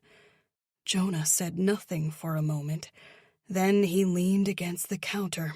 He seemed lost in thought. She could hardly blame Jonah for thinking the worst. When someone didn't turn up for several days, it was only logical to conclude they were dead. How long do you think it will take the detective to get here? Jonah asked. Raven didn't understand the change in his tone. There was something final about it, his words edged with an unusual and intense precision. In this weather? Raven felt uncomfortable under his penetrating gaze. 10 or 15 minutes? What did they find on his phone? Jonah said. His right hand had inched away from his body, crawling across the countertop behind him. Why was he acting so strangely? Her uncle's mood had changed. Though the detective had shared information with Raven, her intuition told her to say nothing. I don't know. No wonder you didn't make it in New York. You're a mediocre actress. She laughed nervously. He was making her uneasy, even though there was nothing threatening about his posture. But she spotted something feral in his eyes, and then when his right hand inched farther away, she realized what he was doing. The knife block was right there. I'm a good actress, she said defiantly, forcing the nervous laughter to stop. She raised her voice so Mom would hear. What are you doing, Jonah? He snatched a knife out of the block and held it out in front of him. Let's cut the crap, he said. All three of us know what happened Monday night. She was practically yelling now, hoping to get Mom's attention. I don't know what you're talking about. Raven pinned herself to the refrigerator, fear paralyzing her as Jonah pushed away from the opposite counter. Jonah, put the knife down, she screeched. Robin, he called out. Get your ass in here, or I'll cut your daughter up. Mom didn't answer. Where'd you put Zane? Jonah asked. In the bay? It all came to her then. In a moment of blinding clarity, Raven somehow understood what had happened. Jonah had left the body with the note on the wall to incriminate her and her mother. Jonah was the man who'd been watching the house. He'd sent the cryptic email and the note. His poor choice of words a moment ago when he expressed his desire to find Zane's murderer had been a telling slip of the tongue. He knew her father was dead. Jonah knew because he'd killed Zane himself. Robin? His face was turning red. Get in here! Jonah? Raven's legs trembled. Why did you kill Daddy? Because the son of a bitch ruined my life. I lost what little money I had in that coin-op business, and Zane wouldn't help me out. Okay. Now her whole body was shaking. That knife was so close. But why did you frame us for it then? We didn't do anything to you. My mother and I are innocent. Innocent? He spat out the word. Robin lied to the police and shut me out when I needed her the most. Jonah lunged forward, and Raven thought she was going to die. But instead of stabbing her, he put the knife to her throat and got behind Raven. I don't want to hurt you, Raven, Jonah said, but Robin isn't leaving me much choice. He wrapped his free arm around her almost in a headlock, while the blade with its cold steel continued to press against the side of her neck. Robin! Where the hell are you? I've got a knife to your daughter's throat. Please, Raven said, hating how pathetic she sounded. Only now that she was in his grip, the instrument of her own demise pricking the delicate skin above her raised jugular, did Raven think of all the ways she should have acted instead only moments ago. She should have screamed. She should have run. She should have attacked. She should have told her mother to go for help or call the police. Raven could have done any one of a dozen different things. Each would have been better than how she'd acted. Or not acted. The police are coming, Raven reminded him. Put the knife down and let's talk. Talk? He laughed nastily as he shoved her out of the kitchen. For a moment, Raven was free of him and thought to run, but before she could act, he was upon her again, driving her toward the dining room. We don't care that he's dead, Raven said. He was an abusive asshole. You've done us a favor. Let's make a deal. Everybody keeps quiet, okay? That way no one gets in trouble. What about your boyfriend? Jonah asked. Do you think I'm an idiot? If they charge him, you'll open that mouth of yours and throw me under the bus. No, Jonah, we can work something out. Robin! He barked again. I'm going to kill your daughter in 5 seconds if you don't show your face. Please, Jonah. 5, 4. Jonah, you don't have... 3, 2. Jonah. 1. Chapter 30. Jonah. Before. I told you, Zane said in that condescending way of his. I gave you $2,000 and a list of contacts. The rest was up to you. Jonah stared into his beer, unable to come to terms with what had happened. He'd left a job, not a great one but a steady income, to sell coin-op video games to local bars. It hadn't even been his idea. One night when they were out drinking together, Zane and he had been playing a photo hunt game at the pub, both men laughing while they tried to spot the difference between 2 pictures of naked women. The machine was always on the fritz, and it crapped out mid-game on them, frustrating Zane, who'd had his eyes set on the high score. You know what? He'd said. We should sell these games to bars. I'll bet we can find old used ones on eBay and some jackass to spruce them up. The startup costs wouldn't be terrible. Though he'd been intrigued by the idea, perhaps as a result of all the alcohol he'd had that evening, Jonah was reluctant. I don't know, Z. I don't have a lot of money. Zane had shrugged. What was money to a guy who had more than enough and had never worried a day in his life about paying the rent? I'll back you, he'd said. "Just look into it for me, all right? I'm too busy running a business already, and you've got time." He didn't really have the time. He worked full-time at the grocery store and picked up another 10 here and there doing odd jobs. But since Jonah couldn't contribute a lot of money to the enterprise, he promised to search for old coin-op games online. Zane pressured him over the following weeks, wondering what was taking him so long. Finally, Jonah found a handful of used but functional consoles, some old-timer who liked to restore them, and some geek who could patch the inevitable software bugs that had caused them to periodically malfunction. "It's not cheap," Jonah had said. "If you want to make money, you've got to be willing to spend it," Zane had answered. "Look, business wasn't as good as I expected this summer, but I'd still like to help you out." Jonah wanted to point out that Zane had offered to fund the entire enterprise. But he wasn't in a position to beg, having little money himself. He tapped into his savings, spending his rainy day money, and then maxed out a credit card, thinking Zane would at least reimburse him for that so he could avoid the crippling interest rates and the disastrous effects on his credit rating. "Did you go over to Polly's bar?" Zane had asked. "He wasn't interested."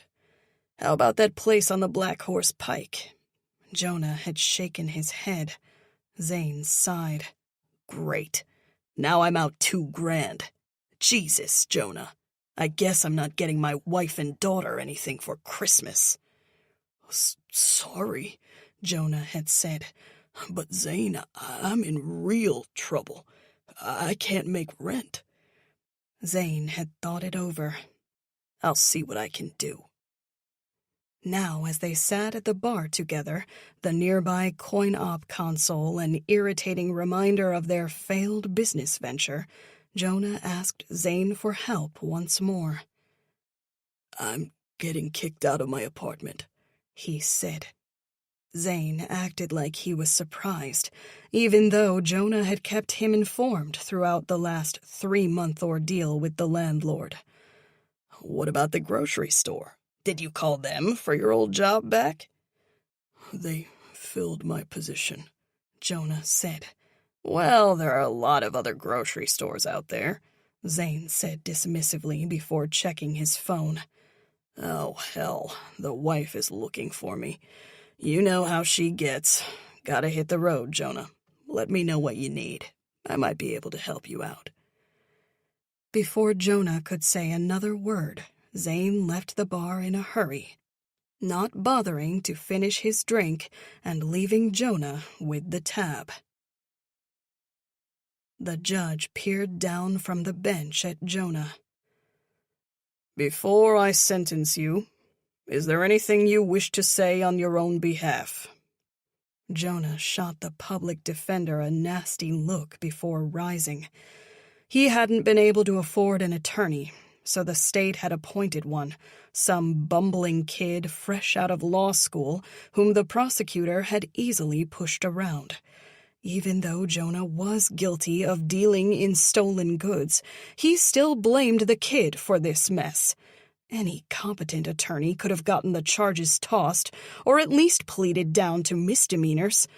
Now he was looking at real prison time, cooped up with actual criminals, terrible men who'd try to kill him for any reason, for no reason, or who'd come to his cell to... Meanwhile, his brother-in-law just got to shrug the whole thing off. Though he was involved as much as Jonah, Zane had managed to avoid legal troubles, in part because Robin, Jonah's own sister, had lied to the police, placing the blame solely on her brother. "Yes, Your Honor," Jonah said, having to clear his throat to be heard before proceeding. "I fell on some hard times, and that led to a self-destructive pattern of behavior. I couldn't support myself, and the job market is terrible for a guy like me, someone without a college degree and with no technical skills. I'm not a criminal by nature. I was pushed into this by circumstances beyond my control. I hope you'll take that into consideration when sentencing me." The judge looked down at some paperwork and grew thoughtful before answering. "It's important," the judge began, "for a man to take responsibility for his actions. In this day and age, people are too quick to pass the buck and blame their circumstances for their choices. Mr. Huntington, you could have done any number of things differently. You could have taken out a loan to attend a trade school. You could have gotten a job at another grocery store. You could have—" Jonah tuned the judge out while the old hawk-nosed man lectured him about life choices. "Need to learn responsibility, so that's why I'm sentencing you to 42 months in prison. You'll be eligible for parole in 24 if your behavior is exemplary, Mr. Huntington." His behavior was exemplary, but 24 months came and went, and Jonah was still locked up. It was amazing what human beings could get used to. Prison life, as terrible as it was, had been normalized for him now. Just the other day, he'd watched another man get stabbed in the neck with plasticware in the cafeteria because he'd given some deranged psycho a strange look in the hall before lights out last week. Said psycho was inside for aggravated assault and had been due to be released in a month's time, but now he was facing murder charges and would probably spend most of the rest of his life behind bars. Any normal man would have gotten post-traumatic stress disorder over witnessing something like that, but Jonah had instead tasted a savage excitement. Any break from the routine made him feel alive. By the time he returned to his cell after the guards converged on the cafeteria, bringing the lunch hour to a premature close, Jonah realized just how unhinged his response to the whole episode had been. "Mail." A fellow con pushed a cart with squeaky wheels in front of his cell. "Mail, Jonah." "Huh? Mail." He didn't recognize the handwriting on the envelope, but he was able to read the neat cursive and was familiar with the return address. R. Kendrick, Tabernacle. His sister. "Who's writing you?" his cellmate asked from the top bunk. "Shut up," Jonah said. They were new to each other. The guy had tried to come at him last week, and Jonah had been forced to lay him out in the yard. Important to establish the pecking order right away, lest some lunatic get ideas. The guy rolled over on his cot. Jonah opened the envelope. He was surprised that Robin had decided to write him back. Though her apology would be too little too late, at least he'd get one. Perhaps he could convince his sister to leave Zane, take half his money and half his business, and take pity on her poor older brother. The same brother who'd knocked out some guy's teeth for getting too frisky with Robin back in middle school. But the letter contained no apology. "Zane is running a business and has a reputation to maintain. You need to stop spreading all these lies about him and take responsibility for what you did. Please do not contact me or my family again until you've done that." In his heart, Jonah knew that her husband had put Robin up to writing the letter. He knew she did whatever her husband asked, knew that Zane controlled his sister, knew that Robin had grown into a shell of a woman. But still, she was his sister. He couldn't help but blame her for everything as well. She could have been brave, left her asshole of a husband, and helped Jonah get back on his feet. But instead, she'd chosen to remain comfortable, in that house that must cost $1 million now, in her expensive clothes and car, living a charmed life while he rotted away in prison. It was just as much her fault as it was Zane's. Despite his nominal good behavior, Jonah served out nearly his full sentence. It was snowing the day he got out, and no one had come to pick him up. He took a bus into the city and checked in with a halfway house where he found employment, making just enough to rent a tiny one-bedroom apartment in a bad neighborhood. They wouldn't take him back at his old store, not even as a cashier or stocking shelves. A priest came by the halfway house from time to time. Jonah liked the man, despite his general disregard for the clergy, because the priest did not condescend or offer unsolicited advice. They struck up an acquaintance, never quite a friendship, and smoked cigarettes out in the backyard, and sometimes had to raise their voices over the squawking chickens the owner of the place raised in handmade coops. One day, Jonah asked jokingly if the priest were ever going to quote some salient excerpt from Scripture that would avail Jonah. Smiling, the priest shook his head, explaining that he rarely did that outside of church because people did not care for it in everyday contexts. Jonah pressed him anyway, in a kind of teasing manner, but the priest refused to recite a passage for his benefit. After much urging, the priest half conceded. He didn't quote the Bible, but he offered advice. "Forgive everybody," the priest said.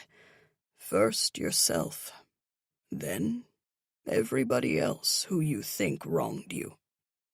But do the latter part quietly, only in your mind. Seek them out, and try to meet them where they are, so they can meet you where you are." Jonah didn't think much of the advice, but hid his opinion behind an easy smile, so as not to offend this priest he'd grown to like. That day happened to be his last at the halfway house. He never encountered the priest again. "Jonah!" Zane's eyes popped. "You're out!" His brother-in-law slid off the bar stool and staggered over to give him a big hug. Jonah was no small figure himself, not tall, but built like a fireplug. Zane, though, lifted him easily. The smell of alcohol on his brother-in-law's breath was strong. "It's good to see you," Zane said, setting him down like a child. "How long's it been?" "Since before the trial," Jonah said.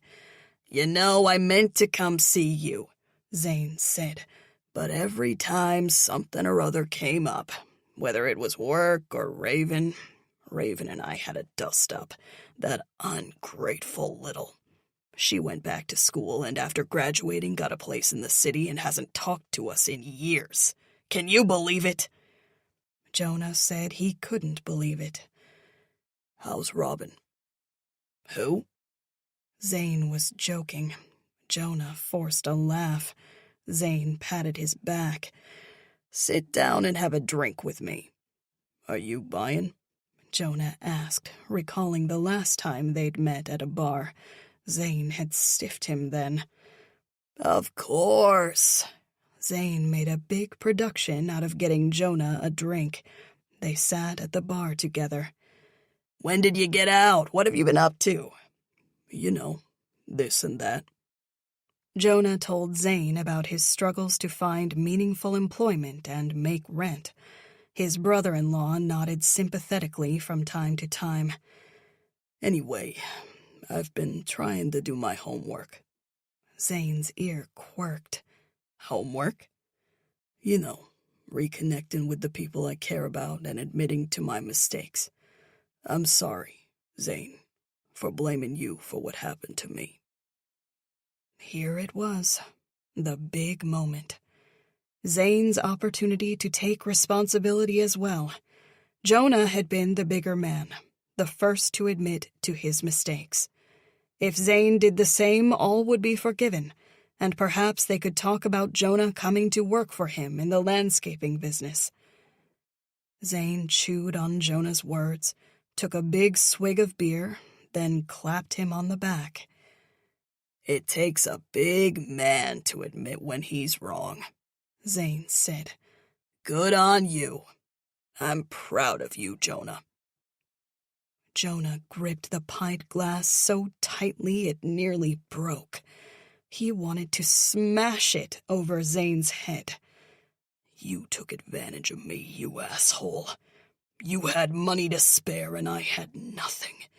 Then I served for a crime we both committed and you still take no responsibility for it." But instead of doing something rash, Jonah choked back his rage and screwed up a smile in place. He pretended to be proud of himself and grateful that Zane had accepted his apology. He washed his bitterness away by chugging the rest of that beer. When he was done, Zane pointed to their glasses. "Next round on you?" Zane asked casually, completely ignoring everything Jonah had told him about his financial situation. "I can't pay for everything, you know." It was there, in that dingy bar in Atco, after he'd ordered the next round and while Zane was in the bathroom, that Jonah realized the priest was a fool. Forgive Zane? He'd tried, but his brother-in-law hadn't reciprocated. On the spot, Jonah decided he wouldn't grovel in front of Zane for a job, abandoning that plan. He'd never ask for his help again. Jonah was going to kill him. Jonah's hand began to cramp. This was his fourth attempt at the letter. The first had been terrible. The second, still terrible. The last hadn't been bad, but he hadn't been satisfied with it either. It was important to keep the text relatively short. 2 paragraphs. No more. He'd practiced mimicking Robin's cursive handwriting before attempting to fabricate this letter. He was familiar with her voice, at least her written voice from their correspondence while he was in prison, so he was able to choose his words, her words, well. By the time he was done, he was convinced the fake letter would fool anyone, even the police. "I'm scared of him sometimes. If he ever tries to hurt Raven, I'll have to do something about it. Sometimes I imagine he's gone." All things that a desperate woman in Robin's position would say. All things that would later incriminate her. The problem was, the actual letter he'd received in prison from Robin was several years old now and looked it. This fake one he'd just drafted did not, and merely folding it several times and tearing off an edge or two didn't do the trick. But a quick Google search gave him some ideas about how to prematurely age a document, applying the right household chemicals in the right ways, intentionally leaving the page on the windowsill so the sunlight bleached it, staining it with coffee, and voila! After quite a bit of work, the letter in which Robin Kendrick hinted at murdering her husband was born, and looked as genuine as the other. "These guys are serious," Jonah said. Zane continued to half listen, his eyes riveted to his computer screen. They had met in Zane's office about the group from Mount Holly. "Do you know how many times a day I hear that?" Zane asked, yawning. "They want to meet," Jonah said. "Can you do Tuesday?" "I was thinking about playing cards. Go with Freddie. He can handle the meeting." Cards? Not now, goddammit. Not when Jonah was so close to ruining all their lives. "They want to meet you," Jonah said. "Ah, hell." Zane finally looked away from his computer and met Jonah's eyes. The goddamned poker room is closed. Can you believe that? All the money those bastards are making, and...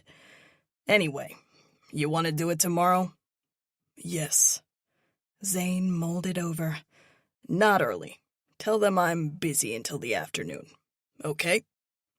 Jonah was both relieved that his plan was moving forward and even more nervous about it. If he could arrange a meeting, then that meant he was only a few hours away from murdering his brother-in-law. In prison, Jonah had learned how to palm things. At first, he thought he'd never develop the dexterity for it, but he kept working at it. He had plenty of time to practice, after all. He'd never be a magician performing on stage, but he was good enough to swipe things in a crowd without attracting attention. And he was good enough to snatch Zane's keys when his brother-in-law was drunk at the bar. Driving furiously down the road to a hardware store, he'd gotten a duplicate made of Zane's house key and was back at the bar only 20 minutes later. When Zane got up to use the restroom, Jonah dropped Zane's keys on the floor beside his chair. They must have fallen out of your pocket. That had been months ago. Now Jonah used his duplicate to quietly enter the house. Zane had told him everything he needed to know, bragging in that customary way of his. I got Robin to sleep in the guest room. Makes it easier to come and go whenever I want without a fuss. Figured out the best way to enter late is through the side door to the garage. Nobody can hear that door from upstairs, not even Raven. Jonah also knew about the access road in the woods behind their property. Zane couldn't help but tell the same story, over and over, about how he used to sneak out in the summer to meet a lady back there who'd suck him off in her car and didn't expect anything in return. That was how Jonah had been able to access the property without anyone seeing him. While he waited, Jonah texted Zane about the football game and also reminded him about the meeting. Zane responded that he was trying to catch the end of the game at the bar before leaving, but he'd be in fine shape for tomorrow. 10 minutes later, another text came through from Zane. Raven's fucking ex-boyfriend. I used to like the kid, but he's turned into an asshole. Thinks he's a hard ass. Motherfucker just threatened me. I don't want to hurt the kid, but I might have to teach him a lesson. Jonah told Zane to let it go. He stood a lot more to lose than some 20-something nobody slinging drinks at the VFW for a living. In truth, Jonah would have liked to see the kid, Cooper was his name, put the much larger Zane in his place, if he weren't already waiting inside his sister's house to do much, much worse. One shot. That's all I need, and the kid is done. Jonah urged Zane not to do anything stupid. A few minutes later, Zane wrote again. Kid said he'd kill me.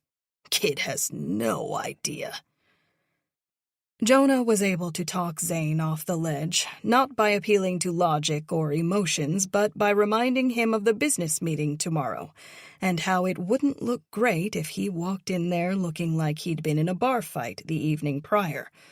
Zane reluctantly agreed, though he vowed to have it out with Cooper later this week and set things straight.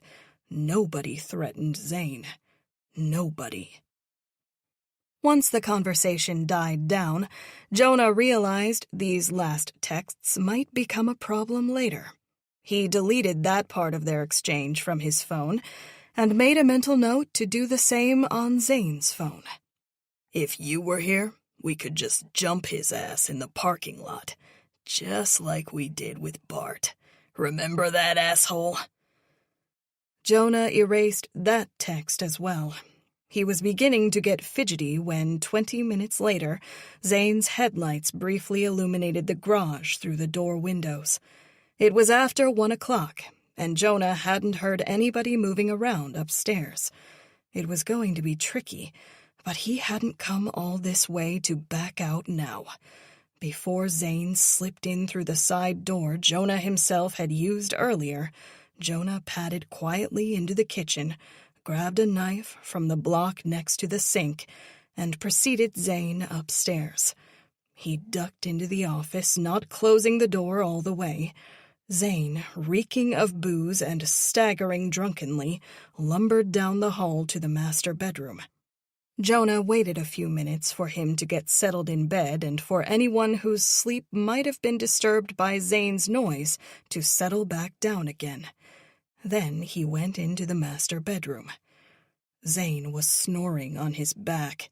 He'd kicked off his work boots, discarding them on his way to the bed, along with his socks, jeans, jacket, and flannel shirt, leaving a messy, drunken wake behind him.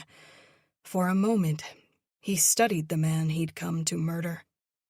Though he'd been looking forward to this, Jonah was shocked by the overwhelming, jittery feeling of glee consuming him in this moment. Smiling hideously as he tiptoed toward Zane, he relished the thought of Robin taking the fall for his crime. An abusive husband found murdered in his sleep, his throat cut from jugular to jugular, the words "never again" scrawled in the man's blood above the headboard. Who else but the wife would have done it? Means, motive, opportunity. No matter how much Robin protested her innocence, no matter how sympathetic a character she portrayed as a long-suffering wife, the police would have to charge her. He wondered if Raven would get caught up in this mess, but felt no way about it. Zane had ruined his life, and Robin had coldly turned her back on him when he was at his lowest point. If their daughter suffered for their sins, so be it. Jonah took a deep breath before he killed his brother-in-law. Chapter 31. Please, Jonah. The knife was cold and hard against her neck. Raven feared if she moved just an inch the wrong way, he'd accidentally cut her. Jonah began to count. 5, 4. Jonah, you don't have to. 3, 2. Jonah. 1. Raven knew she should have tried something. Grab the knife, or at least grab the wrist holding the knife. Fall to her knees, wrench her body, elbow Jonah in the solar plexus, hammer fist him in the groin, stomp a toe, kick out a knee, scratch his eyes. But she did nothing. Everything had happened so fast. Though there was no mistaking the steel pressed against her throat, Raven still couldn't comprehend her life was about to be torn from her, ripped right out of her throat. Tensing against her killer, Raven squeezed her eyes shut. In this last moment, she hoped that her mother would get away. But the pressure on her throat decreased. Jonah staggered away and then crumpled to the floor behind her, the knife scraping his jeans as he toppled. Raven was free of the man who clutched the back of his head. "Come on!" Mom grabbed Raven's arm. She'd smashed Jonah on the back of the head with a bottle of wine. Miraculously, the bottle hadn't shattered. Raven turned to leave, but Jonah's fog was lifting. Lunging, he struck her with the knife in her side. Raven shrieked as Jonah withdrew the blade. Her mother screamed bloody murder as she pulled Raven, too late, away from the man. They staggered into the foyer, the back of Raven's head hitting the front door with a dull thud. Jonah reeled toward them, not all the cobwebs gone from the unexpected blow to the back of his head. Mom screeched at him to stay away as she held the wine bottle by its neck in front of her. The pain in Raven's side was excruciating. Somehow she got to her feet just as Jonah and Mom crashed into each other. "Mom!" The blade flashed, but Jonah couldn't drive it home. Mom lost her grip on the bottle. It shattered on the tile floor of the foyer, red wine spraying like blood everywhere. Mom and Jonah were tangled up. Raven moved forward to help, but her mother and uncle slipped on the spilled wine. They separated as they fell, Jonah toppling backwards, Mom spinning wildly out of control. Raven moved away from the door to break her mother's fall, while Jonah unintentionally backrolled into the opposing wall. Feet shooting out from under them, Raven and Mom landed on the stairs leading to the second story. Her mother gasped. The fall had punched the wind out of her. Go! There was nowhere to go but up. The fall had turned the tables, leaving Jonah blocking their exit. Raven didn't think racing upstairs was a great idea when they had to get out of the house, but in that frantic moment she couldn't think of anything better. Biting down against the pain, she hurried upstairs, her mother in tow, Jonah scrambling at the foot of the stairs. Your room, Mom said. Raven turned the corner on the landing and raced. She flew into her room. Mom was a second behind her. Raven closed the door just in time to stop Jonah. He slammed into the other side of it. Move, Mom said. Raven saw what Mom intended. She held the door for one more second, then jumped out of the way as Mom heaved. Raven's dresser fell onto its side, flush against the door.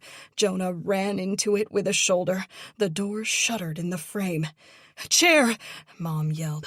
Raven grabbed her desk chair and put it on top of the dresser. Mom added whatever she could find to the blockade while Jonah continued to ram the door. With the next judder, it cracked near the top hinge. For a moment, Raven met the wild-eyed gaze of their would-be murderer in the hallway before Mom pressed against the door with all her might. We can wait for the police, Raven said. Now that she'd stopped running and had a moment to stand still, the pain came back. It was one throbbing wave after another, with little reprieve between. She nearly passed out when she made the mistake of looking down at her side.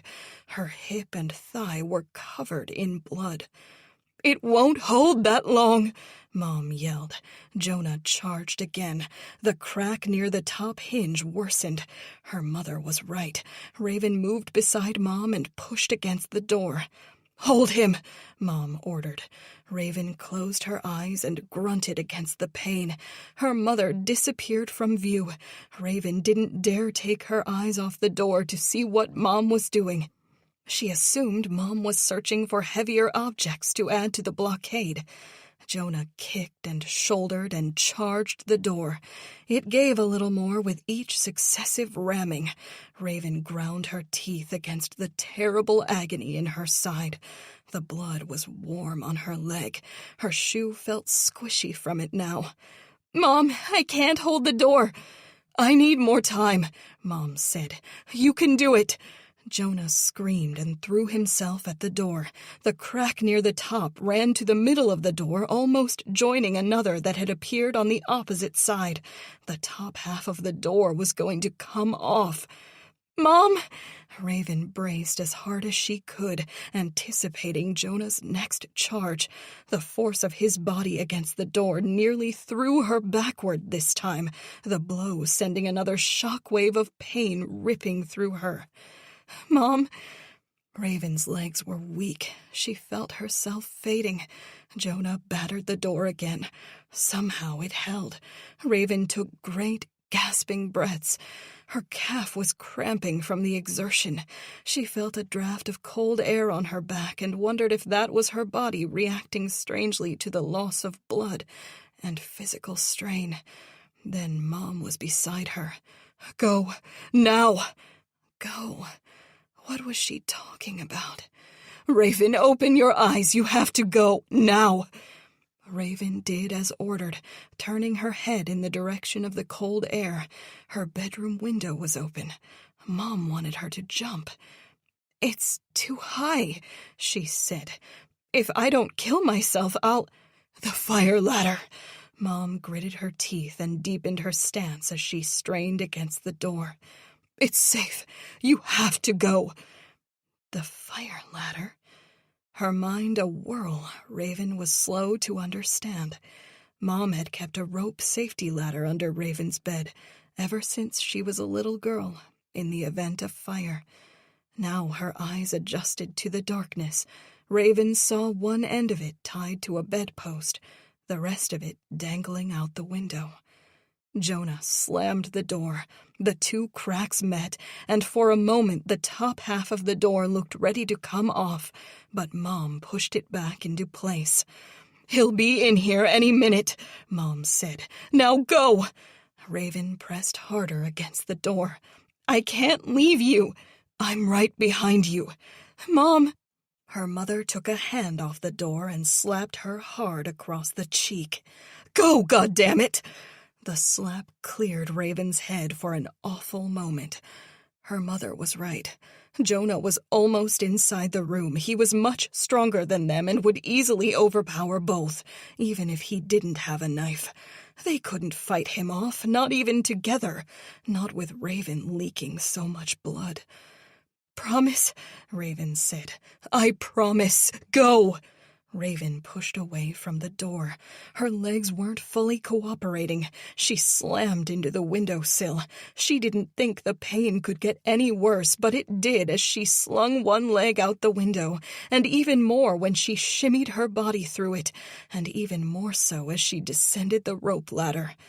The snow froze her fingers, and the ladder twisted on itself, tangling into a helix. Raven didn't think she had the strength to descend it the whole way like this, but the ground was too far to let go. If she broke a leg, she was dead. Mom, too. Mom would try to help her rather than leave her, and Jonah would easily catch up to both. As she took her eyes off the ground, determined to hold on for her mother, she fell. Chapter 32. Raven screamed as she dropped, but she didn't have time to prepare for the crash landing. Her body jerked to a stop, somehow miraculously still suspended in the air. Looking up, she saw the mattress pressed against her bedroom window. The bed hadn't been heavy enough to support her weight, and must have shifted against the wall and then onto its side. That meant Mom was trapped in the bedroom. She had to climb back up. But she couldn't. She was barely able to hang on, never mind ascend this unsteady, twisted ladder. And even if she managed to get to the top, the mattress and bed frame were in the way. Would she be able to push them aside with one hand while dangling with the other? She had to get down, enter the house through the ground floor, and race upstairs to help Mom. There would be nothing between her and Jonah and the knife, and she had to hurry. Raven looked down. The ground still looked too far away to let go. Her mother's scream galvanized her into action. Hands shaking from the cold and the exertion, she went down one rung, then another. Then her foot got stuck. Her ankle was somehow twisted in the ladder. Trying to yank it free, she got nowhere. Raven slammed into the house, banging her fingertips against the siding. She dropped again, but managed to arrest her fall by latching onto another rung at waist height. Now her foot was tangled in the ladder, and the ground was still 10 feet below her. Raven screamed in frustration, which only served to worsen the pain in her side. Her cramped hand clawed at her tangled ankle. "Raven!" Mom's head was sticking out the window. Somehow she'd moved the mattress aside. She was coming out. Raven didn't think the rope ladder attached to the bed could support both their weights. She had to get to the ground. Looping her free leg over a higher rung, she leaned backward to take some of the weight off the trapped ankle. Her hands were shaking and numb. "I'm coming," Mom said. "Hold on." Raven pulled at the twisted ladder. The motion rocked her against the house again. She nearly fell, but somehow her foot came free, and her other leg held her in place. Raven pulled with all her might to right herself. "Raven, he's in the room." Mom yelled. She shimmied down the ladder, not descending so much as slowing her fall. Her feet found rungs and her hands burned on the frigid ropes, and Raven ended up on her back on the cold ground. She must have dropped the last few feet. Straining to focus, she saw a dark shape coming down the ladder. "Run, honey!" Mom's voice somehow reached her through the storm and through the fog shrouding Raven's mind. She got on hands and knees and stumbled away from the house. Through the snow, she felt the gravel under her sneakers. Raven banged into the trunk of her car, twirled, went down. She didn't know where she was going, only that she had to continue. There were car lights somewhere. Almost blindly, she groped toward them in the darkness. A neighbor must have been coming home. In a teetering crouch, she rushed to the end of the driveway to flag them down. The car was coming too fast. Raven tried to blink away the dizziness as she stood and flapped her arms. In that last moment before impact, she saw the wide-eyed expression of the familiar driver as she feebly tried to jump out of the way of the vehicle. Chapter 33. When Raven woke up, she was looking into the eyes of the driver who'd hit her. Detective Kim Almeida smiled. "Thank God you're all right." Were they here to arrest her? Did they already know what she'd done? A familiar-looking man standing slightly behind Kim shifted his weight and leaned forward as if suspecting Raven's eyesight was not working well. He gave her a tight nod. That face of his, so familiar, and yet she couldn't place him. Did they know? She came to, remembered she was in a hospital, but she didn't recall how she'd gotten here, or how she knew that. She felt like she was waking up for the first time in this place. Next to her bed, machines whirred and beeped, medicine dripped. The detective wasn't the only one in the room, nor was she even the closest to Raven. A woman in scrubs was futzing with the machine next to Raven, while another woman stood on her other side and consulted a tablet. The two healthcare professionals worked silently. Mom was also there, sitting in a chair beside the bed. Raven realized the pressure on her hand was her mother's hand. "Raven, honey. It's okay. You're safe." Safe? She didn't feel safe, not with the police in the room with her. Did they know? Did they know what Mom had done and what she had done? And were they just waiting to arrest them both? Did they arrest people who were hooked up to machines in hospitals? When Raven tried to sit up, she experienced a muted pain in her torso. Her insides didn't feel right. Something stretched along her flank, pulled. Stitches? She got the idea her attempted movement should have hurt more. Dully, she realized she had to be on painkillers. Her mother laid a hand on her shoulder. "Lie down, honey." Raven did. Her side remained angry. She wouldn't move so quickly again, not for some time at least. The detective stepped forward. Kim Almeida looked her in the eye, and Raven knew what was coming. Knew she was in trouble, and Mom was in trouble, and the police, out of professional courtesy or whatever, were simply waiting for her to heal enough, to be cognizant enough before they officially arrested her. She could move her arms now, but it was only a matter of time before she'd be cuffed to the bed. Perhaps already there was a uniformed cop sitting outside her room, passing the time by doom-scrolling on his phone. Raven imagined the machinery of the state working silently but steadily, that great, unstoppable, grinding force just waiting to press charges against her. Almeida smiled, but Raven saw no joy or vindication in her eyes. Nothing celebratory, like the detective was about to close her case. Instead, she detected something else, a look of apology. "I'm so sorry," Almeida said. You ran right out into the street, and we couldn't stop in time in the snow."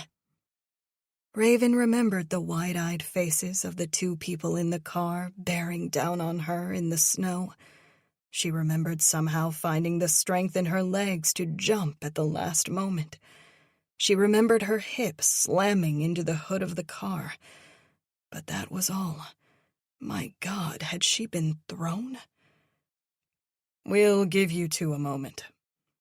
Another voice. It belonged to that familiar-looking man who stood behind Kim. Raven had met him. But where? And why was he giving the orders? This was Kim's case. But the detective from Brigantine didn't bristle when the man, Caldwell, Jack Caldwell, led her out of the room. Now it was just Raven and Mom. "You're going to be fine," Mom said. "If you want to go back to sleep, you can." What? Her throat was sore. Had they put a tube inside her? "Where am I?" "You're in the hospital," Mom said. Why had Raven asked? She'd already figured that out.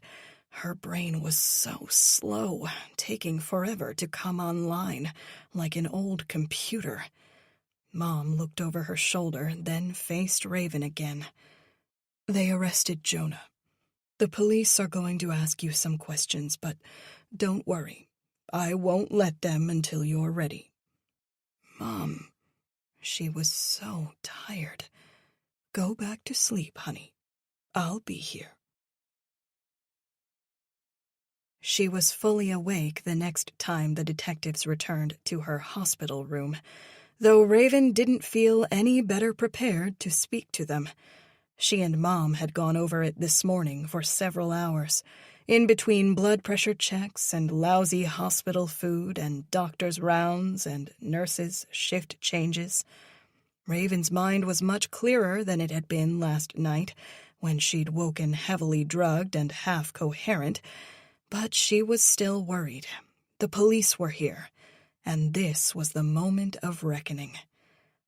Mom moved out of the chair beside her bed and leaned against the wall. Detective Jack Caldwell took Mom's seat. Raven peered into that inscrutable face of his, seemingly designed to leave everyone confused about his allegiances. Mom had assured Raven she could trust him, but Raven still wasn't sure. She feared trusting him would be a fatal mistake. Caldwell gave her a tight nod before turning in the chair. "Would you give us a moment alone with your daughter, Mrs. Kendrick?" he asked. Mom hesitated, but ultimately relented. She and Raven had already discussed this moment. They knew the police would ask to be alone with her. "I'll be right outside, Raven." After Mom left, Almeida came up on the other side of Raven, so the two cops were flanking her. She felt horribly boxed in, almost claustrophobic. "Raven," Almeida began, "let me say again how sorry I am. I slammed the brakes and cut the wheel, but the roads were terrible and the car went into a slide. I'm so sorry." She nodded, not trusting her voice yet. Fortunately, Almeida had only been going about 10 miles per hour right before the impact, and Raven miraculously had avoided a direct collision, launching herself into the air with the last of her strength. She'd apparently landed on the hood and rolled off the car into the street, though she didn't remember that. "Raven," Caldwell said, his voice avuncular now, "we have to ask you some questions." "Okay." "Let's start with what happened when Jonah came over." Raven swallowed hard. She explained to them how Jonah had peppered them with questions, making them uncomfortable as he grew more and more combative. How he'd panicked when Raven had told him the detectives were on their way to speak to him. How he'd pressed her for more information, insisting that Cooper or someone else or someone working with Cooper must have killed Daddy. But he'd grown leery of them, fearing they suspected him of having to do with Daddy's disappearance because they knew about his complicated history with her father. Grabbing a kitchen knife, he'd attacked. "He didn't say what he did to Daddy," Raven went on, "or where he took him, and we didn't get a chance to ask. He was relentless with his questions, and the moment he knew I suspected him, he came after us." Raven got choked up. It wasn't a performance. Her tears were real. She hated how scared she'd been, how her body had locked up, the feeling of helplessness. If it weren't for Mom, Jonah would have sliced her throat wide open, the same way he'd done to Daddy. She felt ashamed for ever thinking Mom wasn't brave. "Jonah tells a different story," Almeida said. Caldwell shot her a sharp look, but Kim ignored it. "He says you admitted to killing your father," the detective went on, "and that you moved the body and his car to Brigantine so it'd look like he never came home that night." "That's not true." Raven shook her head. "He's lying." "He also said your mother begged for his help. She was terrified of Zane and couldn't leave him. She was afraid he'd kill her if she tried, and the only way out was for Zane to die. We have a letter from her saying as much." "She didn't write it," Caldwell interrupted. "We also know that." Almeida ignored him and waited for Raven to respond. "It's a lie." Caldwell shifted in his seat. "We also know that Jonah deleted the texts Zane sent him about Cooper on his own phone. He didn't want Coop to look suspicious for some reason." Caldwell paused as if pondering this for the first time before going on. "He also said you and your mother attacked him in the house. Even though he outweighs the two of you combined, you're the one who almost died, and we witnessed the two of you fleeing him." Caldwell and Almeida shared a pointed look before Caldwell spoke again. "We've also been through your house, Raven, and didn't find any evidence of a crime, like Jonah said we would." Raven understood the dynamics of the situation. At least, she thought she did. Caldwell was on her side while Almeida was skeptical. She just hoped that Caldwell wasn't tricking her, playing the good cop to the other detective's bad cop. All the world's a stage, and all the men and women merely players. "I set Jonah off when I mentioned you were coming," Raven explained. "That's when he tried to kill us." Almeida didn't address what she'd just said. "What's also strange, assuming it was Jonah who erased those texts from your father's phone as well as his own, why would he do that? He'd want us to look at other people, and those messages didn't point at him." Raven hesitated. "They also didn't point at Raven or Robin," Caldwell added.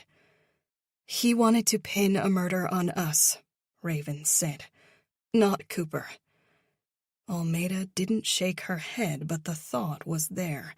Raven saw it in her eyes. The woman didn't believe her. "We also have good reason to believe it was Jonah watching your house," Caldwell added. "Your neighbor's description, though vague, matches his body type." Almeida had nothing to say to that. "Raven," now Caldwell's voice was gentle, "did you or your mother have anything to do with your father's disappearance?" She shook her head. "I need you to speak up," Almeida said. "No." Caldwell studied her a moment. "Is there anything else you'd like to tell us? Now is the time." Was this it? Raven drew a breath and felt light, like she'd float off the bed. No, Raven said. Almeida folded her arms, clearly not buying the story. You know, this is how killers behave, Caldwell cut in. I've seen it before. The murderer makes a big show of trying to help the police out, going so far as conducting their own investigation, in the hopes they can pin it on somebody else. Textbook stuff, really. Almeida did not look happy. If he wanted to pin the murder on you, where's the body? Wouldn't he have left it where we could find it? Wouldn't there be incriminating evidence, too? Raven didn't have an answer for that. Caldwell stood. It stands to reason that Jonah moved Zane's body to Brigantine. He'd want to throw us off the trail. His apartment is less than a mile from your shore house, Raven. So all he had to do was drive Zane's car down to Brigantine, then walk home. For a long, drawn-out moment, the two detectives stood on either side of her bed. One was sympathetic, the other was skeptical and suspicious. Raven fought the surprising urge to blurt out the truth. "What's going to happen to Jonah?" she asked. "We've got him on attempted murder," Caldwell said. "He tried to kill you and your mother. With his prior conviction, that'll be enough to put him away for a long time." "As for your father," Almeida said, "the investigation is still open." Raven sat a little taller in her bed. "Thank you both for all your hard work. My mother and I appreciate it." Caldwell gave her a smile, a real smile, before turning on his heel to leave. Almeida lingered a moment, dawdling like she had one more question to ask. "Come on, detective," Caldwell said at the door. "We should let the young woman be. She and her mother have been through an ordeal, and Raven needs her rest." Almeida nodded. There was a finality to the gesture, as if she were coming to terms with a hard decision. "Goodbye, Raven," Almeida said. Chapter 34. It was strange, seeing the house so empty. What furniture they'd both wanted to keep was already gone, moved to Raven's apartment or to Alistair's house, where Mom now lived. They'd donated much of the remainder. The buyers planned to redo the place and hadn't wanted any of the old furnishings. Raven stood in the foyer for a moment, listening as if for the first time to the sounds her house made. She had left this place before, but the opportunity, however small, to return had always existed. Now she was leaving again, only this time there was no coming back. This was no longer her home, and never would be again. "Mom," she called out. "I'm upstairs." Raven found Mom in the master bedroom. 4 depressions in the carpet indicated where the bed once had been situated. Now there was just empty space, and some dust bunnies Mom hadn't bothered to vacuum. Mom stood by the window. The soft light of a cloudy afternoon paled her skin. She was holding an oversized manila folder. Raven had no idea what could be inside. "Here," Mom said. "Take a look." Raven crossed the room and joined her mother in the light by the window. Mom opened the folder and reached inside. Out came a crude drawing done in crayon. 2 adults, 1 child. A family. Their family. "Oh my God," Raven said. "When did I do that?" "Kindergarten," Mom said, sure of it. She pulled more out. Raven's drawing improved, marginally, with the passage of time. The first decent image was a self-portrait she'd done, using white charcoal. "7th grade," Mom said. Raven was surprised by how much Mom had kept. Out came old photographs now of Raven on stage, the oldest showing Raven's first play in 3rd grade. She was dressed as a princess. She recalled seeing these pictures before, but it had been a long time. Mom took more out and more. Raven watched herself age. Time-lapsed photography, so to speak. The last pictures Mom had were of Raven on stage in college, doing a 1-act play with some theater classmates in the student center before a bored crowd. "You were always so wonderful," Mom said. "Oh, Mom." The two women embraced. "Sorry," Mom said when they let go. "I squeezed you too hard." Raven smiled. It had been 4 months since Jonah had stabbed her, and she was all healed. But her mother treated her like she was made of glass, like she was and always would be that little girl who needed to be taken care of. "I'm fine." She looked around the master bedroom once more. "Let's go downstairs." After putting the mementos back in the folder, they left that dark place and went in search of rooms with better memories. In Raven's bedroom, they both pictured the bed and where Mom used to sit to read to Raven as a little girl, and later to listen to her sob stories about middle school and high school drama.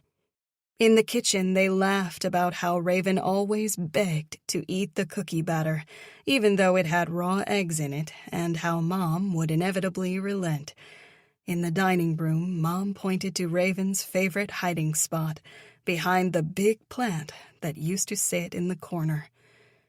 They didn't have anything to say in the living room.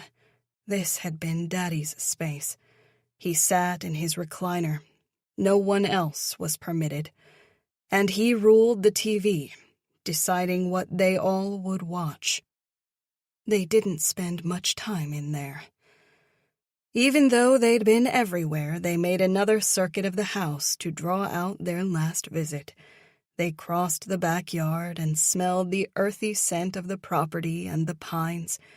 They went back inside for one last look, really one last look this time, and cried together in the foyer. As much as they'd wanted to sell the place, now they couldn't stand to leave. Mom held out her hand. "Together." They left the house at the same time. Mom locked the front door behind them, then dropped the key in the mail slot. "Everything all right?" Cooper was leaning against his truck, hands in his jeans pockets. He smiled up at them on the porch. "Sorry we took so long," Raven said. He shook his head. "No need to apologize. I didn't want to rush you." "Hi, Coop," Mom said. Coop gave her a hug. Seeing them like that warmed Raven's heart. "You okay, Mrs. Kendrick?" he asked. Mom wiped under an eye. "Getting there." The three of them looked at the house once more before Mom turned to Raven. "I'd better get out of here before I turn into a complete mess," Mom said. "I love you, honey. Call me when you get home." Home. The word made Raven's throat tighten. Mom wrapped her in a long hug. Then she said goodbye to Coop and drove off in her car, headed back to Alistair's place. Cooper opened the passenger door for her. Raven got in his truck. Coop started it up. The old engine coughed a few times before turning over. She put her hand on his leg. "Coop," she said, "before, when you asked to go away with me, things were different." "I don't see how." "I'm safe now," Raven said, trying to drive her point home. "Before, you might have felt like you had to do the right thing and run away with me. But now it's different. Now you don't—" He seized her and kissed her passionately. Raven forgot everything she was going to say, every argument she intended to advance, and she melted. "Raven," he said, almost breathlessly after pulling back, "there are plenty of bars in New York." She couldn't help but laugh. Coop delivered another smile that made her swoon. He put the truck in gear. Ready? Raven looked back at the house one more time, idly wondering if she'd ever lay eyes on it again. If she'd be tempted to drive through the old neighborhood when visiting her mother and Alistair nearby, or if the house was simply dead to her now, as dead as her father and gone forever. I'm ready, Coop. We hope you have enjoyed this production of What We Did by Brian R. O'Rourke, narrated by Whitney Dykehouse. Copyright 2026 by Brian R. O'Rourke. Sound recording copyright 2026 by Tantor Media Incorporated. Tantor is an RB Media audio brand. This recording is protected by copyright. Unauthorized copying, sharing, or distribution is prohibited. Thank you for listening.